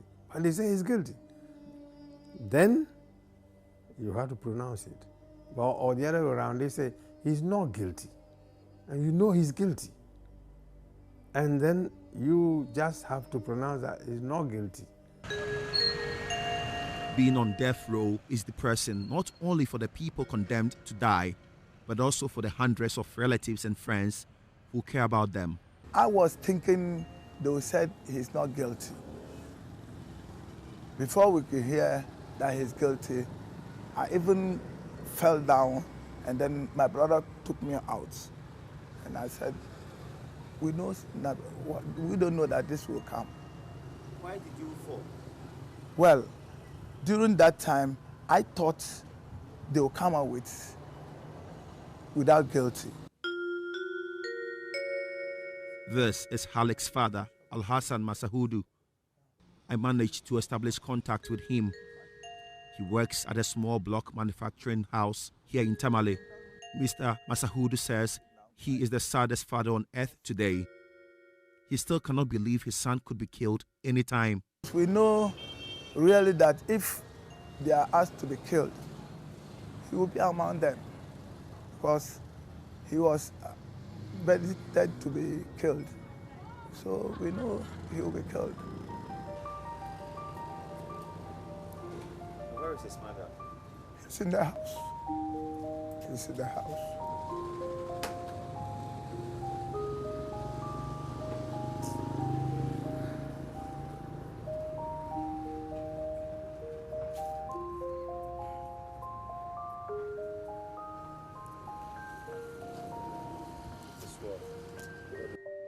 Halik's family is spending fortunes to hire good lawyers as they appeal the death sentence.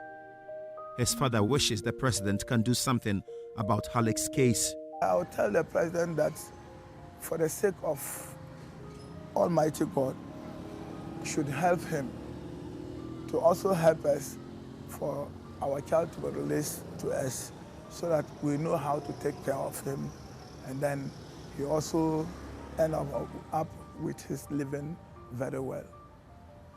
So Nana should pardon your son? We pray to him to pardon him. We pray to him to pardon him for us, because this is not his habit.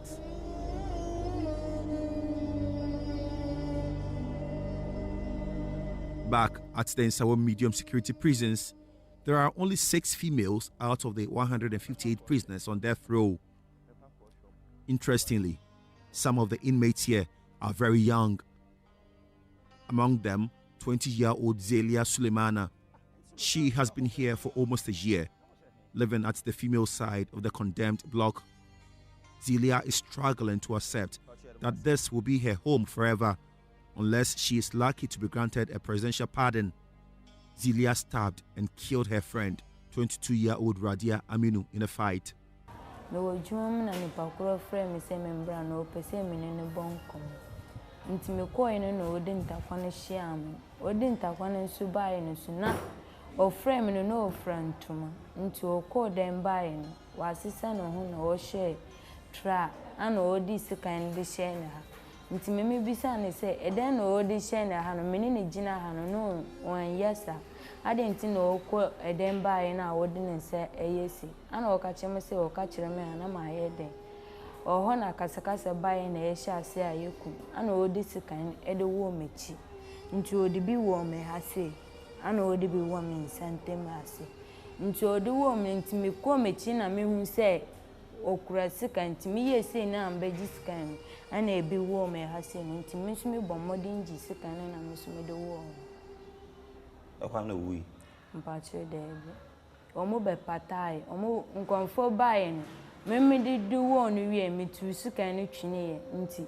Omo patai no ana nkonfo bae ana omo mane ko frɛ ne papa bae. Ana omo di anyina ko hospital de be twine no wi.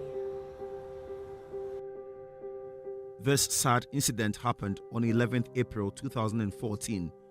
So the next day, her friend died. Holding a copy of her statement to the police, Zelia stated in it that it wasn't her intention to kill her friend. The autopsy report on Radia shows that she was stabbed in her left side of her upper rib, and it was so deep that it pierced through to the other organs, leading to her death. Zelia wished she had walked away quietly when her friend started the fight. She has regretted her action. Baby, I want and I didn't swear them because I bank I say, Omoku condemn before, Naya make up.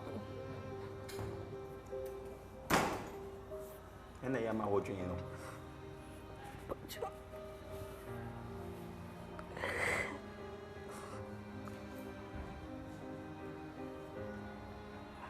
Nti wo court a judge no e ka say o se do ko condemn e ho na de be na o ye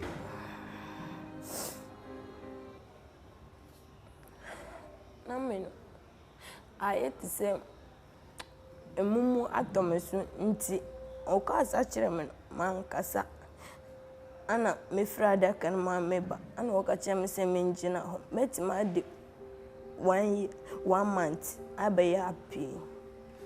And I make a chance say you. And I made down as and I make cotton as see. It made to us a din or cotton upon. No, they may buy it. It's a son of my didn't feel cotton on. Would me buy at the son of it. By own casa.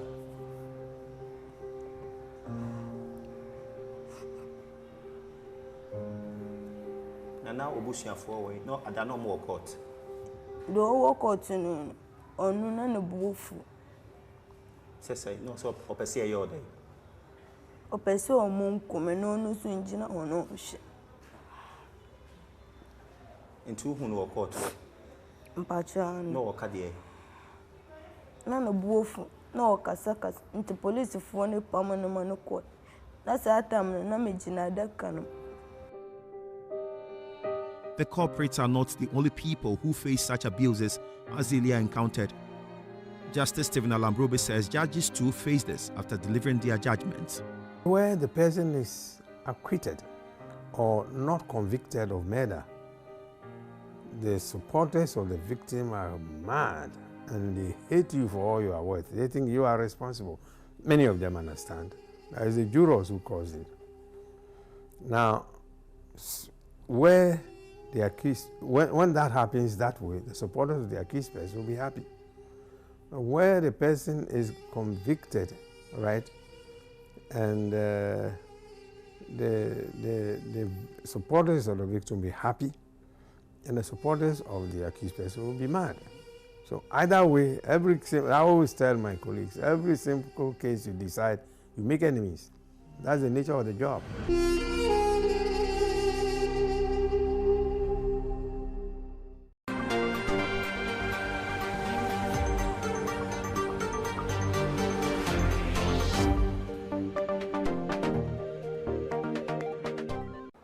So it's a great privilege to be here at the Cape Coast Technical University, a university that has its niche area to be renewable energy. So I'm here with the Vice Chancellor of the university, Professor Kweku Educhum Eyimbuache, who has just taken the reins of administration here at the university, to tell me exactly what's happening at the university, where they want to position the university, and what exactly they are doing at the university. It's a new challenge, and as an academic, you rise to positions of administration, and I think it's a logical conclusion to my career path over the past 22 years, by the grace of God. So it feels exhilarating, but at the same time, it's challenging and it's a new learning curve. When you are ushered into office, instantaneously, what really came into mind? It was a feeling of, although I had applied for it, it was a feeling of intimidation because my predecessors had done so much over the last 39 years and had placed the school or the university on a certain pedestal. And when they have done so much of the groundwork, you know, it eliminates all the excuses you have, and you want to actually build on in a significant way. The first thing I'll tell you is that it is the only technical university in Ghana with the Central Regional Flame or flavor of education. Now, we all know Central Region for its, for want of a better phrase, gargantuan status in education. So Central Region has the good secondary schools, good primary education started here. I so believe we have 2 universities, but we are unique because we are the only technical university in the Central Region. So we tell ourselves we are the technical university with the Central Region flavor. So what do you specifically do at the university? What is your focus? Our focus is essentially revolving around our niche area, which is renewable energy, and sometimes we extend it to say renewable energy technology. That is our niche area, that is our focus. But we run the traditional engineering programs, liberal arts, a few liberal arts, business, applied arts, and so on and so forth. But again, our focus here, and what sets us apart, is that we focus on the 3 H's, the head, the heart, and the hand. And CCTU is very uniquely placed as per our vision statement, which is that we are uniquely placed within the 2 major transitions that are going on in the world. The first is the energy transition, and the second one is the educational transition, where in terms of the energy transition, we are moving on to non-fossil fuels. And again, CCTU is right in the middle of that. And when we come to the educational transition, all the TUs are beginning to lead the charge because difficult questions are being asked of our graduates. And the traditional universities are doing more of the head and the heart. But key questions are being asked about the hand. And that is where traditional technical universities, particularly CCTU, are leading the charge. Currently, where are you positioned as far as STEM education is concerned? Because I know government is really pushing its might towards STEM education. Absolutely. With the establishment of some STEM institutions as well. What really is your position? We are poised to give a transition from the government STEM, secondary school STEM educations to the tertiary level. You remember Act 922 mandates all the technical universities to provide tertiary level STEM, or if you want, TVET education. And CCT is very uniquely placed. I'm sure you've seen our ultra-modern visitor automobile center, which has not just for engineering, not just automobile engineering, but all aspects of engineering, very ultra-modern lab. And also in our teaching and our pedagogy, we are very poised to receive them on board. And not just them. And I think that's where normally the oversight comes. It's not just them. For example, CCT is doing great work with artisans. We are doing very great work with auto mechanics. About somewhere in November, we had a workshop for them, capacity building, and we also learned from them. We are doing the same for people in the construction industry. So we have masons, we have tilers, and all those folks coming in here to sharpen their skills, as it were, and also we learning from them. And that is the ethos of 21st century education. If you look at Cape Coast, I know that you are here for the Central Region, but Cape Coast, I've seen a lot of artisans here. You first mentioned now the training of these artisans, how you learn from them and how they are also learning from you. Right. What more are you doing? Because people often say that the people that are trained at the universities, when they are even, they even get some challenges with their vehicles. Right. They can't even fix them. Yeah. So we, again, it informs the type of pedagogy we are rolling out. And even for our students, we are training them to a certain competency-based level. And we are trying to transform all our programs to CBT, competency-based training. And over the next year or two, we'll successfully transform all our offerings to that. That's for our students. But for our publics, again, we have these refresher courses that they can come in, and, we both learn either way. Now, lithium is here with us, That's and right. Central Region appears to be the leader where lithium exploration is getting started. I mean, your university, you pride yourself as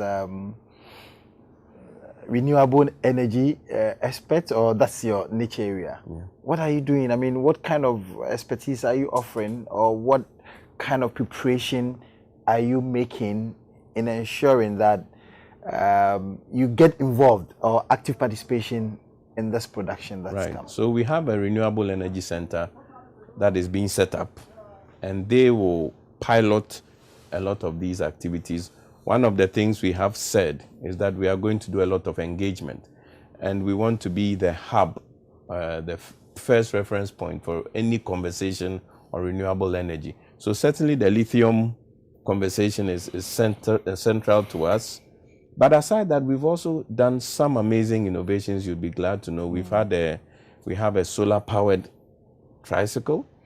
We've also invented a solar hand washing machine, and the latest on the block is our bamboo-based sanitary pad, all within the conversation of trying to conserve the environment. So yes, the lithium is on our tabs, is on our table, and we are trying to engage informally with the powers that be on how not to make the previous mistakes, of the past relative to mining and the conservation of the environment and the whole big broader conversation of sustainability. Take me to your automobile hub. What do we expect from that space? Is it that the public can drive there and then get their challenges fixed there? And what other things do you do with that thing? Is it only for the training purposes of your students? It's a hybrid. And it's a good question you asked, because from 1st January, we have told ourselves in-house, none of our vehicles is going out for servicing again, except the new ones that we bought on contract. And because of warranty issues, they have to go. Otherwise, we are starting from within. We did a test run in November, where we again partnered with like I said, the National Association of Garages, and we had a free vehicle screening program for about 40 or 50 cars. And so the long and short of it, my dear friend, is that we're aiming to be the leading auto service center in the central region. So you can bring your nice car that I saw you driving here and you have the best, I can assure you, the best of service. That said, there is also a spraying booth in there. We also have, and that's for the mechanical side, we have a welding facility. We also have a civil engineering facility where testing goes on. And I'm reliably informed that the testing for the Cape Coast inner roads as well as the Elmina Harbour were done right here. So we are ready. Oh. So to your students, the people that are hoping to study at this university and the people that are here, what kind of products should we expect from the Cape Coast Technical University? In the first place, we try and impress on the students that it's more than just education. It's an experience. And that is the new conversation in the contemporary conservation in the 21st century. So we try as much as we can, everybody, faculty, staff, to make their stay here as memorable as possible. And on January 6th, we are going to have a grand opening just to welcome our new freshers who are coming in. We've done all the plans. And they can expect that they will have the 3 H's, the head, the heart, and the hand. And for some of us, it's a personal challenge. You asked me about what drives me personally. And that is one of the challenges that drove me to apply for this job. Because over the past, we've always been inundated with questions about what use are your graduates to us. Industry keeps asking these questions.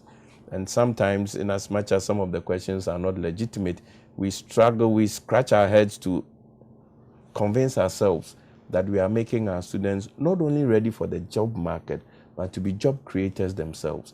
So anybody who steps onto our campus is assured that they will be so equipped. That is the way to go. If you look at all the economies that are roaring, not just moving, they are roaring and they are moving at a faster pace. The conversation is more about the vocational education and training. And CBT, they are all in one genre. So I think it's a good thing that government is putting a lot of emphasis and resources on that aspect of education. And it's important that we as TUs also step up to the plate and let everybody know that, look, your best bet is to go through an educational system at the tertiary level that caters for the 3 H's, the head, the heart, and the hand. Yeah. And for some of us, our personal dream or our personal target is that for that WASI student who finishes possibly in the next 5 years, who got a string of 8 A's, the first bet would be a technical university instead of a grammar university. Then we have arrived. But for now, it looks like someone who gets that the major preoccupation is to get into the traditional university. That's right. That's right, because it takes time. And I think a lot of speeding up has to come from our end. I'm happy to say, and it's not in my place to say it, but I'm sure the chairman of the Vice Chancellor's Technical Universities Ghana, at our platform and our forum, we've seriously considered this, and we think that, our chairman keeps saying we should let the public know that we are actually not an alternative. We are the choice. Yeah. So if you look at how many people complete the traditional university and then saw up the figures of unemployed youth and all of that, how do we convince them with a product of your university that this is indeed the choice and not maybe an alternative? The fact that he couldn't secure a place at the traditional university, then he used you as a last resort. Right. So for in CCT, for example, we are producing a lot of videos, promotional videos, and I know you are going to ask about our admission drive, and we've decided to go digital because, that's the audience. The target audience are people whose attention span is just 7 seconds, and you don't do that with a brochure full of writing. You do that with videos and animations, and then they can connect better. And so we've started, and I can share it with you, where we've had 3 of our alumni, telling us, where they are and how CCTU made them. And it's amazing. For me, it's amazing because I believe we need to gravitate towards that point where the first option is a TU. We are not contending with the space with the traditional universities. They have their space, they have their mandates. We have ours. And I keep saying we need to deepen ourselves in our mandate instead of trying to look like them, because they are separate mandates, separate areas of focus. How are you connecting with the industry? Very strongly. We have strategic partnerships with the Chamber of Commerce, Central Region Chamber of Commerce, and also, I'm sure you know, COA. Right? COA is also a very strong partner. And we are doing more about that because, again, for us, in terms of partnerships, it should go beyond the occasional or perennial sending students coming there, and then they are giving odd jobs to do. No, if the odd jobs are leading to learning outcomes, that's fine. So in the next year or so, we are going to sign learning outcomes with our industry partners to whom we send internship students. And we want to agree on learning outcomes that the student must come back with. Similarly, we're going to engage more of the industry folks to come on board and come and teach us adjunct to, again, make sure the streaming is seamless. So when you meet the industry people, what do they tell you about products? Not specifically from your university, but from the traditional university, people that come knock their doors for internship and all of that. What kind of feedback do they give you leadership? Now I have to rely on my experience as a tourism and hospitality educator, perhaps, to answer this question. And generally the feedback is more of, we can't use them for anything. We have also sometimes pushed back and said, our job in a traditional university is to teach the student how to think, not what to think. So a good student must have the ability, when trained properly, to adapt. So we go a step further here in the TUs and teach them how to think, but also teach them what to do. So that's why the TUs are unique. But obviously, almost always the challenge from industry is they don't fit in, and then our pushback also is, well, step in and show us what you want them to do. Sometimes it's as if industry keeps shifting the goalposts. I'm speaking for the hospitality sector where I used to be, So otherwise, their complaint is their fit. But they do say that the students are bright, and I would say that the reports I'm getting from this year's international attachment, again, the students are very bright, etc. But one thing is emerging, my brother, which is the need to build the soft skills of students. Again, it's more than just what you can do. It is the attitude with which you do it, team building, emotional intelligence, connecting with people, respecting other people's values, views, and existence. So that is also one part that we are inculcating into our training here. So, if I got you right, how are we going to change this narrative from industry, change this perception of theirs, and specifically to your university? I know that you've started putting in place some measures, including inviting them to become adjunct lecturers, and then inculcating in the student what they expect them to deliver when they come to the field. Also adding them in curriculum design from the scratch. So we ask them, what competencies do you want to see this graduate have? And they'll say A, B, C, D. So together, we write the curriculum. We invite them again to come to validate it, even before it goes for accreditation at JTech. Tell me about your enrollment drive. I know that it was Cape Coast Polytechnic. It transitioned into Cape Coast Technical University. Yes. How has it been? Because I know that in times past, it used not to be very good because of the perception. Even if you go to the various households, Meko Training College, I want to go to the Technical University, the vocational, and then how parents react to. Do you see this perception changing? And then if you pitch it against your enrollment drive, how well are you doing? And then what do you hope to drive the enrollment?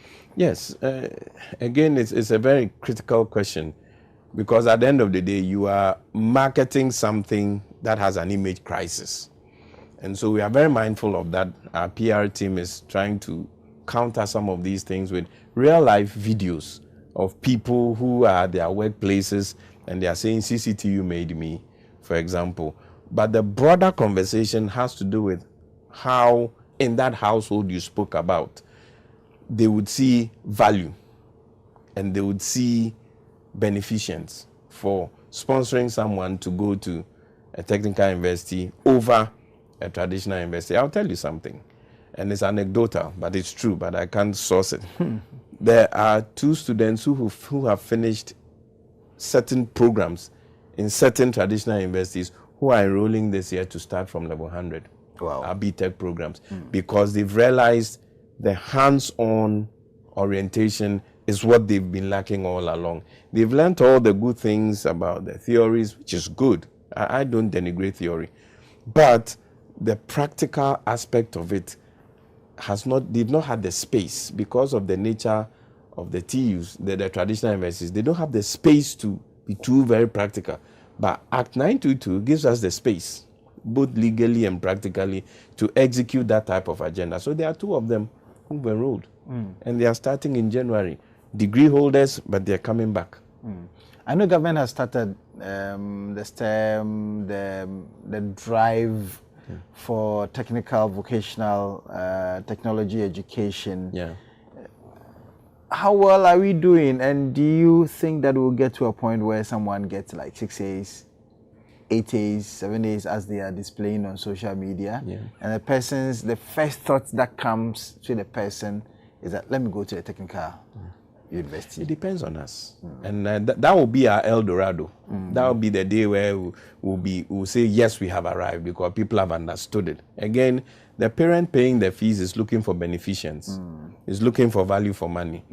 And so if we, the TUs, can again prove that when your word comes through the system, be it a diploma or post-dip or BTech, or even masters that we are offering now, we are running masters, they are on the job. or they are readily employed, or they can readily employ some other person. So it calls for a concerted effort. Government is doing a lot, particularly at the pre-tertiary level where these STEM schools are coming up. But we know we can do much better. Exceptional. Tarmo Peltokoski from Finland is just 23 and already a star conductor. Excursions, how the average German likes to spend their vacation. Exquisite, we get pro tips on which sauce to pair with which pasta. These stories and more coming up on Euromax.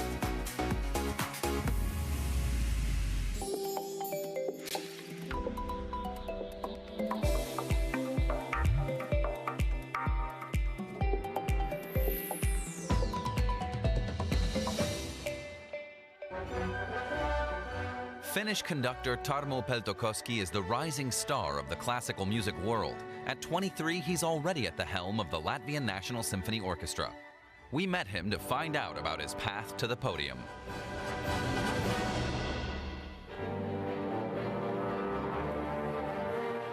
I was 11 years old, and I happened to watch a YouTube video of the very ending of Siegfried. I and Wagner were simply made for each other. I mean, it's such a cliche, but it was kind of a love at first sight.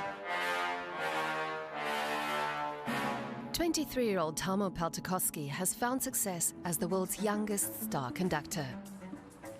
He's currently in Riga, the capital of Latvia, where Richard Wagner also once directed opera. Wagner was German, Peltokoski is Finnish. In Riga, he's conducting the Latvian National Symphony Orchestra. And it just so happens that they are rehearsing Wagner. It's kind of an honor to be here and do his music. I came here for the first time in January of 2022. Well, I'm still in the beginning, so I'm getting to know the people and the place. Let's play it again. This is a fantastic symphonic fresco. It's one of the most glorious Zwischenspiels in the history of drama.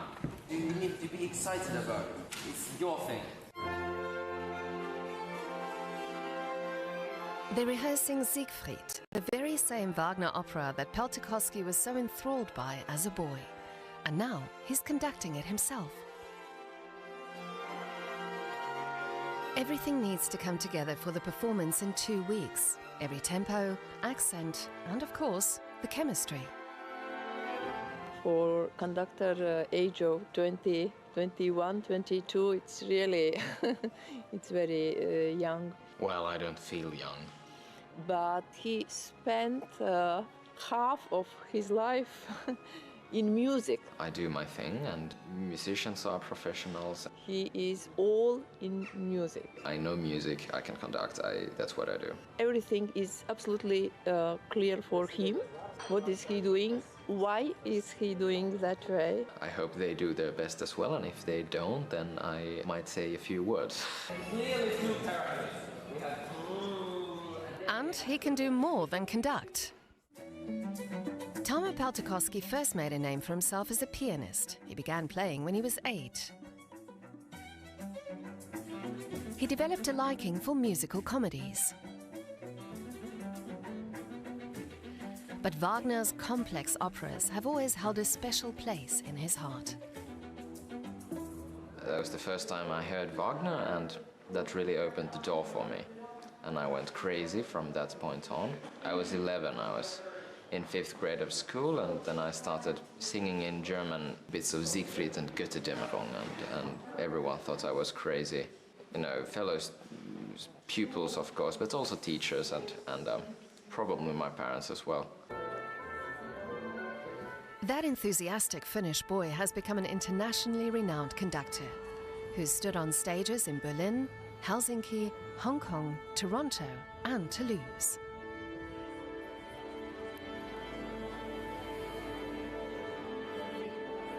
And tonight he's appearing in Cēsis, a town in northern Latvia whose traditional summer festivals attract classical fans from all over the Baltic. On the program this time is a concert performance of Wagner's Siegfried.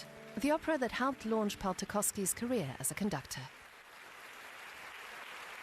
The reason why I ever wanted to become a conductor was Wagner. And I'm doing Siegfried again, and I hope to do it many, many times in my life, in different places. And these sorts of things will keep me going for hopefully a very long time.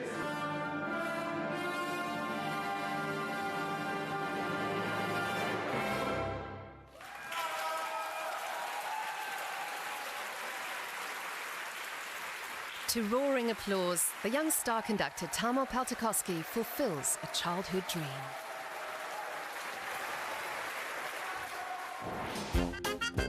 In our series, The Average German, we look at stereotypes that are, at least statistically, true. We've seen our average German, Michael Müller, going about his daily life. Next up, we're finding out how he likes to vacation. This is Michael Müller, and we're following him to see how Germans do things. Michael Müller, an average German, is finally going on holiday. What's on his itinerary? Where's he going? And do Germans really pack socks and sandals? Looks like we're going on an average German holiday.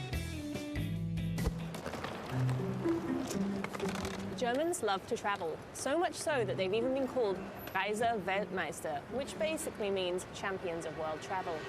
And it makes sense. Full-time workers in Germany are entitled to a minimum of 20 days holiday per year, with many taking more than 30.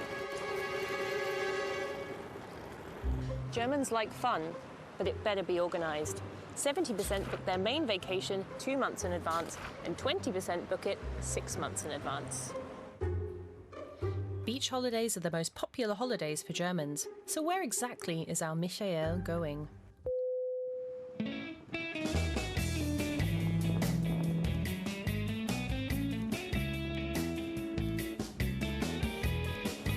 That's right, folks. He's in the Balearic island of Mallorca, one of the most popular foreign holiday destinations for the Germans.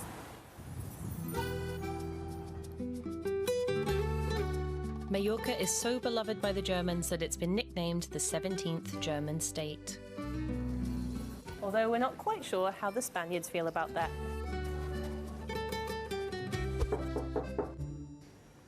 Michael is on holiday with his friend Thomas, or Tommy, who has flown in from Dortmund. Michael elects to go to bed early so he can wake up well rested for his favourite holiday activities. He plans on having an active day tomorrow.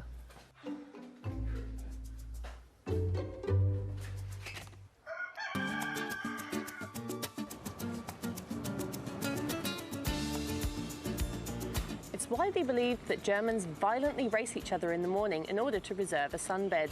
But the majority of Germans say they don't actually do this. Most also say that they never wear socks and sandals. If you can believe that.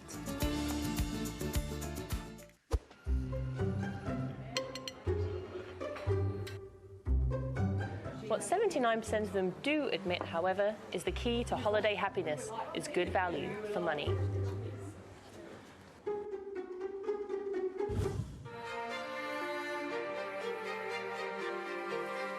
While on vacation, Germans enjoy spending time in nice nature.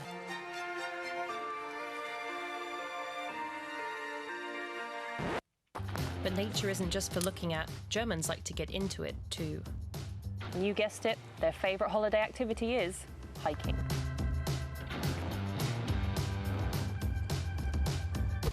Germans also like shopping, sightseeing, and of course, bike riding,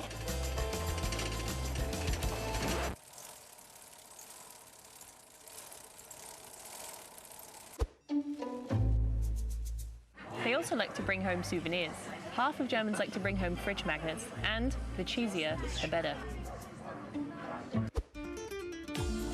More than half of Germans say they like to try local cuisine when they're on vacation, and it looks like Tommy and Michael have found somewhere authentic.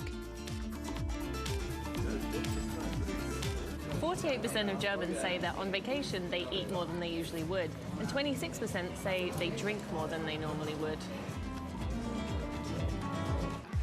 This seems to be true, at least for Tommy.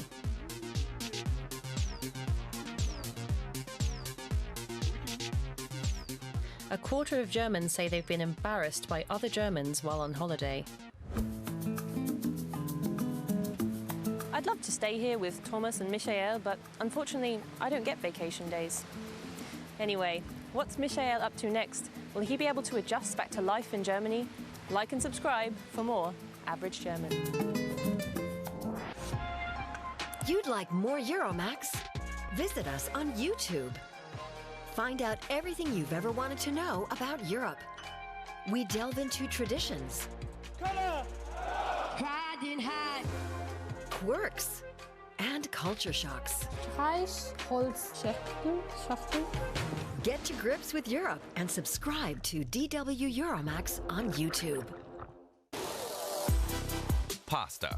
Hardly any country has as many varieties as Italy.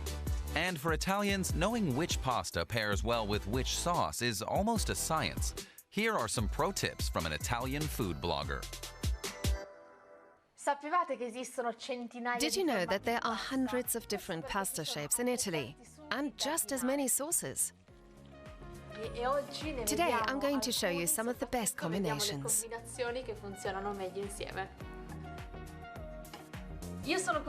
I'm Cooker Girl, content creator, food blogger and Italian cook, and I love pasta. I'm going to show you my favorite sauce and pasta combos. We distinguish between long pasta, short pasta and pastina, which is mostly used in soups. Every region has its traditional pasta varieties. The most suitable sauce depends on the shape. There are two types of pasta, durum wheat or semolina and egg pasta, like tagliatelle or fettuccine. You can tell a good pasta by its rough surface. This makes the sauce stick well, like on this spaghetti, which makes for a super creamy dish.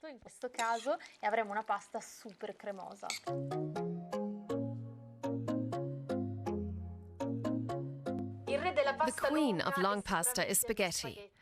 Does spaghetti go with ragu bolognese? Not really.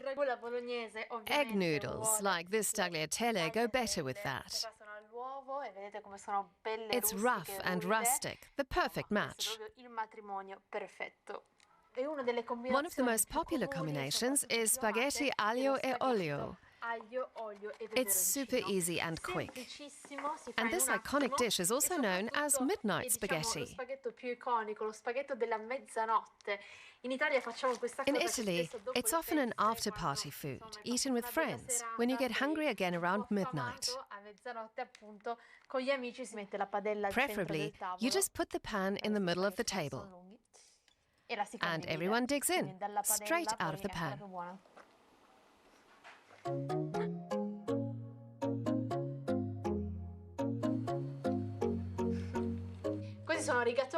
This is rigatoni, and traditionally it's made with amatriciana sauce. Here we have peeled tomatoes, guanciale bacon and a good amount of pepper. And please always cook pasta al dente. It's almost done. You can still see this white stripe here. 1 more minute in the water and the pasta will be just right.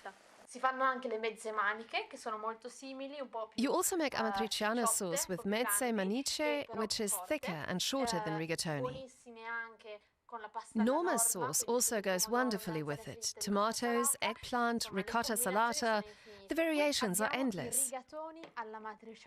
Rigatoni is perfect for amatriciana sauce because the ridges are very good for absorbing the sauce.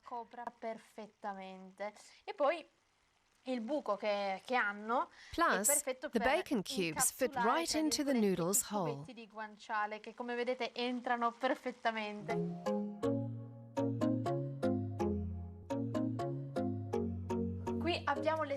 Here we have trofie, an example of regional pasta typical of Liguria.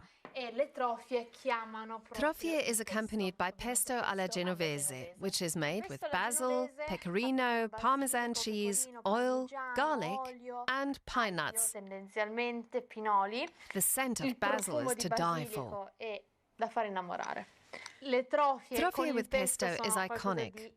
When you think of either, they're inseparable.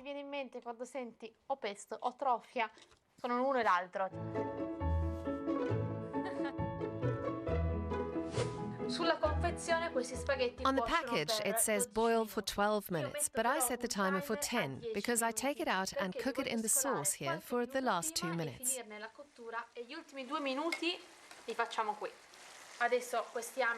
The starch from the pasta water coats the pasta, and that will give the amazing creaminess. You have to twist them around on your fork. That's the perfect bite. These were the basics of how to best match a sauce with a pasta shape. We've seen a few recipes, but I have to say trofie with pesto is my favorite. Have fun trying them, and buon appetito! Buon appetito!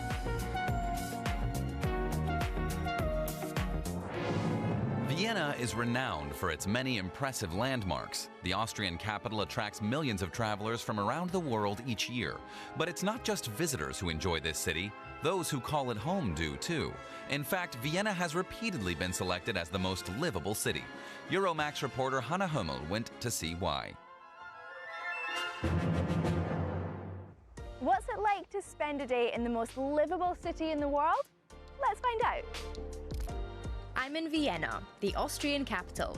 This amazing city is full of incredible buildings. My day is going to be filled with architectural highlights, local cuisine, and the world's oldest Ferris wheel.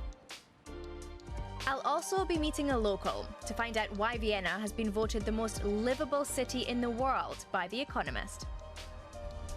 I'm starting my morning at the Stephansdom, or St. Stephen's Cathedral. It's a major landmark in the city, and isn't it gorgeous?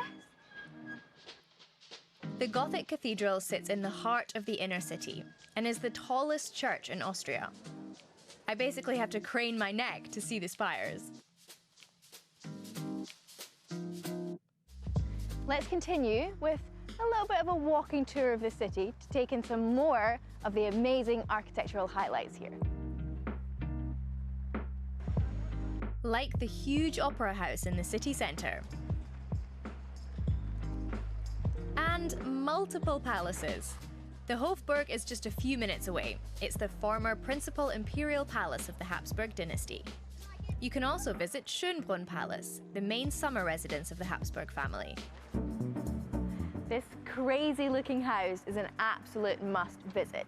Covered head to toe in greenery and shrubbery, it's a little oasis in the middle of the city, the 100 Wasser House. Let's go check it out.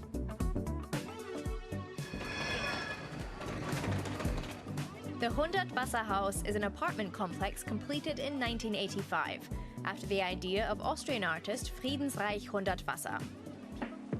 I've worked up quite an appetite after all that walking around, so I'm heading to the Naschmarkt for lunch. This market has around 120 stalls with all kinds of food. Okay, there's so many different types of food here. Austrian, Italian, Israeli, but I'm searching for a proper Viennese schnitzel. Oh, here it is. Wiener Schnitzel is a thin, breaded and pan-fried cutlet, traditionally with veal. Let's see if the Viennese schnitzel tastes better in Austria than it does anywhere else.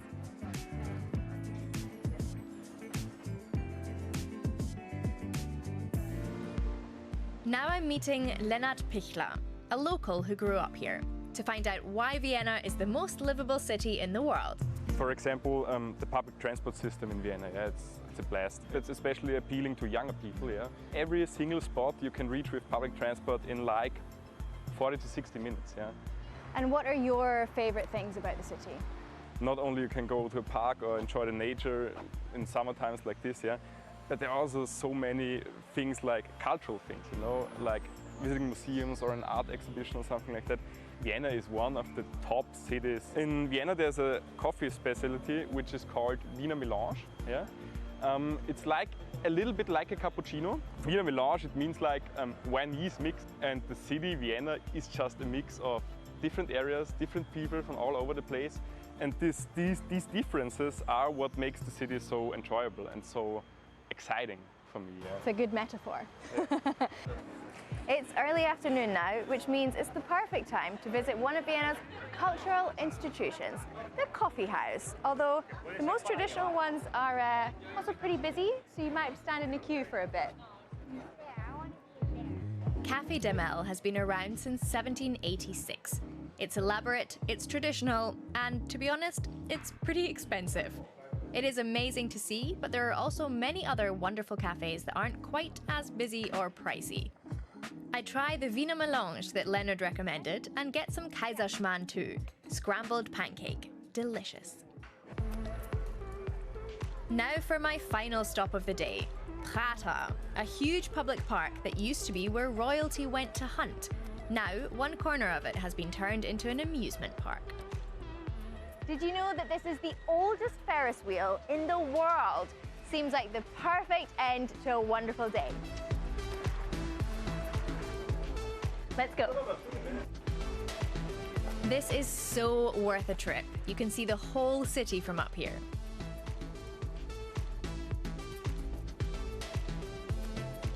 Oh, it's just such a beautiful city. I can 100% see why Vienna is so livable. I could spend days just hopping from coffee house to coffee house, walking through the streets, admiring the architecture.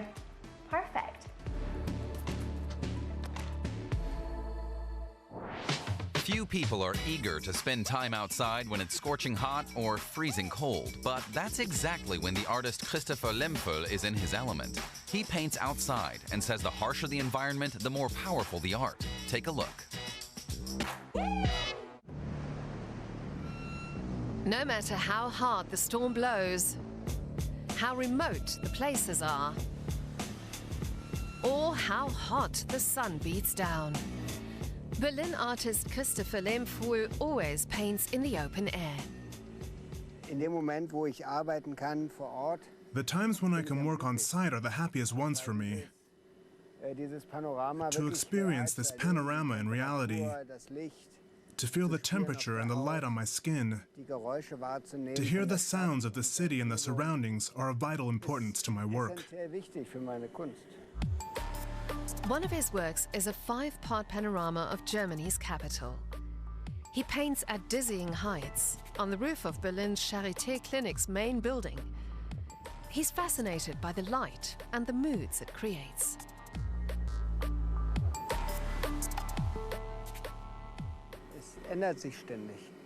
It's constantly changing.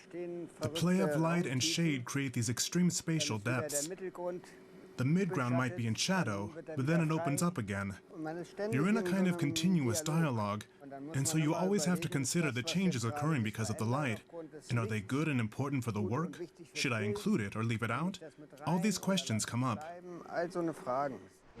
The artist has been working in natural settings for over 25 years. Now, he can't imagine painting in the studio.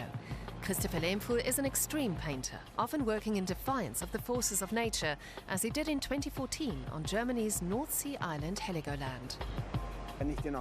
When I feel the tempest, that's an incredible resistance that I have to work against. And I can use unbelievable quantities of paint to create something to stand up to it. The more extreme the conditions, the more expressive and abstract the work turns out to be. In 2017, Iceland's volcanic wilderness pushed Lemfel to his limits. Within 2 weeks, he painted 12 pictures under the most adverse conditions. There was a volcanic crater where I hauled paints and canvases 200 meters up and then did my painting and dragged everything back down again. After that, you're totally exhausted. Back in Berlin. Here, he works 85 meters above the city's rooftops. For this project, Lemfel allocated some 80 kilograms of oil paints a feat of logistics in itself. The thick strokes of paint make his work seem almost three-dimensional. He applies the paint directly to the canvas with his hands. He says brushes create an unnecessary distance. It's just fabulous. The paint is so warm, but not hot. Sometimes in summer, I have the problem that the paint is so hot that it burns my hands. His large format works are products of the moment. It only takes him about 4 hours to finish the first 3 parts of his Berlin panorama. I'd say we live in extreme times, and you have to find a way to express that. I think every age has its forms, its coloration, its emotion. And to me, this art, these extremes, are all about these emotions. They're the works of an artist who prefers to apply his vibrant colors in thick swathes. So thick, it can take months for them to dry. And that's all from us here at Euromax. For more exciting stories from Europe, check out our social media channels. Take care, and until next time.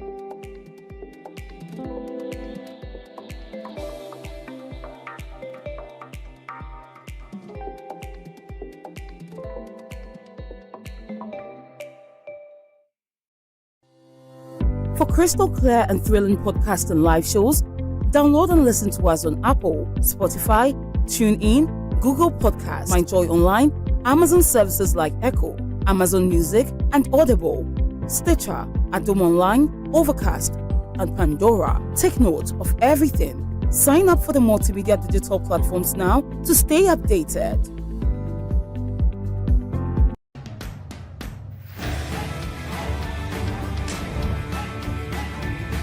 As for the marriage, you get the certificate before you get into the marriage, so you don't know what is ahead of you.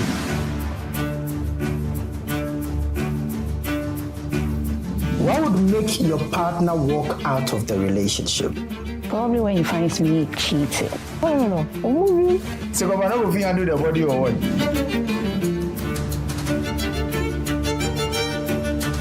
What's his waist size? When I get home, I'll explain this.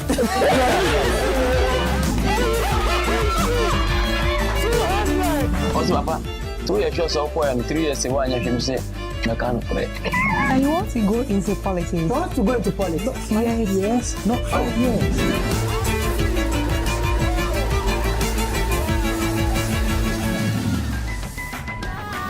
Right. If you love me right.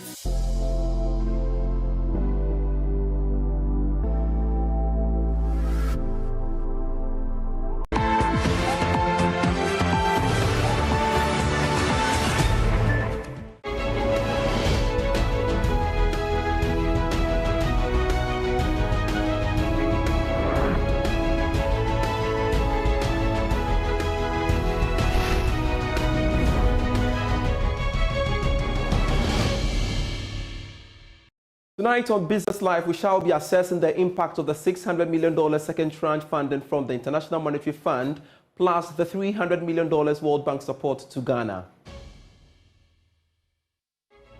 Also in this bulletin, former Finance Minister Dr. Kwabena Dufour cautions government against what he describes as excessive taxation on businesses. We'll get to hear more from him. Efficient tax system. Efficient, okay. Not any tax. Efficient tax system. That will generate domestic revenue growth. Is what you should look at. Plus, on the Joy Business Van today, we will bring you the second part of our story on 2 innovators who have come up with a solution to boost harvest of cocoa beans in Ghana.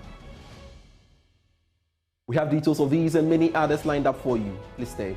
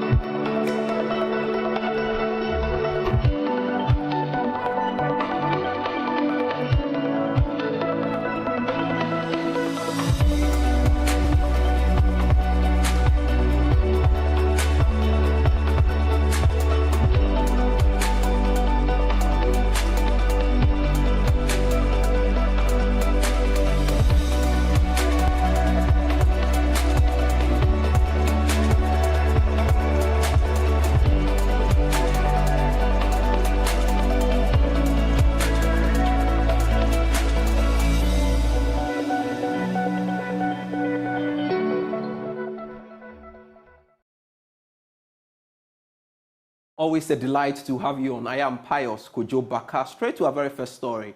The $300 million World Bank support will be advanced towards projects identified in the 2024 budget. Well, that's according to the Finance Minister, Ken Ofori-Atta. He disclosed this on his social media handle after the World Bank announced the release of the funds to Ghana. The Finance Minister added that these funds will help in attaining the much-needed long-term sustainable growth. Now, according to the Finance Minister, this is the first time since 2017 that a group has advanced the facility.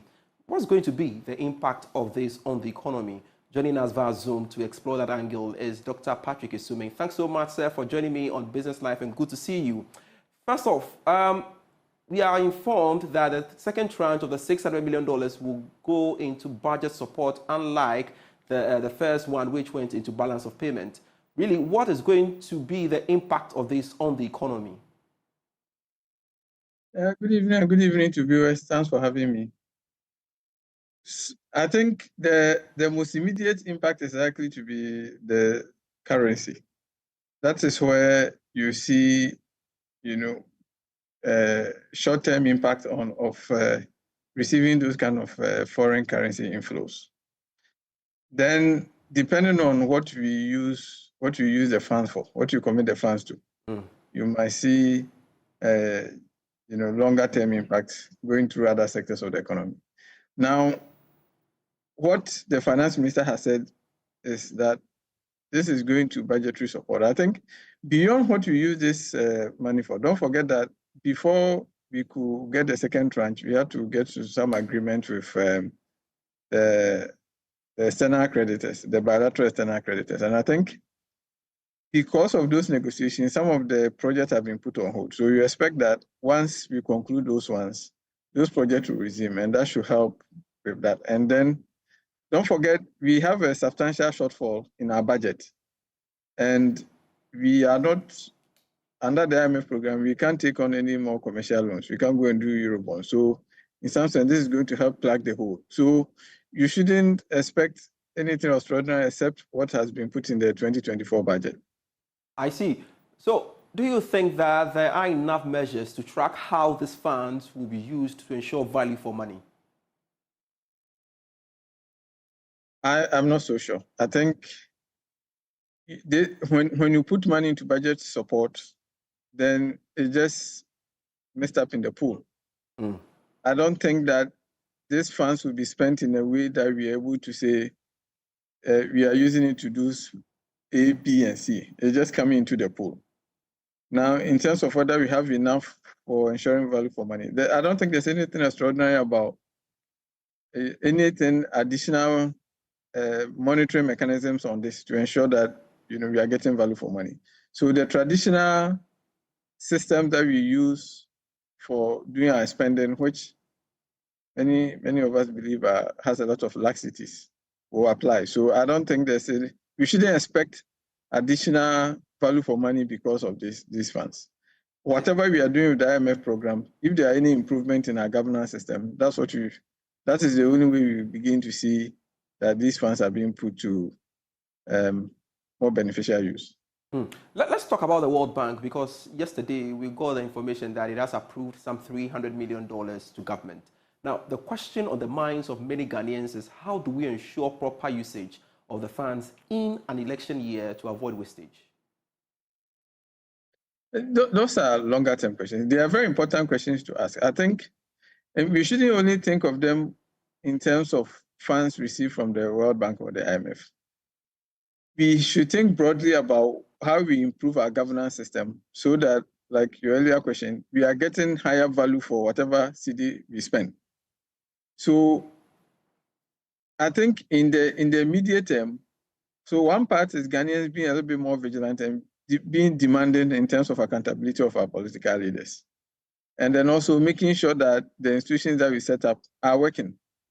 We have some of the finest institutions for keeping track of public spending, but we also know, regardless of that, every year when the Auditor General's reports are released, we all see the infractions that happen there.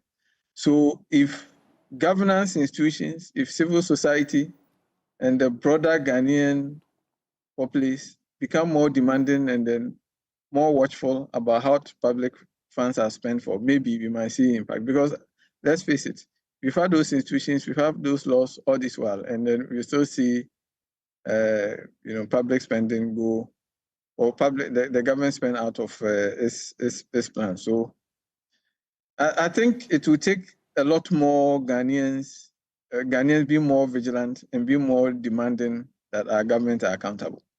Dr. Sume, help me understand this. What's in your view on the next review by the IMF, looking at the fact that the debt restructuring with the external creditors have not been fully concluded? So the next review, the first two disbursement has taught us that probably the fund is strategically timing the reviews to specific tasks it want the government to complete by way of the debt restructuring. So to get the program approved, we needed to get the financing assurances. To get the second one approved, the first review approved, we needed to get the agreement with the creditors. You get a sense that it might have something to do with maybe making some progress with the commercial creditors. You never know, because if you look at the timings, we are talking about April or probably May, and those are the early projections of where we should begin to make progress. In any case, I think those ones are a little optimistic. I don't think there's any chance that we will get a deal done with the commercial bondholders around that time. But you get a sense that that's what, the IMF will probably tie the next release and the next review to those things. Again, do you foresee China or any of the external creditors making new demands during the final stages of the negotiations? And what could be the impact of that? Bear in mind how difficult it was for us to get the second tranche. I think my understanding is that in principle, we have an agreement. We have a broad frame agreement. So it's just filling in the details. Of course, there can always be devils in the details, but once we have a broader framework agreed, you expect that part of the process will proceed relatively more smoothly. That's fine. Thank you very much, Dr. Patrick Esume, for your time here on Business Live. We are indeed grateful for your time. It is important as well to explore the impact of this on the Forex. And as you rightly heard Dr. Esume saying that indeed it will have an immediate impact on the Forex. Let's get on that bit and join research lead for GCB Capital, Courage Buti, to help us explore that angle as well. Courage, thanks so much for joining me on Business Live. Will I be too hesitant to say that the Bank of Ghana's international reserves have seen some significant increase after more than $600 million was credited to its account yesterday by the IMF, plus the $300 million the World Bank support program hit its account as well? Well, if you stretch it back a bit to late December, the 800 million from Cocoa Board, we could be talking about $2 billion thereabout in cushion for the reserve in the last 1.5 or so months. Positive, I must say. The expectation was for us to end the year with just 0.8 months of import cover. It's looking like 1.5, and these inflows could really cushion it to near to 2.5 thereabout. We expect the numbers, I think, on Friday when the Bank of Ghana releases a summary of economic and financial data, really. So that is a cushion. Is it supposed to lead to some sharp correction in the cedi? I don't think so. I don't expect so. So far this year, relative stability compared to what we've seen in January 2023. Yes, and it's largely because of some of these inflows that are priced into expectations on the market. So it will be more of a stable performance, maybe through Q1, bearing in mind the seasonality pressures we are accustomed to in Q1, but nothing extreme like we've seen in 2021 or even 2023 and 2022. All right, so you are saying that the inflows we are witnessing or receiving basically would sustain the growth, the stability we are seeing now, right? Well, definitely. The reason is this. The cedi is fundamentally weak, that we know.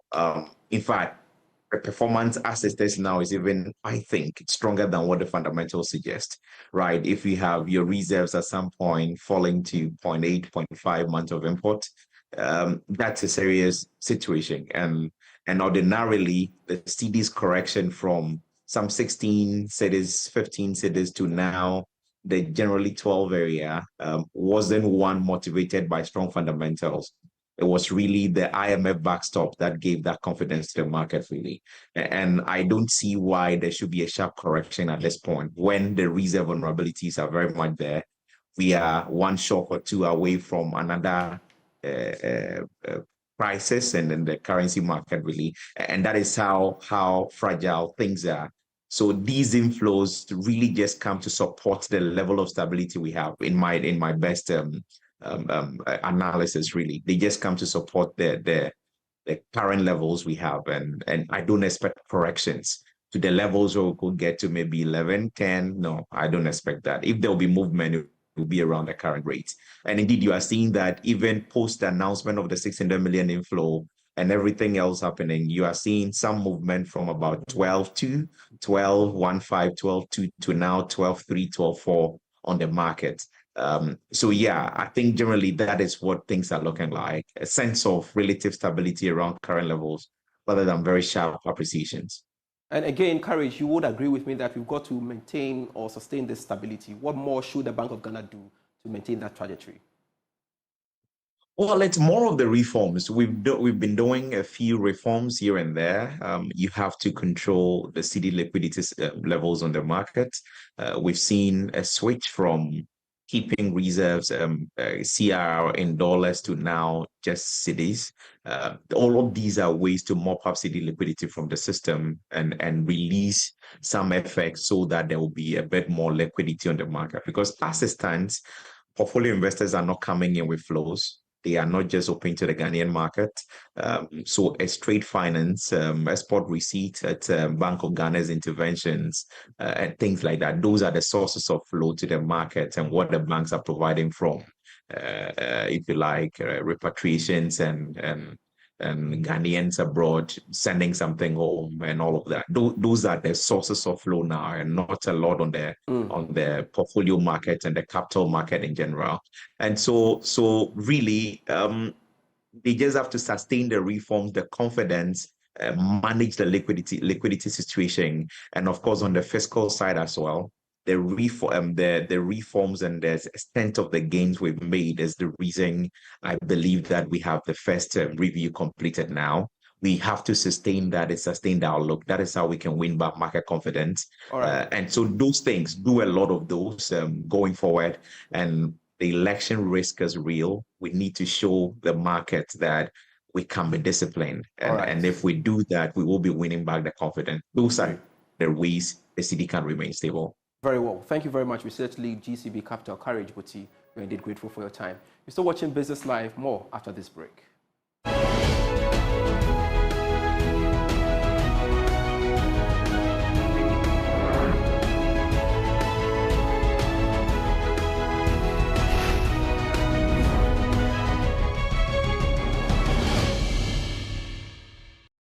This is still Business Live. Cocoa is a major income earner for Ghana, but the sector lacks the investment in technology to boost production.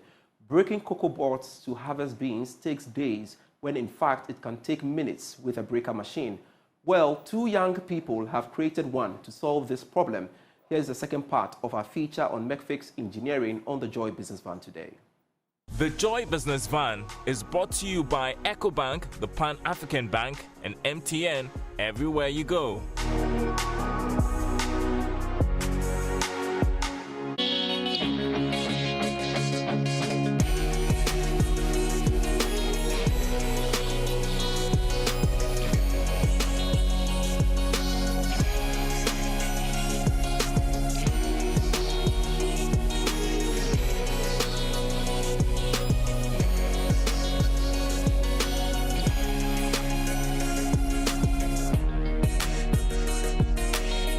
Two innovators have come up with an equipment to boost harvest of cocoa beans.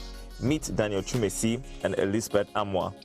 Both hail from cocoa farming communities and I've seen firsthand the struggles farmers go through to break pods manually.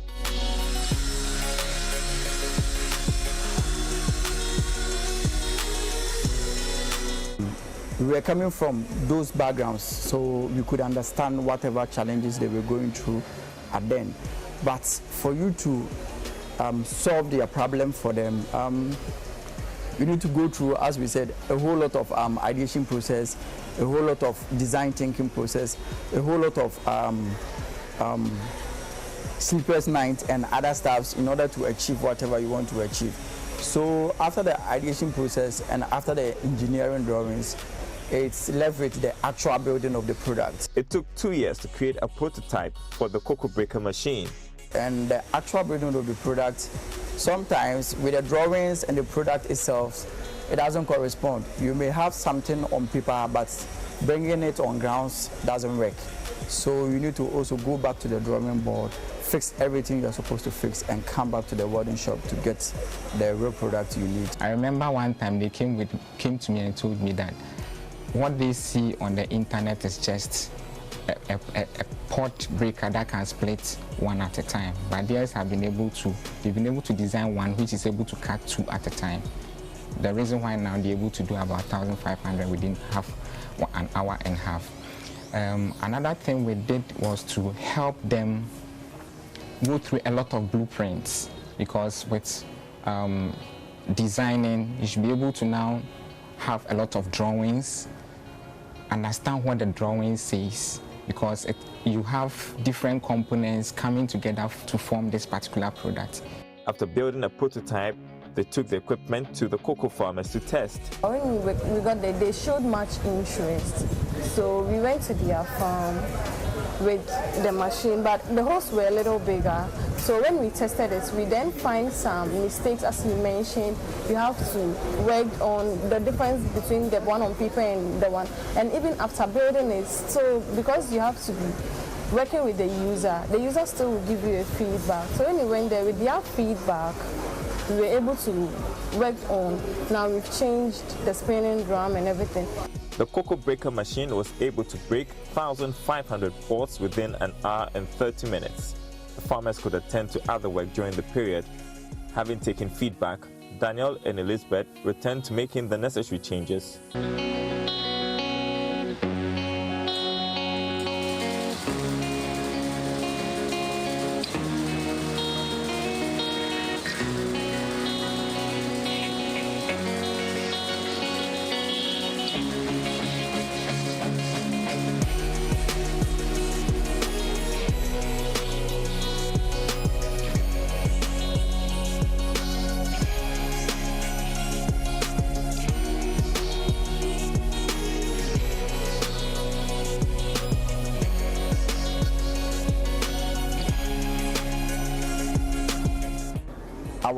Our major challenge right now is, we have the first version of our product. For us to scale, we need finance. Yes, finance is number one, because with this thing we have right now, we have the version 2 of it, which all the engineering drawings are ready for production. But due to a little bit of financial constraints, we are not able to build that one. Daniel and Elizabeth are also looking for strategic partners. Meantime, the Design and Technology Institute is also offering support. We've been working on getting the buy-in of the regulatory bodies, aka Cocoa Board, and then the Ghana Standards Authority, and then a few other ministries like the Ministry of Food and Agriculture. We've been working on getting their certification for the machine. We've recently been there to invite them to come in for a viewing and testing officially. So that is being done to get the machine certified so that it can go into the agricultural system, and then we can have further iterations and then developments and then get the machine out there in the farms. Yeah. With the buy-in of regulatory bodies and farmers, the two hope to deploy the machine to farming communities. But that's not all. Our major aim is to be able to scale and become a bigger brand a local brand that can produce food and agro-processing machineries to help ourselves and the economy at large.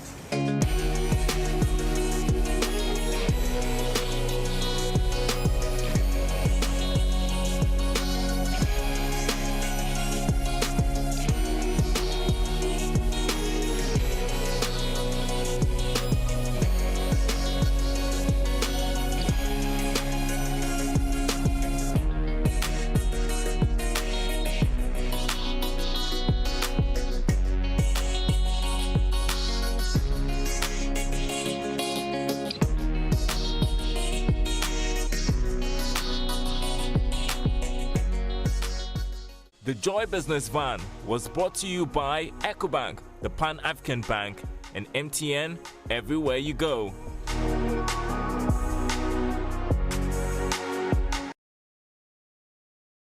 And before we go, former Finance Minister Dr. Kwabena Duffuor is cautioning the government against what he describes as excessive taxation.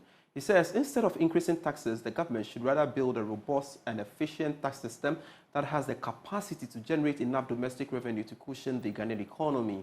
He believes building a strong tax regime should be the focus of the current New Patriotic Party government rather than introducing taxes that could affect the growth of businesses and overburden Ghanaians. Ohimeng Tewia has more. Dr. Duffuor was speaking to David Akwete on Love in the Morning on Love 99.5 FM. Ahead of the NDC's 24-hour economy walk in Kumasi on Wednesday. He said the government's taxation program should be measured by what he described as tax incidence to assess the impact of taxes on those paying. The government, as of 2024, has introduced at least 27 tax components, a situation businesses say has the tendency to cripple growth. Organized labor has criticized the government for levying 15% VAT on electricity consumption as it called for the abolition of the new tax. The former governor of the Bank of Ghana would not describe the government's proposed 15% VAT on electricity consumption as a nuisance tax, but he insists excessive taxation, especially nuisance taxes, should not be encouraged. Efficient tax system. Efficient, okay. Not any tax. Efficient tax system. That will generate domestic revenue growth. It's what you should look at. You should make sure that you build a tax capacity that will give you good revenue. We have something called tax incidence. If you are taxing people, you look at what will this tax do to the well-paying? Next year, will the person be able to pay more or still be a good business? If by taxing the person, the company is going to go down, and next year he'll be worse off. It's not a good tax. It's not a good tax? No. So would you refer to this one as, like someone referred to, would you call this one a nuisance tax, for example? This 15%? I'm talking we should not. On electricity. Nuisance tax should not be encouraged. Will you describe this one as a nuisance tax? Which one? The VAT 50% electricity consumption. I'll have to look at it. From Kumasi for Joy Business, Ohimeng Tewia reporting. Thanks so much for watching Business Life. I am Pius Kojo Baka. Bye-bye.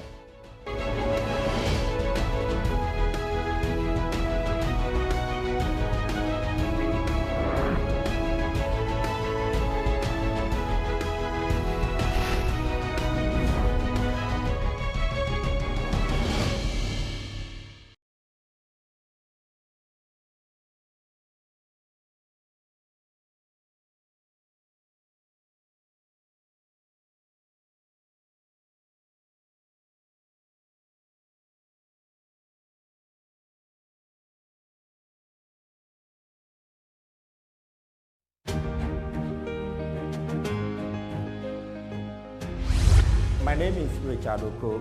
I am the founder and president of the National Beekeepers Association. I formed the association in the year 2000 with about 10 farmers in Nkranza and the Bono East region. I was by then working with a rural bank there as head of credit. So we gave some loans to some farmers but repayment was an issue. Researching into it, I realized that though the farmers did all that they were told by the agric extension officers by following the cultural practices, yield was so low. So my research led me to know that they are lacking high pollinator services that will lead to increase in crop productivity. So I brought them together and started to teach them. And we know the best pollinators are bees. Unfortunately, cashew and all the plants they cultivate are pollinated by bees. So we started the training, and the following year, harvest improved, they paid their loans, and they had monies in their account. I suffered the lack of knowing that and harvesting poor crops because of my parents who were peasant farmers, and we didn't get much. But knowing that doing this will increase crop productivity, enhance your farm income, motivated me, and I've dedicated my life to supporting smallholder farmers. We have trained in total over 5,000 farmers have benefited. What we do is to train in communities, so the trainees getting it will also go into other communities and keep training. So I say conservatively we've trained over 5,000, but it could be more.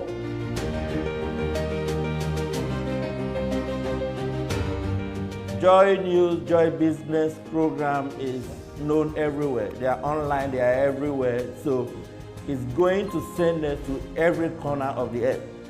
That is the best we can get. Farmers anywhere in Ghana and outside Ghana will also get to know what we are doing. So they will definitely be calling us for support. We want people to get in and support us, to reach out to them. The invitations come, but we are limited in terms of resources to move to those areas.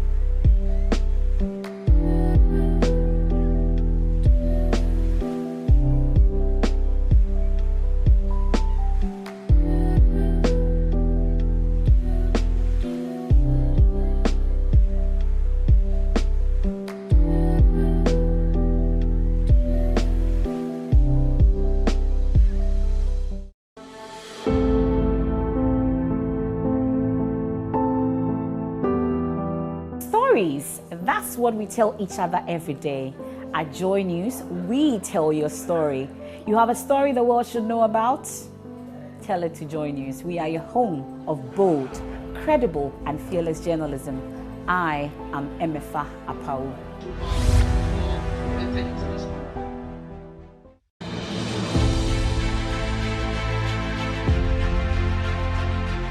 Bold, credible, and fearless journalism. That is what we stand for. Duty bearers and citizens know that they'll be asked the hard questions to bring out the truth. That is what you expect of us. It is this commitment to tell truth to power that sets us apart, because we will hold the feet of leadership to the heat of accountability. My name is Evans Mensah, and this is Joy News.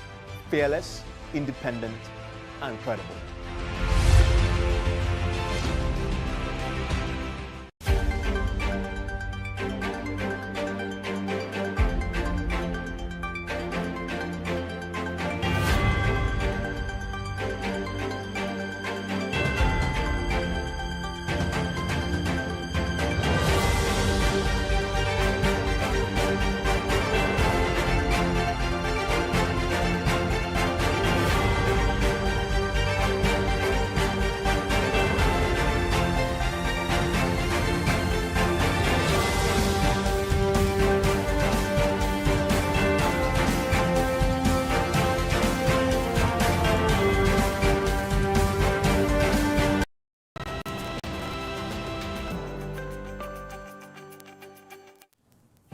A relentless siege on Khan Yunis. Israel imposes a curfew on Al Amal Hospital.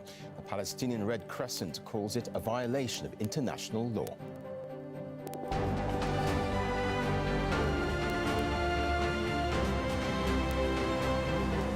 Hello, I'm Kerry Johnston. This is Al Jazeera live from Doha. Also on the program. My brother doesn't know till now that he's lost all of his family except me. Families torn apart. Israel's war on Gaza has left tens of thousands of children without parents. Families of captives held in Gaza join thousands marching towards the defense ministry in Tel Aviv. A plane crash in Russia kills all 74 on board. Moscow says it was carrying Ukrainian prisoners of war and accuses Kyiv of shooting it down.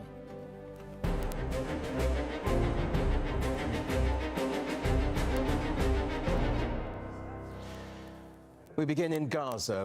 Cross is warning of thousands of preventable deaths if medical facilities are not protected from indiscriminate assault. Israeli forces have imposed a curfew on the Al Amal hospital, preventing supplies and ambulances from reaching the facility. It's among only 3 hospitals remaining that can perform advanced surgery and emergency care, yet has repeatedly come under fire. Thousands of displaced Palestinians have been seeking refuge at the facility. And there's been continued shelling and gunfire in Khan Yunis in southern Gaza. Israeli forces there have bombed a UN refugee center, killing 11 people and injuring dozens. Troops have encircled the city, targeting residential buildings, sheltering thousands who are displaced. People moved to Al-Mawasi. Every second passes with a new casualty. We do not have medicine, and we do not have anything to treat people. They then fired an artillery shell on the peaceful people inside. What place is a safe place? The UN agency informed us that it was a safe place, and we informed the people accordingly. Eventually, people were shelled, people were injured, and others killed. We buried the martyrs in the shelter. Where should we bury them? Sniper bullets targeted us directly. Where else should people go? Well, Tarek Abu Azoum has more on the day's developments from Rafah in southern Gaza. Attacks on the Gaza Strip did not stop today, as the main focus of the military airstrikes were directed towards the city of Khan Yunis, the second largest city, where the Israeli forces are trying to take full control of the city as they are trying to advance more into the main central neighborhoods. They have targeted today one of the main training centers that run by the United Nations, where dozens of Palestinians being killed and others have also been wounded, as people have been fleeing to Rafah under very mass Israeli bombardment. The ongoing attacks today on Khan Yunis had completely killed 40 Palestinians, alongside with more than 50 others being wounded, and the different calls made by the Palestinian Ministry of Health and all international organizations to afford protections for hospitals inside the city, as they are struggling to keep operating amid all the horror and also all destruction unfolding them in Khan Yunis, in the southern part of the territory. Tarek Abu Azoum, Al Jazeera, Rafah, southern Gaza. Well, the US State Department says the attack on the UN center sheltering civilians in Khan Yunis is incredibly concerning. We deplore today's attack on the UN's Khan Yunis training center. You've heard me say it before, you've heard the Secretary say it before, but civilians must be protected, and the protected nature of UN facilities must be respected. And humanitarian workers must be protected so that they can continue providing civilians with the life-saving humanitarian assistance that they need. Well, families of Israeli captives held in Gaza have joined protesters in Tel Aviv. Thousands marched through the streets towards Israel's defense ministry. The crowd were calling for the release of all Israeli captives still being held in Gaza.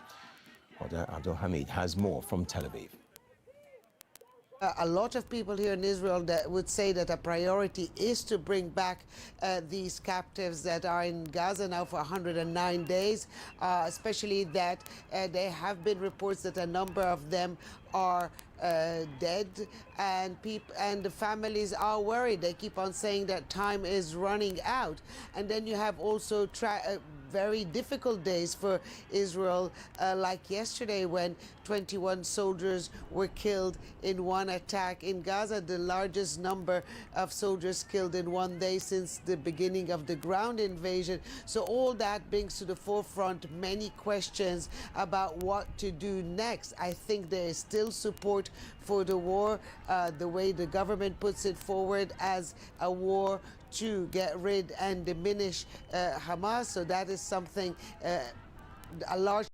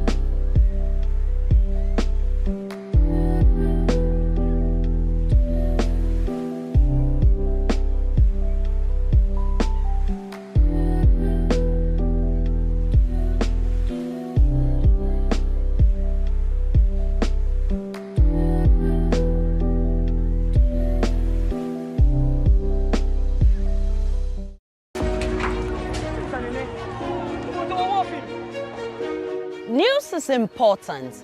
It's the only way you get to know the things that happen around you, what affects you today and the future. At JoyNews, we have reporters scattered around the country who tell us about the communities they live in, the people and their stories. The key part of our job here at JoyNews is to make clearer the muffled voices in every part of society. We shine light on the issues. My name is Aisha Ibrahim, and this is JoyNews. Independent, credible, and fearless.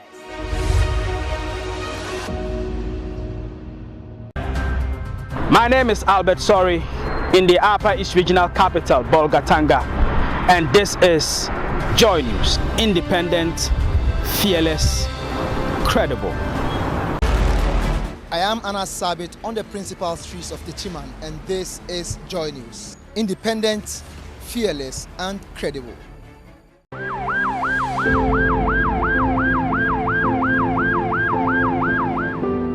In Ghana, when there's a fire, people are more likely to call a radio station than a fire station. They believe the media will succeed where our institutions have failed. That is a huge responsibility for any journalist to shoulder. Thankfully, at JoyNews, we are more than journalists. We are agents of development. We are champions of change. We don't just report the problem, we help define solutions. We are JoyNews, home of independent, fearless, and credible journalism. My name is Araba Kumsin.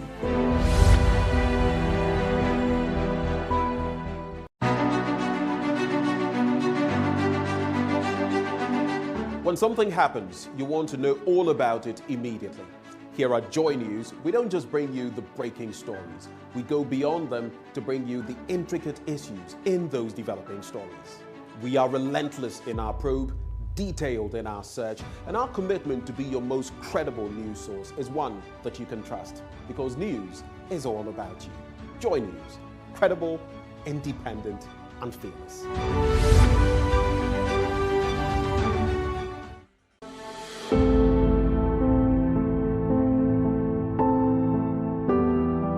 Stories, that's what we tell each other every day.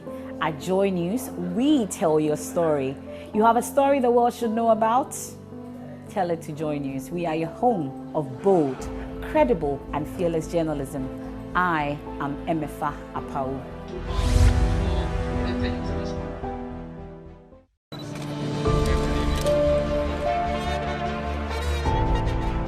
We have seen a lot together, and through it all, the faces here at Joy News have looked you straight in the eyes and asked the questions you've always wanted to ask. We've been fearless but compassionate. We've been relentless with our probe. We have given you the microphones. The boy they killed is my best friend. We here at Joy News are always honored to share each day with you. My name is Ernest Minu, and this is Joy News. Credible, fearless, and independent.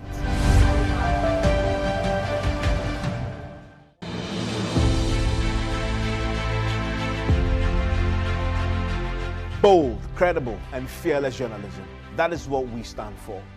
Duty bearers and citizens know that they'll be asked the hard questions to bring out the truth. That is what you expect of us. It is this commitment to tell truth to power that sets us apart, because we will hold the feet of leadership to the heat of accountability. My name is Evans Mensah, and this is Joy News. Fearless, independent, and credible.